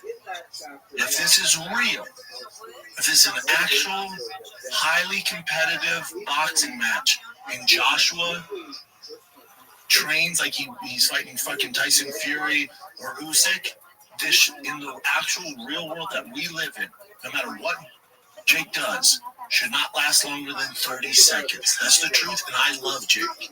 And I condone what he's doing. But if for whatever reason this thing is set up where he clips Joshua, it will totally take everything Anthony Joshua has done. And he's set money-wise, so I don't see him taking a fall, none of that stuff. So I assume this is all real. And if it is real, in the sweet science of boxing, Anthony Joshua should defeat him in about 30 seconds or less. That's real. And it's all good. The ball's on Jake to jump in there with a fucking heavyweight of Anthony Joshua's caliber is nuts. He should get credit for that. But he should get finished in 30 seconds. You've been around both. Have you been around Joshua yet, right? Never. Oh, shit. I thought you did. Tyson Fury. Yeah. I'm wondering how big of a size difference is, because Jake's getting a lot bigger, but Joshua seems huge. Joshua's so big. Yeah. He's fucking massive, dude. And talented and technical and all the power in the world and fought the very best. He's not washed. No, he destroyed Francis, he took it serious. I'm good.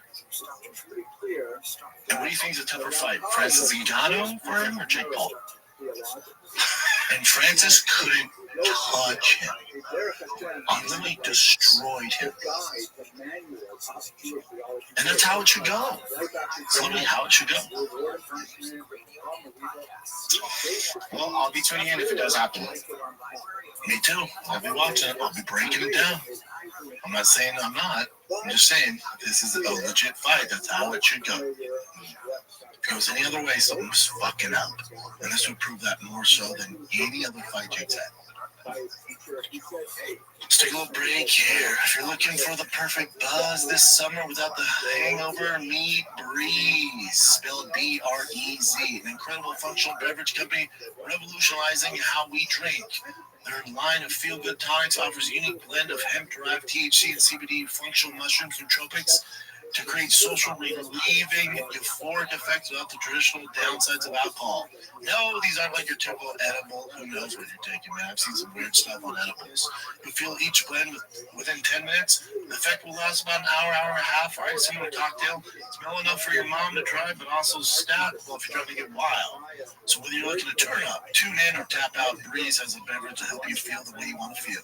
So if you're ready to experience the future of drinking, head on over to try.drinkbreeze.com/shop. Use the code SHOP for $5 credit and free shipping on your first order.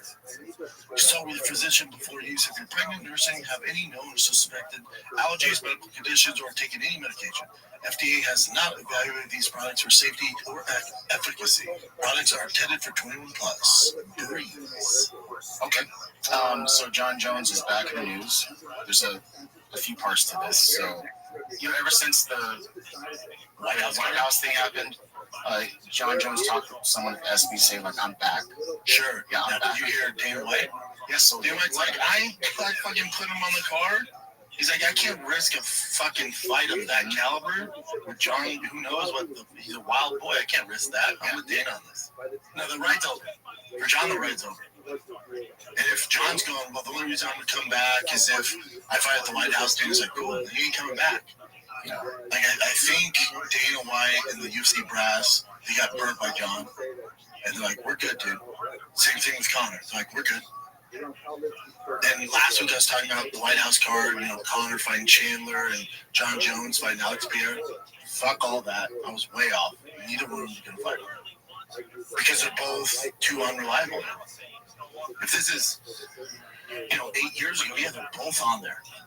Main event, co-main event. In 2025, neither one is making it because it's too flaky. Both of them are too flaky. Both of them have too much baggage. Dana's not going to bank on that. So this is what John Jones said. It's kind of long, about Dana White's response. I heard the comments made last night at press conference while I was a little disappointed. I'm still in the UFC's drug testing pool, staying sharp and continue to train like a professional. I'm ready for whatever comes. In a recent interview, I shared the opportunity to fight at the White House gave me something deeper to fight for. A why that goes beyond paychecks or belts. Fighting for my country gives me great purpose. Silver lining all this, knowing the fans see my heart. They see I am ready and willing to take on anyone to represent my country on a historic stage. I don't see that. For me, it's never been just about the opponent. I'm chasing legacy, something timeless, something bigger than the moment. So for now, I keep grinding, stay patient, stay faithful. I'm ready to fight on July 4th. Yeah, maybe he gets his shit together and there's no hiccups. And Dana's like, all right, seems like you're doing good. Right now, I'm with Dana. You're very burping one. Yeah, that's No. Especially that he wanted that to be the headline event. Yeah, I just don't see him do that if they put him on there.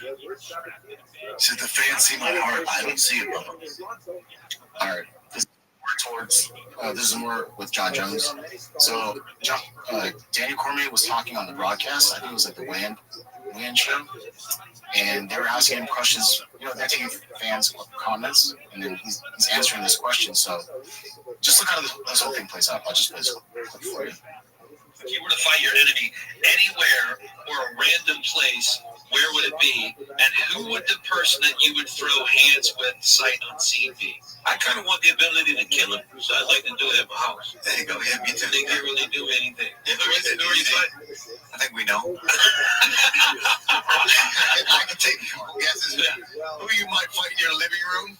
Does it rhyme with Mod? If you were to fight So that's pretty much it. All that happened. But then John Jones took it as a dig on him. Yeah, so. I heard the comments made last night. Yeah, I heard the comments made last night. Okay, just leave it up on that on the full. That was for the other one. This one. DC said he wants to kill me at his house. I already buried him twice in the octagon. Third time I'm bringing a shovel. A blind man can see the mansion I own in Daniel's head. I just didn't realize how deep his hate still runs. Those ass whoopings must have left more than bruises. This is where I jump off John's rebuttal here. I feel like I'm the most painful thing that ever happened to that man's life. Emotional damage. No, John. The most painful thing is him losing a kiddo. He lost a kiddo. Oh, okay. Yes. Dear friends, yeah. I don't know. I'm like the majority of the fan base. I'm over John right now. Yeah. Until he actually fights, I don't give a fuck. But so Daniel didn't really say anything. It was just other people alluding to it. So it's not like you can say like, no, I don't have an issue with John Jones or something like that. It's somewhere. Yeah, and I don't think it's emotional dare. And I think it's he lost twice to him and they had beef. Like who else would DC call out? Like who else? Like no, it's just an enemy. That's what I'm saying. Who else? Everyone likes DC. Who else would he go after? But anyways, this is what Daniel said afterwards. I don't dislike John Jones. I think he's fine. Yeah, so it's more like everyone else building this up to be this thing. And then John got in with it. To stay relevant, to stay in the news. I'm over it, dude. Yeah. Oh, this was odd too, man. Did you see Paulo Costa before the fights? This is during a press conference. No, let me see. More specifically from Chechnya, if he's tuning in this weekend, what's your message to Hamzat Chimaev? Yes, you guys know about that already. Everybody knows about that. I have a, mutual great hate. After this fight, I'm going to send a message for him, but when you're there, you need to wait to watch. And because my focus right now is on this guy. So I need to focus on him, but of course I have a plan after that. And I have a finished meetings with both matches here, Chimaev. And yes, I'm going to face him sooner or later. I've been tough weight cut. Specifically, I've been horrible weight cut. And also, I heard him speaking about, he was just saying he's focused. Like he's so ramped up, he's focused. Yeah, so just hit his eyes there. Jesus Christ. And this is after that, too. So this is after he won and talking about that thing that happened with him. Usually called out Hamza after the fight. At the press conference, he seemed to shake when you mentioned him. He seems to piss you off that much. First of all, the people say I was shaking. I was shaking right now. Sick or nothing, I didn't use any powder or something like that. I just was very motivated, very focused, very locked in this fight, In the backstage, I was telling to myself the whole time, this is go to work, do your thing, you need this victory, I will not be back. Yeah, this pressure is mine and there. So basically, it did look odd, but he's just like in the moment. It could be a weight cut thing, him replenishing in his body, season up, or yeah, he's making those. Either way, he did crazy work. He looked fantastic. He looked like the old version of himself, but he's not getting that revenge. I'm sorry, he's not getting that fight. Not yet. This sucks. So Diego Sanchez was arrested because he was in his buddy's car, and then for whatever reason, they're like in a traffic jam where there's an accident, and then there's police there too. But he just started shooting a gun in the air, saying like, I love Albuquerque, I love 505. I think it was and his buddy, he said like, there's something going on with him, he just needs help. His friend Gilbert. You don't say. What gave that away? Remember when he was a fucking slave to that weird movement coach? That was, yeah. But that does suck, and that's kind of like John Jones did something similar too. Remember, like way back. Yeah, shooting a gun, Albuquerque. Yeah, and then talking to homeless people and stuff like that. Yeah. Oh, you mean these guys, after years of getting punched in the head, aren't all there? They do wild stuff. Yeah. Yeah. Overall, he'll be okay, but yeah, it's a felony. Jesus Christ. You can't do that. No. Hello, everyone. It just sucks for Well, him. I hope you had a Alright, so fantastic summer. I'm sure you got an amazing. I don't know how much money you want to give me my fucking money. Give me my money. I gotta advertise the MC. Give me my goddamn money. I already put a deposit down on 0-1. Get the fuck out of it. Mikado, here's the thing that's up about this. So it's the same for the audio listeners. Yeah. So Jim Rob says, Dr. Mikado turns out 200K, which I'm, 200K settlement check in a bizarre display of UFC solidarity. This is not what free market is about, he says his decision. Here's the thing, Mikado. That money is getting allocated no matter what, but no matter what. You being a company man and not taking it doesn't give you an inch of good grades with the UFC. This does not matter. There's guys that are more famous than you that are fighting right now that are taking their settlement. The UFC does not give a fuck. The UFC made out those spades. They got off so easily. The original lawsuit was for like $1.7 billion. They're paying out like $400 million. And that's already paid. They've already sent that money out. That money's getting distributed around like 400 people. That money's getting distributed whether you take it or not. So whether you don't take it, it's going to other people. These lectures are.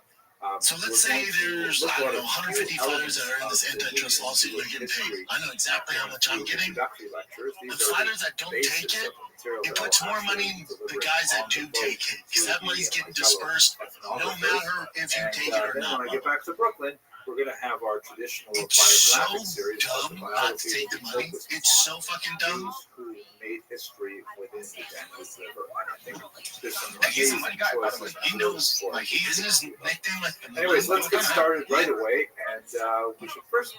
It makes no sense. I'm not his friend. If I could just take him to the side and explain to him how, and if he has kids, like, buddy, you can take this money and invest it for your children. And the UFC, UFC's not going to be a bad matchup. They literally don't care. Like, when the lawyers called me, they were like, a lot of guys are worried about taking the money, the backlash to the UFC. I'm like, whoa, stop. I don't work for the UFC. I have nothing to do with them. I cover the sport on my own channel, on my own business. I'll stop you there. I'm probably the one guy who's going to stop you. Dennis Cracks, send me my goddamn money. I don't give a fuck. Traveled along, and so they, rather than he's just uneducated about the whole situation. They act as communicators of culture. And just nowhere is this clearer in Europe. Because that's my shirt. It's better for the rest of us. The second longest. I get his money. And it extends through that money, so that whatever is 400 million, no matter what. So let's say there's 200 guys that are in the antitrust lawsuit. So it could be 400, whatever, 75 million distributed across 200. Let's say 100 of them are like, oh, I don't want to do the backlash and don't take it. And later, by the court of law, that 400 million still has to get distributed to those fighters on that list. So I know the minimum I'm getting, it's a good chunk. That only can go up. It can't go down. That can only go up. So if 100 don't take it, that money has to get distributed by a court of law to the fighters. So it does not matter. Does that make sense? Yeah. Yes, he's already paid for it. That check's already in the mail. They've already paid the lawyers. All of it's done. The UFC's already like, whatever. They're not going to discipline you by taking the money. In particular, great strides have been made. It's better for me if he doesn't. Much of its length. And everyone else. That's why it's really such a fascinating area. I did not pay the money that they sent to the fighters. We'll be starting in Budapest and traveling upriver towards Vienna. This is how stupid fighters are. They think, and they're underpaid, and that's a whole other story. And people are like, I don't understand why more fighters don't ask for better pay. This is why. This dude is brainwashed that thinks he's being a company man by not taking the lawsuit money. He thinks that he's showing loyalty to the fucking man by not taking are, as I mentioned earlier, not just bridges. This money that he's earned. That's how brainwashed a lot of these fighters are. as it was the northern every single one of you are underpaid. Roman Hey, Empire Makano, of its history. let me ask you a quick question. Kind of like When the UFC, the look line at you, that when the separated UFC signs Roman $1 civilization billion from TV Germanic right anarchy, deals, from the various when they sign up tribes, the $1 Visigoths, billion, not a million, not Ostrogoths, 100 million, that eventually $1 would billion cross the deal. Danube and would make their way I down. want you to ask your sack agent or Rome, manager take how much of a spoils, and so on. percentage But you're getting for of that $1 a billion deal. significant part of the Roman If you history, don't ask especially him, I'll towards the do end you a of history, fucking solve right now and tell you how much you're going to get. And even people Zero. like Marcus Aurelius You're here, going to receive zero of the dollars.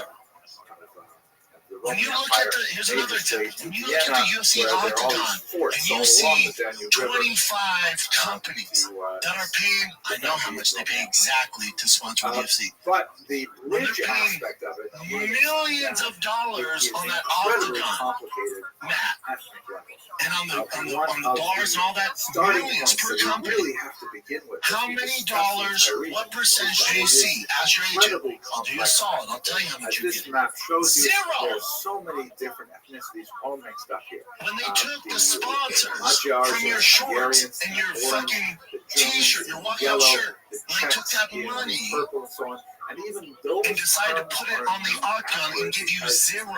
Have a lot of people. You are by no means moving up the ladder by not accepting this money. You're only doing disservice to yourself and your family. And Bubba, you've earned it more so than anybody. Studies today.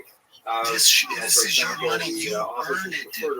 To talk about you're not being a company man by not accepting money. You're being a stupid fighter, and this is the issue. And this same mentality is the reason, the fucking reason why nobody. They brought on the MLB, Labor Board. They brought on the who's who, and they can't figure it out. And in fact, one of the If there's easiest one ways to reason, get it's fight, because the particularly fighters. among historians, is to So you have the MLB players representation. Lawyers come on board and they're like, we have the best deal in the business. It's 50-50 split. The MLB players guaranteed money. Let us help you guys out with this and make sure you get your money. For And example, then they get so far. I've been in these meetings. They get so far and they go, we can't get anybody to find a sign up because they're so brainwashed. That they think by sticking up for themselves that somehow they're going to get a title shot, that they're going to be blackballed by their company. So all the big dogs pull out. They're just stuck with old retired fighters trying to move the needle. They can't do it. all kinds of This places is like this the have these best incredibly example. complicated histories, and as a You go, result, it's very I'm difficult so to speak loyal in to an this. It's intelligent way about it's a the cult. region It's a fucking cult. You're no different than the family of Charles Manson. different nationalities that compete for space and It doesn't end well, buddy. loyalty.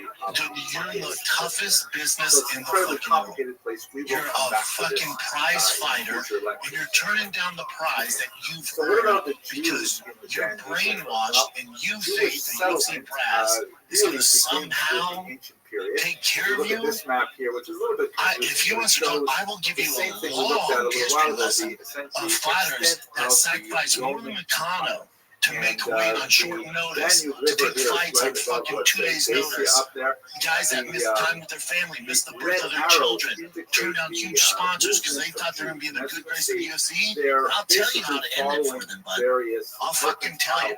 And it ain't a happy landing on story. posts. And this is to the Very end of involved in time. international commerce, really. To the end of time. Before their Everything own you have, diaspora Mikano, in the, is because you fought first century fucking Common Era. tooth So and you've got nail small through isolated hard work. Jewish Come through the trading favelas posts of Brazil. that accompanied And then someone said, Greek you know and what is later make Roman $200,000 settlements in throughout the this region. fucking world, We bud? begin to see Some a people much to make that a larger lifetime. population Some people have with to the lay various fucking exiles from more bricks and established make countries, like for $40,000 example, a year. this map which shows And because the you're hard exiles work, from you're Spain a talented and motherfucker. the, You're late hard 15th work century. And that you've many of earned them made through their way into the health, Danube region. brain cells, The your hard darker work to green fucking arrows rise out of the on gutters of right-hand Brazil. side, making a rough And you're way up going, to Budapest, nah, Vienna, I'm good. Krakow, as I'm the good. second and They third treat me generation well. of It's not diaspora fucking about expatriates. the But we way have they treat you Sephardic right now. Jews living in this region, It's not about even though that. it is It's not about you taking a short massive. notice fight against This is Islam, the then giving you a source title of shot, and you probably got a larger massive pay, and you think you owe them. You owe them nothing. Primarily You owe for them nothing. two You're the basic skilled one. reasons. You're the one that they can't The fucking regions to replace. the east those brasses in their suit and fucking ties in the office, they can't do what you do. And you're bending the knee, giving up $200,000. And I know I'm sure in Tommy you're balling right now because you got your pay for the Islam fight, and you have sponsors, and you're relevant, you're doing well on Twitter, and you're like, I don't want to fuck this up. I'm scared, and I get that. They can't do anything to you, buddy. This money's already been allocated, but the fighters are so brainwashed, they're terrified. They're terrified. And it's these are the, for the people who've never been around fighters, they're the fucking toughest, most fucking grinding, their work ethic's insane. They're the toughest people in the world outside special forces, military. But I'm saying, for professional athletes, there's nobody walking this earth more mentally strong and tougher and more of a risk taker than a professional UFC fighter. Hands down, out of all the professional sports, there's nobody like an MMA athlete.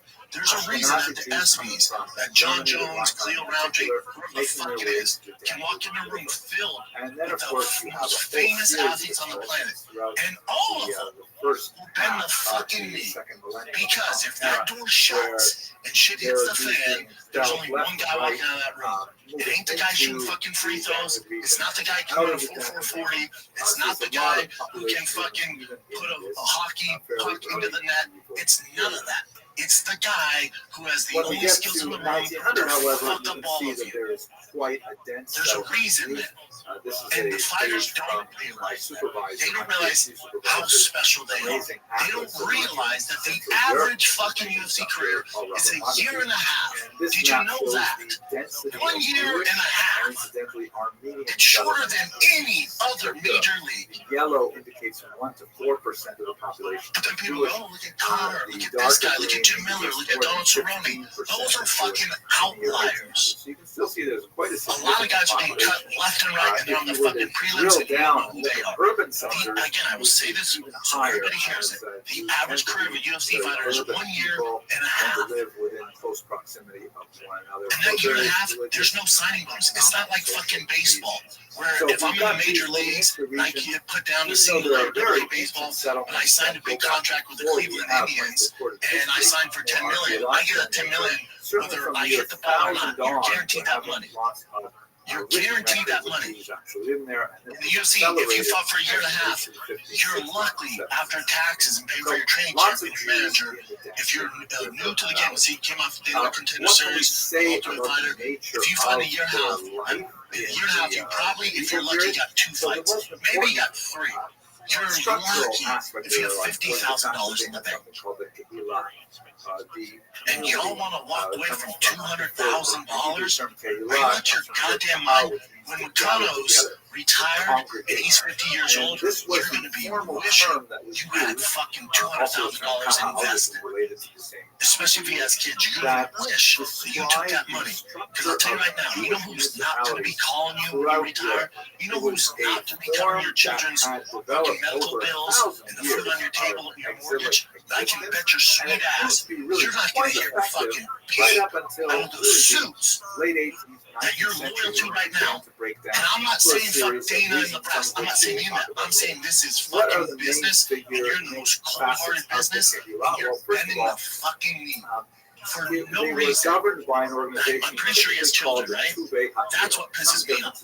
If you're single and you're young or whatever, you have primary career, I can kind of see it. You're still brainwashed. I can kind of see it. If you have a family and you have fucking children, $200,000 in Brazil is a lot. So he has one son, Isaac, who's born in 2020, and another child on the way. His wife is currently pregnant, and you're not taking it to piss me off. If you're not taking it to piss off, $200,000. And you're a fucking prize fighter. Here's the thing. It's over, Makano, too, bud. You fought for the title. It's never happening again. It's never, and that's when you make a real, that's when you make life-changing money when you fight for a title. Whether you win or not, life-changing meaning, you're kind of set. You're not worried about things for the next year or two, depending on what you're not even He's never getting back to the title shot. That will never happen again. That was a freak accident. The guy fell out of the fight and They he got put in. govern the community. That's how this goes. It's the hype. You fought for a title. You're less than 1% that ever get to do it. That will never happen to you again. The division's too tough. His skill set's not there. He's a great fighter. We all love him. That's the reality of it. They did appoint a president, and they you will never make more money than you made that last fight. It will never happen again. You will never make more money than we fought Islam for the belt. It was a complete fucking mismatch. That will never happen to you again. And your wife's fucking pregnant. You have a fucking young kid. Rabbis. You're never going to be champion. And you want to give up $200,000. Just so you know, Meccano, Dana bets with $200,000 every night. Like it ain't shit. So if you think in his mind, he's going, well, Meccano didn't take the money. Let's hook this guy up. You don't know the fucking world. And you're in the fucking most cutthroat business in the world. And you're letting it pass you by.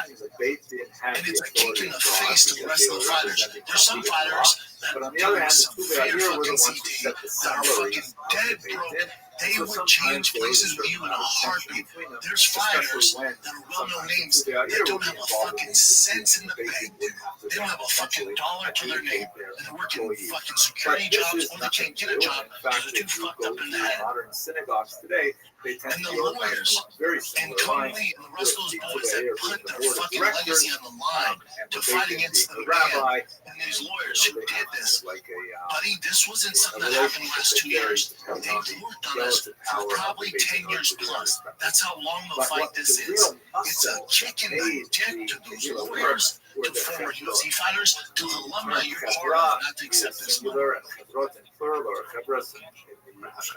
It's out of anybody, he should be taking the fucking money. And there's guys that are ranked higher than him. There's guys that are well more well known who are taking the money. You do not have to be scared to take the money. The UFC, it's an afterthought for the UFC. You know what? The UFC's happy that they settled with whatever is $345 million, $425 million. They got off unscathed. That ain't nothing to them. Support for travelers. Remember, the UFC will be announced very soon. Got $1 billion TV right here, and you're not going to see a sense of it. So $400 million ain't shit to them. It's not shit, dude. It's actually quite shit. a sophisticated You think you're being a good company, that man? was able to really scale up to large cities about you. It's mind-blowing. And to take this isn't an anti-UFC thing. This is a pro sports thing across the board. Why do you think you see the top counter athletes in the world in the NFL hold out of camp? Amazing. And they know how fucking brutal this shit is. For 2,000 years of exile. And for whatever reason, when insert TJ Watt, insert some big name, Brock Purdy, insert these guys, McCaffrey, when they hold out, they miss camp, they're not in camp. Notice, NFL fan base goes, yeah, get yours, man. I get it, man. It's essentially did run. Get yours. Notice, you don't have other NFL players talking shit about other NFL players who are holding out for money. Have you never seen that? They know how hard it is. They know how cutthroat it is. They know if that star quarterback receiver fucking blows out his knee, that he's fucked to never be the same. So then, dude, get yours. Fuck yeah, bend him over, dude, get yours. Because they're going to get theirs. Meaning the NFL, the teams, the owners, they're going to get theirs whether you get hurt or not. It's no different in the UFC. Dana White's going to get his. That's why he's the greatest promoter of all time to ever do it. He's going to get his when you take a measly $200,000 or not. But for you to forego that because you think that you're going to be in the good graces of the UFC brass and I hate to tell you, they could give two fucks. That's the truth. If nobody in your team has told you that, and if you have agents or managers or people in your camp and coaches tell you not to take it, fucking fire them. And it was only the because in 10 years, you're going to be wishing that you had $200,000. Really caused and you've earned it. That's the thing. It's not like you won the lotto and randomly got lucky. You fucking paid for it with blood, sweat, and tears. But you want to give it up because you think Dana's going to give you a slap on the ass in your next fight. That's fucking crazy. Was essentially Any of the brain busters chin? Until we get to the modern period, when people are organized as individuals and citizens. So you break it and we get right back in my long ass rant about UFC fighter pay. World's first alcoholic detox fighter that reduces blood alcohol content as low as 30 minutes. This is real. This is not stinko. It's sure shot. Get a sharper mind and body, liver support, well-being boost, gut support, hydration. Go down the lake, drink with your friends. Watching the UFC fight night this weekend, it's a day drinking thing. Cool. Make sure you have your companion with you. That's Sure Shot. SureShot.com. Use promo code Brendan, get 10% off. We got you, man. Have that drink on us. You're gonna recover. You're gonna wake up feeling fantastic. Or you're recovering 30 minutes or less. We got you. It's Sure Shot. Because they weren't 10% off. I can't wait to get my motherfucking check. And it better come soon, dude. They lived in urban environments. Z01 Corvette, and it got built by Texas Speed and Fast Lane Motors, and it's sitting there. I put a deposit down. I don't know how much you're gonna fucking weigh, okay? So I need that check to come out soon. God bless those owners for your cut. God bless the fighters that took it. The ones that didn't, you fucked up. I can't wait. And that's the other one is a small fraction of the payment I'm getting. It's a small fraction. When my team told me I was getting it, I went, listen, all about the best I see it for my kids. You know, man, kids first. You got it. But you know how hard I work for these fucking dollars. You gotta let me have a little fun. Give me this, allow me this much money, and nobody gives me any flack. My finance guys, my business managers, nobody gives me any flack. Give me this money and I can buy whatever the fuck I want, all cash. By the way, yeah, that makes sense. And then the rest, we'll put into real estate, whatever, my real estate, we'll put in that, or we'll invest it, but I'm not going to touch it. It's for the kids when they get older. Places like that. But the send me my money. They couldn't send it faster. No, bitch, right? Send me my goddamn money. And whatever they raised beyond that amount was what they. I think we should definitely end it with that. Obviously, but there are a lot of other activities, like for example, the ABC, 2 p.m. Thank God, Texas time. Your boys don't stay up late. Robert Whittaker, one of the best middleweights ever to fucking do it. Already are bursting on the scene. You saw him just mollywop on Nickel. It's not too much too soon. Some people say that you know the sport. This motherfucker was a 2-division champion from 1 championship. He's had monsters. He's exactly where he should be at. Peter Young coming back, a tough fight. McGee, we'll see if he can step up to the challenge. Bryce Mitchell, they're doing no fucking favorites. Any favors after some of his comments. Small scale money lending. Get us in trouble after his Bickler comments. So, you know, they're thrown to the fucking wolves. And he loses this one. People die for him. Quite high. Magomadov, the fucking pirate, is back and take my money. This is a fun card. I can guarantee you more finishes than you saw that you paid for UFC 318. That's it. Shout out to McConnell. I'm a fan, McConnell. You're a badass. Hope you don't take that the wrong way. Get your money back. That's all I'm trying to say. Hopefully somebody in your life is telling you this. I come from zero animosity. If I seem passionate about it, because I know how hard you work, and you deserve every fucking penny and more. That's all I'm saying. Love your blood. Continue to keep killing it. DriveFastPodcast.com. Giveaway ends in August. I'm sick of promoting this thing, I'll be honest with you. But it ends in August. I'm reworking on the GBCon 392. Because that will be Max. This is going to be filthy. It's going to be completely different by the time you see it. I'm actually working on it right now. A fully custom TRX 101 basketball edition. Any merch you pick up, I'll likely interest you at DriveFastPodcast.com. We have basically 5 weeks left. It ends in August. We got the freaking new DriveFast Podcast Texas Bell shirt on there. We got the Kibby Tech Patriotic shirt. We got the King Shots collab. We got a bunch of stuff, Diesel Dad stuff. It's all there. It's dope. Some of my favorite merch I've ever done. We even have Optimal Human Greens on there. We got everything, baby. Go to DriveFastPodcast.com. We're the goddamn Ultimate Dad ring. It's available right now. And it's a tier with over $50,000 in odds and wins $10,000 cash. If you want extra benefits, sign up for the VIP. Where I FaceTime you every month. Somebody wins a chance to come and work out with me, drive with my badass rides. We're going to lunch with me here in Austin, so that's only for the VIP members. It's $40 a month, and very much valued by $40 in credit every month with merch. You get access, you get more access to the truck. pretty dope, right? I'm going to double strategies and all the giveaways, promos, extra giveaway stuff. It's dope. And I do Q&As on there. It's fun time. Everybody's doing it. It's a VIP club. All right, DriveFastPodcast.com. That's it, kids. I love you. Sorry about the rants. I'm getting passionate about it, especially when I know you guys are other areas. That's it. Love you guys. Sorry I went off there. That's it, man. Till next time, be safe out there. Love you guys. I'm out. What's up, guys? I'm giving away the silversmiths, musicians, and you see here, Pleasant Music was pioneered by Jews in Europe. But the most memorable aspects of the foundation cited in primarily now, if you look at some of the negative repercussions of this, depending on where we look at the Danube, but also throughout the entire region, Jews were occasionally forced to wear distinguishing badges or symbols that would impose social boundaries. My boy Jesse here. Big UFC 318 is going down, so you know we have to do a show before the big pay-per-views. That's how we do this. We need the big pay-per-views. Me and Jesse are going to be out there for you guys. And it just so happens that the same week at Big UFC 318 going down, the Max Dustin fight, there's been a lot of Real Housewives, UFC going down. It starts with, we love here. Let's do that. We love comedy. That is well documented. And dude, he had some dick pics.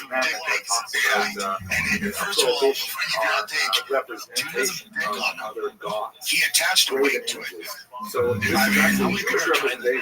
thought about that so many times where I'm like, I just never could think of a way where I could like test that out. It seems dangerous, man. But it's a real dick on it. It's funny because we were talking about on Fire the Kid and Chin, the blur pictures, and she was like, I just can't let them know. I want to see what it's portrayed. Let's see what he said to strangers. Yes, and then finally, the fans, like, Chin's about the internet, and I got like 3 Connor dick pics. I was like, man, this is impressive. Together and shaken on the there's ways to figure it out. So there definitely is. You gotta get better at the internet. But yeah, our boys, here's the thing. We're like, this is crazy, man. Because like, whatever, just here's my birthday 50 cents. They just cruise right through it. And the craziest thing about the story though is who he sent those to. Like, do you know who he sent those to? She's a singer, right? Pretty gal. She's a certified bad shit racing. Live streamed herself taking a recently dead cat and she boiled it on flash. More extreme example from that's what I'm saying. And like, she apparently, like, she didn't know, like, they didn't know each other. Like, how is that the person that you're like, goddamn, she's like, it is a good picture. Who am I going to send this to? He's all, the chick that boils cats. I didn't know that. I figured she's just an artist. She's hot. If you go look at her Dax account, it is in a dance. Yeah, I think a bit of this is, I do think we're dealing with an addict here. I think it's addict behavior, and he's probably snorting all that devil's dandruff and was just like, cool, I got some weight to test my kid. I saw her economic activity was yeah, he's like, he's rolling white lady booze and a shitload of Viagra. He's like, I'm ready. He's like, it's go time. I'm ready to pound now. He's brains in. Yeah, dude. There's also, you know, if he has no relationship with her and they don't know each other, and obviously he's not familiar with her online, she can't be the only one to receive that weight. Because that weight dick pic is a lot of effort. You're not just sending that to a random girl. Dude, that's exactly what I was thinking. Is like, if it goes to random black singer he doesn't know, imagine the distribution on that. And then she was like, bro, she just blasted him out. She was like, bro, aren't you running for president?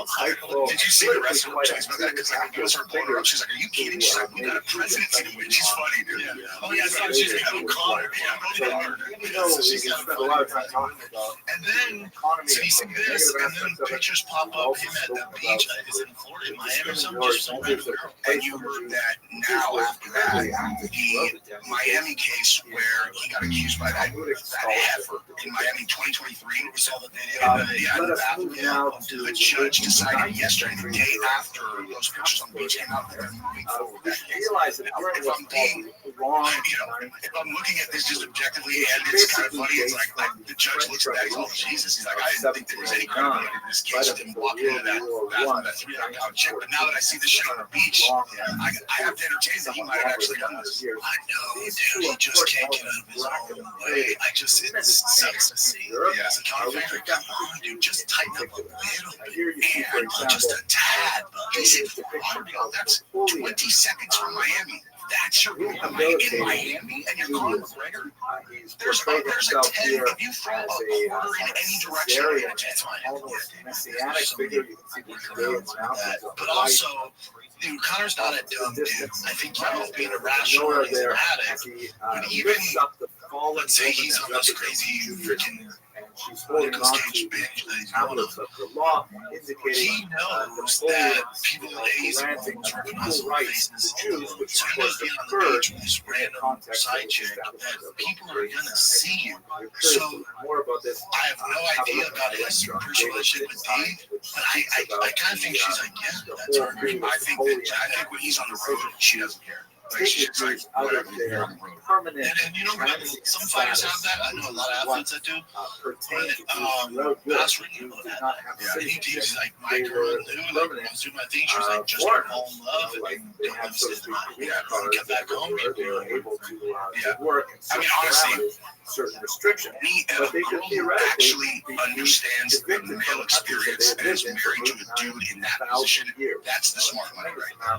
I mean, if you want to avoid problems, like I guess the girl is wired to like not get jealous of that thing, and they understand it's like this is an easy way to just avoid inevitable conflict if you're married to Conor McGregor. Yeah, and also remember they've been together since what? Something like that since high school, like forever. They grew up together. So, and who knows? Maybe she's doing declaration. Maybe they have a thing like great family, kids, we built all this. We've been together since we were 15. Yeah, like let's expand a little bit. But not fall in love. Maybe I that's all here. So, yeah, I have no idea. It's like, I mean, some people are wired for jealousy, some people are, you know, like, and as soon as the story hit, she put on, she shared this long story on Instagram, just her pictures of her and Conor together, just like, this is my man, this is my man, this is my man, just instant support. And she has back through that, like, through the Nikita Hand thing, I mean, she not only supported him the whole way through, was there every single day, but she actually, she went hard to pay defending him. You know, and also, I mean, if that's not an indicator that they have an agreement, it's like, you know, she's like, because the info that came out, like, in court, she's probably like, well, he's just, I mean, Conor's story is, I smashed that. I was doing blow and I smashed it. So, you know, the only thing that was, you know, up for debate was whether he beat her out there and took it or not. Yeah, I'd like to see that CCTV too. Massive change going on. It's just, yet again, that's fine. What he wants to do is personal. It's him and Dee's issue. They begin to explore. You could just kind of like, there's a lot of guys that have this agreement and they're not shoving everybody's face and else wild shit. Like, there's ways to do this where you're not just shoving it. It's true. Especially when you have kids. Especially if you're Conor McGregor and you're in a public place, especially in like clubs, you just are talking to the world, telling, you know, you do it quiet and not, you know, you're just like, so you want to get out of here later? And then you don't, but yeah, he does whatever he wants to do at all times, wherever he is, no matter what. And what it looks like to me, including like, I just feel like I don't want to punch someone in the face. I'm just going to punch this dude in the face. Like, no, it's not good. It's at it. It's not going to be together. And then apparently at BKFC, he whispered to Mike Perry, was like, I'm back in the advocated, for example, study of language. Guys, is that true that he's in the test? Because I heard someone I saw someone said that John Jones said he's in the testing pool and they checked and he's not in the testing pool. So I don't know. Can you check? If he's in the can. But then also, that fight was happening. Just so I have 26. So, and you have 6 months. So they could be like, I'm jumping back in, and they're just waiting. Who knows what's in their system till they get out. And then 6 months before, so they're eligible, they can jump back in. We're used to monarchy. You saw the arrow. Yeah. Because they just show up, right? They just show up anytime, whenever, if you go on vacation. Once again, let's remember, it's not at all monolithic. Like, they'll test guys on vacation in Hawaii, in there. you know. Serves, there's a reason why you see some guys on the boats, Mediterranean and shit, or guys are in Thailand, or, you know, South America. All kinds of different people that are populated in Australia. You're not necessarily officially taking step. Particularly if they don't get their political rights. This, okay, nice. Yeah, because that's what I heard. And then ultimately, they can say they're doing it, and then they know they have a certain window to do it. Go to the 20th century right now. Yeah, but it's weird. It's not weird. I understand. If I was even remotely younger, I would jump back in the desert a little fight at the White House. So I get why these guys are doing it. But John Jones, I don't have a reason. Now the reason to jump back and actually want to fight is not as well as not the reason. Now a lot of you are like, well, that's because he's Dutch. This picture out. This is what I think is going to happen at the White House in the car. Dana was on record with our boy Robbie from Barstool. He goes, this is going to be the biggest, baddest car. Okay, he's like, it's fair. It's going to be loaded. So I'm like, what fights can they make? Well, I guarantee you there's going to be a BMF title on the line. So if Connor's fighting, he's not going to fight just some dude for no belt. That's going to be BMF.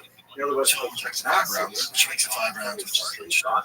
But so if Connor and John say, and the chance of both of them doing it, the odds are high. We're going to get one of them. So with BMF, this is where it could get super dicey. If Connor does come back and fight the new Connor for BMF and Chandler, so you get that. It's like, right, that's fine. Let's say Connor doesn't get his shit together, keeps doing all of it, he's tied up in legal issues, and John's like, oh, I want to come back. It just gives me a reason to come back and motivated. You're going to get Alex Pereira versus John Jones with BMF. Miles, and all of a sudden get to the extreme of really fuck over Tom. Dude, if I don't know, man, if they do that, I think the fans would be like, it's like, I don't know, I honestly, like, for a BMF title, Alex Pereira, because Alex versus Tom, it's like, oh, God, Sean been out for a hot second, a little slower. Alex at 240, BMF title, White House. If Alex comes back and beats Magomed, okay, if he wins his title back, and then they're like, here, you just fight the White House heavyweight, you don't have to risk your light heavyweight title, and you fight against John Jones, then I think the fans would be like, fuck Tom. Yeah, you know, that's what I think. But he would have to win his belt back. All coming out of this very But I do think we're going to get BMF title on that White House card, right? It all comes to a crash. So it's either if both of them come back, it's you can go to Connor and then John might fight Tom on it. Like, fine, we gotta do the right thing. Tom's fighting John. But if Connor doesn't get his shit together and they want that BMF title, you're gonna get John and on the left you see that's what I think. And people are doubting that this card comes together. I was gonna say I have a real common sense take on that. And it was like Dana said that he was going to go out to an island during COVID and build out the protection. Got it done. And in this case, the U.S. tax base is going to pay for it. So Dana can literally go, okay, this is what we need budget-wise, and they'll get all of those expensive guys on the car. And Dana was like, we don't care if there's 5 vans or whatever, 30,000. I was like, I put it on the front lawn of the White House. The Russian Empire is destroyed in the car. And I knew about this from the super reliable source. This has been this is something that last week Trump was like, hey, let's do a card. They've been working Federation. The Russian. And like I was saying, I was talking to someone else about this, about Dana and Trump's relationship. You're like, okay, these are the 2 decision makers. And these 2 guys are such good friends. These guys probably text each other like more me. They're like, love to see that. It's going to get done. Love to see that. We'll say, even Derek Lewis, like, he wins this fight. And his cage is like, hey, it's my buddy Trump. So he's talking about the announcement. It's going to happen. Yeah, it's led by an people upset, like, oh, UFC's becoming this MAGA, far right. It's like, Hungary is a landlocked. The majority of the fighters and the majority of the fan base, is proud to be American and loves, the UFC or Trump and the American shit. Like, if you think that they have an movement like this where your favorite athlete's not more on the right than on the left, man, I know how hurt you feel. Well, it's just like the culture has become one where if you are a heavy patriotic American, we've been pushed into this group where it's kind of like, lots of people were independent, some people were Democrats, like whatever, out in the middle, like conservatives, whatever. Yeah, it's like how liberals being drawn the right. All right, we're this team. It is what it is, dude. It's like, I was thinking about this, like, if I had been a Democrat my whole life, and now the UFC and Trump relationship was where it's like, if I had previously hated Trump, it'd be so hard to maintain the hatred for Trump. Like, damn it, I want to be in that crew so bad. I thought about that because Thomas talked about this a lot. He's like, you're pushing the fan base away. I'm telling you, outside, like our niche bubble of fans, like from outside looking, they think it's a terrible mistake to put Trump and be this far right group. I'm like, far right? Yeah, I don't know if I hate when they use that term. You look at the popular public, there's a shit ton of people that believe Trump is a bottom. And I was thinking, I'm like, well, when the NFL went all woke, where they did that, I stopped watching. So you might be right, I stopped watching. I was like, yeah, I'm out. But that was them driving the opposite thing, where like, I think right now, the majority of people who are kind of wired like people who generally like UFC are on the side where if you go that way, we're going to be more interested. And then also, I think people that tend to like fighting and fitness are more pro, like USA, like even Trump's whatever. But as far as right, that's our president. We're pro guns. It's like manly shit. They tend to be lean more this way. It's an anomaly. Like a guy who's super into fighting, who's also skilled.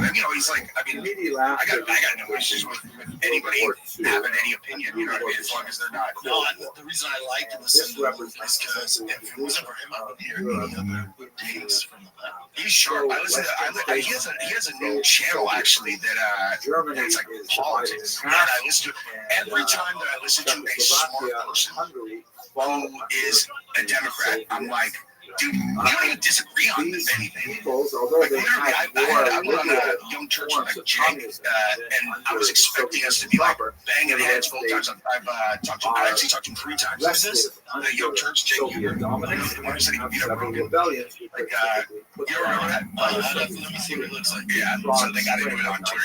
He's like, no way. He's like, I'm huge. I don't beat up Rogan. That's it. Yeah, everybody bombarded him. They're like, hey, bro, you should probably do a little research on Rogan's martial arts background guy. And he's like a really, really well-known Democrat. But like, when we start talking about stuff, I'm like, what do people think that we have this like staunch divide disagreement on? Because I'll be like, hey, do you think that Knowles should be getting beaten by dudes in sports? And he's like, no, it's ridiculous. I'm like, all right, yeah. And it's because social media, social media creates such a divide, and then you have the crazies on the left and the crazies on the right. So loud. Most of us are here. Yeah. We're like, I don't agree with that all the way over here. I don't agree with that. Yeah. But they're so loud, and that's what gets the views and gets the clicks. So we're like, all Democrats are gay, pro-trans around kids. They want women to compete against men in sports. Yeah.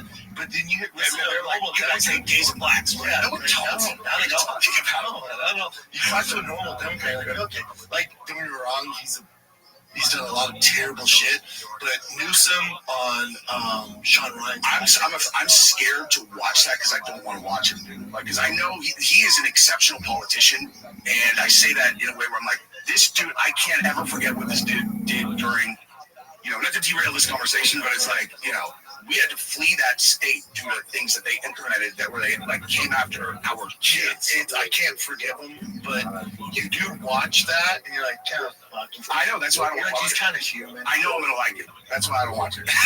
It's just their hatred goes down. Like, you watch him and he's like Sean Ryan's kind of grilling him, and then also Rogan tech shot McDermott. I was like, asked about doing this. He's like, listen, I made a lot of mistakes. He goes, I'm not an expert. I thought what I was doing right. Turns out it wasn't. I fucked up, and he's like, but there's some, he's a politician. The way he words it, just like, I don't know. Yeah. I don't trust any of them. No, either. Including the right, I don't trust any of them. That is the best policy, is like, they're all scumbags. I mean, you can talk, like, also, how dope would this be how much of a fan favorite would Dana if he did this? He goes, all right, and not that they're ever going to agree to this. He goes, we'll bring the best UFC card you've ever seen. The winner of the main event gets to read off the Epstein list. Oh, bro. Give me that. I think how many views? Yeah, it'll do 1 billion views. Yeah, not only are we going to fight the White House, but in the press conference after, we're going to release the Epstein list. Oh, my gosh. Hey, you could charge $500 for that pay-per-view and everybody's paying. The left wants the list, the right wants the list. Everyone who's not on it wants the list. Yeah. And the left are like, dude, I'm going to watch UFC at the White House because after the fights or whatever, after, they're going to announce the fucking list. Yeah. And the only people, there's a tiny group of people who don't want it that just happen to be the most powerful people in the world, which is why, we're still not seeing it. And it's like the people who are on it and then the people who have the leverage. Because that's the thing, the second that you announce the names, all the leverage that you've accumulated, by blackmail and all these creeps is gone. Yeah, but it's part of their fault, part of the Trump's cabinet's fault, because how long have we been told there's a list? Of course. From them. So if from the very jump, if Trump and his team was like, hey, we looked into it, there's no fucking list. Like, trust me, if there was, we'd release it. But that's not what they said. As soon as we get into power, we're going to release the list, release in the JFK files, and then Pam Bondi was like, I have the list on my desk. Yeah. J.D. Vance is on Theo going, I'd love to see the list. Yeah. So everyone's talking about this list. And then all of a sudden, Trump goes, you guys still talking about that? There's nothing there. It's like, no. You've told us for how long, how many months now that there's a list? Yeah. Doesn't make sense. Doesn't make any sense. And Pam Bondi, like, everybody's talking about how she's like, oh, yeah, the list on my desk is like, just go back one step before that. She had a bunch of influencers come to DC, hand them binders that said Epstein Files Phase 1. Hey, if there's a Phase 1, there's obviously a Phase 2, and then they opened it was all the flight logs and stuff, and it was like everyone's like, we already know all about this, and they're like, don't worry, there's a lot more coming. Oh, we have 10,000 hours of videos of like kids getting assaulted. And they go, there's nothing to say. And they're like, never mind. They're like, where is that? Someone had to have stepped in. It's the only time that the Trump detractors and the pro-Trump people who are making the calls agree on anything. And they all got together and went, hold on.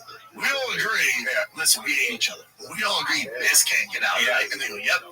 Cool. All right, well, let's go back to hating each other. Yeah. They're like, Trump's on it, and we're like, well, we don't think so, but we think that guy's on it, so there's only one thing to do. Release it all. But how dope would that be for the UFC to pull that? That'd be amazing, dude.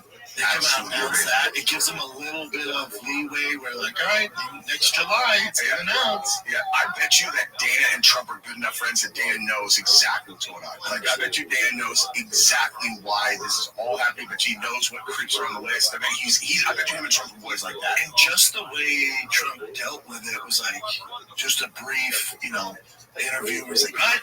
Yeah, and someone asked him, he's like, what? You're still talking about the creep, Jeffrey Epstein? There's nothing there. It's not a big deal. We got to get over it. Yeah. If you just were like, listen, we're looking into it. Once this comes out, man, it's going to be trouble. We're just trying to navigate the waters before this gets released. It's going to take some time. Yeah. We will get there. We got to help some people out here. People are like, all right, I'll deal with that. When he goes, when he treats us like we're stupid. Yeah. You guys are still talking about that? It's like, well, you're the reason we're talking about it. Yeah. They thought that, like, because they sent Cash to Joe, they're like, hey, Cash wants to come on the show. Of course he's going to have him on. And then he said, and Rogan's like, he's like, wait, so you're telling me that the proof that he killed himself is there's a video that shows, and Cash like, yeah. And Rogan's like, you know that in the New York Times for the last 3 years, they said that all the cameras were shut down and there were no videos. And now we know that. Cash acted like he didn't know that. He was in the New York Times, dude. He was all, really? Yeah. But then also, and you're crazy if you don't think they were like, hey, bro, Chancey brings this up. Here's your rebuttal. Be fucking cool, dude. So he knew what exactly he was doing. And then also, we know for a fact now that footage they had was doctored. I know. They had experts looked into it and like, that thing's been doctored. And as of yesterday, it came out that there was 3 minutes chopped out of it. 3 minutes. Which, if you ask me what's in that 3 minutes, it's Epstein walking his fucking ass straight out the front door. Maybe it was someone coming in and fucking killing him. Yeah. Either or. Yeah. I mean, that the thing where I've always thought that he's alive is because the video, like, they actually put out photographs that were supposedly Epstein's corpse in the hospital as they were wheeling him in. And they got his ears. The ears. It's not him. It is not him. There is no question. That was what I just don't get. I know the government can't entertain every conspiracy. It's like, man, it's a big one that the left and the right's not letting go, dude. Yeah. Like, just come out front with it. Just be honest, man. I think already people don't trust the government already. Like, COVID taught us so much. Yeah. They should pick a few people that are on the list that don't have that much power and just fucking throw them to the wolves. Live it to us, see them, dude. You gotta give us something. Give us something. You gotta give us an outlet. Yeah.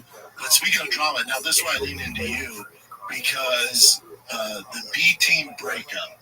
This has been a whole thing with Gordon Ryan and all this. And the B team execs, for those that don't know, the B team's who? Craig Jones, it's Nicky Ryan, who's Gordon Ryan's brother, J-Rod, and a bunch of other guys. But like studs. But they were all formerly the Danaher Death Squad, right? The reason that the B team breakup is kind of is an interesting story is because of the J-Rod getting kicked off B team 2 months ago, and then all of a sudden now the B team is breaking up. And I was like, okay, I'm sure that's because these guys are like, okay, we're not going to it's Nicky Rod's brother. Like, you feel like you're not going to kick him off. And then, as far as my understanding, Nicky Rod's brother, J-Rod, J-Rod was sending, I can tell you exactly, doctored pictures of girls from the gym. He had a folder in his phone, which had the names of girls that were on their team, and it had their pictures from Instagram and then porn clips of girls who looked like them. And the girl he was dating found it, and she was just, how old is he? 23, of course. Yeah. So he's doing guy shit. Yeah. Honestly, I'm like, if that's it, dude, I'm like, I mean, listen, I can understand. Is there more to the story or no?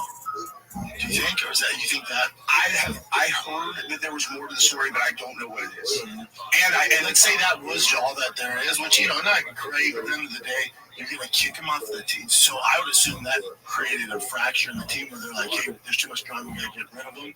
And then Nicky Rod, his brother's like, hold up, yeah, what the fuck are you talking about? And the two guys who made that decision are Craig and Seth, who run B Team. Craig Jones and Seth, who run B Team, and Seth's the guy who organizes everything. From what I've heard, I don't know. Seth's last name? I can't remember.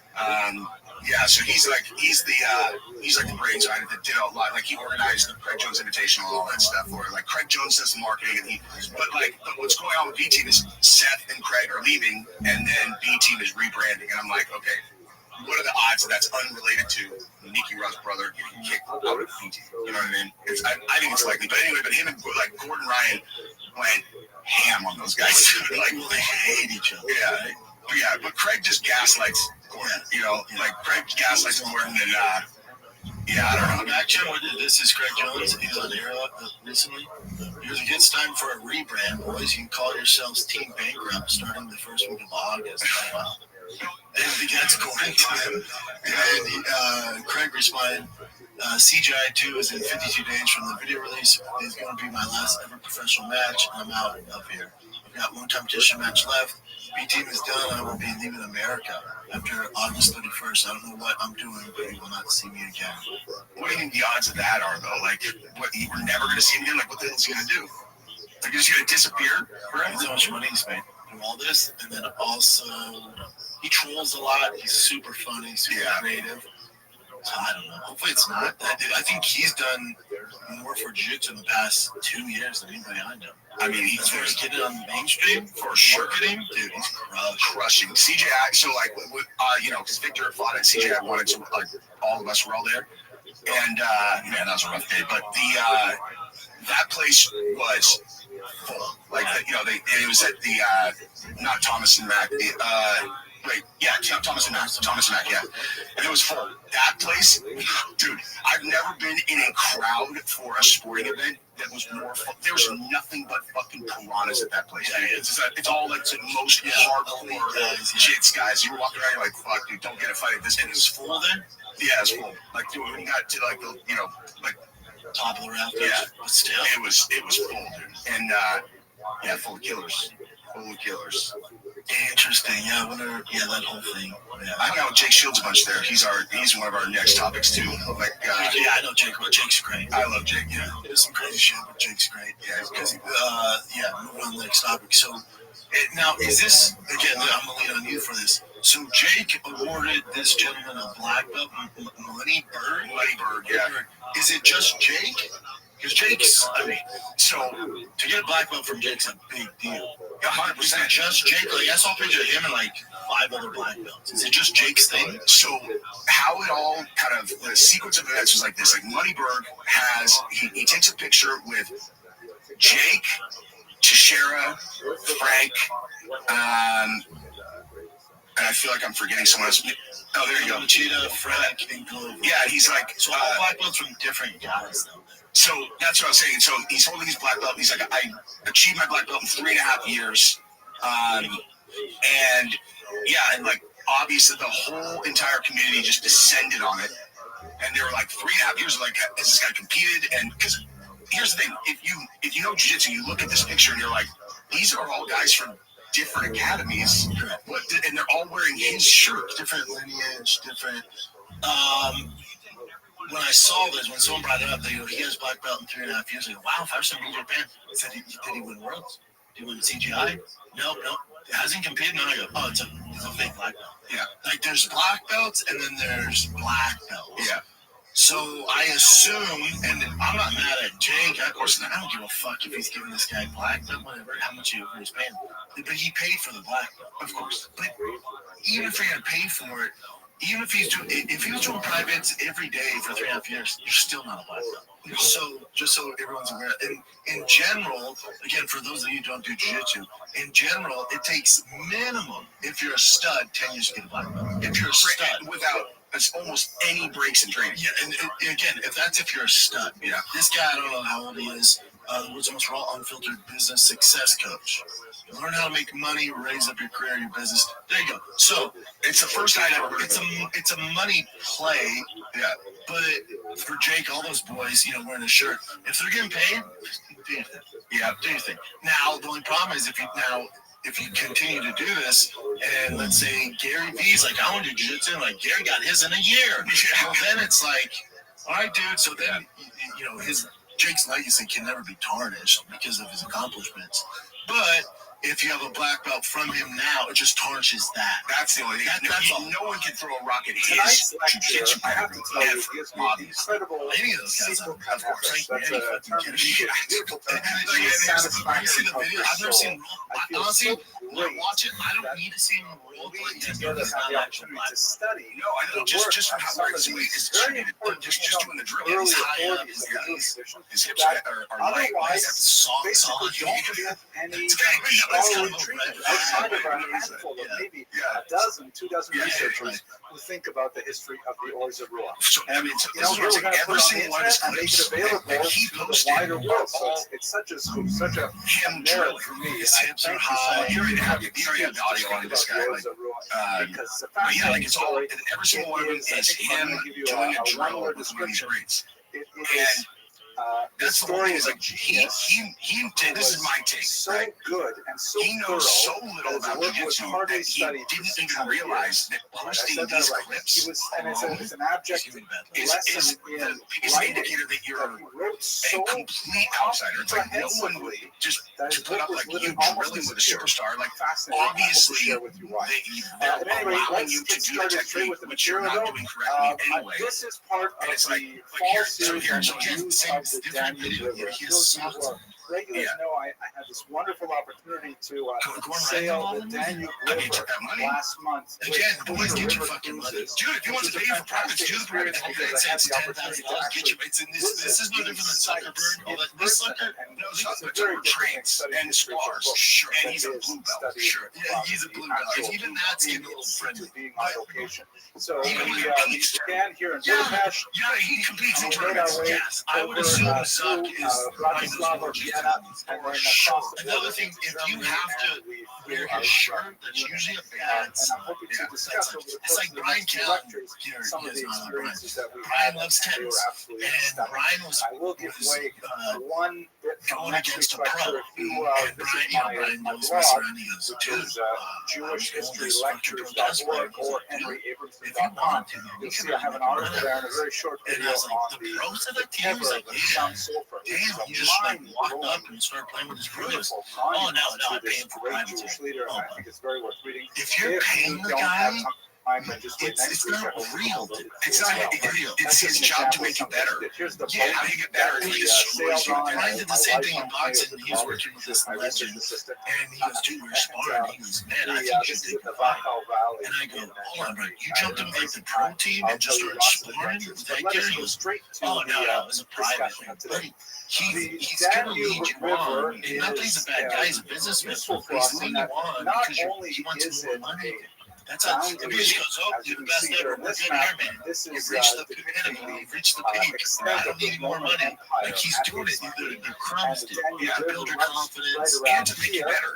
Yeah, you know, like if in jiu-jitsu, if you're at an academy, you're not even doing private. It's like if you train with guys who are, you know, like a my team, like greatest of all time, like number one, you think those guys will 100% when I spar against them?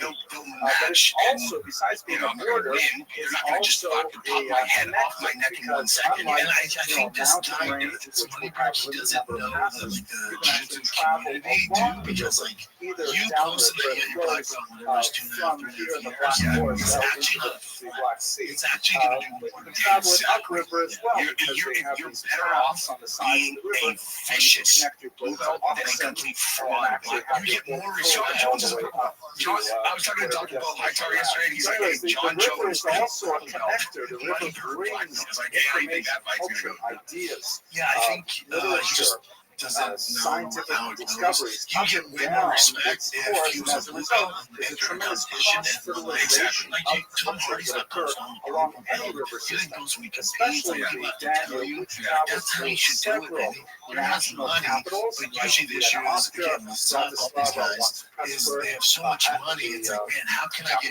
credibility like a guy's got? I'll get my black belt. And also travels to many countries, about 12 countries. Jake, Gordon, fucking whoever else is there. So Daniel is especially fascinating. Come here, dudes. This map also shows you the Jewish diaspora, which for those boys there, dude, get your fucking money, of course, get your money. The thing is, too, that like the way that played out, so he posted that, and Mike Jake immediately was like, who gave him this black belt? Because I, you know, it was before I knew Jake. And everybody was commenting that, and then subsequently, within a couple days, it was like, then he said that Jake did it, but then also Mike Wilson actually came out and was like, you guys will get it, he's getting privates from all the best guys in the world. Imagine how good you'd be. I'm like, no. Like, that's not correct. Like, it doesn't matter how good they are. Just because he gets a private from Ryan, you think that makes him able to execute those techniques without the muscle memory or the years? Like, you know that. Like, you know that. That's why I think it's a pay thing. That's all it's either supporting. It's like, at the end of the day, I don't give a shit. Guys, get your money. I get it. I'm getting the best in the world for 6 years, twice a day every day. There's not a lot of but again, he might be a better athlete. By the time you get to the 1900s, competed of course, in places we don't know. jab and Around system familiar with, shows the and then he just decided, instead of posting that footage, I'll post myself not knowing how to finish an photo or a toe. Black socks is thinking, whatever. That's what he's into. As long as he's happy, he's not reading comments, watching this, you're good. He is reading comments. He said he's pulling all of his support from the jiu-jitsu community now. Everyone's all, we didn't even know who you were until you said that you were black belt. Honestly, the people who are really hammering him are like the black belt, you know, like not super elite famous black belts, but like the black belt guys. And they're like, you know, do you have any idea? Because what they say is that like it waters down. The reason that jiu-jitsu black belts is such a big deal is because there are no fake black belts. Like everyone has to earn it, you know, over.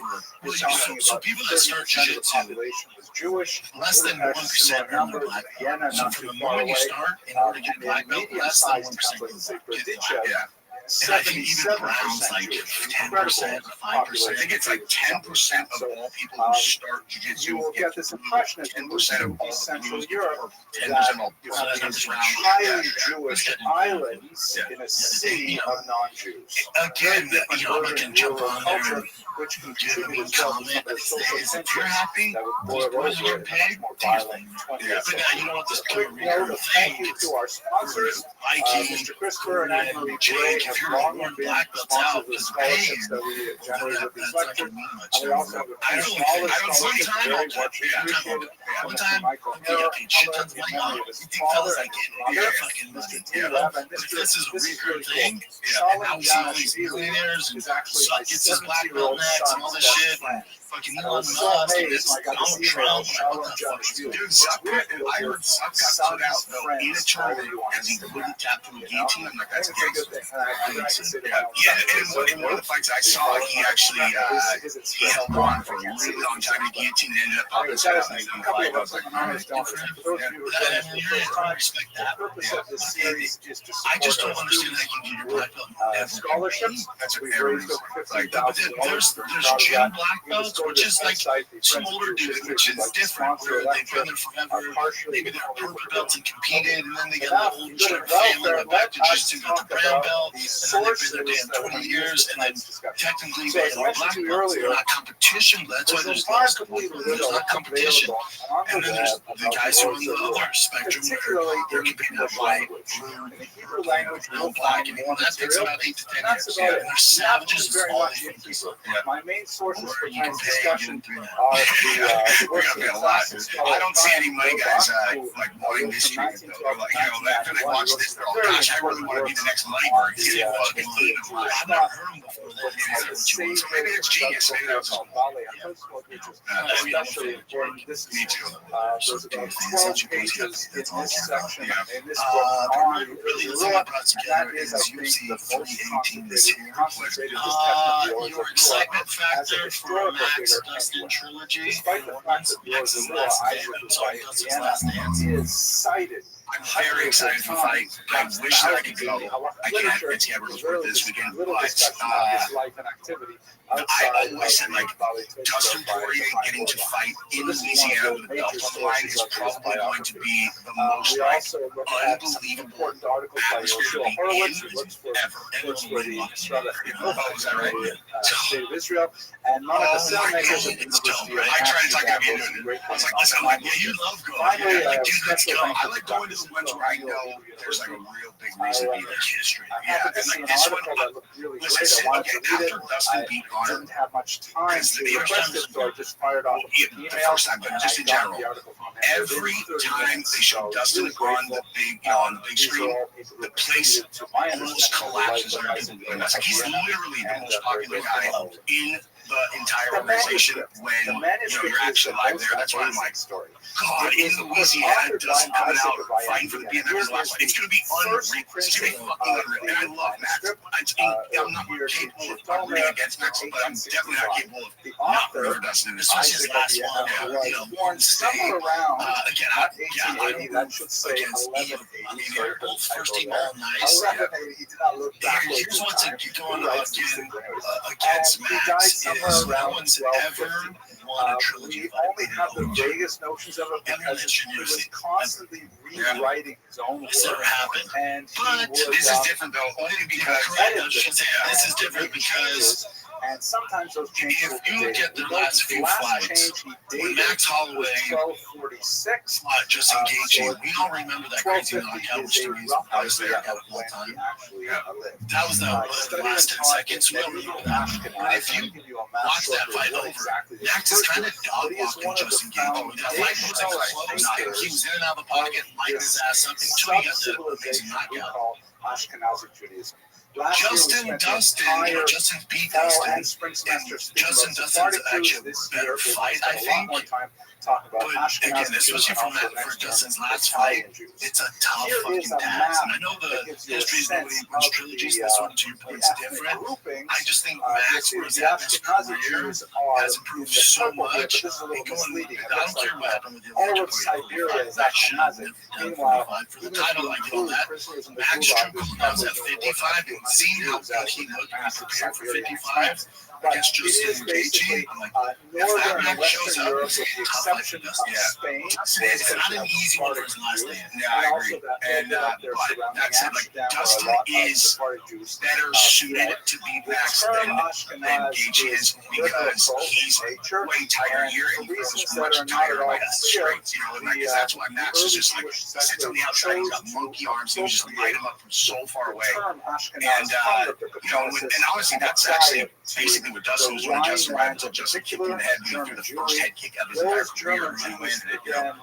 But it is, I mean, yeah, it's gonna be, I think it's gonna be a banger. The other thing about the first two is that the first one's in a different weight class, and the second one was that was like chaos. Replacement fighters, and then they had to throw Max out at the end. He was Max was really 55 at the time to have proper time to put on the weight. We see Max at 55 now towards the night. Like, he's good, dude. That was a really close fight too. The second Dustin and Holy fight, that's one of the best. Oh my god, that fight's unbelievable. It was just again, Max couldn't compete with the power. Like Max was in two, Dustin lands one. The damage was completely. Yeah. So I think the oddsmakers have it right. Again, I love both guys. I definitely don't necessarily lose this next fucking fight ever. But I think the oddsmakers have it right with having Max on a slight favorite. That's what they have it. Yeah, slight favorite. Yeah. I would agree with that. It's like a -105 or some shit. It's like basically even money, but he's slightly large. Man, but he's good. I mean, it's going to take a lot to get Dustin out of that. You get moved up now. So on Monday it was minus like 110, 105. Now it's like minus 42. Wait, another guy. Minus 140. Yeah, Dustin 171. That makes sense if you're going based off Dustin. If you're going based off Max's last performance, it was a true 55 against Gaethje. Yeah, that's what's happening.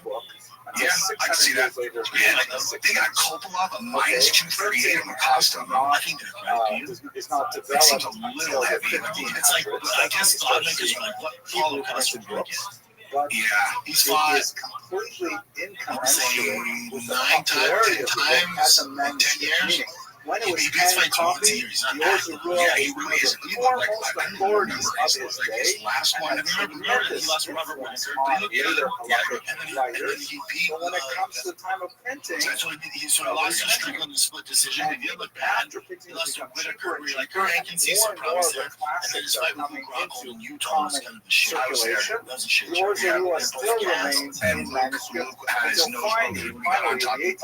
Yeah, and all over his head. The crowd went manuscripts are published, insane. And that fight, though, just not to derail the 318, but that fight right there was one of the most epic things I've ever seen ever, because Luke Rockhold had his whole entire career of people that he got to booed and whatever started that way, and then by the end of the third round, the fucking crowd wanted to carry him out. Like, I've never seen a crowd flip so hard on a single fighter than Luke Rockhold in that fight right there. Yeah, that was a weird fight.